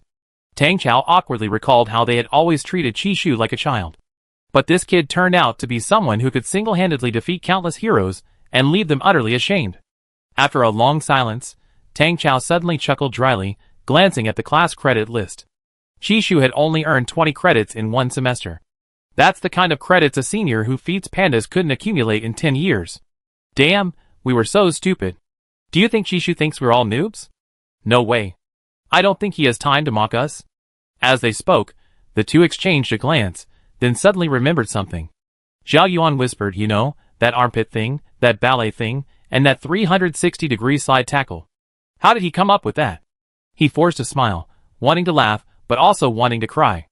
Qi Shu's star card was so powerful that its side effects were so severe. I don't know either. Tang Chao recalled the first time he met Qi Shu. The other man was thin, not emaciated, but clearly malnourished. He looked like he could be killed with a single punch. Now, thinking about it again, they were too naive. In the palace, all the members of the royal family, except for Mona, Libby, and the Star Emperor, who already knew Qi Shu's true identity, were shocked and incredulous. They knew that Qi Shu not only looked harmless, but was also exceptionally well-behaved and gentle. Although he had gone out of character for a long time during the league and arena matches, they firmly believed that Qi Shu was actually kind, obedient, honest, and not the kind of person who could create a rogue star card. Daniel refused to believe it. He'd just become a fan of third sister-in-law, and her image had already transformed into, well, he couldn't quite describe it. In short, his heart pounded with anxiety. Impossible, it must be fake. If it were true, third sister-in-law would be hunted down by a bunch of people. Although her royal status could protect her, there are still some daring and fearless individuals. In a small garden somewhere in the palace, fourth Prince Eric, standing opposite Daniel, was pounding his heart. He swallowed hard, looked up at Daniel, and couldn't help but confirm again, I definitely didn't say anything bad about third sister-in-law, right? If third sister-in-law was angry, she wouldn't have entrusted me with the league's grand prize, the cross-level mech tiers, to research. The two brothers recalled when their third brother and sister-in-law first paired up, they had harbored some resentment towards Qi Shu's level. After being repeatedly proven wrong, they hadn't forgotten their first impression of Qi Shu, frail and weak. As it turned out, Qi Shu not only upgraded his mental and physical abilities, but he was also a rogue card maker. While the title didn't sound appealing, his strength was undeniable, otherwise, so many people wouldn't have put bounties on his head. I don't know either, anyway, I didn't say anything, Daniel said, his thoughts drifting. The queen was also surprised that her third daughter-in-law was the card maker who had given them over 100 star cards. Her first thought was how obedient and filial her third daughter-in-law was. Then she felt that the Imperial Card Makers Association was rather weak. The entire association wasn't as strong as her third daughter-in-law alone. The most upset about Qi Shu's identity being exposed were undoubtedly Duke Dante and Special Counselor Charles. Duke Dante's butler carefully summarized the situation, then sighed deeply. Duke, the star coins we wasted on young Master Qi Shu have exceeded 60 billion. And that doesn't even include the destroyed labs and the research institute bombed by the third prince. Duke Dante's face darkened, and he waved his hand. All right, you may leave. He hadn't expected Qi Shu to have another identity. He suspected it before, but wasn't sure. Now, his anxiety had finally subsided. Recently, Qi Shu had been incredibly exhausting and frustrating for him. He used to think dealing with the royal family would be easy. Now, with Qi Shu involved, the difficulty had increased dramatically. He was incredibly difficult to kill. Letting the kid escape was the most regrettable decision he ever made. Now, even if he wanted to bring Earl Su to hold him accountable, it was too late. However, with Qi Shu's identity revealed, he also confirmed that the vice president of the card-making association's habit of speaking the truth to everyone he met was related to Qi Shu. He had previously speculated whether Qi Shu possessed other abilities, but now, he was fairly certain, it was likely Qi Shu's star card that had played a role. Old you. The butler immediately pushed open the door and entered. Please give your orders. Install a holographic projector in my study, and request a connection to the Interstellar Alliance network. Yes, you want to watch young Master Qi Shu's live stream? The butler now felt a pang of regret. If they had known earlier that young Master Qi Shu was the card maker, they should have recruited him immediately instead of dealing with him. Now it was too late. Yes, go ahead. I want to see how far he can go, and how long he can survive. Chapter 172. Perhaps Duke Dante had long been driven to despair by Chi Shu, which explained his stable emotions, but Charles was different. He was new. Upon learning that Chi Shu was actually that ridiculously powerful rogue card maker, he regretted sending his brother to that despairing school. To his surprise, his father not only didn't hold him accountable, but even allowed Kirk to stay there. After Chi Shu's identity was exposed, the Imperial Vocational Technical Academy became the target of ridicule. Coincidentally, the academy's principal was attending a meeting of the Higher Education Administration Bureau today. Principal Chung should have been happy today, as the higher-ups were preparing to allocate more funds. But not only was their school's funding blocked, but he also learned that Chi Shu was that terrifyingly powerful rogue card maker. Upon hearing this news, people's gazes towards him changed, a complex mix of mockery, contempt, and disdain converging on him. Some even openly admitted that their school had mistaken a pearl for a fish, predicting things would only get worse. They blamed the school for deliberately expelling Chi Shu, a claim Principal Chung couldn't refute. Although the vice principal had made the decision, things wouldn't have turned out this way if he hadn't turned a blind eye. At the time, they were smugly pleased, thinking they had solved a major problem. Now, only a few months later, Chi Shu had actually gone to the Interstellar Alliance to participate in the card-making competition. The Interstellar Alliance wasn't a place anyone could go. Not only did one need strength, but their overall abilities also needed to be recognized by the Interstellar Alliance. Principal Chung was filled with remorse. The people around him were still relentlessly mocking him. He couldn't pretend not to hear. His face gradually turned yellow and green. Then, after hearing the conversation of the people opposite him, he felt even more devastated and heartbroken. Thanks to Principal Chung and your school. If you hadn't expelled the third prince's consort, leaving him no excuse to slack off at the bottom, how would he have appeared on the Interstellar Alliance stage? Haha, don't say that about Principal Chung. What if he deliberately let Chi Shu go? After all, at that vocational college, the students lacked ambition, so Principal Chung tearfully sent Chi Shu out to strive for success. Ha, you're right. The overwhelming voices, seemingly mocking, were actually hitting his sore spots at every turn. Principal Chung dared not think about the days to come. Everyone around him treated him differently based on his status. Although Principal Chung expelled Chi Shu without knowing he was the third prince's consort, he had still offended the royal family. Since Chi Shu left, their school had been struggling. Not only were they unable to recruit students, but they might even face closure.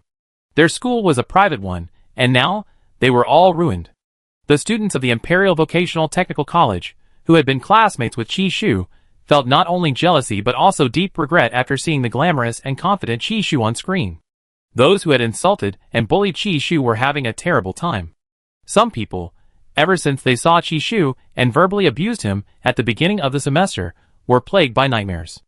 Others lived in constant fear, afraid that Chi Shu would remember what they had done and that he would come after them. Gradually, they began to live in fear. The school started to hold them accountable, bringing their misdeeds to light. Those who had bullied Chi Shu were all expelled.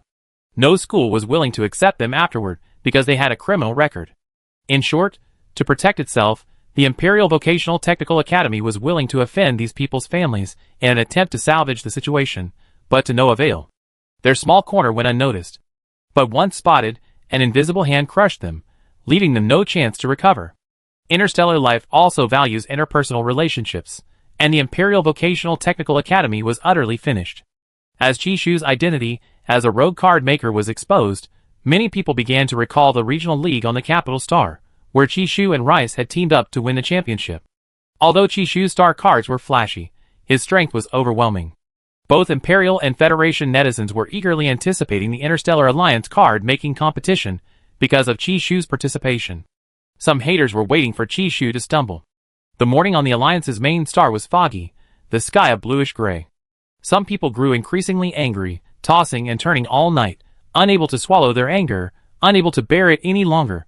After their image was tarnished by Chi Shu's star card, they not only received mockery from their peers in Fengte Kingdom, but were even made into gifts.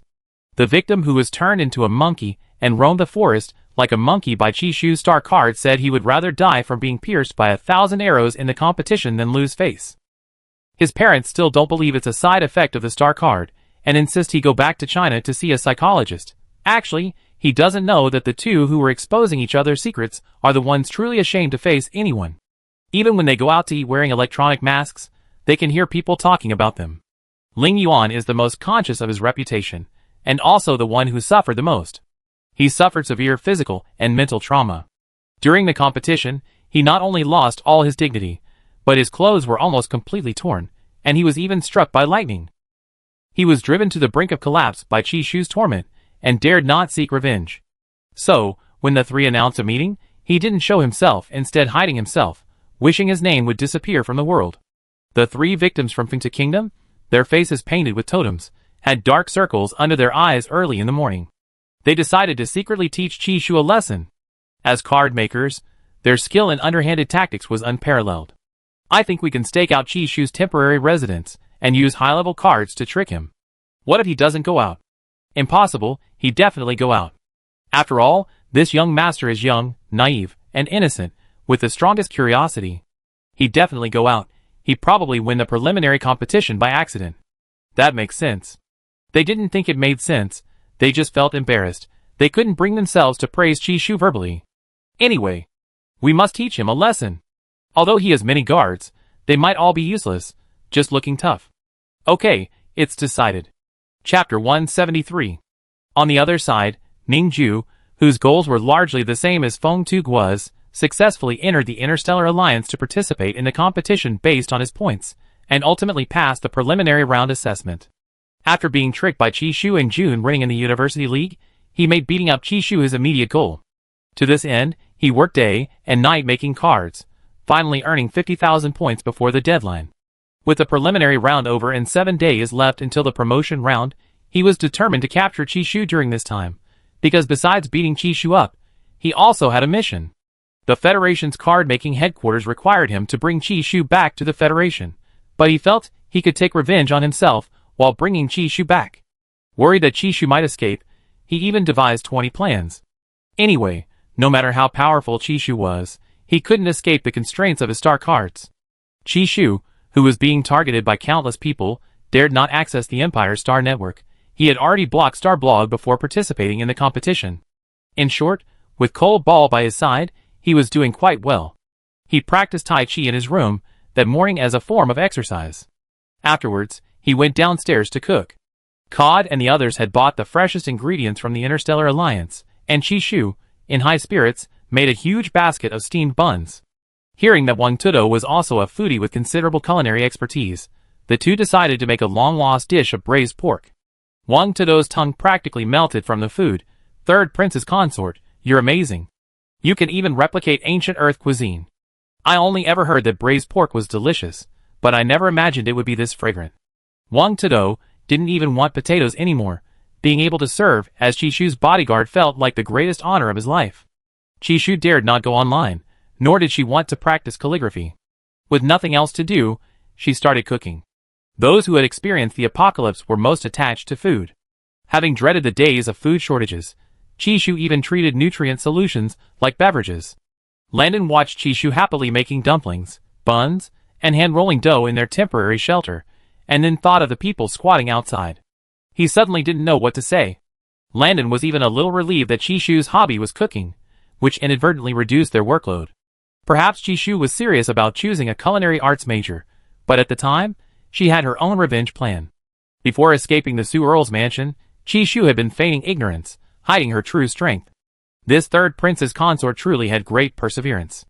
Landon's admiration for Chishu grew even stronger. Chishu felt that cooking could reduce her worries, help her forget the awkwardness of the horse, and also avoid unnecessary trouble outside. Based on his years of experience as a bookworm, he knew that if he went out for a stroll, he would almost certainly be harassed, since people of high status were a dime a dozen in the Interstellar Alliance. Secondly, he felt that someone was lurking around him, so to finish the competition smoothly, he decided to temporarily become a homebody, and his cat, Cold Ball, became a homebody leopard. With 7 days until the next promotion tournament, the lack of pressure meant he could sleep soundly.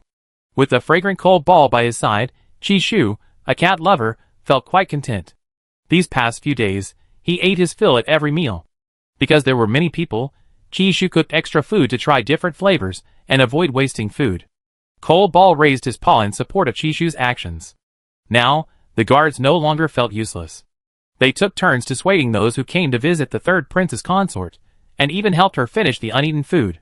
They had forgotten how long it had been since they had a proper meal. Moreover, The more they ate, the more empty they felt about life. Their mouths were happy, but their hearts were bitter, because they remembered the hardship of drinking nutrient solutions every day while on missions. After eating Chishu's cooking, her status in their hearts rose significantly, and their loyalty increased dramatically. They were also surprised by Chishu's focus while cooking, and felt that the third prince's consort was mysterious and lived a very enlightened life.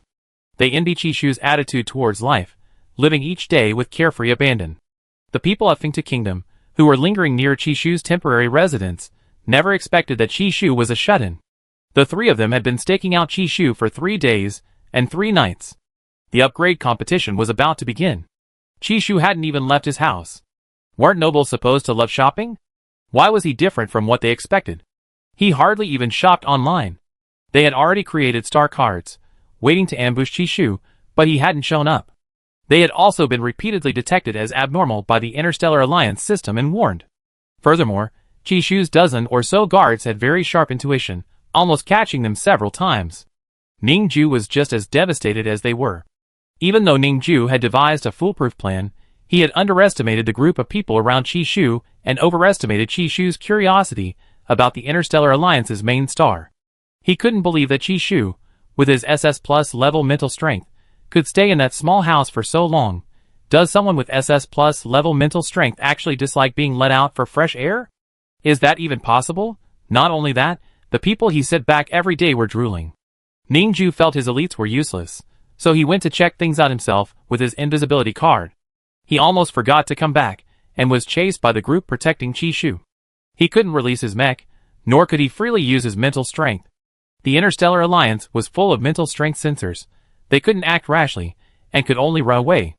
Anyone who didn't know better would think they were the ones being hunted. Another day passed, and Ningju discovered that all his men had disappeared, only he remained? How could this be? Is there such a thing as reverse kidnapping? Who did this? It must have been Chishu's people. Chishu was unaware of Ningju's situation. He ate after waking up, slept after eating, and played with his leopard while sleeping, living a carefree life that didn't seem like he was there for a tense competition. 2 days before the competition, Chishu noticed that Cole Ball hadn't logged on, so he switched to Cotton's perspective. What he found was astonishing. His Prince Cole Ball was actually sorting and organizing their group photos, and even printing them out. Chishu, Cotton version Cotton was currently standing on Prince Cole Ball's desk, in the starship currently at sea. Alcipi's office had a simple layout, decorated in a black metallic style, with cold white light shining on Alcipi's face, which was like that of a goddess descended. Cotton turned its head, shaking out the paint in its brain, but the more it tried not to think about it, the more it thought about it. Even such a magnificent face could have moments of breathlessness due to emotion. Chishu, Cotton version, felt a little guilty, its face flushed and its heart pounding, unable to look at the other person again. It turned its head away, but finally spread its wings, like a person walking on a tightrope, maintaining its balance, and jumped back onto Alcipi's shoulder. Alhipper, Cotton? What are you feeling guilty about? What trouble have you gotten yourself into now? Chapter 174. Chishu, So, Cotton wasn't behaving well with Alkipe. After Alkipe finished speaking, his purple eyes narrowed. He carefully lifted Cotton off his shoulder and placed it on the table. His lips curved into a smile, his eyes gradually warming, and he said softly, Chi-Chi, you came to see me? Gurgle. How did you find out? Cotton always argues with me. It gets unhappy after I say just one thing. If it were Cotton, it would definitely retort immediately after I said that. Alkipe complained pitifully, pressing his face against the eagle's magnificent chest. Gurgle. Don't fight, I deal with the disobedient Cotton when I get back. Of course, Chishu was just saying that. He was also afraid of Cotton. Alkipe wished he could stay close to his wife all the time, but time didn't allow him to do so. He could only regretfully place his wife on his shoulder. I have to go to a meeting, Chi-Chi. Would you like to come with me? Seeing Alkipe's expectant face, Chishu's heart skipped a beat, and he patted Alkipe's head with his large wing. Goo! Granted. Chishu was once again experiencing a new perspective, finding it quite fun to turn his neck. Alkipe was also wearing his combat suit today. His steps were steady and powerful, his eyes cold. Under the light and shadow, the black fabric was perfectly tailored, the shoulder lines smooth, and the epaulets and insignia clearly visible. The fabric's properties were perfectly suited to tactical movements. Although it was not a particularly special combat suit, On Alkipe it looked like a fashion show. While Chishu was lost in thought, they arrived at a spacious and brightly lit conference room. Seated inside were several high-ranking commanders from the legions led by the third prince. When Alkipe appeared, everyone turned to look at the door. The next second, the chair legs scraped against the floor with a sharp, grating sound. Almost instantly, everyone sprang from their seats, their bodies stiffening, before bowing deeply and respectfully. Their relaxed expressions were replaced by reverence, their movements imbued with an almost instinctive solemnity and swiftness. The previously casual and relaxed atmosphere seemed to freeze instantly, leaving only a breathless silence. Alkipe's gaze merely swept over the crowd before he walked to the head seat and took his place. Completely out of place in the cold space was the rather adorable-looking snowy owl perched on his shoulder. The snowy owl blinked, scrutinizing this group of people who seemed terrified of his beloved Prince Cobalt. He already knew his Prince Cobalt had two faces, but seeing it with his own eyes still surprised him. Everyone knew that Alkipe had recently been accompanied by an owl, which was the spiritual entity of the third prince's wife. Because it was a bird of prey, no one dared to make eye contact casually. After all, some spiritual entities were unreasonable. The hour-long meeting began. Chishu listened, nodding and swaying his head, his round eyes beginning to droop. Standing, his head was practically touching Alkipe's ear. Alkipe's heart softened, and she gently took the white ball of fur off her lap, placing it with extreme care, as if it weren't an owl but a fragile treasure. Everyone, what the hell? The 7-day holiday ended, and Chishu was about to face the second upgrade tournament. The upgrade tournament wasn't as simple as the beginner tournament. A total of 1,000 participants had been selected from the beginner tournament, with a fixed number of 100 players per match. The planet map was randomized, and all matches would take place simultaneously. The rules were both simple and complex. Intermediate and advanced cards could be used in the upgrade tournament, but directly using mental power to attack others was still prohibited, as was mutual combat. Anyone who violates the rules will be immediately disqualified and deported. Each round of the competition lasts 3 days. The 3 players with the highest number of eliminations from the remaining 100 will advance to the finals. The winner of this final round will receive permanent residency within the Interstellar Alliance's star domain and 500 million star coins. Chishu's haters in the livestream breathed a sigh of relief after seeing the rules announced in the livestream announcement. I'm actually glad we can't fight in the competition. Even with this nerf, it's still fun. Otherwise, Chishu would. I can't even imagine. In the finals, his mental power will be unlocked, and he can fight again. Let's keep our Chishu in check for now. Chishu's flashy star cards will probably get him humiliated outside. This kind of low-level tactic is only good for fooling people in your empire. The person above has a Federation ID, got it. I bet 5 star coins that Chishu will lose the promotion round. This isn't a virtual match anymore, it's so dangerous. I hope the third prince's wife is safe. It's over, Chishu chose the river map. It's hard to hide, hard to dodge. After seeing the list of card makers in Chishu's match, I think Chishu is really doomed this time. How can he win? They're all top-tier, ruthless card makers. More than half of these 100 people are madmen. Oh well, just experience the atmosphere and come back. Safety is the most important thing. Praying for the third prince's wife's safety. We already sharpened our knives. You better come back safely. Why are you all talking about Chishu? Who is Chishu? Just a nobody. Very quietly, Chishu has now arrived at the river planet near the main star. Landon feels like a parent sending their child to kindergarten for the first time, and he very seriously and earnestly instructs Chishu. The third prince asked me to tell you, safety first. Actually, Cobalt had already said it 3 minutes ago. Chishu's lips curled slightly, and he raised an eyebrow. Tell him too, safety first. Landon, people won't starve even if they don't eat dog food. Chishu was fully equipped, wearing a fitted black combat suit. This suit was the same as Cobalt's, bought for him by Prince Cobalt. You could consider it a couple's outfit, right? He put on the space ring containing nutrient solution, water, and other supplies, waved to the dozen or so people behind him, and then quickly boarded the organizer's airship. The airship would slowly and randomly drop them into different spawn points in 10 minutes. 1. As soon as he boarded the airship, Chishu encountered someone who looked somewhat familiar. It's you, Ning something. It's me, Ning Ju. You better remember me.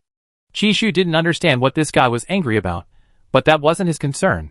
He had just sat down when a robot came over and put a terminal on his wrist. Remember what? Ning Ju, arms crossed and face dark, gritted his teeth and said, forget it, you're finished anyway. Half the people here are from countries that have a grudge against the Empire. You probably won't last a day in the competition before you're eliminated. Really? Yeah. Ningju's sinister face was full of sarcasm. Fine. Chishu sighed helplessly. He didn't care about losing one or two more. It was better to adapt sooner. Besides, if they all wanted to beat him up, he wouldn't hold back. His hometown valued reciprocity. It was impolite not to reciprocate. Ningju? ? Wait, why is this guy so calm? Chapter 175. The winding river plunged deep into the dark green forest, meandering through the dense woods, crisscrossing and intricately interwoven. 10 minutes later, Chishu was dropped back into his starting area by the spacecraft. Gazing at the breathtaking scenery before him, Chishu was still reeling from the sight. After a moment of stunned silence, he began to move towards higher ground. The 3-day competition, which seemed to pass in the blink of an eye to the interstellar people, felt incredibly long to Chishu. He wouldn't be able to eat normal food for these 3 days, but thankfully there were dry rations and nutrient solutions. This wasn't a survival game. He just needed to find a place to stay temporarily at night, and perhaps fight some monsters along the way. Others shared his thoughts. After all, the damp and sweltering environment made it difficult to find a place to hide, and snakes and common insects were plentiful. As Chishu focused intently on his journey, his personal monitoring sphere flew beside him. He showed no smile, nor any intention of interacting with the others. A gentle breeze caressed his cheek, ruffling his slightly long black hair, which was half-tied with a light blue hair tie. He glanced at the round, silver monitoring sphere that had approached him. Perhaps finally remembering something, Chishu casually found a relatively flat stone and wrote down 20 star cards in succession. Because he couldn't bring the testing device, Chishu stored it in his spatial storage after writing them down. Wait, bro, how many minutes has it been? Who makes cards in batches? Is your mental energy enough? Wait, is Chishu not even acting anymore? 20 cards at once? Holy crap, oh my god, that's scary. I can't take it anymore, my eyes seem to be acting strangely. Bro, please, don't make people question their existence, okay? You're so strong, how is the Imperial Card Making Association supposed to survive? The Federation members, who originally wanted to enter the live stream to mock Chishu, not only had their harsh words die before they even began, but they were also completely outplayed by Chishu. Members of the Imperial Card Making Association were also watching the match. They were truly stunned by Chishu's performance. The association members might only produce a few high-level star cards a month, but Chishu casually produced 20? He alone possessed the strength of an entire squad. However, some people in the live stream were still stubbornly refusing to acknowledge Chishu's excellence. The live stream couldn't use testing equipment, so we don't know what his cards actually do. Maybe they only take a second or two. I think so too. Writing 20 cards at once is too exaggerated. Waiting for Chishu to be eliminated. Unlike Chishu's composure, someone was already teetering on the edge of danger, as a torrent of water surged towards Yujiang. Yujiang was a card maker from a small country bordering the Federation and the Empire. A small country surviving between powerful nations must possess formidable strength to warrant the fear of both the Empire and the Federation.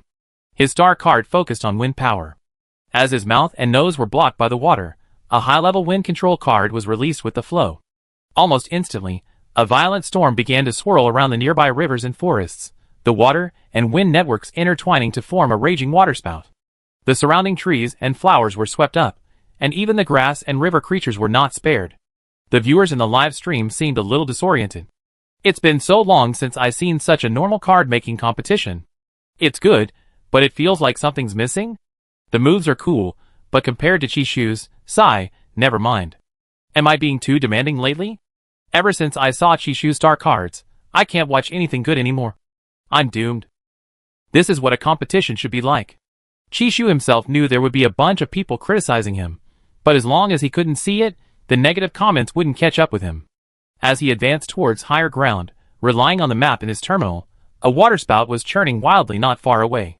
Its trajectory was unclear, but its oppressive force was palpable, seemingly poised to engulf the world, and it appeared to be heading straight for him. Holy crap, no way? He was just passing by. Chishu looked around. It was too late to run. His advanced star card could control what words were written, but not the effects. Worried about his reputation being ruined, Chishu wanted to use something as stable and reliable as possible, but reality wouldn't allow it. Faced with the waterspout, which resembled a giant sweeping machine, Chishu swallowed hard. He pulled out an advanced star card. Reversal, suppression, for directions balance. Chishu wasn't a highly educated person, but he had read a few novels. He knew how to write these words, but regardless of their effect, just the feeling of awesomeness was enough. As the waterspout hurtled towards them, the viewers in the live stream began to mourn for Chishu. It wasn't that they looked down on him, but Yu Jiang and his opponent, Fangda, were simply too powerful and ruthless. Their star cards were an overwhelming force from the start. While many were worried for Chishu, his star card, like a dart flying against the wind, hurtled forward. Upon encountering the water column, it cleaved through the water with unstoppable force, instantly tearing the water apart and plunging into the waterspout's interior. Soon, the three forces began to collide and devour each other. Chishu watched the tornado recede from him, secretly relieved. He didn't know if the star card would actually work on its user. Chishu tidied his slightly disheveled hair and continued forward. A true man never looks back at his star card. He just wanted to run fast. What if the side effects really did catch up with him? What he feared wasn't anyone else, but the star cards with their rampant side effects. Having witnessed the deaths of Rice, Dickens, and Cassidy, Chishu's only remaining obsession was to survive with some dignity in the Star Alliance competitions. He had a girlfriend, and he was determined to hold his ground. He absolutely couldn't let Cole Ball be ridiculed in the future. After Chishu left, the live stream audience was stunned, completely dumbfounded by his strength. Even the powerful monitoring sphere was nearly blown away, yet Chishu stood steadily on the ground less than 100 meters from the waterspout. He could even throw a star card under such pressure. Even throwing requires strength. His hair was just slightly messed up. Wait, he just walked away like that. That's not right, is it? Huh? He seems so arrogant. I think he's afraid of his star card. The person upstairs doesn't know Chishu too well, haha. Go watch the live stream next door. I'm dying of laughter after the waterspout swept backwards. It finally returned to its owner's embrace. Fangda was still unaware of what was happening when he was swept away by the water and wind, and Yu Jiang wasn't spared either. Before he could even speak up for himself, he was caught in the waterspout. During this time, they could only try not to breathe. Their heads were spinning.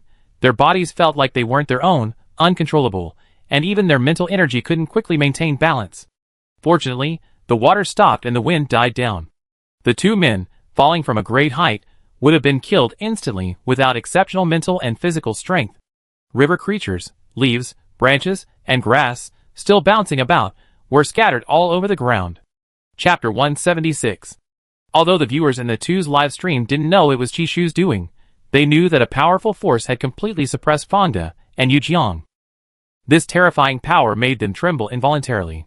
Having experienced it firsthand, they could better understand the belated fear that welled up in Fangda and Yu Jiang's hearts. Just when everyone thought it was over, Fangda and Yu Jiang, for some unknown reason, began to convulse and then howled on the ground, wailing like babies. Their rough, hoarse voices sounded like they were imitating infant cries, but were unbearably horrifying. The terminal detected an anomaly and automatically retested the two players, eliminating them from the competition. The reason given was, their mental capacity had decreased to that of an infant, lacking the ability to survive in the wild. At the same time, a robotic female voice broadcast over the river forest. Congratulations to Chishu of the Empire for eliminating Yu Jiang of the Moon Wolf Kingdom and securing the first kill. Congratulations to Chishu of the Empire for eliminating Fangda of the Mechanical Principality. Chishu's name instantly jumped to the top of the leaderboard. And it happened without anyone's expectation, directly rising to number 1. Livestream chat. Wait, what's going on? No. Huh? What's happening? Is this right? How can my idol cry like this? Did my idol turn into a baby after the competition? This is outrageous. Only when everyone in both live streams switched to Chishu's chat did they fully understand what had happened. They had never seen a side effect this absurd. They scrolled through Chishu's star card history again, and finally felt relieved that Yu Jiang and Fangda had made a graceful exit. At least they hadn't been exposed for any scandals. At least they hadn't become like wild monkeys roaming the mountains. What kind of card maker could create such powerful yet ridiculous star cards? Was this some kind of joke? Finally understanding the reason, the viewers reopened the live stream and entered Chishu's live stream room. A wave of fragrance overwhelmed them, leaving them bewildered. When they came to their senses, they felt as if they were in a valley of flowers. Some, with sensitive constitutions, sneezed several times before finally finding their target in the holographic flower field, Chishu. Chishu had delicate features, refined and three-dimensional. Even without smiling, he was still very handsome. Right now, Chishu was thinking that if he could grow many flowers at home, he could eat his own honey. His new estate needed even more flowers and plants. After looking at the flower field for a while, Chishu continued on his way, his steps light to avoid stepping on the flowers. Chishu was thankful that the shoes made by the interstellar people were excellent, otherwise, his feet would quickly be covered in mud on this kind of road, making his legs feel heavy. The higher he went, the wider his view became. There were rivers at higher elevations, but they flowed downhill. He could see that the fighting around him was intense, but the card makers had a low elimination rate because they always had a set of life-saving star cards, preventing them from being easily eliminated. The reason Chishu's star card had succeeded was simply because his opponent had lost his mind. Although Chishu appeared relaxed, he wasn't entirely unnerved. He knew the water level in the lower areas would rise tonight, and by then it would be too late to escape. Therefore, more and more people began to fight their way to higher ground, and the number of people near Chishu also increased. The live stream viewers were unsure whether to be afraid for Chishu's opponents or for Chishu himself. Chishu afraid of others? What a joke. Those in the Empire, who have been fooled by Chishu countless times, have the most to say this. Whenever they look down on Chishu, he always makes a comeback, showing them what a real joke it is. When they just saw Chishu's high-level star card take effect, the netizens were so shocked they were speechless, unsure what to say. Only the haters who wanted to kill Chishu remained steadfast, refusing to utter a single word of praise. Although they were also shocked by Chishu's abilities, their fingers trembling, they remained stubborn. The Federation members, sharing the same mentality as the haters, had also broken down several times, but still believed that someone could defeat this great demon king, Chishu. It was just a coincidence, nothing more. With 20 cards, it's impossible for every single one to be a masterpiece. Exactly. And Chishu's methods were so low, not dignified at all. The clash between star cards should be exciting, not just a bunch of ridiculous nonsense. Not exciting enough? I think you're all blind. Fine, the haters are just too envious and jealous. I understand. They're just being sour grapes, nothing new, you can find them everywhere. To be honest, Chishu was a little sleepy. After walking for an hour, the air wasn't so humid anymore, and even the temperature felt comfortable. If he could, he really wanted to just set up a tent and sleep, but soon, his rationality snapped back to reality. He almost forgotten about his credits. Without the cold ball beside him to remind him, he had become so complacent and lazy. Chishu began to roughly formulate a plan. Actually, he wasn't very good at planning. Anyone who had carefully analyzed his strategies would know that his plans in previous competitions had been quite reckless. This time, he decided to be serious. The viewers in the live stream didn't know what Chishu was drawing on the ground with a twig. Soon, they saw Chishu wipe the sweat from his face, his eyes gradually brightening. It was as if the account, which had been busy, had suddenly switched to online status. Just as Chishu was feeling quite satisfied with his plan, a dark figure suddenly darted out. Startled, Chishu's heart nearly leaped out of his throat, but he feigned composure and asked, "Sir, is there something you need? Aren't you going to run?" "Should I run?" A slight smile gradually appeared on Chishu's expressionless face. After all, who's afraid of prey delivered to their doorstep? Luo Shika frowned slightly upon seeing the seemingly harmless Chishu. He thought to himself that Chishu indeed had the same docile face as their country's investigation had revealed. If they could bring Chishu back to their country, their card-making bureau would be overjoyed. Unfortunately, Chishu was not only an imperial citizen, but also a member of the imperial royal family. If he couldn't be an ally, he could only be an enemy. He knew that many countries shared the same mentality, all wanting to accidentally eliminate Chishu in the competition. Chishu's death would have numerous chain reactions. First and foremost affected was Al-Hype. The Empire would be in serious trouble without Al-Hype. Generally speaking, someone like you, if you don't run, you likely be eliminated immediately. Luo Shika's face seemed to hold no malice. Chishu thought to himself, this guy's even keeping a protective shield up. Who is he protecting himself from? In a competition, as long as you don't use mental energy to fight, you can do anything, like protecting yourself, or even using your mental energy to clear the grass around your feet. Thank you for your advice, but I already decided to settle down here. Chapter 177. Luo Shika, Is this young master here for camping? Are you kidding me? Of course not, I'm serious. Chishu looked at him, his eyes smiling, a slight curve to his lips. The Empire's viewers saw it clearly. Chishu's smile meant he was probably up to something again. The viewers in the live chat were all shouting for Luo Shika to run away. You're facing a demon. But Luo Shika wanted to take risks for a chance at riches, to eliminate Chishu. After all, casualties were normal in the upgrade tournament, and they had all signed an agreement before coming. Alright, I also taken a liking to this place. Can we share it? Looks like that's not possible. My territorial instincts are quite strong. Chishu's tone was very calm. Facing the taller and more imposing interstellar man, he remained unfazed. Territory? Haha, third princess consort, you're really funny. This is the competition venue, not a place for contestants to plant flags and claim territory. Luo Shika completely ignored Chishu's words. He swaggered over to a rock near Chishu and lay down, seemingly unconcerned about when Chishu would use his star card. Anyway, he had already secretly used his defense card. What could Chishu do to him? Chishu said with a complicated expression. You seem to have really come to the wrong place. Luo Shika felt he had seen through Chishu's trick at a glance. Was he acting? But he couldn't possibly succeed. He didn't kill Chishu immediately because he wanted the other party to get used to his presence, thus lowering Chishu's guard, so he could instantly kill him with his star card. Sigh. Chishu sighed. Livestream, This is the first time I ever seen someone offer themselves up so readily. What am I going to do? I can't help but laugh. I feel so wicked. This Luo Shika was so bold because he hadn't seen the power of Chishu's star card before. I would have thought it was unsafe for Chishu to stay in this cannibalistic place, but now, staying by Chishu's side is probably more terrifying than being eaten. I said it many times, hurry. Run. Luo Shika thought Chishu's sudden sigh was out of helplessness, but Chishu smiled sheepishly. I don't know which card to use, so I give you 3 first. Luo Shika, ? Livestream chat, ? Hats, What a spendthrift. After seeing Chishu throw 3 star cards at him in one go, Luo Shika's smile froze. He could defend against 1 or 2, but 3. Damn it! He jumped up as if he'd been burned, his eyes filled with panic. He wanted to leave immediately, but found himself unable to move. All 3 were high-level cards. 1 binding card. I love this ground beneath my feet. 1 induction card. Brother Ant, come play. 1 spirit card. I have no worries. Chishu ran away like he's seen a ghost after throwing the cards. All that talk of territoriality is a lie by Chishu, and some fools just don't realize that Chishu has been deceiving people from the very beginning.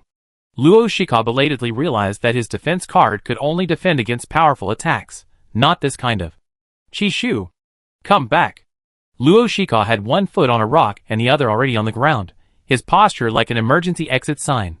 He watched Chishu's fleeing figure in despair. At this moment, the ant-inducing card began to take effect. An army of ants started crawling up his body and into his collar. What drove him to the brink of madness was that he had to laugh out loud, and the ants would try to crawl into his mouth the moment he opened it. In the live stream, some viewers used a split-screen view to watch both of their perspectives simultaneously. Others used a holographic live stream. The downside of holography is that it's too realistic. Viewers experienced Luo Shika's predicament and felt utterly devastated. Luo Shika still won't surrender. Does he think he can just endure it for 5 minutes? Actually, Chishu's advanced star card can last for 10 minutes. Sigh, I'm truly impressed. Luo Shika is so stupid. Knowing that Chishu is a shrewd person, he still went and hung around in front of him. Luo Shika is too confident. Nobody's saying anything? Chishu is such a spendthrift. Even the third prince hasn't said anything. Why are you so anxious? Qibao, your card is amazing. Qibao, why are you running away? I know why he's running away. It must be because the high-level card might have side effects, but Chishu isn't sure. Luo Shika gritted his teeth, trying to control himself, but he still couldn't help but open his mouth wide. As soon as he opened his mouth, ants crawled into it. He painfully tried to close his mouth for a moment, then uncontrollably opened it again and laughed. Ants crawled all over his body. The feeling was disgusting and frightening. He hadn't even done anything to Chishu yet, and before his plan could even be implemented, was he going to be finished? No, he just had to endure it, just endure it. 5 minutes later, Luo Shika couldn't control himself any longer, and surrendered in despair. After surrendering, the side effects of the high-level star card gradually began to appear. He laughed again every minute, and laughed again every minute. The viewers in the live stream were speechless. They were laughing so hard they were hiccuping. Sigh, I told you, don't go near Chishu.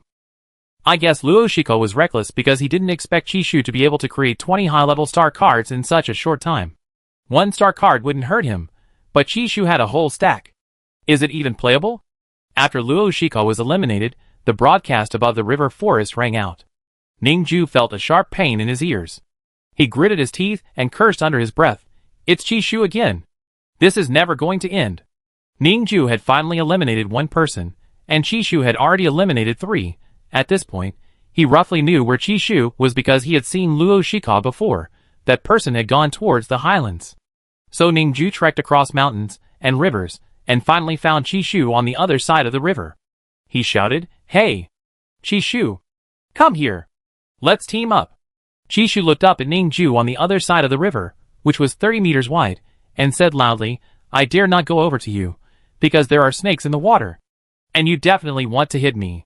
Ningju clicked his tongue, thinking Chishu was really putting on an act, but he still went along with it, saying, "What are you afraid of? Come here, I promise I won't hit you." Chapter 178. Chishu raised an eyebrow, a faint smile playing on his lips. "I can't swim, and I can't fly either." Ningju's lips twitched slightly.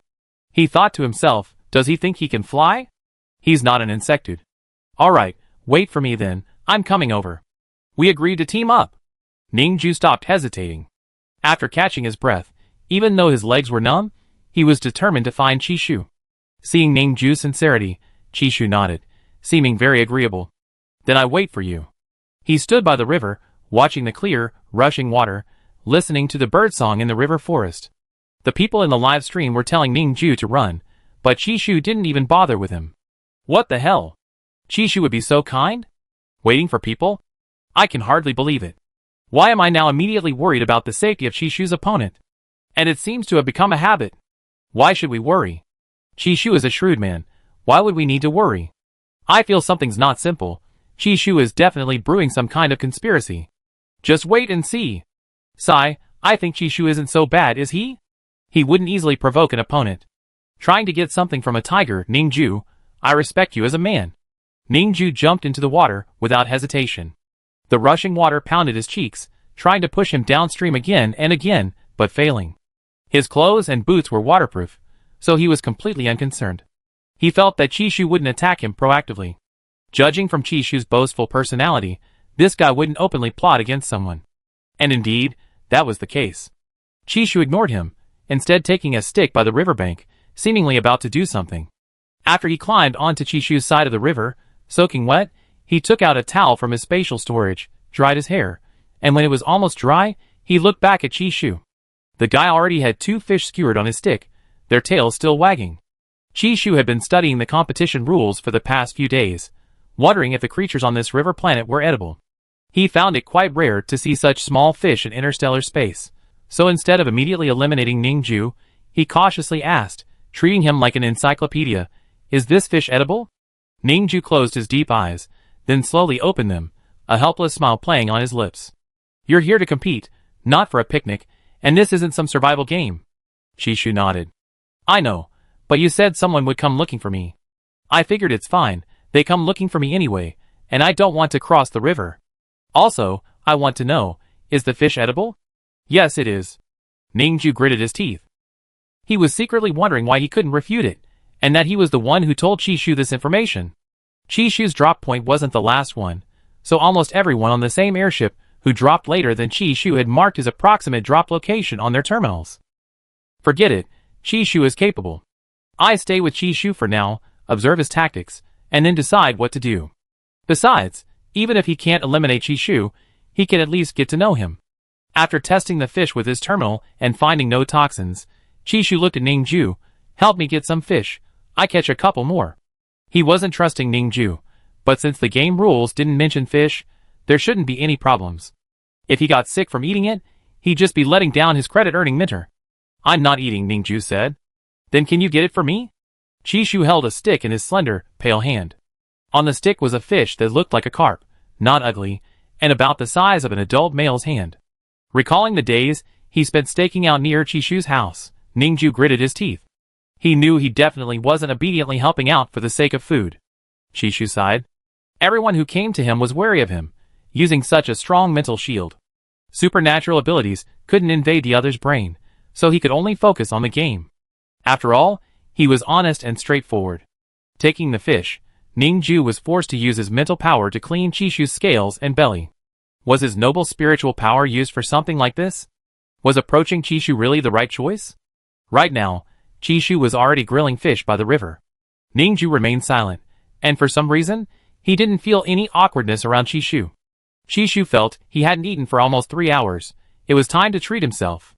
It wasn't that he wasn't trying, but he had searched for a long time without finding anyone. The card makers seemed to be deliberately hiding. Chishu was helpless, and didn't want to waste his energy searching anymore. Anyway, people from the highlands would come later, though he didn't know how many. Chishu yawned and used his spiritual power to flip the suspended fish over to prevent it from burning. The unique aroma of fish wafted out, making one's mouth water. Ningju couldn't remember the last time he eaten natural food. His busy life had made him forget that life actually offered many choices and many hobbies. Looking at Chishu's carefree and relaxed demeanor, Ningju felt a pang of sadness. If it weren't for Chishu, why would he be working day and night making cards, only sleeping 4 hours a day? Back in the wasteland of the University League, he didn't actually dislike Chishu that much, but Chishu's collusion with his class to get him eliminated had made him a little unhappy. Oh well, if Chishu was going to grill fish for him later, he reluctantly eats some for him. However, after the fish were cooked, Chishu didn't share a single one with him. He ate all 4. Ningju was dumbfounded, shocked by Chishu's coldness. His eyes were full of confusion. You won't share with me, yet you made me grill fish for you? Wasn't that your own choice? I'm sorry, I thought you didn't want to eat them. You just said you didn't want any, and you looked so disgusted. Chishu apologized, but his face showed no remorse. The viewers in the live stream, equally drooling, couldn't resist inhaling the aroma of the fish many times. Those with their full senses activated had already tasted the grilled fish several times. Crispy, fragrant, and delicious, with a perfect texture, it made you want to eat it again and again. Unfortunately, it wasn't real. They didn't feel full. It was like living in a culinary dream, very unreal. Strongly suggest Chishu become a food streamer. Chishu isn't short of money. He seems to spend tons of star cards every time he releases one. I bet he won't waste his time streaming. I think he's more like someone who enjoys watching food streams. The person above is right. Chishu is so lazy, it's a miracle he even participates in competitions. Isn't anyone worried about Ningju? He seems about to explode with anger? Sigh, why do people keep hanging around Chishu? Didn't they see his pig-raising gaze? What kind of person is Chishu anyway? Why are people in your stream all talking about him? I advise you not to try to understand him. Chapter 179. The netizens from Fintu Kingdom, who had also been deceived, felt conflicted. Looking at Chishu's powerful star card, and its shameful side effects, and then at these imperial netizens, they felt as if a small portion of the empire had been hurt by Chishu. Their words always revealed helplessness and bitterness.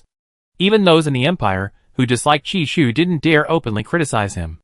It was said to be because of the 1,000-year Ben meme, and some said it was because they were afraid of offending the royal family.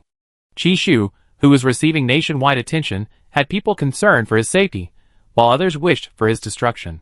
But those who hoped for Chishu's downfall were repeatedly proven wrong, their faces shattered, yet they still clung to their beliefs, thinking Chishu would definitely suffer a terrible defeat. They had long awaited this day.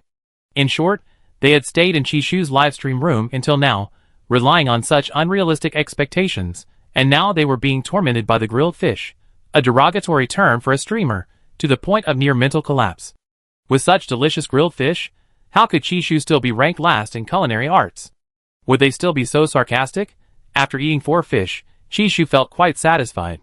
He secretly marveled at how strict the competition rules were. They wouldn't even let him bring cold briquettes into the arena. Are you full? Ningju asked, seeing Chishu about to leave, not even having time to get angry. Yeah, let's go. Chishu walked briskly forward, not even activating his protective shield, because he didn't need to. If someone attacked him with mental energy, he would still gain points. Just when Ningju thought things would be peaceful for the foreseeable future, signs of a fight appeared ahead. Many trees were fallen, and the river water overflowed onto the bank, creating a desolate atmosphere of damaged ecosystem. Viewers in the Fallen Card Makers livestream noticed nearby players approaching, and clicked into their live streams. They saw 2 handsome young men appear. One had clear, innocent eyes, and wore a black combat uniform with his hair tied back. The other wore a silver-blue combat uniform with long, dark hair flowing down his back. The dark circles under his eyes were obvious, as if he hadn't slept in a long time. Livestream. 2 more little prey have arrived. Who are these 2? Never seen them before, they look very young? Hurry up and leave, you 2 little guys. The 2 lying on the ground are from the Sea Moon Kingdom. They're experts at luring prey. Many people know there's danger, but they still fall for it. People actually believe this kind of trick? The newly arrived Imperial player was puzzled. Isn't this just a way to pique people's curiosity? To see if they're dead or not? I think, as an Imperial player, I should say that the 2 on the ground should be the ones leaving quickly. So I see? Many people have been blinded by Chishu's appearance again, and in the end, they still be completely fooled. Ningju looked at Chishu, who nodded slightly. Then, without any apparent coordination, the 2 began to walk forward. The surroundings seemed quiet, but suddenly a gust of wind blew in, carrying the stench of blood. Ningju released his spiritual power to investigate, and found 2 people lying nearby, barely alive. They appeared to have been injured in a fight, both covered in blood. He told Chishu what he had found and asked, should we go up and pick up the scraps? They don't seem simple. Their aura is very weak. They're probably almost dead. Ningju wasn't sure if going there now was a good idea. Chishu paused, seemingly considering, and after a couple of seconds, said, why don't you go take a look? Why don't you go? I'm not as good as you. I can't use the protective shield skillfully yet. Ningju, After discussing it, the 2 decided that one would go to gather information, while the other would observe from the shadows. Card makers are mostly experienced, so Chishu didn't believe in easy money. But it turned out that just as Ningju went up, the 2 people lying on the ground suddenly got up, and 2 star cards flew towards him. Ningju's defensive card had already been activated, and he easily dodged one card's attack. However, because he couldn't dodge the second card in time, its effect instantly appeared on him. His feet were caught by light blue ice, rendering him immobile. The ice started from his feet, and was about to cover his entire body. The 2 who had just thrown out their star cards were stunned. It wasn't Chishu. We wasted 2 cards for nothing. Ningju knew he was unlucky, but he didn't expect to be this unlucky. Chishu had guessed correctly. These 2 were faking it. He roared, what do you mean using cards on me is a waste? Who do you think you are? Ningju felt he had never been insulted in his life. Just as he was filled with rage, Chishu, hidden behind the 2, smiled slightly. The 4 star cards between his fingers flew out quickly, hitting the 2 men. When the 2 men reacted, Chishu was smiling at them. Hello. Ningju, who had witnessed the power of Chishu's star cards in the live stream, felt a chill of fear. He closed his eyes tightly, praying that these cards wouldn't harm him, otherwise he would never forgive Chishu. Just as he was feeling helpless and desperate, Chishu quickly ran over and dragged him away, like an ice sculpture. The 2 men hadn't even had a chance to say anything. They were shocked that Chishu had used 4 star cards on them at once. 2 were their limit, but Chishu had 4. Their pupils constricted, and looking at themselves, they held their breath, waiting for the star cards to take effect. They were prepared to defend themselves, but 3 seconds passed, and nothing happened, only a gentle breeze. Chishu had already dragged the ice sculpture 10 meters away. The 2 waited another 3 seconds, but Chishu's star card still didn't react. So one of them squatted down, picked up the star card, and exclaimed, damn, it's an empty star card. We've been tricked. Livestream, I'm used to it now. I feel like I can never guess what Chishu's next move will be. Hilarious. Ha ha ha, I know why Chishu did that. He's worried that if he uses his star card prematurely, he'd be implicated too, since they're standing too close. Ha ha ha, sorry, I laughed immorally. This guy really dares to gamble. Why wouldn't he dare? Anyway, their star cards will only affect Ningju, and those 2 can't directly attack Chishu with their mental power. Chishu's action stunned Ningju, but with ice already sealing his mouth and nose, he didn't have time to think. If he wasn't eliminated, he'd probably suffocate. In the instant despair rose in his heart, Chishu suddenly punched him in the face. The ice on his face shattered. His still somewhat handsome face swelled up. But he could feel that Chishu was trying very hard to control his strength. Chishu didn't have time to care about him. He said, brother, I see you're not really in a good position to take kills right now. I take them for you. Chapter 180. After speaking, Chishu pulled out 4 more star cards. The cards flew out from between his fingers again. The 2 who had just been tricked sneered. They weren't flustered by the star cards, nor did they even glance at the ones Chishu had thrown. Another piece of trashy trick. Do you think we believe you? How naive. The 2 men, dressed in black robes and covered in blood, gradually turned sinister with their smiles. Livestream, again? This time it's for real. Sigh, I'm really impressed. How does Chishu have so many tricks up his sleeve? What should I do? Even as an Imperial, I really want to see Chishu get eliminated. Others get one at a time, like cutting off a piece of their flesh, but now he's getting 4 at once? You Imperials are too funny, aren't you? Amin and Afei aren't idiots.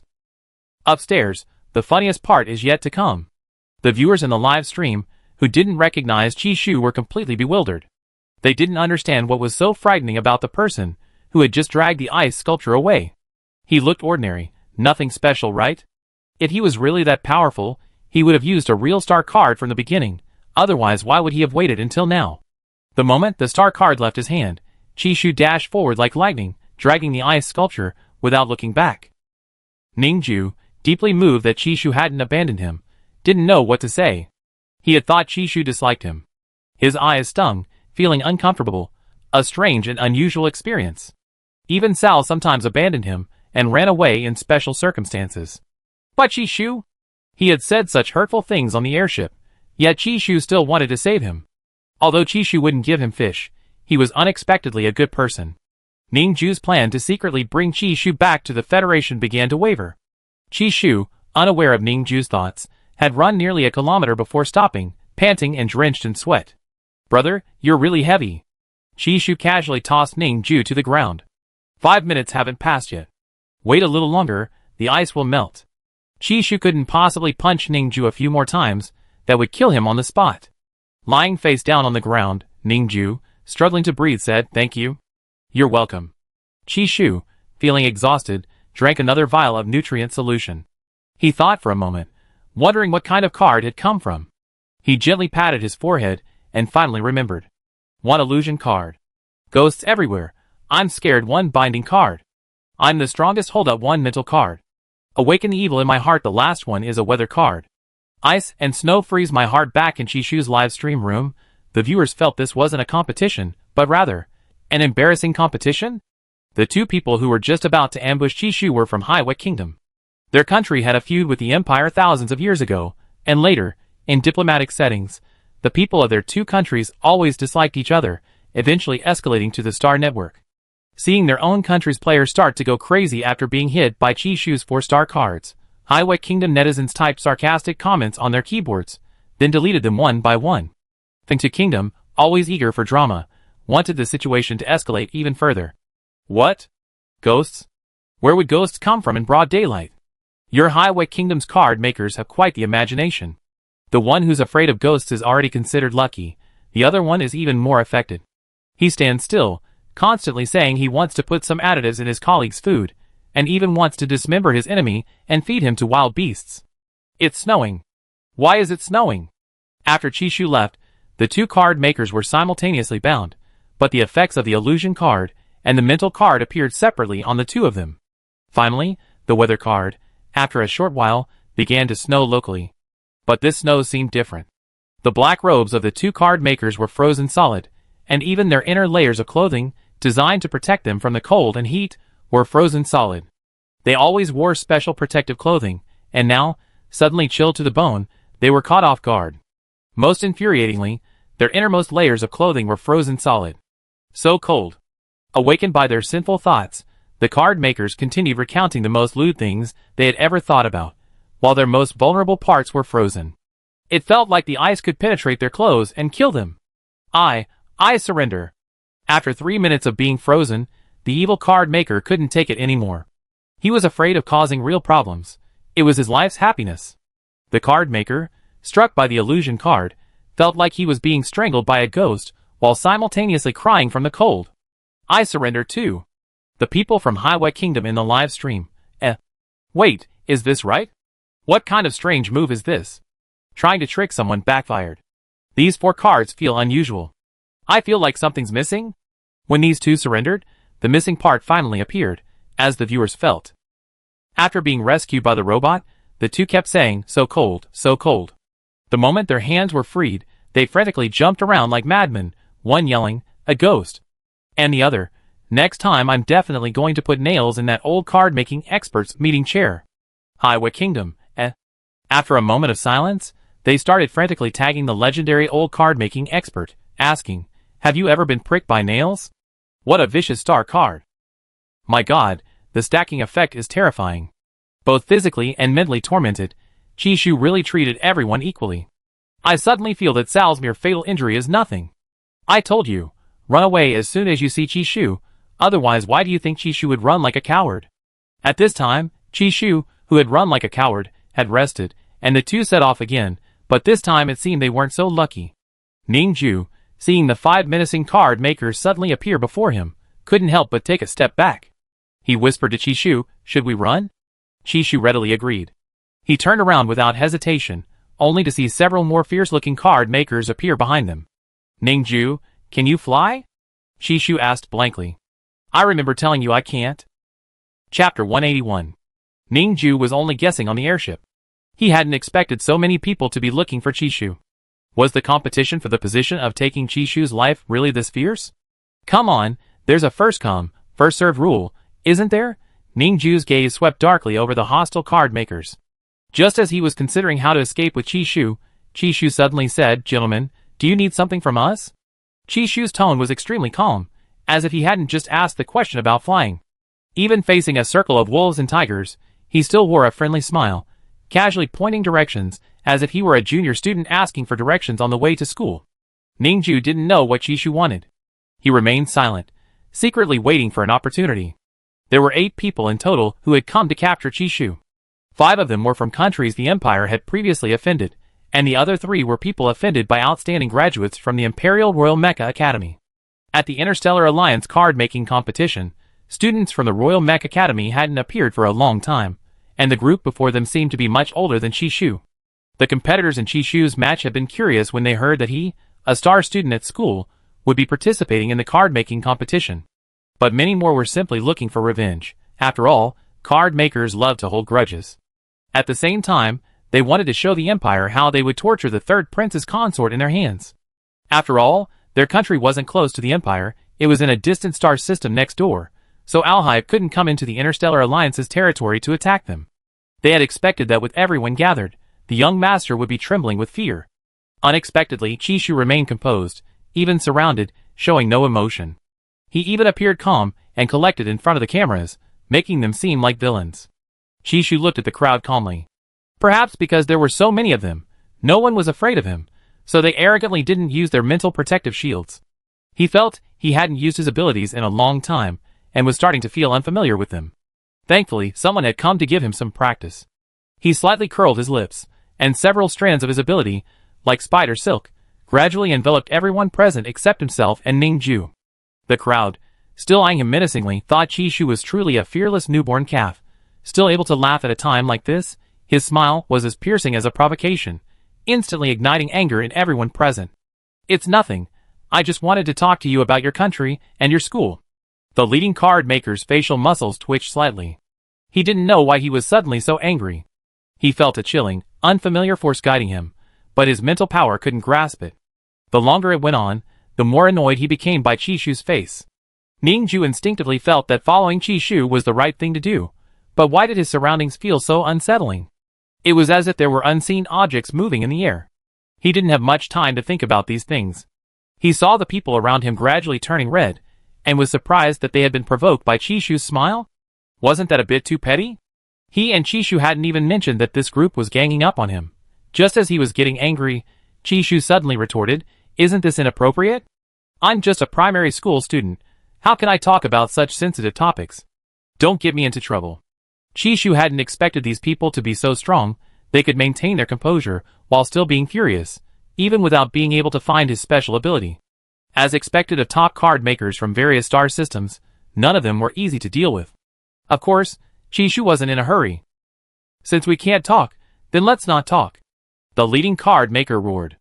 The surrounding gazes never relaxed for a moment, and Chishu couldn't say, "Look, a UFO." So, just as his older brothers were about to use their star cards on them, he quickly stopped them, saying, "If we can't talk about national affairs, we can talk about business. I have high-level star cards for sale here at a discounted price. I wonder if anyone is interested. Live stream, eh?" Even facing death, the third prince's consort is still so calm. Should I praise him? I couldn't help it.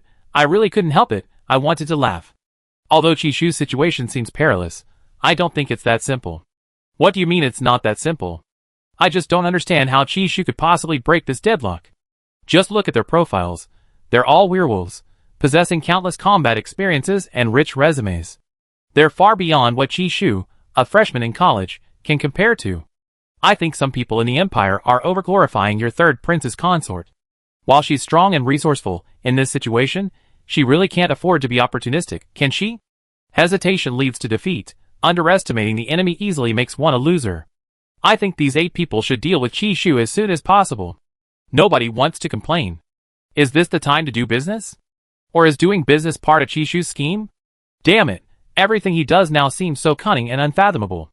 Chishu's supernatural threads had completely entangled the group. He couldn't use his supernatural powers forcefully because it would be easy for people to find fault with him in front of the camera, so he could only use them sparingly and let them play a supporting role. How many do you have? Another menacing card maker asked coldly, his gaze like that of a cold, slimy viper. He was curious to see what tricks Chishu, facing certain death, would pull. I have 11 more. I bought them from others. Are you interested? Chishu said calmly, producing 11 high-level star cards, though he actually had one left. The crowd's pupils constricted sharply when they saw the stack of star cards in Chishu's hand.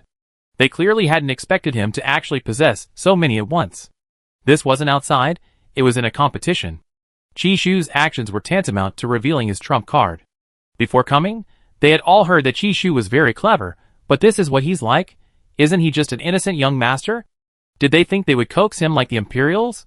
Ningju didn't understand what Chishu was doing, but he sensed something strange about the people around him. He could keenly sense the atmosphere and the emotions of the others. Their angry and volatile spiritual energy was stirring within them. If it weren't for the competition's restrictions, they probably would have riddled him and Chishu with bullets. Why bother buying them? Why don't we just rob them? Compared to teaching Chishu a lesson, they chose to take the star cards first and then teach him a lesson. But this would result in an uneven distribution. Chapter 182. The people present were card makers from different countries. Their eyes gradually turned sinister and violent, filled with an air of unwavering confidence, as if the card was already theirs even before Chishu handed it to them. Chishu was stunned by their words. His expression turned grim. This isn't right, is it? After all, I bought it from them at a high price and promised to pay them after the competition. The viewers in the live stream stroked their chins, feeling a sense of déjà vu. I feel like this scene is familiar.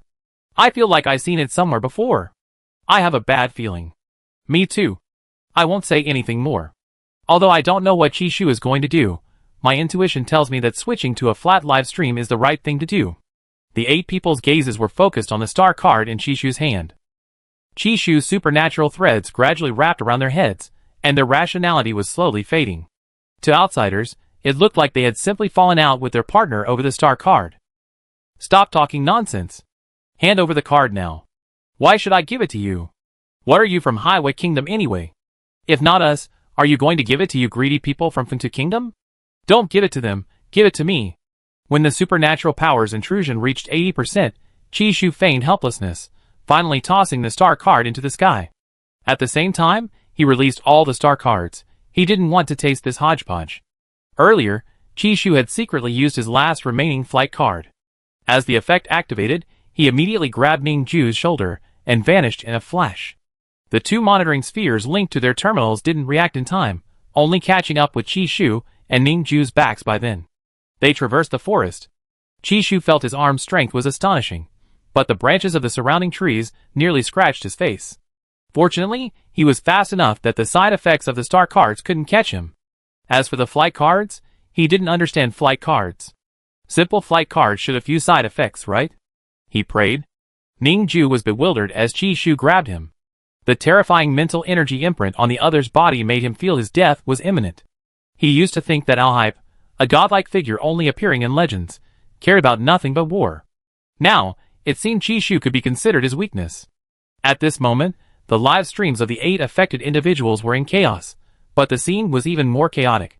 Chishu's 11 star cards included 5 attack cards, 3 fantasy cards, 1 weather card, and 1 energy card, essentially a reverse charge, charging until his mental energy surged. The last card. Ghostly Howls and Demonic Dance, this is a mental card. Because the card was airborne, It wasn't accurately thrown at them, so it couldn't be locked onto, and could only have a cumulative effect. Those viewers who didn't understand Chishu and were initially worried about this lamb were now stunned, bewildered, and shocked by this scene. Gradually, they couldn't suppress their laughter. In the scene, the 8 people were attacked by branches and leaves flying from all directions. Everyone was being washed by the torrential rain. Demons danced wildly on their bodies, and they wailed loudly. In their minds, they saw ghosts, monsters, and a group of people who looked exactly alike, wearing identical clothes, like clones dancing. Coupled with Chishu's ability to manipulate emotions, their rationality had long since vanished, turning them into madmen. Livestream, I told you, if you're going to fight Chishu, do it now. 8 people think they can handle Chishu? That guy is a demon king. Ha ha. I knew Chishu couldn't be without a backup plan. He's a shrewd one, stalling for time while pulling out star cards. The key is that these big shots were all blinded by greed and rushed to grab them, completely unaware that Chishu had already escaped with his teammates. I'm truly impressed. They just let Chishu get away like that? The people of Fengtu Kingdom are very disappointed in you guys. Alhype, who had just finished a battle, was watching his wife's live stream in the conference room. Al was already out playing wildly, completely oblivious to his surroundings. Alhype was watching the live stream with a dozen or so of his subordinates. There were too few signal towers on the border. A stable signal was only available in the conference room. Alhype had no choice but to watch with his subordinates. When Hain learned that Chishu was a card maker, his astonishment was no less than if the capital planet had been struck and exploded. Even today, he still finds it unreal. He should have guessed long ago that Chishu was that same Chishu, but he just couldn't believe it. The people in the conference room were watching the live stream, which was in complete chaos. Among the 8 people, some were fighting, some were dancing in the rain while fighting, and some were heartbroken.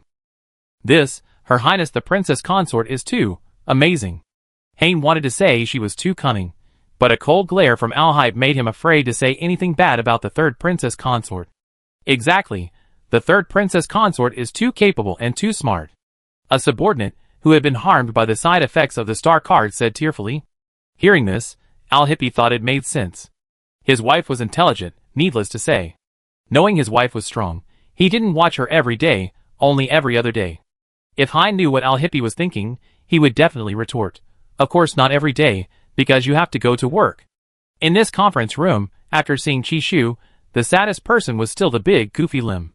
One act of extroversion had turned him into a lifelong introvert. Lim, why are you hiding in the corner? Come out and watch the live stream. A teammate in the back row whispered to him. Lim, if he could do it all over again, he would still choose the star card. Dying for his country shouldn't really count as dying for his country, right? Besides, he felt that the people in the live stream were much worse off than him.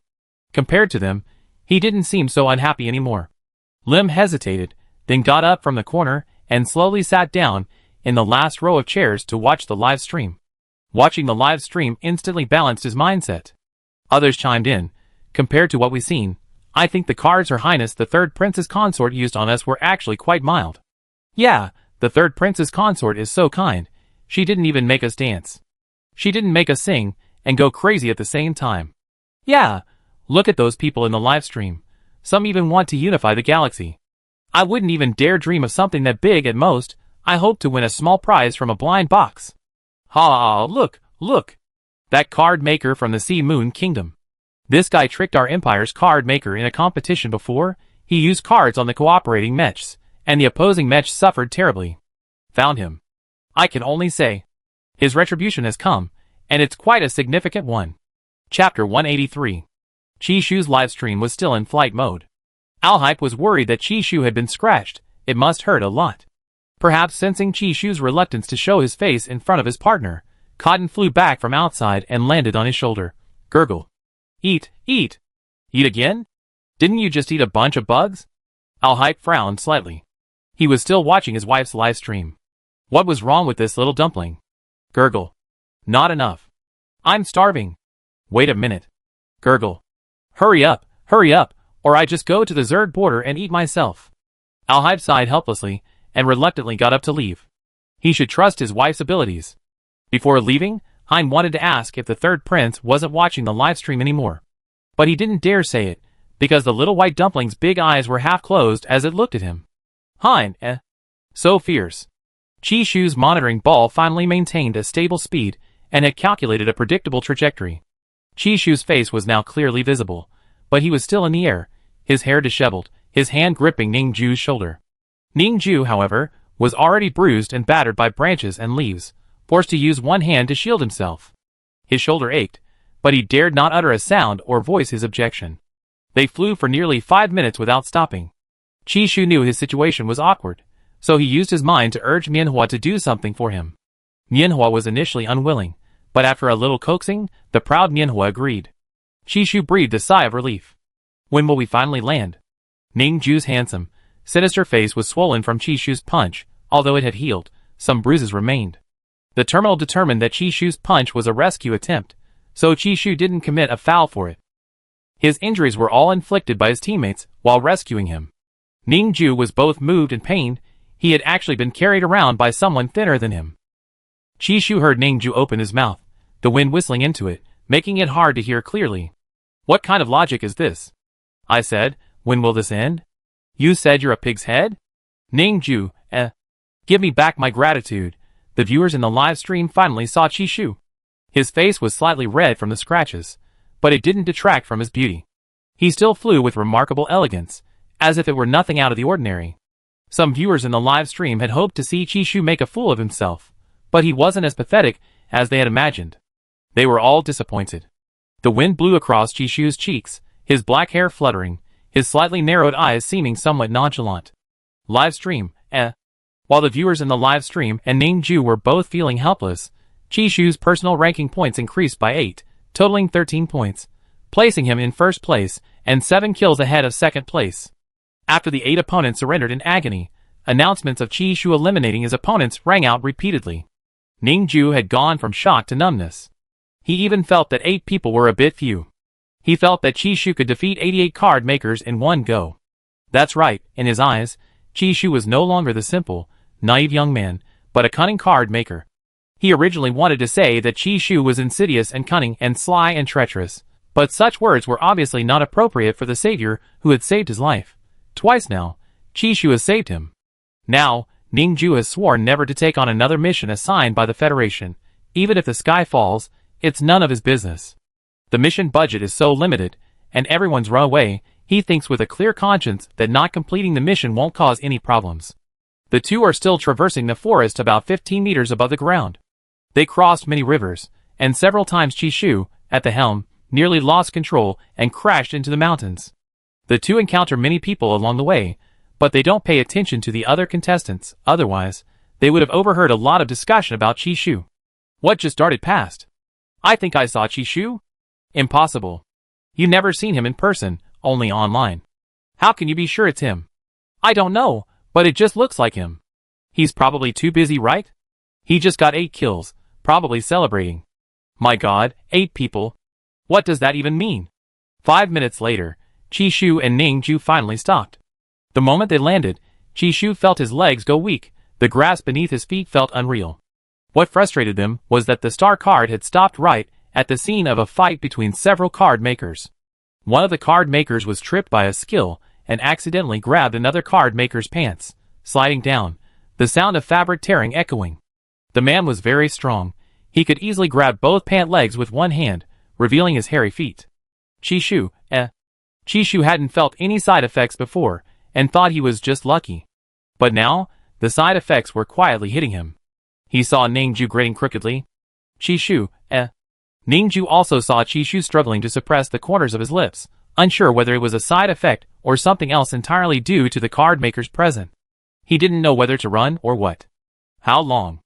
Ningju smiled wickedly. Chishu frowned slightly, his expression somewhat miserable. He tried to purse his lips, his tone weary. I don't know. Ningju didn't possess Chishu's strength, so the side effect was difficult for him to suppress. The people fighting around them looked over. Upon seeing Chishu and Ningju, they weren't particularly surprised, because they didn't recognize them. Even if they had heard their names by chance, even if they had just heard them on the radio, they didn't know who Chishu was or what he looked like. In short, they could now clearly see the tall, thin, and sinister-looking man in white clothes grinning crookedly. Just then, one of the card makers lost a trouser leg. His face darkened, and his voice was rough and irritated. "What are you laughing at?" "I'm not laughing," Ningju said. Actually, they wanted to find a place to cover their faces, not wanting to get entangled with this group for the time being, because they were worried that the people in the live stream would see their childish expressions. "You laughed. And you still won't admit it. Damn it, who gave you the courage to laugh at me?" The man with the missing trouser leg had fierce eyes, and his tone became angry and manic. "I really wasn't laughing." Ningju smirked, even raising an eyebrow slightly. Chishu covered his face with his hands, only his eyes showing. He thought to himself that he really couldn't control this side effect. Sigh, the road to success is never smooth sailing. After Ningju finished speaking, Chishu also turned to leave, but the group wouldn't let him. "You two stop." The man in the woolen pants pointed at Chishu and said again, "And you, put your hands down." Chapter 184. It was already 1 or 2 in the afternoon. The wind in the river forest rustled the branches and leaves. At this point, Chishu's live stream had the highest number of viewers of all the Upgrade Tournament live streams.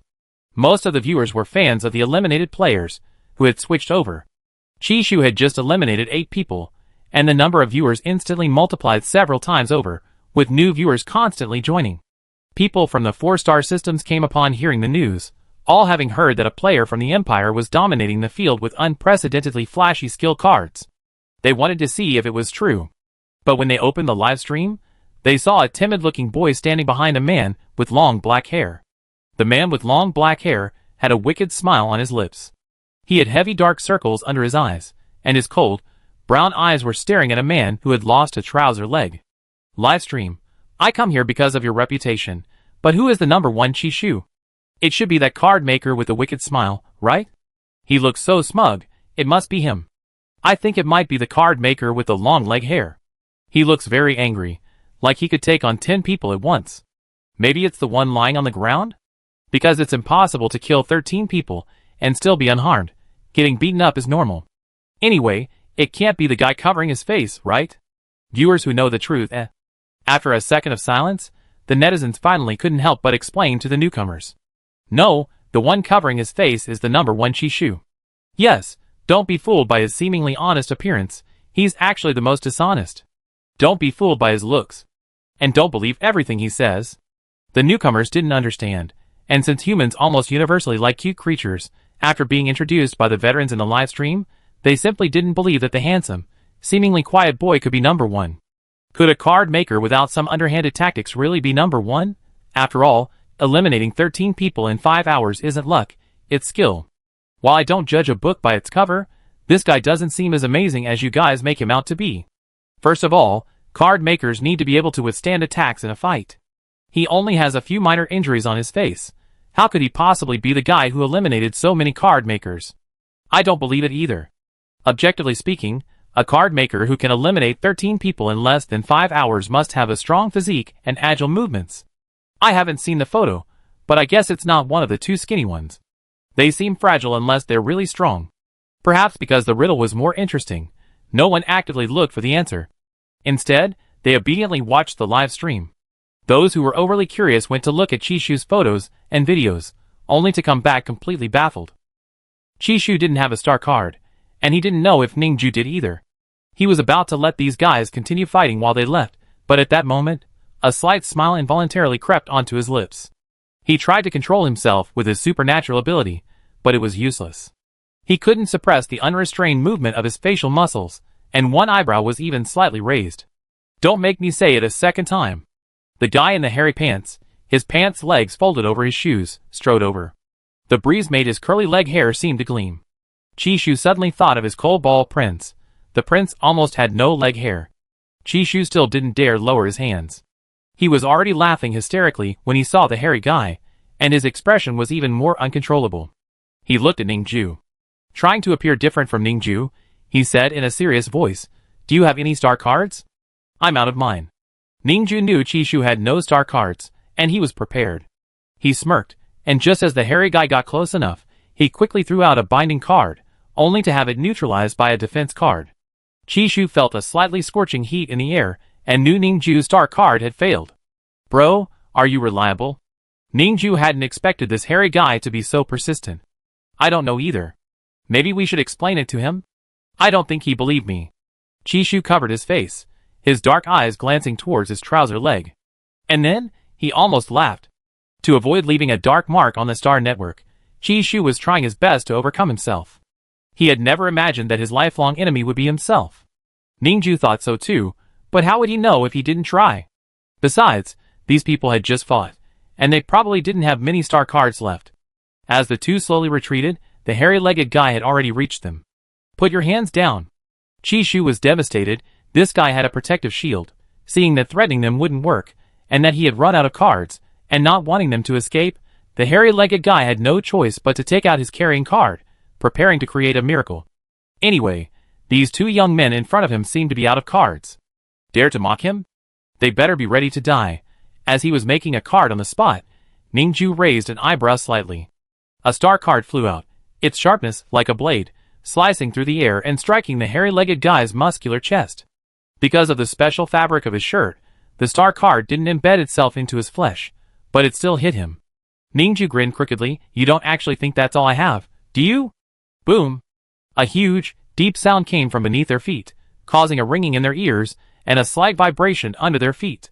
Instantly, the ground in front of Chi-Shu caved in, as if by magic, the soil vanishing to reveal a large crater.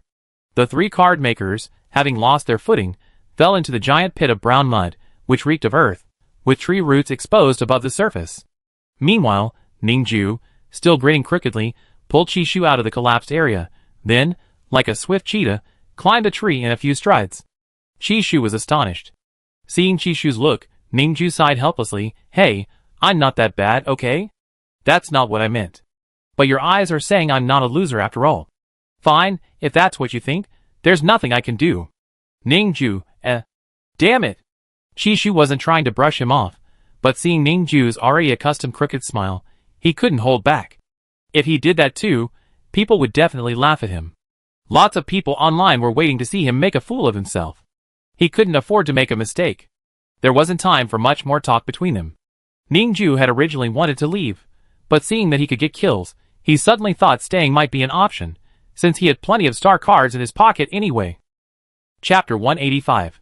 The card makers lying in the giant pit, smelling the damp earth, finally came to their senses. "Brother Dong, weren't you so amazing just now? Why aren't you up there now? If you're so good, then you do it." The card maker, his trouser leg gone and his head nearly buried in the pit, began rapidly crafting star cards. The first one failed. The second one failed. The third one finally succeeded. After saying this, a star card slipped from his hand, spinning through the air towards the crooked-mouthed youth. Ningju hadn't been gloating for long when he saw the deadly star cards flying towards him. No, 3. The remaining 2, like knives, slashed at the trunks of the trees they were standing on. The trees began to slowly topple. This time, Chi-Shu didn't let Ningju hold him back. Instinctively, he covered his face with one hand, grabbed a branch with the other for leverage, and leaped to another tree. Ningju dared not stand under the same tree as Chi-Shu anymore. He was truly impressed by the group of brothers below. They had managed to produce a card so quickly. Wait, didn't he just catch the star card from the guy with the leg hair? He looked incredulously at Chi-Shu, who seemed to have abandoned everyone in their time of need. Chi-Shu blinked, as if to say, "Brother, all is well." Dozens of strangely shaped black birds gathered from all directions, their attack like a heavy, oppressive cloud. Ningju moved swiftly, dodging rapidly. His iron claws gleamed coldly, seemingly carrying a sharp light as they brushed past his face. With a wicked grin, he protected his head with his left arm, and slashed at the flock of birds with his right hand. He began to hide in the woods, the birds following him wherever he went. Chi-Shu used those 2 minutes to crouch on a tree and crookedly make a card. The viewers in the live stream looked at Chi-Shu, who was covering his mouth, and then at Ningju's expression, unsure of what to say. I know, the crooked smile is a side effect. No wonder Chi-Shu kept covering his face. He actually knew he'd be embarrassed. Rogue card maker, I'm very disappointed in you. How can you complain about the side effects of your star card? You should face them positively. Wait, even in this situation, he can still make cards. The strong never complain about their environment. Hurry up, Chi-Shu, your brother's clothes are about to be torn off by the birds. These clothes aren't very good quality either. It's not that the clothes are bad quality, but the bird's claws are extremely sharp. If Ningju hadn't protected his heart, it would have been really dangerous. What bad luck. Brother Shu saved me. Ningju painfully smiled crookedly, pleading for help. Chishu was also in a bad mood. Seeing Ningju made him want to laugh. He quickly finished making the card, put it in his pocket, and headed to the front line to find Ningju. He ran while laughing. "Brother, I can save you with my star card, but what about the side effects?" The card makers in the pit hadn't reached the top yet. He needed to hurry. "So be it, I really can't take it anymore. I feel like these birds might poop and pee anywhere. And my clothes are almost gone." Ningju's face was covered in scratches, his body had many scratches, and his clothes were full of holes. Chishu suddenly felt incredibly guilty. In this situation, he actually wanted to laugh at his teammate, but he really wanted to laugh. He could save Ningju, but who would save him? However, his intermediate star card no longer had side effects. He had only been bluffing Ningju. Chishu was incredibly fast. Just as Ningju was crouching under a tree, clutching his head, Chishu's intermediate level star card, "Birds and beasts, drive away," flew out. What followed was a miracle witnessed by the live stream viewers. Ningju should have survived unscathed, but a bird, running too fast, tore a piece of cloth from the back of Ningju's bottom, revealing cartoon underwear. Perhaps sensing the impending social annihilation, Ningju quickly sat down, not daring to move an inch. The viewers in the livestream couldn't keep up with Ningju's reaction speed when taking screenshots. Chishu ran over, panting, intending to help him up, but Ningju grinned and refused to get up. "Chishu?" ? Ningju's face was flushed, his heart filled with despair, his voice sounding weary. "My pants are torn." "Chishu, what are we going to do?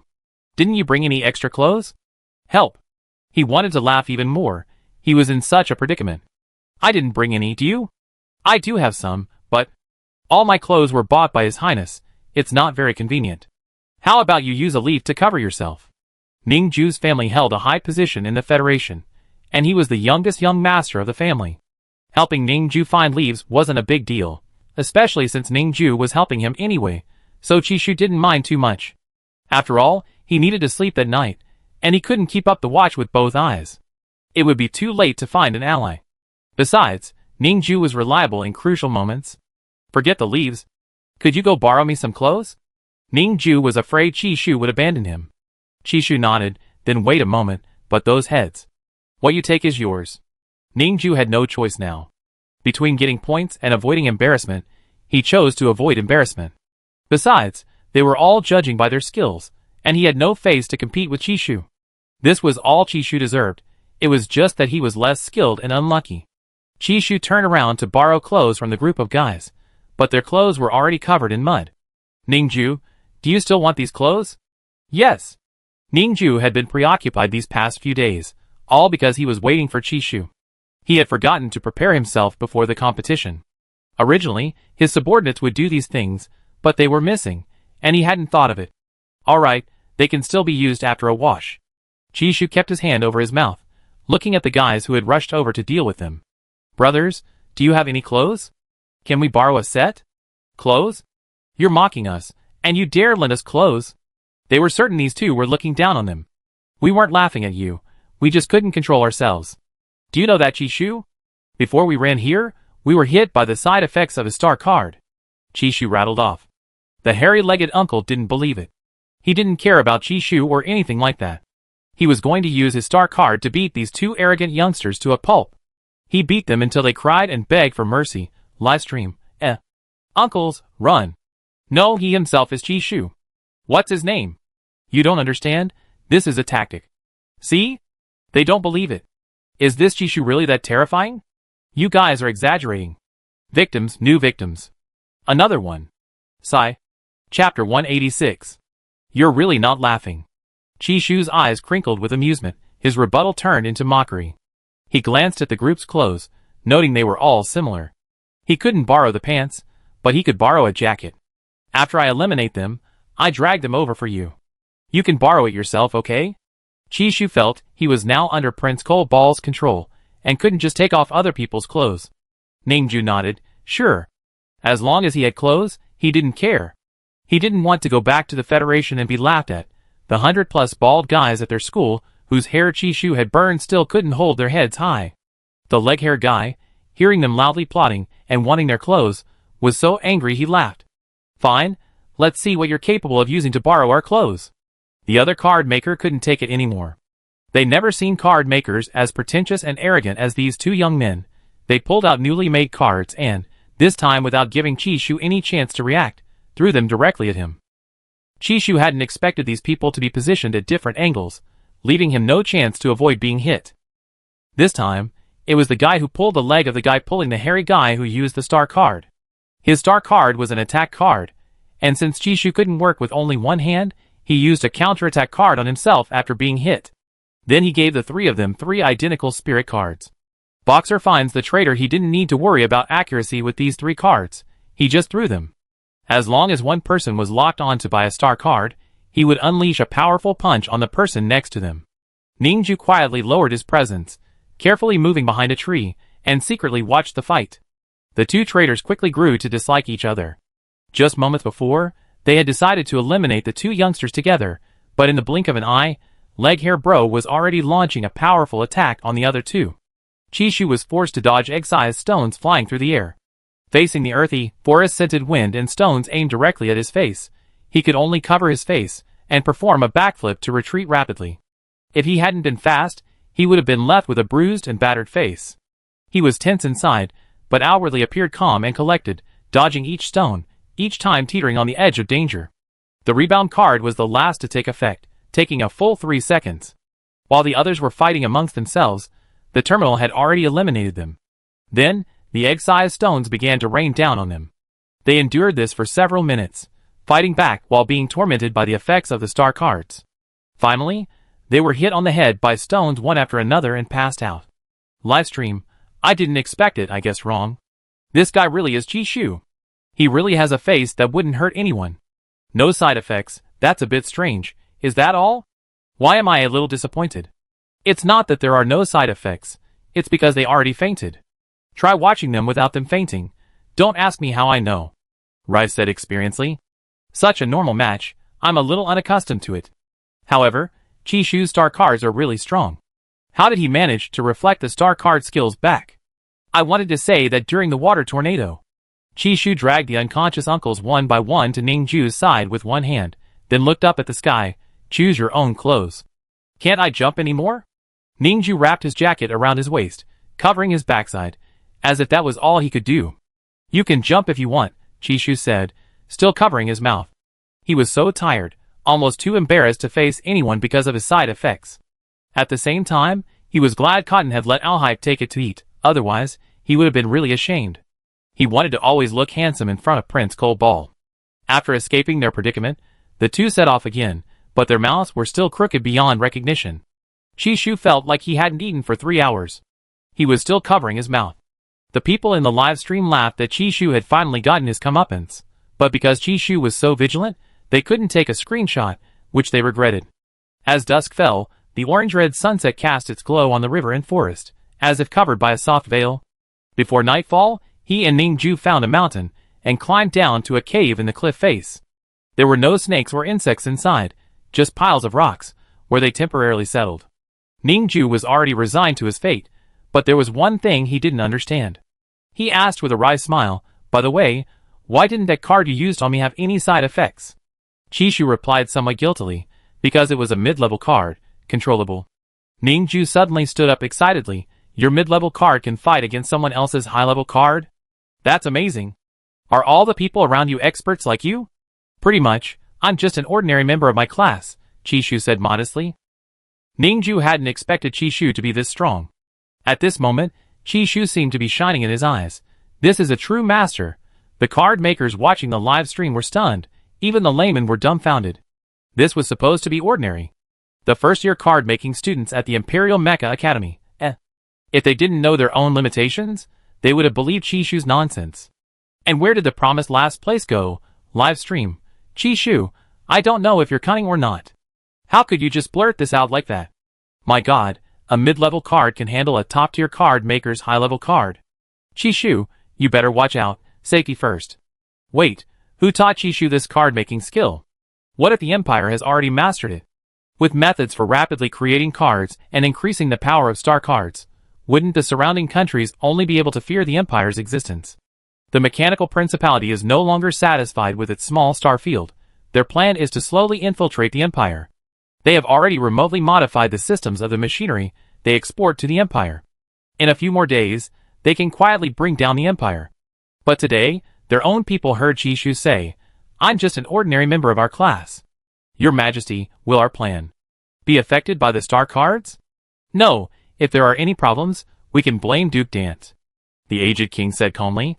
"But don't worry, humanity will ultimately be unable to defeat steel machines." Duke Dant, whom the mechanical principality spoke of, was now staring blankly at his ruined mansion.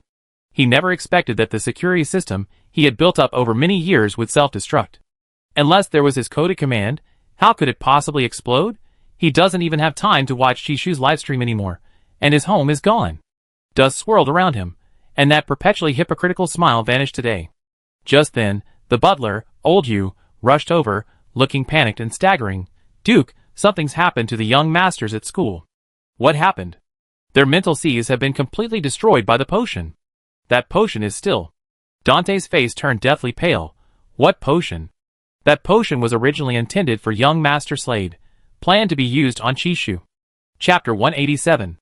The Star Prison, so white that nothing could hide there, was like an endless, pitch-black abyss. Living here for so long, Slade now only had time, and only time to while away the hours. He had always thought his father was giving him freedom, but in the end, it was nothing more than a preordained path to hell.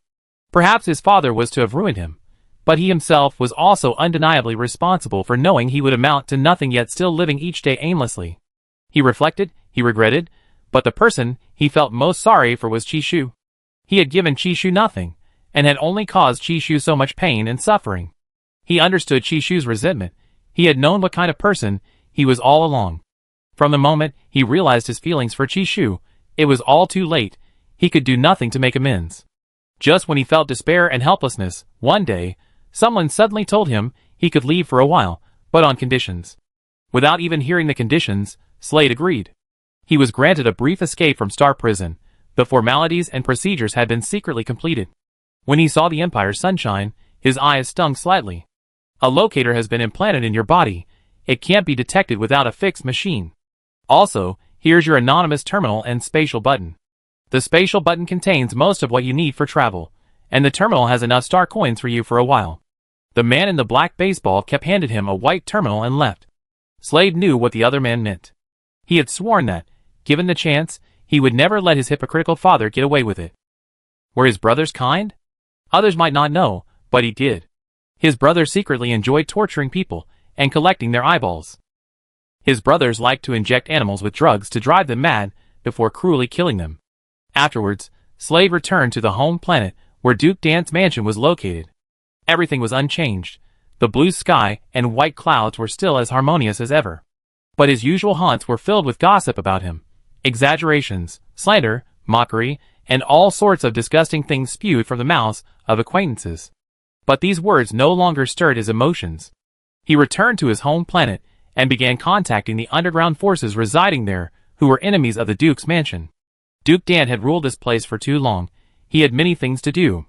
Before, he was impulsive, but now, to make his journey to the desolate planet less lonely, he racked his brains, used every means at his disposal, and exhausted his persuasive skills to provide them with a few useful pieces of information to gain their trust. After that, everything went smoothly, so smoothly that he found it unbelievable. He easily handed over the secret instructions for the Duke's mansion security system. He also took out a potion he kept hidden in his least frequented and most secluded villa and gave it to Duke Dante's sons, on whom he placed high hopes. This potion was originally meant for Chishu by his father. His father instructed him to give it to Chishu and then imprison him, so that Chishu wouldn't be able to escape. He had always known his incompetence. He hadn't been able to pull Chishu out of the abyss that had trapped him for 20 years. How could he dare to imprison Chishu again? Besides, he knew he didn't have the ability. He might have amounted to nothing on the capital planet, but he knew his birthplace intimately. He knew his favorite clubs, the secret passages, and how to conceal his identity, how to make others believe he was Duke Dant's enemy, not his son. After the bombing of Duke Dant's mansion, its armory was also programmed to self-destruct. Inside the armory lay years of painstaking work, much core data stored independently, bypassing the quantum computer. As a child, when he first arrived at the Duke's mansion and was bullied by his older brother, he liked to hide in a secluded corner. As a child, He could hide anywhere, and thus witnessed his father's drunken input of security commands. He used his little robot to follow his father, and learned everything that had happened. In the star prison of the capital planet, he didn't speak out because he didn't hate enough. But as time passed, he remembered everything. When someone wants to scheme against another, they will go to great lengths, even recalling childhood memories that should have been forgotten. His father, who had long since lost his fertility due to a genetic disease, probably never imagined that his surprise was just beginning. Since his father had taught him a lesson, he would also enrich his father's life. Hain, having learned of the plan's progress, looked at his superior, Alkipe, with admiration. "Your Highness, you are so far-sighted." Hain wanted to say that his Highness was just as cunning, but dared not say it. "Have someone keep a close eye on him. Don't let him get away." Alkipe, with a cold face, reached out and pressed down on the cotton-like beak that was about to cause trouble. His hair was already a mess. He didn't know why his wife's spirit was treating him like this. Wasn't it supposed to be possible to coexist peacefully with one's partner's spiritual form? Why is Cotton acting differently than he expected? Never mind, Cotton isn't his rival for favor anyway, Carl is. Hain didn't understand why his boss's face was sometimes gloomy, and sometimes cheerful. He had a lot of work to do now, including having people follow Slade, having people keep an eye on Duke Dant, and having people gather evidence of Duke Dant's crimes. Alcippe could be a very direct person at times, and as the saying goes, a large reward always brings forth brave men. Many people had already begun to act. With so many people, things became chaotic. Duke Dant hadn't expected Alcippe's methods to be so unpredictable. His influence already spanned half of the Randall Starfield. Now, because of the bounty, he had become the darling of bounty hunters and detectives throughout the Randall Starfield. Dant's operations were no longer easy, and now he was facing a double threat. With too many enemies and defenses dwindling, and his home burgled today, he was utterly devastated, unable to think of anything else but whether the data in his armory had been preserved. Hain snapped out of his daze, and immediately caught up with his prince. Behind him, he asked anxiously, "Where are you going to get the bounty?" "Just a few battles with the Zerg." Alhipe had been thinking more flexibly lately, no longer resorting to such stubborn methods. Hain, Their prince has changed. He's become adept at taking shortcuts. Where has their honest prince gone? Chapter 188. Interstellar Alliance Starfield River Star. Night fell, and Chishu had already slept the first half of the night. The second half was his responsibility. River Star was fraught with danger in the darkness. Snakes and insects preferred to roam at night. With nothing to do, Chishu decided to draw some star cards to pass the time, and before he knew it, he was engrossed in creating them, producing 30 high-level star cards and 20 mid-level cards. The viewers in the live stream, who stayed up until the wee hours of the morning, exclaimed, Wait, is this how humans do things? I think I had a dream where someone could create 50 star cards at once, and in one go, with fluid, effortless movements. Does Ningju know he has a cheat code? Making them in batches? Is this reasonable? What are the other card makers supposed to do? Someone said Chishu was making cards in batches before, and I thought it was a joke, thinking the Empire people were just bragging. Who taught you to make cards like this? Who was it? I need to become their apprentice. It feels like Chishu is on a completely different level from us. Most of the people in the card-making class stay up all night. They like to sleep during the day and play at night.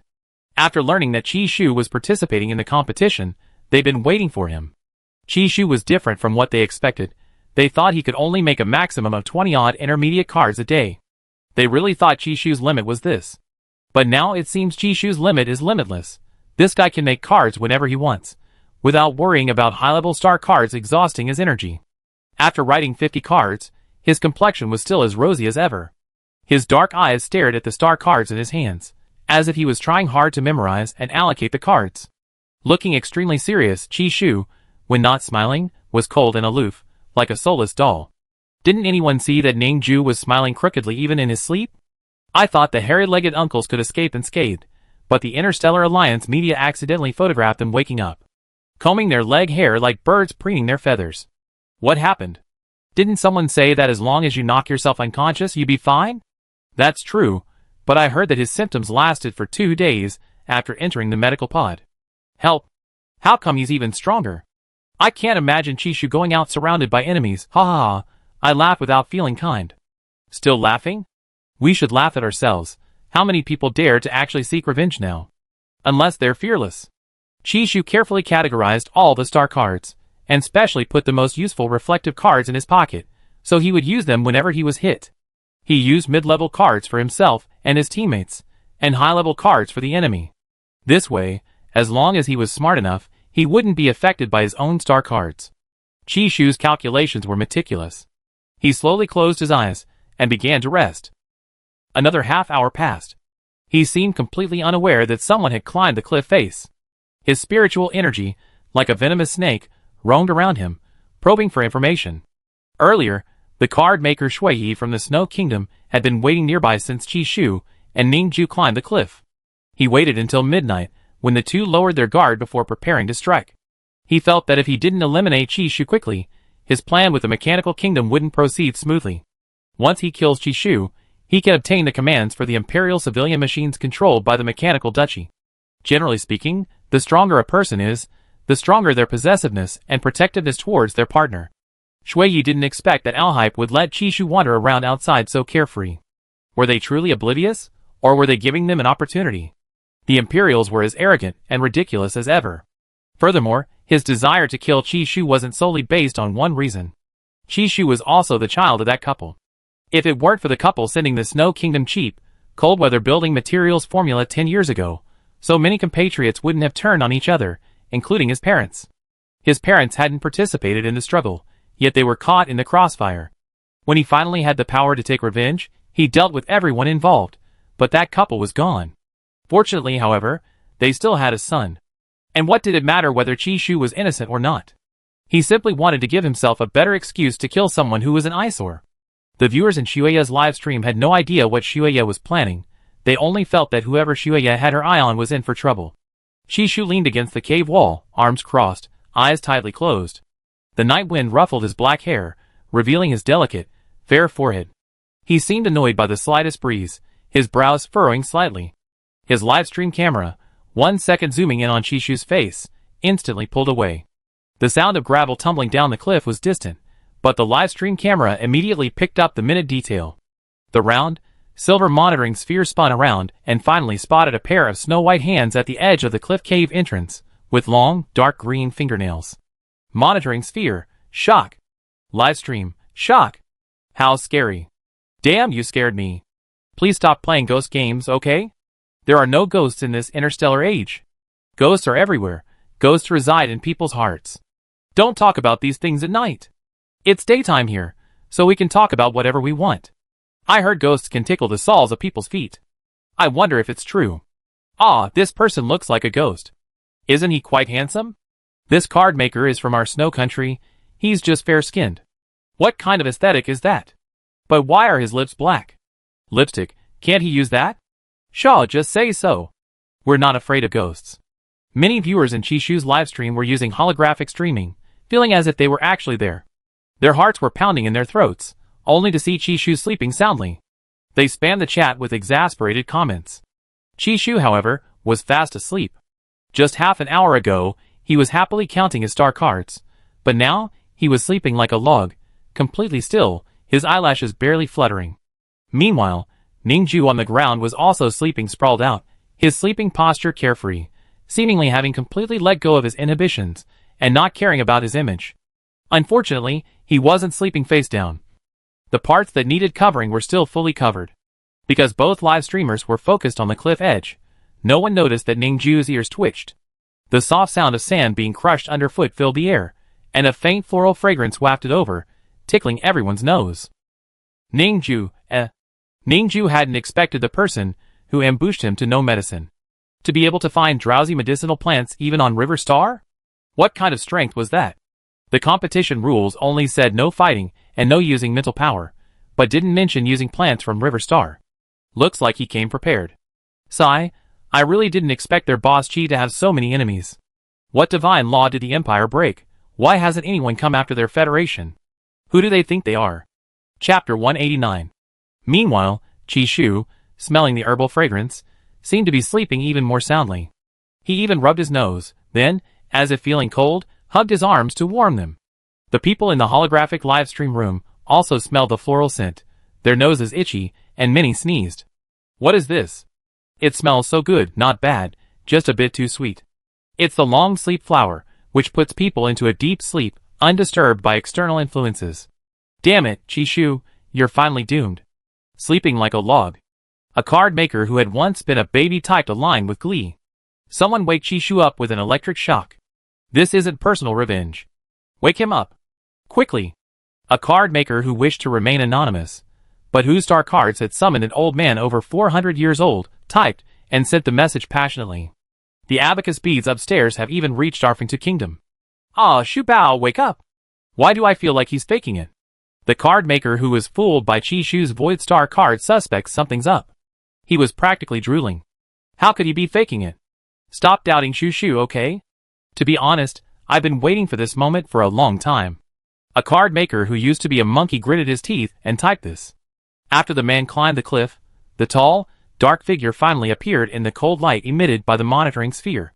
He looked at Chishu, who was sleeping against the wall, and sneered, "How boring.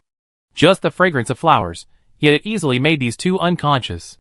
Isn't that too easy?" He took out a high-level card, but skipped over Ningju on the ground and threw it directly at Chishu. Ningju, who do you think you are? I was born unafraid of poison. Why did you skip him? Why, the Ning family's ancestors were herbalists. They knew every type of plant in the Federation like the back of their hand, but they had never considered using such underhanded methods. The viewers in the live stream held their breath, many worried for Chishu. Without his body's instinctive protection, Chishu could easily be killed by these dirty tricks. Just as Shui Yi threw out his star card, Ningju struck him with a binding card, but surprisingly, the man easily dodged it. Beneath the snow-white robe, the pale face startled Ningju. Damn it! What the hell is this, playing tricks? You're just insulting me. Why the personal attack? I haven't even told you why you're smirking. You dare to scheme against me. Isn't it normal for me to insult you? What are you pretending to be, a model citizen? Besides, I'm not smirking, I'm mocking you. Ningju, with his mouth half smirked, saw a star card fall from Chishu's body. Perhaps because he knew Chishu too well, he instinctively retreated. He was terrified by the side effects of the star card. Seeing Ningju's panicked expression, Shuya's eyes flashed with contempt and mockery. You're nothing special, your pants are all torn. Sometimes being too confident isn't a good thing. Besides, what business is it of yours what my pants are like? Ningju swallowed hard. He really wanted to jump off a cliff now. He was so scared he didn't even care if others saw his torn pants. How many seconds does Chishu's star card take effect?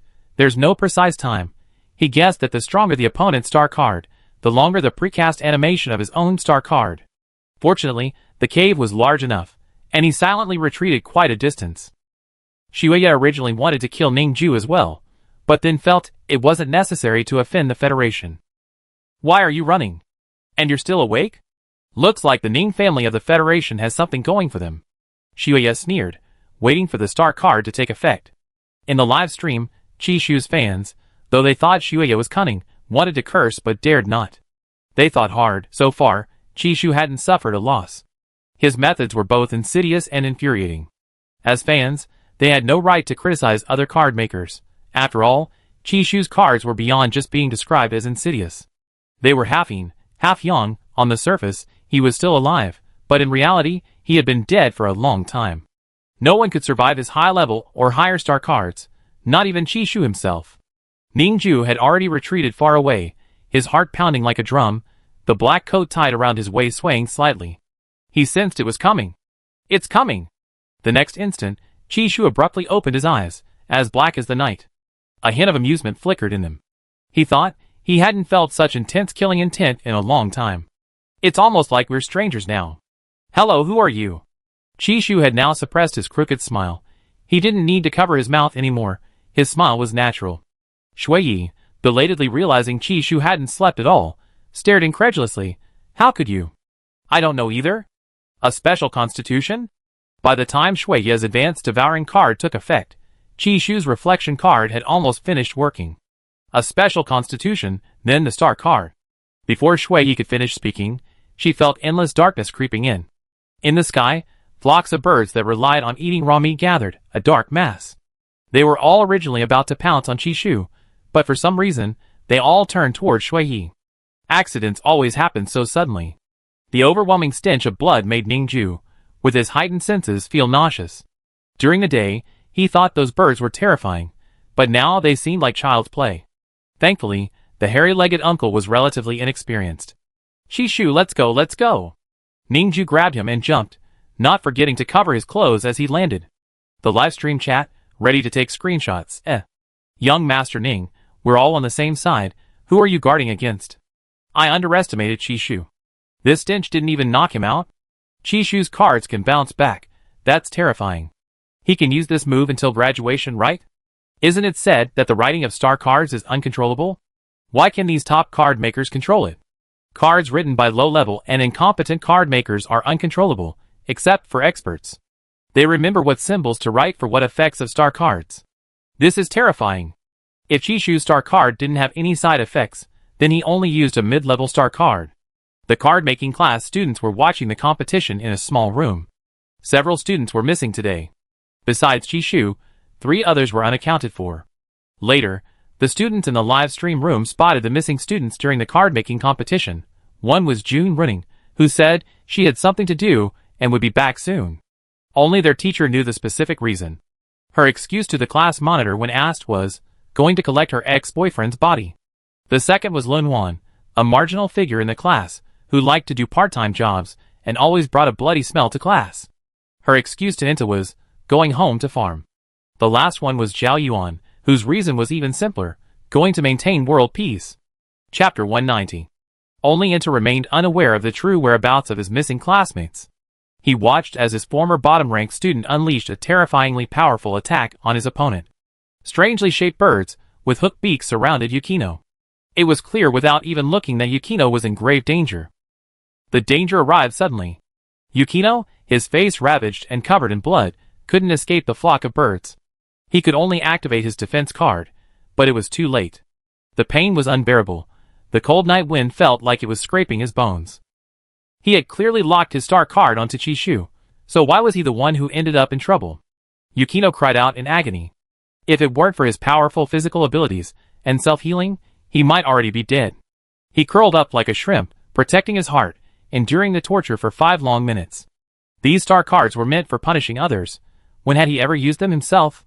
Chishu was a complete surprise, but unfortunately, Chishu hadn't even scratched him, leaving him frustrated and furious. Boom! Strange sounds began to emanate from the cave. By the time Shuya heard the noise, the flock of birds had already flown away. His skin was covered in blood, and his clothes were torn to shreds. He sensed the impending danger. Slowly, the deep rumbling made him instinctively want to leave the cave.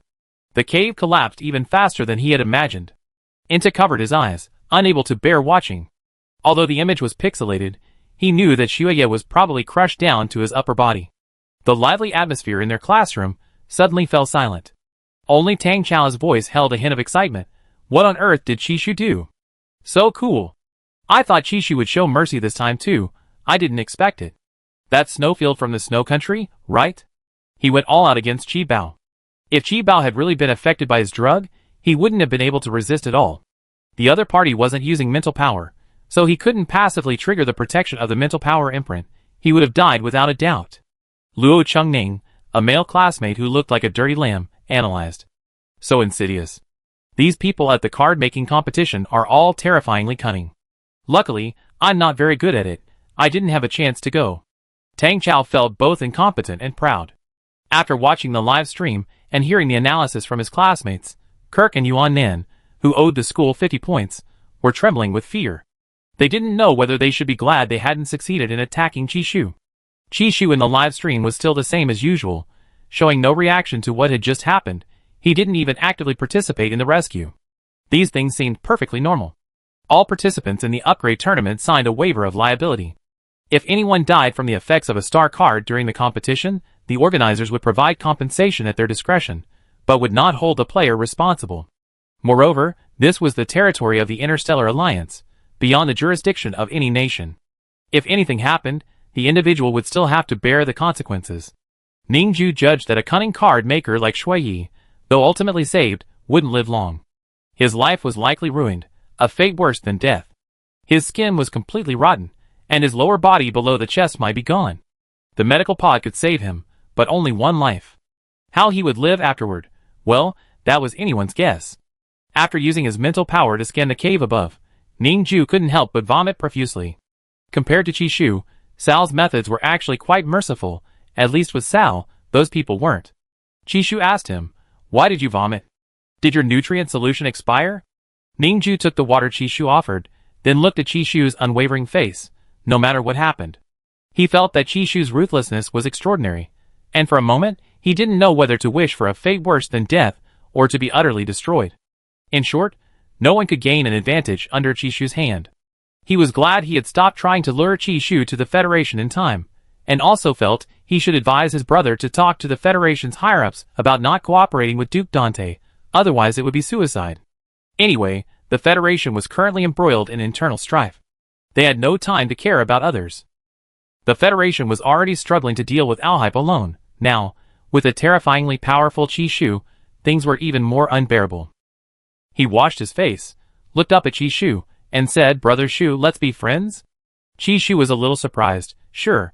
But Inta was jealous. "Shubao, I'm your friend," Inta said sourly in the small room of the live stream.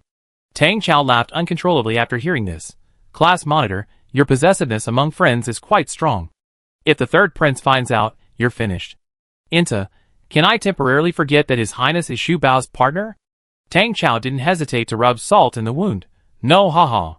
The night owl Tang Chao started searching for the name of June Running, who had disappeared from their class during the upgrade competition. "Damn, I was wondering where June Running went." Turns out he went to the card-making competition too, and even made it to the upgrade rounds. Tang Chao pretended to just find out. "Really?" Inta clutched his head, eyes wide, shock and numbness washing over him again. He actually searched for June Running. He appeared on the Netherworld star map for the upgrade rounds. He clicked the link to enter the holographic livestream room, and the dark, damp environment made them shiver. They searched for a long time in a room of an old villa, finally finding June Running under a bed. This guy had been waiting and waiting, and upon seeing a card maker enter, he immediately threw out a fantasy card. After the star card took effect, the newly arrived card maker was instantly terrified by a bloodied illusion that looked exactly like him. Hit by the star card, he lay on the ground for 5 minutes without getting up, and his opponent was eliminated. Kirk and Yuan then also clicked in, and their illusions shattered completely when they saw how the usually melancholic and sorrowful June Running could be so insidious. They felt hopeless. If they had to participate in competitions to earn credits like Chishu and June Running, they might as well be sent to mining planets. Was this even a normal competition? They couldn't even get close to the edge of such a competition. Besides, wasn't the Interstellar Alliance supposed to prioritize protecting interstellar peace? Wasn't this competition just a way to breed hatred among everyone? Kirk grew increasingly desperate. He logged off in a fit of rage, dragging his zombie-like body, and knocked on his parents' door in the middle of the night. "Dad, I was wrong. Please drop out of school. I really won't make the same mistake again. You can make me do anything, mining, even clearing land on a barren planet, but the card-making class is no place for humans. Mom, please persuade Dad to let me go. I promise I never bully my classmates again, never bully animals again, and never disobey you again." "What?" Then, no matter how much Kelka knocked on the door, there was no answer. His father, Duke Crow and Duchess, had gone to a tourist planet for a banquet and weren't home at all. He pounded on the door, but there was still no response. He trembled with fear, his face deathly pale, and every time he closed his eyes, the terrifying image of the Netherworld planet flashed before his eyes. Chapter 191. Back in June Running's livestream room, the streamer accumulated 1 point and left the villa that Bat liked to live in. Moonlight shone on his melancholy face. He sighed, feeling somewhat relieved that he hadn't encountered Chishu in the upgrade competition. Otherwise, he wouldn't have gotten even a single point, let alone 6. In intergalactic competitions, making it into the top 100 earns academic credits. June Running sadly took out a nutrient solution and drank it down like a shot of wine. Because rumors had spread that June Running was Chishu's classmate, many people came to his livestream room to join the fun, only to be nearly scared to death by June Running's sudden display of gleaming white teeth. Seeing the monitor ball fly away, June Running resumed his journey. This time, he aimed for a top 3 finish. "Please, please." Seeing June Running's nonchalant demeanor, Inta suddenly felt incredibly incompetent. If it weren't for Yang, he would be the worst student in the class. "Tang Chao, you're not bad, I'm the worst." "Tang Chao, stop being modest, okay? You and Chishu are truly friends. It makes me want to punch someone." "That's because my second personality is powerful, I'm not." Hearing this, Tang Chao chuckled, "You're not good enough?" You're number 1 in the infrastructure game competition, number 1 in the holographic virtual idol competition. Isn't that enough? Inta covered his mouth in surprise. How did you know? Tang Chao, everyone has your idol face, stop pretending. Just seeing Inta made his teeth ache. This guy was like two people accumulating points. He was even more terrifying when he got serious. A night passed, and quite a few people had ambushed Chishu. Ningju was speechless. Seriously, you have too many enemies? I can't sleep properly at all. Go to sleep. There shouldn't be any more this time. Following Shuya, Chishu eliminated several more people, bringing the total points to 22, while Ningju had 6. Chishu was first, and Lui from the Federation was second. Chishu glanced at the rankings and asked Ningju, "Do you know Lui?" Ningju nodded. "I know him. He was on the list in the last card-making competition." Chishu nodded, then asked the remaining 30 survivors. Ningju answered those he knew, and shook his head for those he didn't. Although his mouth wasn't crooked anymore, he wasn't used to it, and he couldn't help but give Chishu a wicked smile when talking to him. This wasn't the effect he wanted. His persona was a sinister and wicked male ghost. In the Federation, he was the idol of countless fans, and now his mouth was crooked all day. What scared him most was that he didn't dare jump anymore. He was already trying his best to protect his cartoon underwear from being exposed. Chishu had no idea what Ningju was thinking. Today was already the second day, just one more day, and he could go back and cuddle with the fluffy creature. He adored both the Carl and Cole Ball versions of the fluffy creature. To avoid making Cole Ball jealous, he had restrained himself from touching Carl much, but Carl only needed to glance at him to act like an adorable little cat knight. Ningju, on the other hand, was still secretly admiring Chishu's deep cunning and ability to control the situation. But he hadn't expected that Chishu was already obsessed with the fluffy creature. Noon passed quickly. Ningju said he wanted to rest, and actually did. He seemed oblivious to everything, sleeping soundly. The number of viewers in the live stream had doubled since the previous night. Many normally busy card makers had taken time out to watch the match. Before watching the match, they even watched Chishu's live stream replay and elimination highlights. After just one look, their understanding of card making was shattered. By noon today, word had started circulating on the Galaxy network. The name Chishu was being discussed by more and more card makers, and many people wanted to copy Chishu's star card symbols, but none of them managed to capture the essence. Because Chishu's writing was too rough, his style was like a dragon dancing, leaving everyone completely confused. Even if they copied it exactly, the effect wasn't very good. How could this be? Live stream chat. Why can't Chishu's star cards be copied? The cards are exactly the same, yet they explode. Aren't some people shameless? Who are they questioning? The Imperials were unhappy. They had been worried about star card leaks, and now someone had actually learned them. Fortunately, Chishu's later star cards were as slippery as snakes, preventing anyone from mastering the essence. Even if someone did, they couldn't achieve the same effect as Chishu. Star cards can be copied, but a person's personality and imagination cannot be copied. Their experiences and life are irreplaceable. So some people should just give up. Since when have symbols become patented? We can learn if we want. It's none of your business. Indeed, it's none of your business, but imitating someone else's star cards without understanding the risks could backfire. Some card makers thought about it, and decided to remind everyone not to try it lightly, otherwise they would bear the consequences. However, some advanced card makers didn't believe it. After imitating Chishu's star cards, none of them were lucky enough to leave the card-making room alive. Some homes were flooded, others caught fire, but thankfully the security system intervened in time. However, each use of the security system consumed a large amount of star coins for repair. More and more card makers, skeptical of this superstition, insisted on trying it, only to return empty-handed. Some even aged 400 years instantly. Fortunately, the effect was only short-term. This terrified them, making them hesitant to try again. Chishu had also considered this issue, but he felt that if star cards were so easily copied, card makers in this world wouldn't be so rare, and besides, his handwriting was becoming increasingly messy. Ningju woke up in the afternoon, and Chishu had collected 2 more kills while he slept. Star cards fighting? I didn't hear anything. I don't know either. Chishu didn't know how to describe the fight that had just taken place. That guy was pretty strong, twice as strong as the pale man who ambushed them in the cave. Chishu was almost ensnared by his star card effect. The vines were like a giant python, trying to wrap him up tightly. To avoid disturbing his teammates' sleep, Chishu used a high-level mute card and a high-level attack card. The viewers in the live stream who witnessed the whole thing were still engrossed in watching the spectacle. I really can't use my imagination. I never would have imagined that Chishu's star card would make vines tickle someone's feet, and even mute them. This is too frustrating. Not only can he not laugh, but he's also being tortured to the point of wishing he were dead. Sure enough, Chishu's star cards aren't just overpowered, they're even more overpowered. To be honest, this is the first time I've seen a card maker eliminated because of being tickled.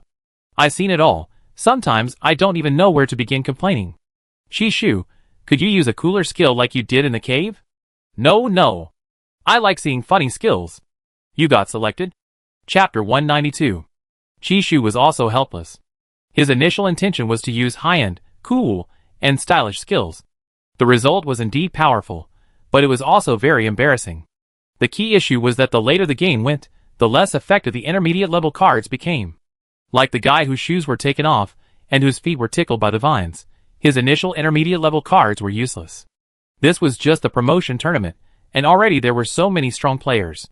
In the finals, there would only be more and more experts. Chishu didn't believe he could do whatever he wanted just because he had a cheat code. Ningju, still sleepy, didn't understand why this big shot was starting to worry. After their lunch break, the two prepared to find shelter from the rain. There's going to be a huge downpour tonight, and many people will be heading this way. Will you be able to handle it? Ningju wanted to be prepared and didn't want to hold Chishu back. I don't know either, see, don't worry. Chishu twisted his flexible waist, warming up slightly on the spot. Anyway, I shouldn't get beaten up too badly.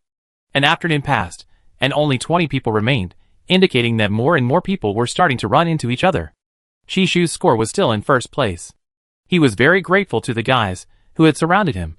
Such a windfall was always welcome. The two walked for about an hour before finally needing a break. As soon as Chishu sat down, he took out some jerky and started eating. Ningju was also lucky enough to get a bag. The more he looked at Chishu, the more charismatic he became. It was true that Chishu was a frightening person, and it was also true that he was a good person. Anyway, Chishu wasn't bad, just a little strange. Randallstar region, northern border. Following Lord Carl, Heinz saw another equally ferocious spiritual entity. A colossal raptor, even larger than the Super S-Class mech, circled in the sky. The air was thick with gunfire. The battle between the Zerg and the mechs was fierce, leaving countless Zerg corpses scattered on the ground. What should have been a half-day battle ended in a mere 6 hours. The largest and most troublesome Zerg were swallowed whole by the giant Cotton. Cotton ate the Zerg faster than they drank nutrient solutions. Moreover, Cotton was very picky. It looked down on low-level Zerg and rejected anything ugly or smelly. Satisfied with its meal, Cotton returned to Alhype's side. Because its master had begged it not to let its mate become uneven-shouldered, Cotton had shrunk to the size of a fist. Goo! Go play. I'm going to watch the live stream. Do you want to come? Alhype didn't stay to clean up the battlefield. Goo! No! Cotton wasn't interested in watching the live stream, it preferred to play. Fine, whatever you want. Alhype returned to the conference room, and Cotton flew out again. The majestic and powerful eagle image of Cotton from the past 2 days had already been uploaded to the Cloud Legion, and Cotton's fans were everywhere in the Cloud Legion.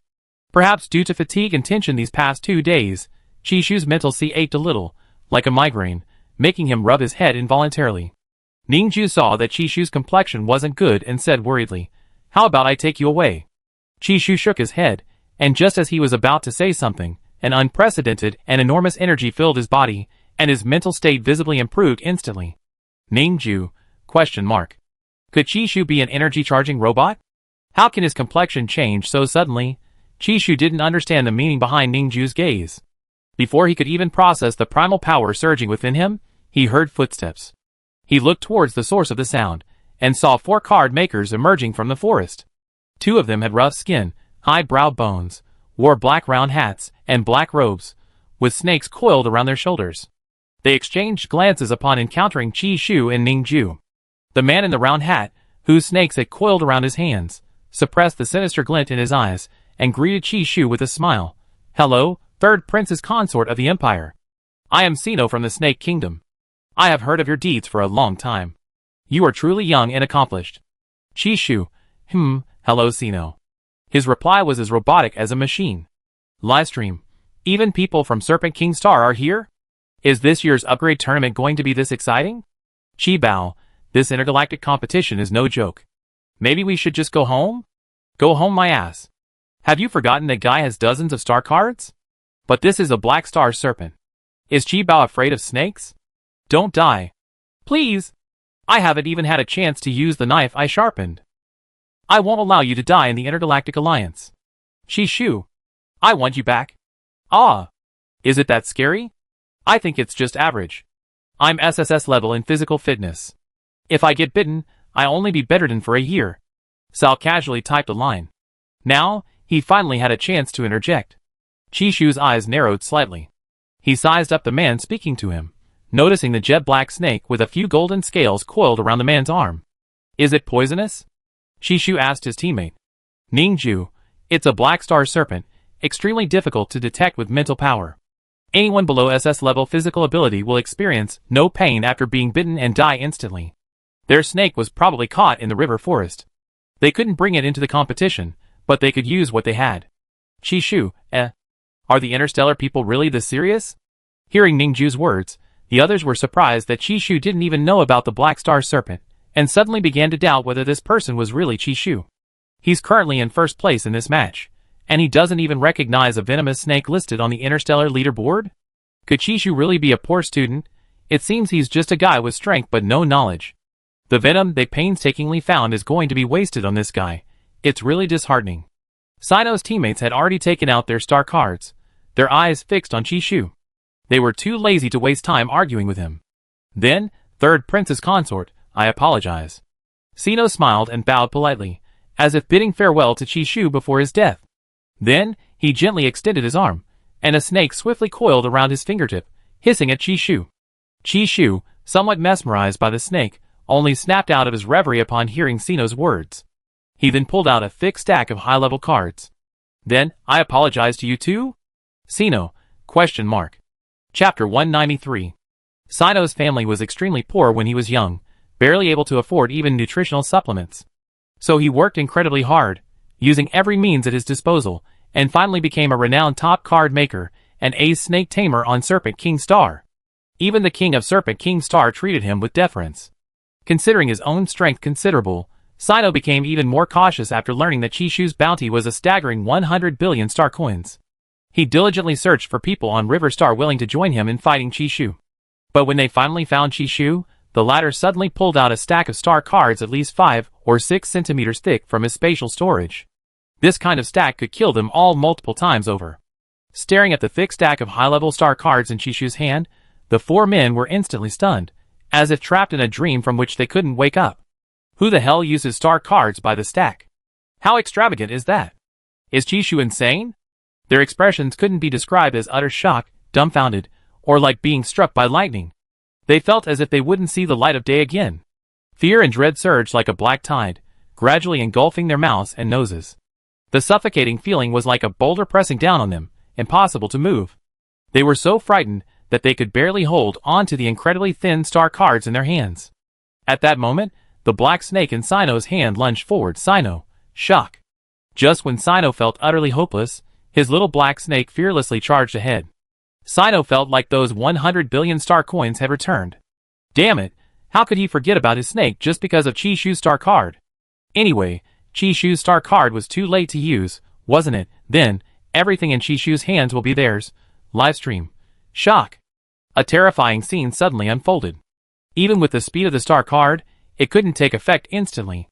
The black star serpent's crawling trajectory was erratic and extremely fast, impossible for mental energy to track instantly. Just when everyone thought Chishu was doomed, the black star serpent, like a black lightning bolt, quickly crawled onto Chishu's body and, with an unprecedentedly submissive posture, gently coiled around Chishu's arm. Not only that, it even rubbed its head against the back of Chishu's hand with a strong survival instinct, its fawning intent obvious. Just when everyone had held their breath, thinking Chishu was about to die, this was it.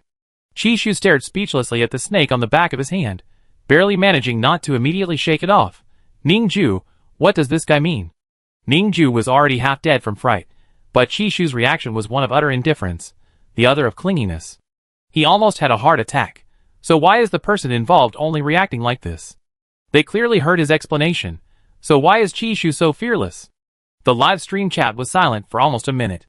They didn't know whether to be shocked by Chishu's boldness in using the star card, or by his indifference to life and death, and by how that terrifying Black Star Serpent acted like a coward. That Black Star Serpent, it probably doesn't know Sino well, right? Someone tell me, is Chishu even the same species as us? Otherwise, why is he so different from us? I was terrified. I thought I was going to witness the fall of a top-tier card-making genius today. Even though this is a card-making competition, these people are too ruthless. They all want to kill me. There's no way around it. The rules and their kind are all so ruthless. Remember, this is a competition between star systems, and even more so, a contest between great powers. Only here do we have a chance. I'm from the Snake Kingdom, and I never seen such a humble and obsequious black star snake. Although it's driven by a snake master, it's mostly obtained through the master's begging. Fine, I just want to know if the star card brick will still come crashing down. Snake Kingdom, you're finished. You dare to steal people from us. We, the Wind Map Kingdom, will be the first to object. It's your Wind Map Kingdom's turn to speak? Get out of here. The Imperial commenters, having witnessed the terrifying scene, almost all the Empire's netizens breathed a sigh of relief upon learning that Chishu was unharmed.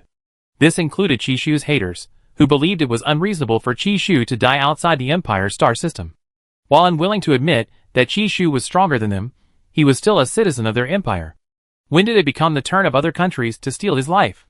Get out of here, you bunch of idiots. The third prince's consort belongs to our empire. It's none of your business. Snake Kingdom, you're in trouble. And that Sino guy. Don't let our empire catch you. Damn, that scared me to death. Chishu, I won't allow you to die out there. Seeing the silence fall over the area, and everyone else remaining still, Chishu had no choice but to act first. Since the Snake Kingdom's people were being so impolite, he would return the favor. Ningju, since the contestants from the Snake Kingdom are taking this competition so seriously, we should also take this competition seriously. We can't let the Snake Kingdom think we have a problem with our attitude. Sino, shock. Ningju, Chishu spoke quickly, and knowing the adage that villains die from talking too much, after insulting the Snake Kingdom members present, he ignored the snake in his hand and swiftly threw 15 high-level star cards at the 4 pale-faced individuals. To exaggerate a bit, the star cards rained down like a deluge, hitting everyone's faces. The Snake Kingdom contestants with star cards reacted quickly and hurriedly threw their cards at Chishu, but Chishu instinctively dodged them. Ningju was the next victim. Ningju, shock. It's me again! But now they had no chance to care about their star cards. After throwing away over a dozen high-level star cards, all they wanted to do was run. Run, and keep running. The sounds behind them faded into inaudibility. All that remained were the wind and their own frantic breathing. Sweat streamed down their faces, replaced by the sheer terror of impending doom. Just then, the wind whipped up Ningju's jacket, which he'd been using to cover his backside, revealing the white bear, finally clearly captured by the surveillance camera. The familiar viewers in Chishu and Ningju's live stream began frantically taking screenshots. Some laughed at Chishu's apparent fear of his own star card, suggesting he understood it quite well. Seeing this, they felt a strange sense of satisfaction. Apparently, the only one who could threaten Chishu was Chishu himself. Of course, it was also possible that this was the promotion tournament, not the finals, and Chishu hadn't yet encountered anyone stronger. Ningju estimated he wouldn't make it into the top 3 or the finals, but he knew he had to protect his reputation and save face. Even knowing his cartoon white bear was in danger, he was more afraid of the unpredictable side effects of his star card. They ran for nearly 10 minutes before stopping, panting heavily. One leaned against a tree trunk, the other collapsed to the ground, seemingly exhausted. Meanwhile, the star card that Sino's teammate had given them had already been used as a deflection card during their escape. Chapter 194. Meanwhile, Sino and his companions, already weakened by the combined buffs of 15 star cards, were being tormented beyond recognition. They were being washed by water and mud, their eyes glazed shut by the fierce winds. Furthermore, they were also affected by illusion cards, mental cards, and attack cards. Slowly, while enduring external attacks, they were also living a nightmare, being swallowed by their favorite snake, betrayed by their most trusted confidant, cuckolded by their partners, and poisoned by the king's order. The mental and physical torment from the advanced star cards was merely an appetizer. The most terrifying thing was that they forgot they were in a competition and began to confess their crimes committed in their respective kingdoms. Sino detailed his crimes in detail, even specifying the exact milligrams of venom he used to kill his opponent, and he had killed more than one person. The other two weren't from the Snake Kingdom, but they had committed numerous crimes. In their own countries, they would be imprisoned. While this world is quite lenient towards card makers, it's not lenient enough to allow them to commit murder and arson. In the live stream, viewers from the Snake Kingdom and the two players' countries were furious, frantically recording the stream as evidence. 1 second, they were worried about their own players. The next, they were almost blinded by rage. Hopefully, our country's Star Bureau will intervene quickly to investigate and see if what they said is true. If what they said is true, I hope the Interstellar Alliance can temporarily detain them. Don't let the criminals escape. I think they probably can't escape, because they seem unable to move an inch. Once the effects of these 15-star cards are used up, I estimate they have a hard time surviving, let alone dying. So just send someone to capture these bad guys and bring them back to their home country. I never thought I'd have to thank contestants from other countries in a card-making competition. The 15-star cards activated almost simultaneously. They were overwhelmed, unable to dodge, and had nowhere to hide. After confessing their crimes, the attack cards didn't stop. Sharp ice blades sliced through their bodies. They could only instinctively protect their hearts, but their heads and limbs were severely injured, and their nervous systems were almost completely destroyed. For people suffered even more agonizing torment than the previous 8. The viewers in the live stream, from the contestants' own countries, showed no pity whatsoever. In fact, they felt a sense of schadenfreude. The people of the Empire, something even worse than the death of the nation has happened. This is a path I never imagined. It can be like this. It can actually be like this. I can't imagine how terrifying Chi Shu will be when all his abilities are unleashed in the finals. I want to say, do those who want to kill Chi Shu even have a chance to come back alive? If they don't, that's fine, but the worst is being half dead, suffering a fate worse than death. I discovered I'm a contradictory person. Before, I wanted Chi Shu to live well and return so the Empire could tremble again. But now, I hope he stays outside. I'm truly speechless. I want to ask the Star Emperor, what would he do if his son and son-in-law were both extremely rebellious? The Star Emperor, who happened to see this comment, honestly, he's used to it. Besides, he practically got a son for free. Their little Chi is both filial, sensible, and intelligent. As for the rest, he pretend he didn't see it. He also hoped his third son and his wife could have a smooth life, and definitely no fighting. Not only was the Star Emperor watching the live stream while slacking off, but even Mona and Libby felt lucky that they only shrunk due to the side effects of the Chi Shu Star card. Compared to those in the card-making competition, who were practically turned to mush, they were already quite dignified, very dignified, extremely dignified. So dignified it felt unreal.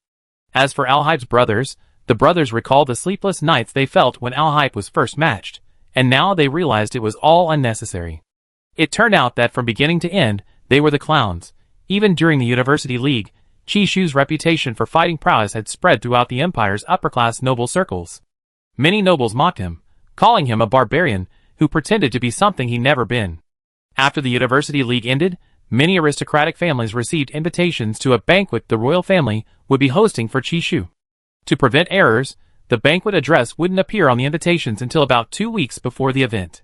The address was Sky City on Ninglu Star. This was the royal family's most important project recently. No one outside the royal family expected that the first person to host a banquet there would be Chi Shu. This incredibly expensive, romantic, and desirable Sky City had only recently been completed. Initially, many suspected the royal family didn't value Chi Shu.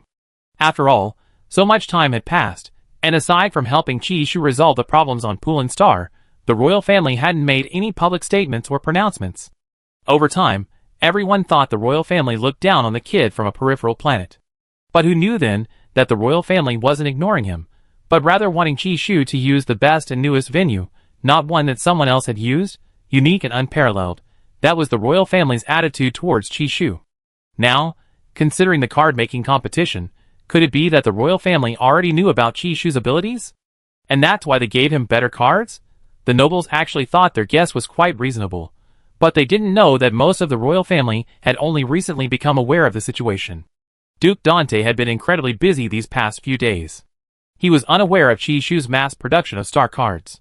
He was furious, but had no one to vent his anger on. His life's work had been destroyed, the data center's connection to the major planets had been severed, and the Central Star Administration of the Imperial Capital had summoned him. This meant someone had found something on him. He didn't know if it was real, perhaps it was just a new tactic to lure him to the capital. Since the collapse of his mansion, his life had been like being secretly monitored. He couldn't even trust those around him anymore, and now he dared not go to the capital.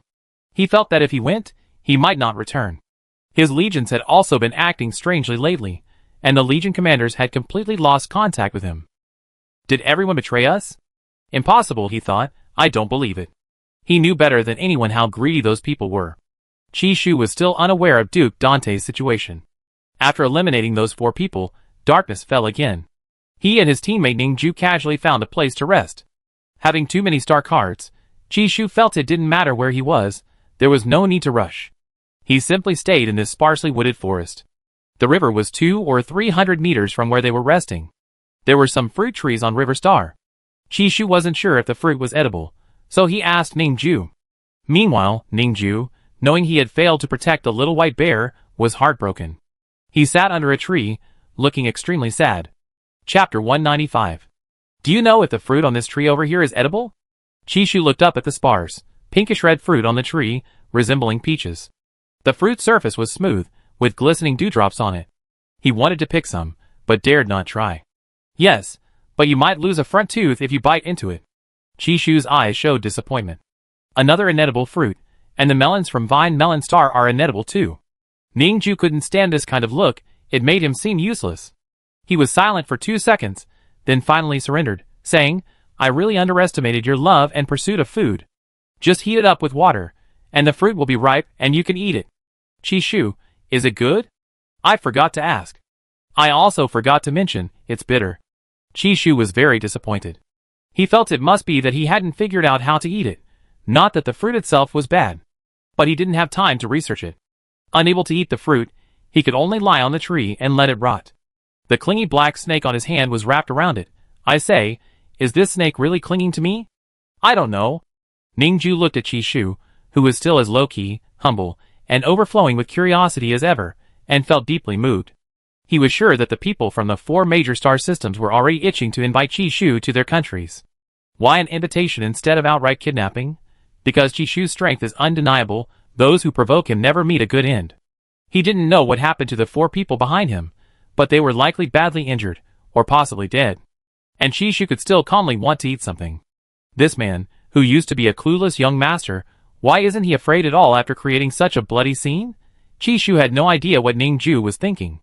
If he did, he would have thought to himself that it was because he fought zombies every day, taking out heads was normal for him. Besides, he only possessed mental manipulation abilities. Those with abilities using the elements of metal, wood, water, fire, and earth were even more bloodthirsty. Zombies never had a decent corpse, he was used to it.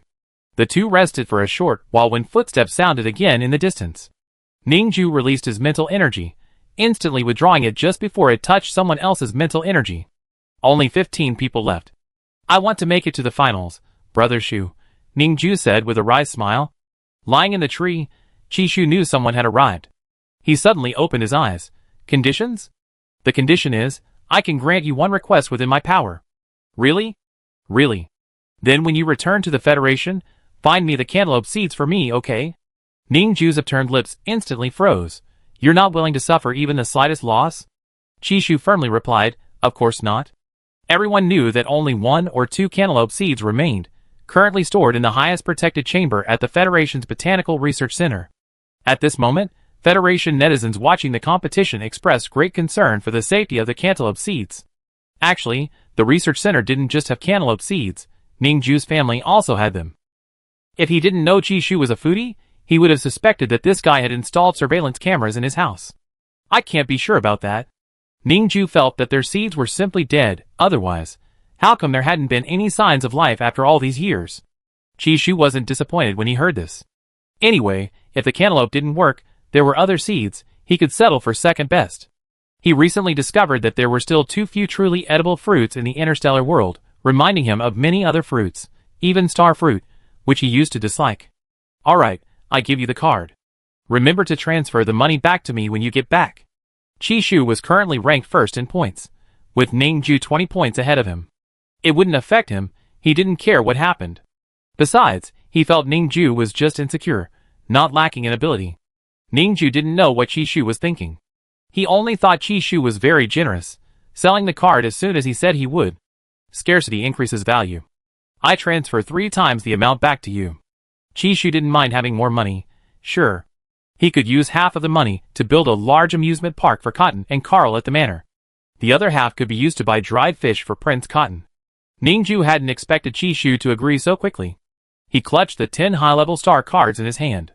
He couldn't use them all at once like Chishu, but if he used fewer, he could save a few to give to his brother. Thank you. Ningju looked up. Where was he? The person in the tree had vanished. He looked around and finally saw Chishu's running figure. No way. He hadn't expected Chishu to make him face it alone. Perhaps because Chishu had protected him so well before, he had forgotten how severe the side effects of the star cards were. Now, his hand holding the star cards began to tremble slightly. What? Just one. Where's Chishu? And who is this kid? Did he survive until now by hiding? The 3 members of the team emerged from the woods. They had just heard that Chishu was here, but not only was he nowhere to be found, they also saw someone suffering from sleep deprivation. Judging by appearances, he doesn't seem very strong. The 3 didn't rush to take him down after seeing him. Instead, they started playing rock, paper, scissors. The winner would try to eliminate Ningju first, and if that didn't work, they would all attack together. Ningju, He felt insulted, but couldn't refute it. Livestream. Ha ha ha. What did our Ningju do wrong to deserve this kind of differential treatment? Ha ha ha. I feel like Ningju has had a tough time all this time. Ha ha ha. It seems like everyone looks down on him. Look down on him? He's just lying down with Chishu, and you guys are saying he's miserable? Everyone here is even more miserable. Isn't anyone saying this? I noticed Bao is running faster and faster. I wonder if it's just my imagination. Oh no, ha ha ha. Chishu gave all the high-level star cards to Ningju, and he's using the mid-level ones himself? Good heavens, Bao, you're not even staying to watch? Don't you have any curiosity? Hey! Kid, I'm asking you, where is Chishu? Have you seen him? The leader had the typical physique of a star system, broad-shouldered and burly, with a rugged appearance and a voice as loud as thunder. The man looked at Ningju as he spoke, while Ningju's heart was pounding. Chishu wasn't around, and he was unsure about the side effects. However, since he had seen all 8 people, and now there were only 3, he should be grateful. Someone said Chishu teamed up with a useless guy, and this guy in front of me. Ningju, Enough, I said enough. Chapter 196. Ningju was furious at the loudmouths of these guys, who seemed to have appeared out of nowhere, and liked to talk nonsense in front of people. Seeing their disdainful looks, he suddenly laughed. Yeah, so what if he's bad? He has powerful backers to rely on. He only needed 2 cards to deal with 3 people. Ningju only just remembered that Chishu hadn't told him the approximate effects of these star cards. But it didn't matter, all of Chishu's cards worked. A blue star card flew from Ningju's finger to one of the 3. At this moment, everyone finally paid Ningju some attention. Perhaps because nothing happened after 2 seconds, or perhaps because the second purple-black star card hadn't hit anyone and had no effect, a mocking expression gradually appeared on their faces. Kid, isn't sneaking up on someone a bad idea? The person who was hit seemed unaffected, indicating that they had activated defensive cards, rather than being completely unprepared for Ningju. You guys are so old, yet you still curse at people? Ningju noticed there were especially many strange people in this competition. But after saying that, he realized he seemed to have forgotten something because he was so angry. Livestream. Haha, Ningju forgot to run. No bro, aren't you going to run? It's over, haha. Such a good chance to run, and he stayed to argue. In the end, it still turned out like this, huh? Ah. These 2 cards have a long wind-up? I can't wait. I need to finish watching so I can go to sleep. Just saying, Ningju, aren't you going to run? Really not running? Then we laugh first without hesitation. So old? The 3 of us are so old? You should gouge your eyes out. Alright. I won't say anything about your age, but I say your language is rude and your mouths are foul. Ningju's persona had long since crumbled because of those bear-patterned underwear, and his behavior was no longer restrained. Since Chishu wasn't around, what was wrong with him swearing? Useless. Wait, don't talk yet. 10 seconds had passed before Ningju finally remembered. Damn it, he was going to run away. Seeing Ningju trying to run away after swearing, the older men certainly wouldn't let him go, but they couldn't stop him. nor could they use their mental power. So they simply followed Ningju. They wanted to teach this young man, who wasn't very old and spoke so rudely, a lesson. Damn it! Don't follow me, Ningju felt. He had already used his fastest running speed of his life, but those three middle-aged men still managed to catch up. They were actually running side by side, mocking him. He had been blinded by their taunts, which was why he had argued with them for so long. He should have just dropped his card and run. Ugh! And why were they following him? He was speechless. The longer the precast animation of a star card, the better its effect. 15 seconds had already passed. He figured those 2 star cards should be enough to suppress their defensive cards, right? Ningju's voice trembled as he cried out in despair, "Get away from me!" The middle-aged men, still confused, became even more interested when they saw Ningju running faster than a rabbit-like star beast. "The more you run, the more we want to catch you." The men were bored now. Many had hidden themselves, and only a few with lower scores were wandering around trying their luck. Even a mosquito's leg is still a leg, and this kid is worth a point. How can we let him get away? Don't follow me, I'm going. Before, when Chishu was around, no one followed him. So why are people following him now that he's alone? Why? Ningju was on the verge of tears, the wind making his hair messy, and his lips trembling. He had the privilege of witnessing those whose reputations were ruined by side effects. The more you tell us not to follow, the more we follow. The uncles didn't even plan to waste their star cards anymore. Anyway, this kid was so useless. The star cards they threw at him had no effect. What strength could he possibly have? They even reacted so strongly to a few insults. This was stepping on the little good-for-nothing sore spot. How interesting. Livestream. Sorry, young Master Ning, I want to laugh, ha ha ha. I want to escape, but I can't. I didn't expect these uncles to be so bored, unbelievable. How come Ningju can't escape? Is the star card not working? Why isn't it reacting yet? Seeing Ningju running, like a ghost chasing him made me laugh so hard, and those uncles too, they just stumbled upon him by accident, making things difficult for Ningju. These things are inevitable on the road to success. Ningju sprinted, and in the last 2 seconds, he knew the star card was about to take effect. A gust of wind blew. The uncles affected by the blue star card began to slow their pace, while those affected by the purple-black star card began to show strange expressions on their faces, and they slowly stopped. Just as Ningju saw them finally react, a clod of mud was thrown at the back of his head. Luckily, he dodged quickly enough, otherwise, he wouldn't know how to wash his hair here. Everyone seemed to have stumbled upon some strange game, rolling around in the muddy puddles, grinning and chuckling, but quickly starting to argue over something trivial. Since everyone was already under the control of the advanced star card, Ningju decided to go find Chishu immediately. Things would get complicated if he went too far away. Ningju's legs were numb from running, but he finally found Chishu.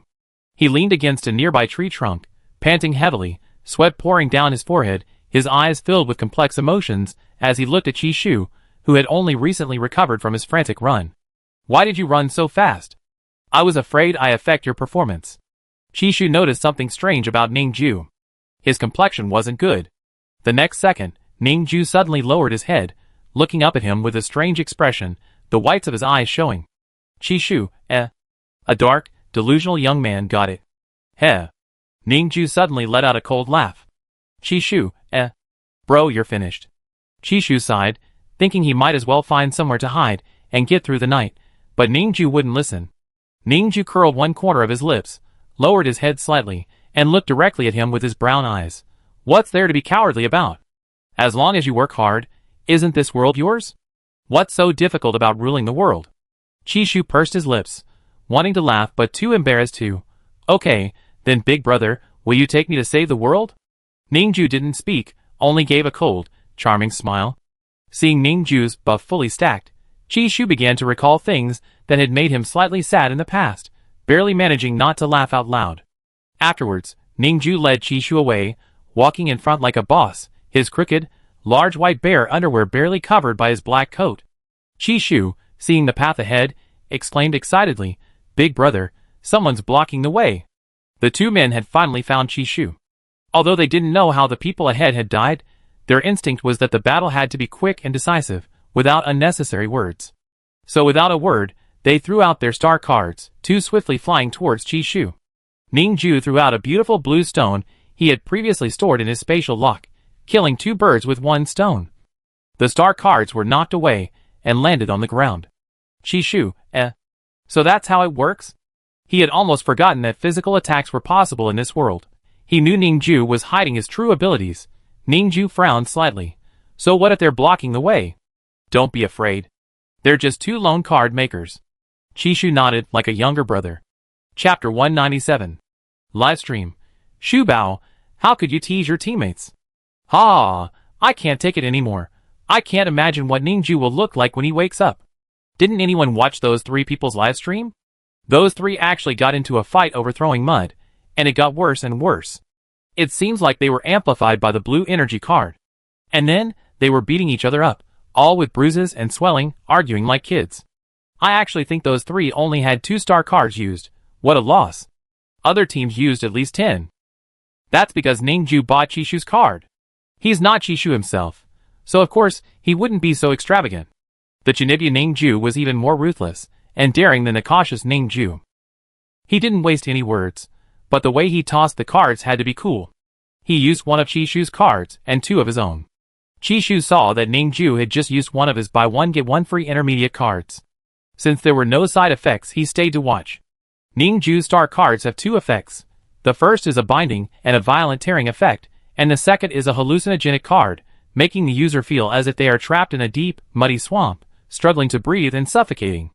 Chishu thought Ningju's star cards were quite useful once they took effect, and they had no side effects.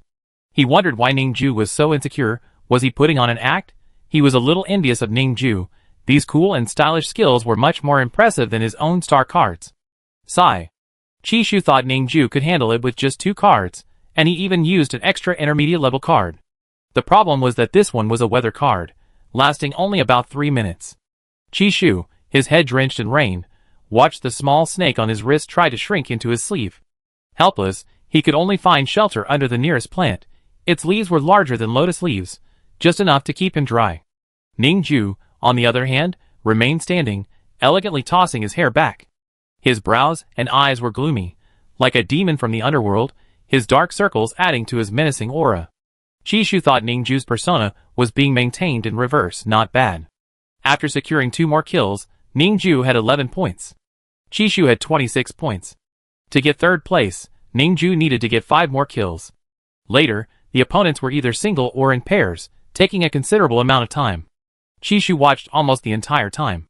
Ningju was currently very proud. The previous 4 had all used their own star cards, and he had taken a lot of beatings, his face bleeding profusely, yet he wouldn't let Chishu help him. Chishu obediently watched the battle, and only collapsed from exhaustion when his opponent had taken down 2 more people, and safely climbed to 3rd place. Of course, even as he collapsed, he couldn't resist a wicked, cold laugh, lay peacefully with his hands elegantly placed on his abdomen, and said, "I did it." Livestream. Okay, he won the match, but it's okay, life goes by quickly. Haha. Luckily, he only used 2 of Chishu's high-level star cards before, and his own strength was enough to suppress many symptoms. Now he's fine, just a little bit of a Chinibya, delusional, person, it's okay. It's alright, at least being a Chinibya can be fearless. This is an invisible enhancement card, ha. But can you please stop laughing? I want to laugh too. Sorry young Master Ning, ha. As long as I win, what does anything else matter? Even if it's Chinibya. Okay, it's okay if I lose, I'm an adult now, I can accept my defeat. Ha, I can't take it anymore. On the last night, the 2 of them didn't take turns resting, but successfully got through the night. The next day, the temperature in the river forest plummeted. Chishu saw that there were only 3 minutes left in the competition, and he hadn't yet encountered the Federation's 2nd place finisher. Your card, if you don't use it. It's mine now, that you sold it to me. Since you sold me the card, it's only right that I protect you. Half a day later, the competition ended smoothly. Chishu thought to himself that although the side effect of this star card made Ningju a bit Chinibya, a Japanese term for someone with delusions of grandeur, it also made him braver. That's a good thing, right? Chishu thought guiltily. Also, he hoped that when Ningju woke up, he would have amnesia, otherwise, he should just live on. As for the black star snake in his hand, he wasn't allowed to take it away because it posed a threat to the lives of others. Chishu thought this made sense. After all, he couldn't take it away just because the little guy pleaded. Better safe than sorry. So Chishu honestly released the snake back into nature. The black star snake knew he couldn't take it, so it pitifully left, looking back every few steps. Back at their private starship docked at the River Star port, Chishu's first action was to hug Cold Ball tightly, burying his face in his stomach and sucking on it repeatedly. Cold Ball pressed its paws against his cheeks. Ouch. Go wash your face. You smell like a stinky snake. No, just a kiss first. Chishu was quite unrestrained with Cold Ball in its Carl form, kissing it whenever he wanted. But if Prince Cold Ball turned back into a human, he would be much more reserved. After dawdling for half an hour, Chishu finally went to the bathroom to shower. The Black Hawk Squad and the Black Mist Squad had received a reply from the nearest support unit on the northern border of the Randall Starfield, but it would take them time to arrive. The journey escorting Chishu was fraught with tension. The surrounding starships were watching them with predatory eyes. Landon had initially thought protecting Chishu would be an easy task, and so did everyone else. Only now did they realize the weight of their responsibility and the peril of their mission. During Chishu's competition, they received orders from the Third Prince to report nearly 300 suspicious starships approaching River Star, all of which were eventually driven away by the Interstellar Alliance's Peace Patrol fleet. On the way back to the home planet, Chishu's starship was escorted back by over a dozen patrol fleets, a scene almost more impressive than the Empire Star Emperor's travels. Chishu was unaware of all this. His mind was filled with thoughts of Fuzzy and Cold Ball. Even though he had only spent 3 days on River Star, it felt like 3. After showering, Chishu pulled Cold Ball into his arms and stroked it repeatedly, even giving its tail a quick pat. Far away on the northern border, someone whose tail had been touched suddenly blushed during a meeting. He continued, "No matter what methods you use, you must destroy all the insect nests on planet Beta 25723 as quickly as possible, leaving not a single insect egg." "Yes." Everyone responded immediately. The meeting ended, and Hein asked Al-Hype if he wasn't feeling well. Cotton, perched on his shoulder, turned its head and looked at him curiously. Then it chuckled. "Hein? Question mark." Al-Hype reached out and pinched Cotton's beak. "Don't laugh, behave yourself." Cotton, TCH. Cold Ball's furry face was blushing from Chishu's kisses. He didn't know that the furry guy was secretly plotting revenge, making sure his wife knew he couldn't be kissed randomly, otherwise he would. Ah! No more kisses, go eat. Chapter 198. I drank the nutrient solution. Now I just need to go back to my temporary lodgings for a nap. Chishu was wearing a simple white tracksuit with a hood, and the 2 black ropes on his chest were being tugged at by Cold Ball with its paws. Ah! I sleep too. For the past 3 days, Chishu had been competing, while Al-Hypei was clearing bugs on the border, watching his wife's matches, and even managing to hack into the surveillance system of the River Star port of the Interstellar Alliance, eliminating all potential enemies. He even had time to keep Duke Dante too busy to cause trouble. And now, in front of Chishu, he was just a soft, squishy black ball nestled in his wife's arms, looking incredibly easy to bully. After disembarking from the starship, Chishu noticed the place was different from where he had stayed before and remembered to ask Cod, "Where is this?" Reporting to the Third Princess Consort, "This is the Interstellar Alliance's highest security residential area." "So my treatment has been upgraded?" "Yes, there's still a week until the finals. During this time, many people will likely come to bother you. This secure residential area isn't necessarily safe." Cod believed there was no absolutely safe system in the world. Jess, also from the Black Hawk Squad, added, "You probably can't go out easily this week. The outside world is probably full of people looking for you." Some people knew they couldn't beat Chishu, but they had mouths and would hurl insults. Jess thought it unnecessary for Chishu to listen to such foul language. "Oh."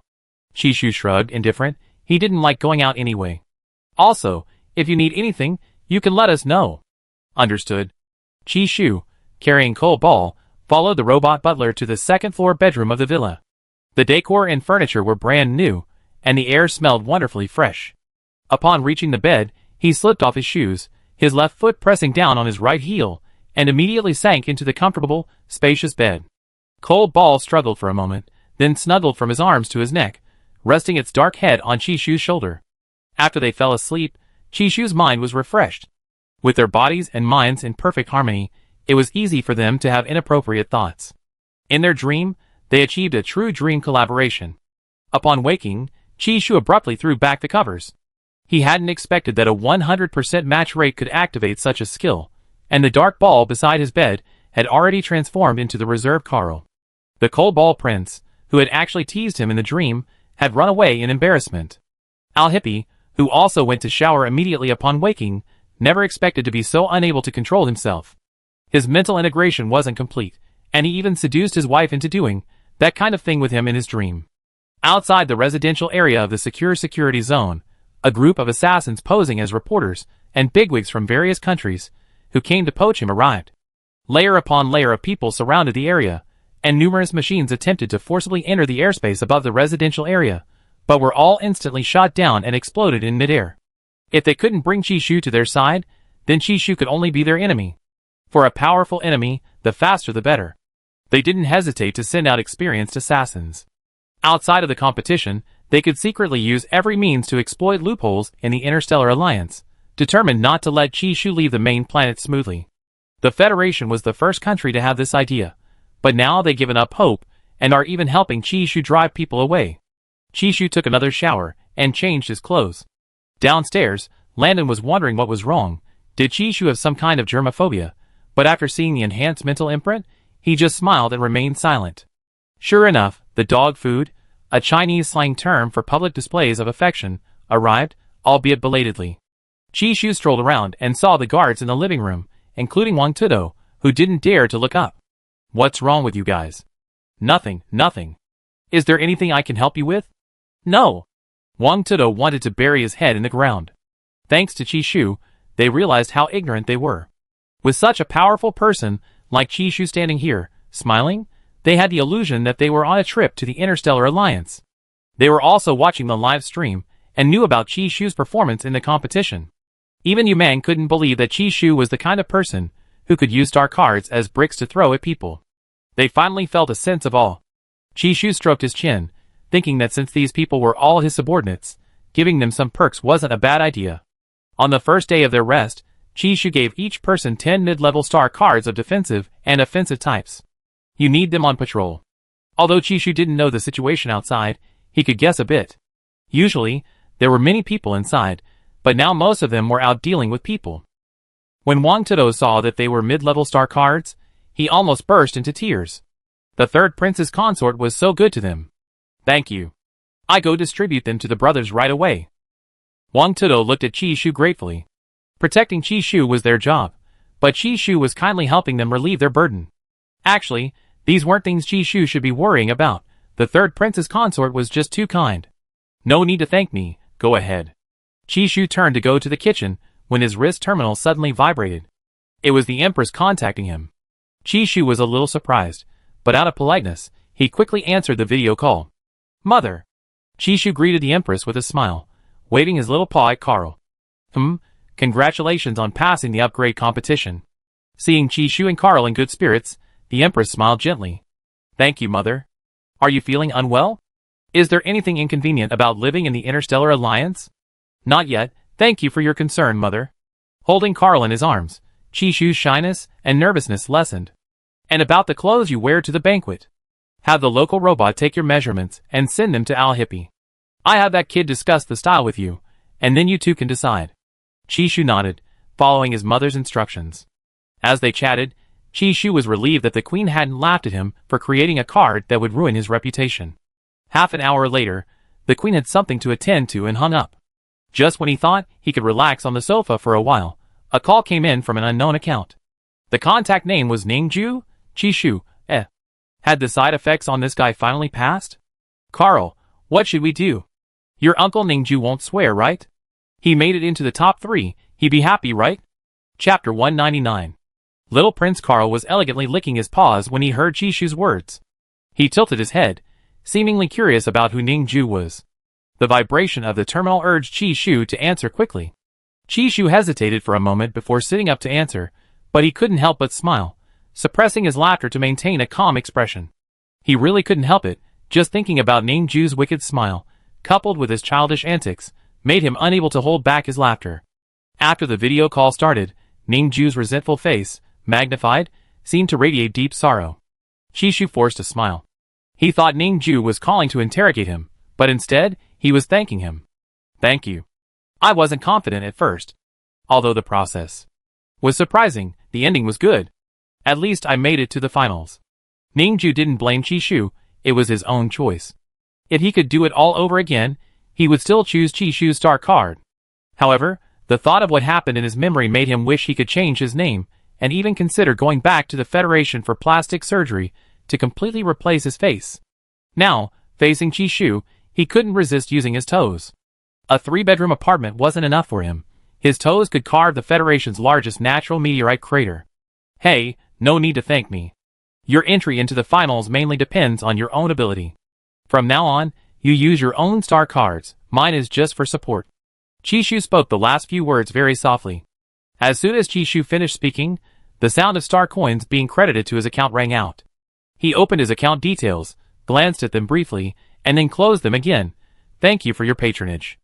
As he spoke, he transferred half of the newly arrived money to the construction team of his new manor. Brother Shu, I still want to buy some.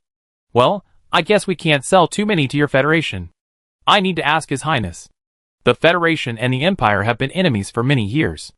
Although relations have improved somewhat in recent years, if he were to give away these star cards in bulk and they ended up harming his own people, wouldn't he be the one to take the blame?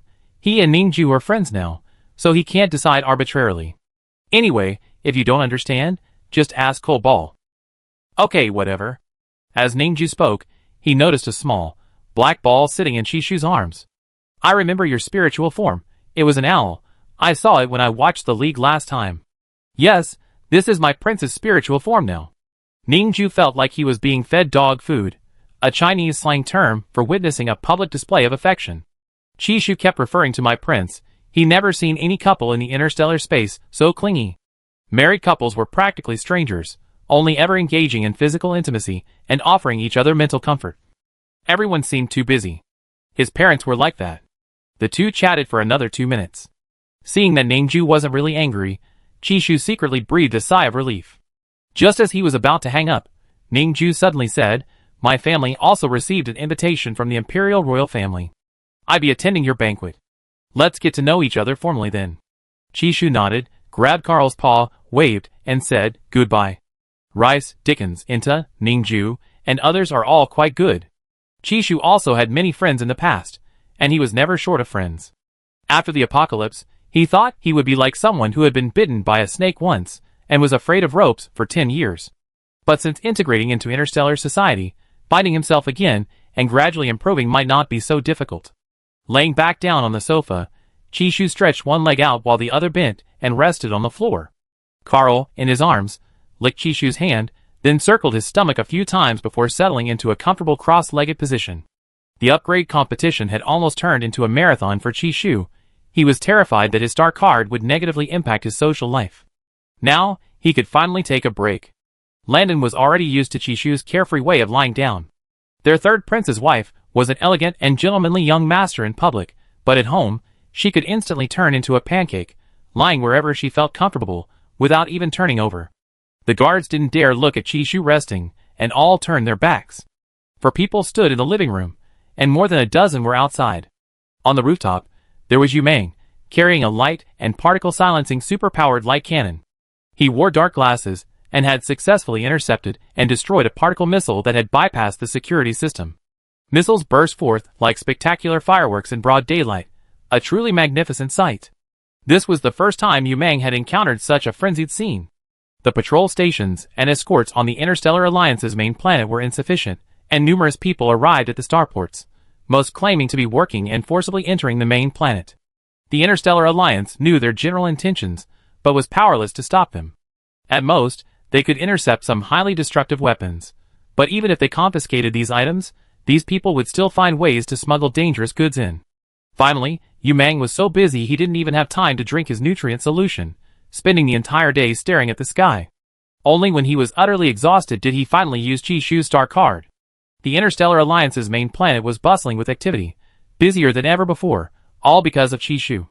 Mr. Varen, who recommended Chishu to the Interstellar Alliance, never expected that this casually invited young man would turn the main planet into a public battlefield. Although numerous people had been dispatched to drive away and capture those criminals, very few were actually apprehended. The number of criminals was overwhelming, and the staff was simply insufficient. Chishu's safe zone was under intense attack. This was, after all, within the Interstellar Alliance, and many broadcasters rushed to the scene, providing live coverage of the intense action. However, the protagonist, Chishu, didn't even budge from his post, nor did he bother to show his face.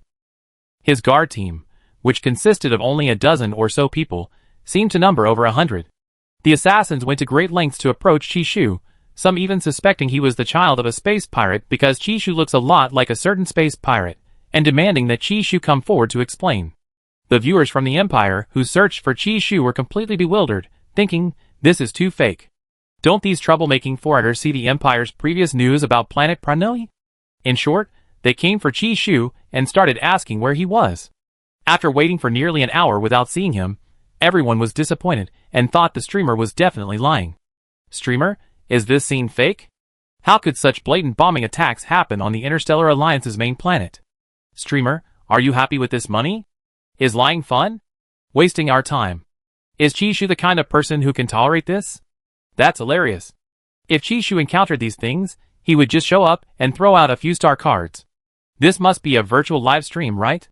But the scene looks somewhat realistic, very much in line with the terrain of the Alliance's main planet. Just as one impatient viewer finished analyzing, Chishu's guards, who couldn't kill anyone on the main planet, began using star cards. Chapter 200. The wind on the Alliance's main star was a bit strong, the cool breeze hitting their faces, which surprised the netizens. What were those people busy with? Could they really be fighting? Chishu's intermediate-level star card was more effective than a regular high-level one. Water jets flew from all directions, drenching the group of people who wouldn't leave the community entrance. Not only were they drenched, but they were also swept away by the water. Everything happened so suddenly that even the streamers with their live-streaming orbs weren't spared. They thought the incident would end there, but the Black Mist Squad wasn't about to let those who forced them to work overtime off the hook. So, they threw out another star card, and the people who had already been swept far away were now being heated by flames that suddenly appeared from nowhere. The Black Mist Squad guards, who could roughly guess the attributes of the star cards from their colors, suddenly brightened their tired eyes. As the people targeted by the star cards cried for help, they were given an extra star card, plunging them into even greater misery, while also being impaled in the eyes by flying branches. The scene quickly turned bloody and chaotic. The Interstellar Alliance turned a blind eye to this self-defense. As long as no one died, everything was fine. But what could they do? They were simply overwhelmed and hadn't anticipated such a sudden influx of people onto the main planet. These were all journalists stamped with the seals of various countries' foreign ministries. The Interstellar Alliance had no right to expel such people. They could only rely on finding evidence to imprison them. The Interstellar Alliance's guards were powerless to stop it, and could only watch as star cards were scattered around like they were free. The reporters launched mental attacks on the Black Mist Squad members, but the Black Mist Squad had no shortage of star cards. Each member was protected by a star card, and many more were using reflection cards. The group outside suffered excruciating headaches from the reflected mental attacks, their heads feeling like they'd been sliced open, clutching their skulls in agony. As more and more mid-level star cards activated, the cowardly Interstellar Alliance patrol guards finally finished their work and rushed to arrest everyone, throwing them into the Interstellar Alliance's jail. Damn it, they were green with envy for those with cards. These people collapsed on the ground represented sales figures. Sales figures they couldn't accumulate in 10 years. The streamer, who had just been broadcasting, was also arrested, giving viewers a taste of being arrested. Everyone was bewildered, and even started to feel tense. Livestream. Forget it, streamer, you can keep the money. You probably won't get a chance to eat it. I thought this was on a movie set, but it's real. So it really is true that so many people are after our Shu Bao's competition ended. Why aren't there any of those people Chishu eliminated? I thought they would retaliate against Chishu. The person upstairs is overthinking it. Those who were harmed by Chishu's star card are probably still asleep, lying in their medical pods. Ha ha ha. Even if they are awake, they wouldn't dare to confront Chishu, right? Who knows if Chishu has even more despicable star cards. Chishu's ordeal in the Interstellar Alliance reached back to the Empire, and also to the Royal Mech Academy. The department head and the dean of students were filled with melancholy, and some even planned to personally protect this unexpected talent from the heavens at their school. Where are we going? We still have class. I guess we don't even need to go. Looking at Chishu's unparalleled star cards, I'm getting scared. The professors used to think Chishu was a well-behaved and sensible child, but now, thinking about his smiling face, the more they thought about it, the more they felt like they were watching a horror movie, eerie and frightening. As a card maker, Chishu was already so powerful that he was unrestricted. If this kid wanted to kill or commit arson, he had plenty of ways to do it. His obedience to the law was entirely due to his self-discipline. You know, the symbols this kid draws have a real sense of visual art. It feels like these symbols were originally meant to be elegant, instead of the crooked, caterpillar-like ones we usually draw. Maybe these symbols have a pattern. We just haven't been able to figure it out yet. The card-making professor stroked his chin, actually very excited inside. He said Chishu was his student, but he wanted to be Chishu's student even more. Not only him, but everyone else was also suppressing their joy and excitement, especially the principal and vice principal of the Royal Mech Academy, who hadn't slept for days, unsure of where to place Chishu. He's only a freshman, yet his reputation already resounds throughout the 4 major star systems. His future is immeasurable. In the conference room, a group of people were talking amongst themselves. Later, because they all wanted to protect Chishu, they almost came to blows. Inta, who was eavesdropping near the door, was nearly injured by a burst of mental energy from inside. As a friend, Inta naturally wanted Chishu to be safe, but after thinking it over, he realized how ridiculous these people in the conference room were. Chishu could handle many people alone, and were these people from the school just there to be used as hostages to threaten Chishu? Back in class, a group of people surrounded Inta, asking, "How was the meeting, class monitor?" "What did they say?" "Nothing much, they're all vying to go to the Interstellar Alliance, but only 2 people can go, none of us. The finals aren't until a week later. I'm so nervous," Tang Chao suddenly said. "Why are you so nervous?" Inta now felt like these guys were putting on an act whenever he saw Tang Chao's face. As Chishu's friend, are you worried about him? He's made new friends in the competition. He'd probably forget about you, his good friend. Tang Chao had barely finished speaking when a dusty rag was stuffed into his mouth. Inta was quite satisfied, pushing the rag he snatched from the cleaning robot into his mouth even more. Tang looks much better this way. Why aren't you saying anything, Tang? Tang Chao, It wasn't that he couldn't resist, but he couldn't hit Inta. If he hit Inta, that damned, reckless ion would come running out. What? A thick rope-like mental force had already bound Tang Chao like a cocoon, but Inta acted as if he wasn't the one who had done anything wrong. What? You're saying Shu Bao is my best friend? I know.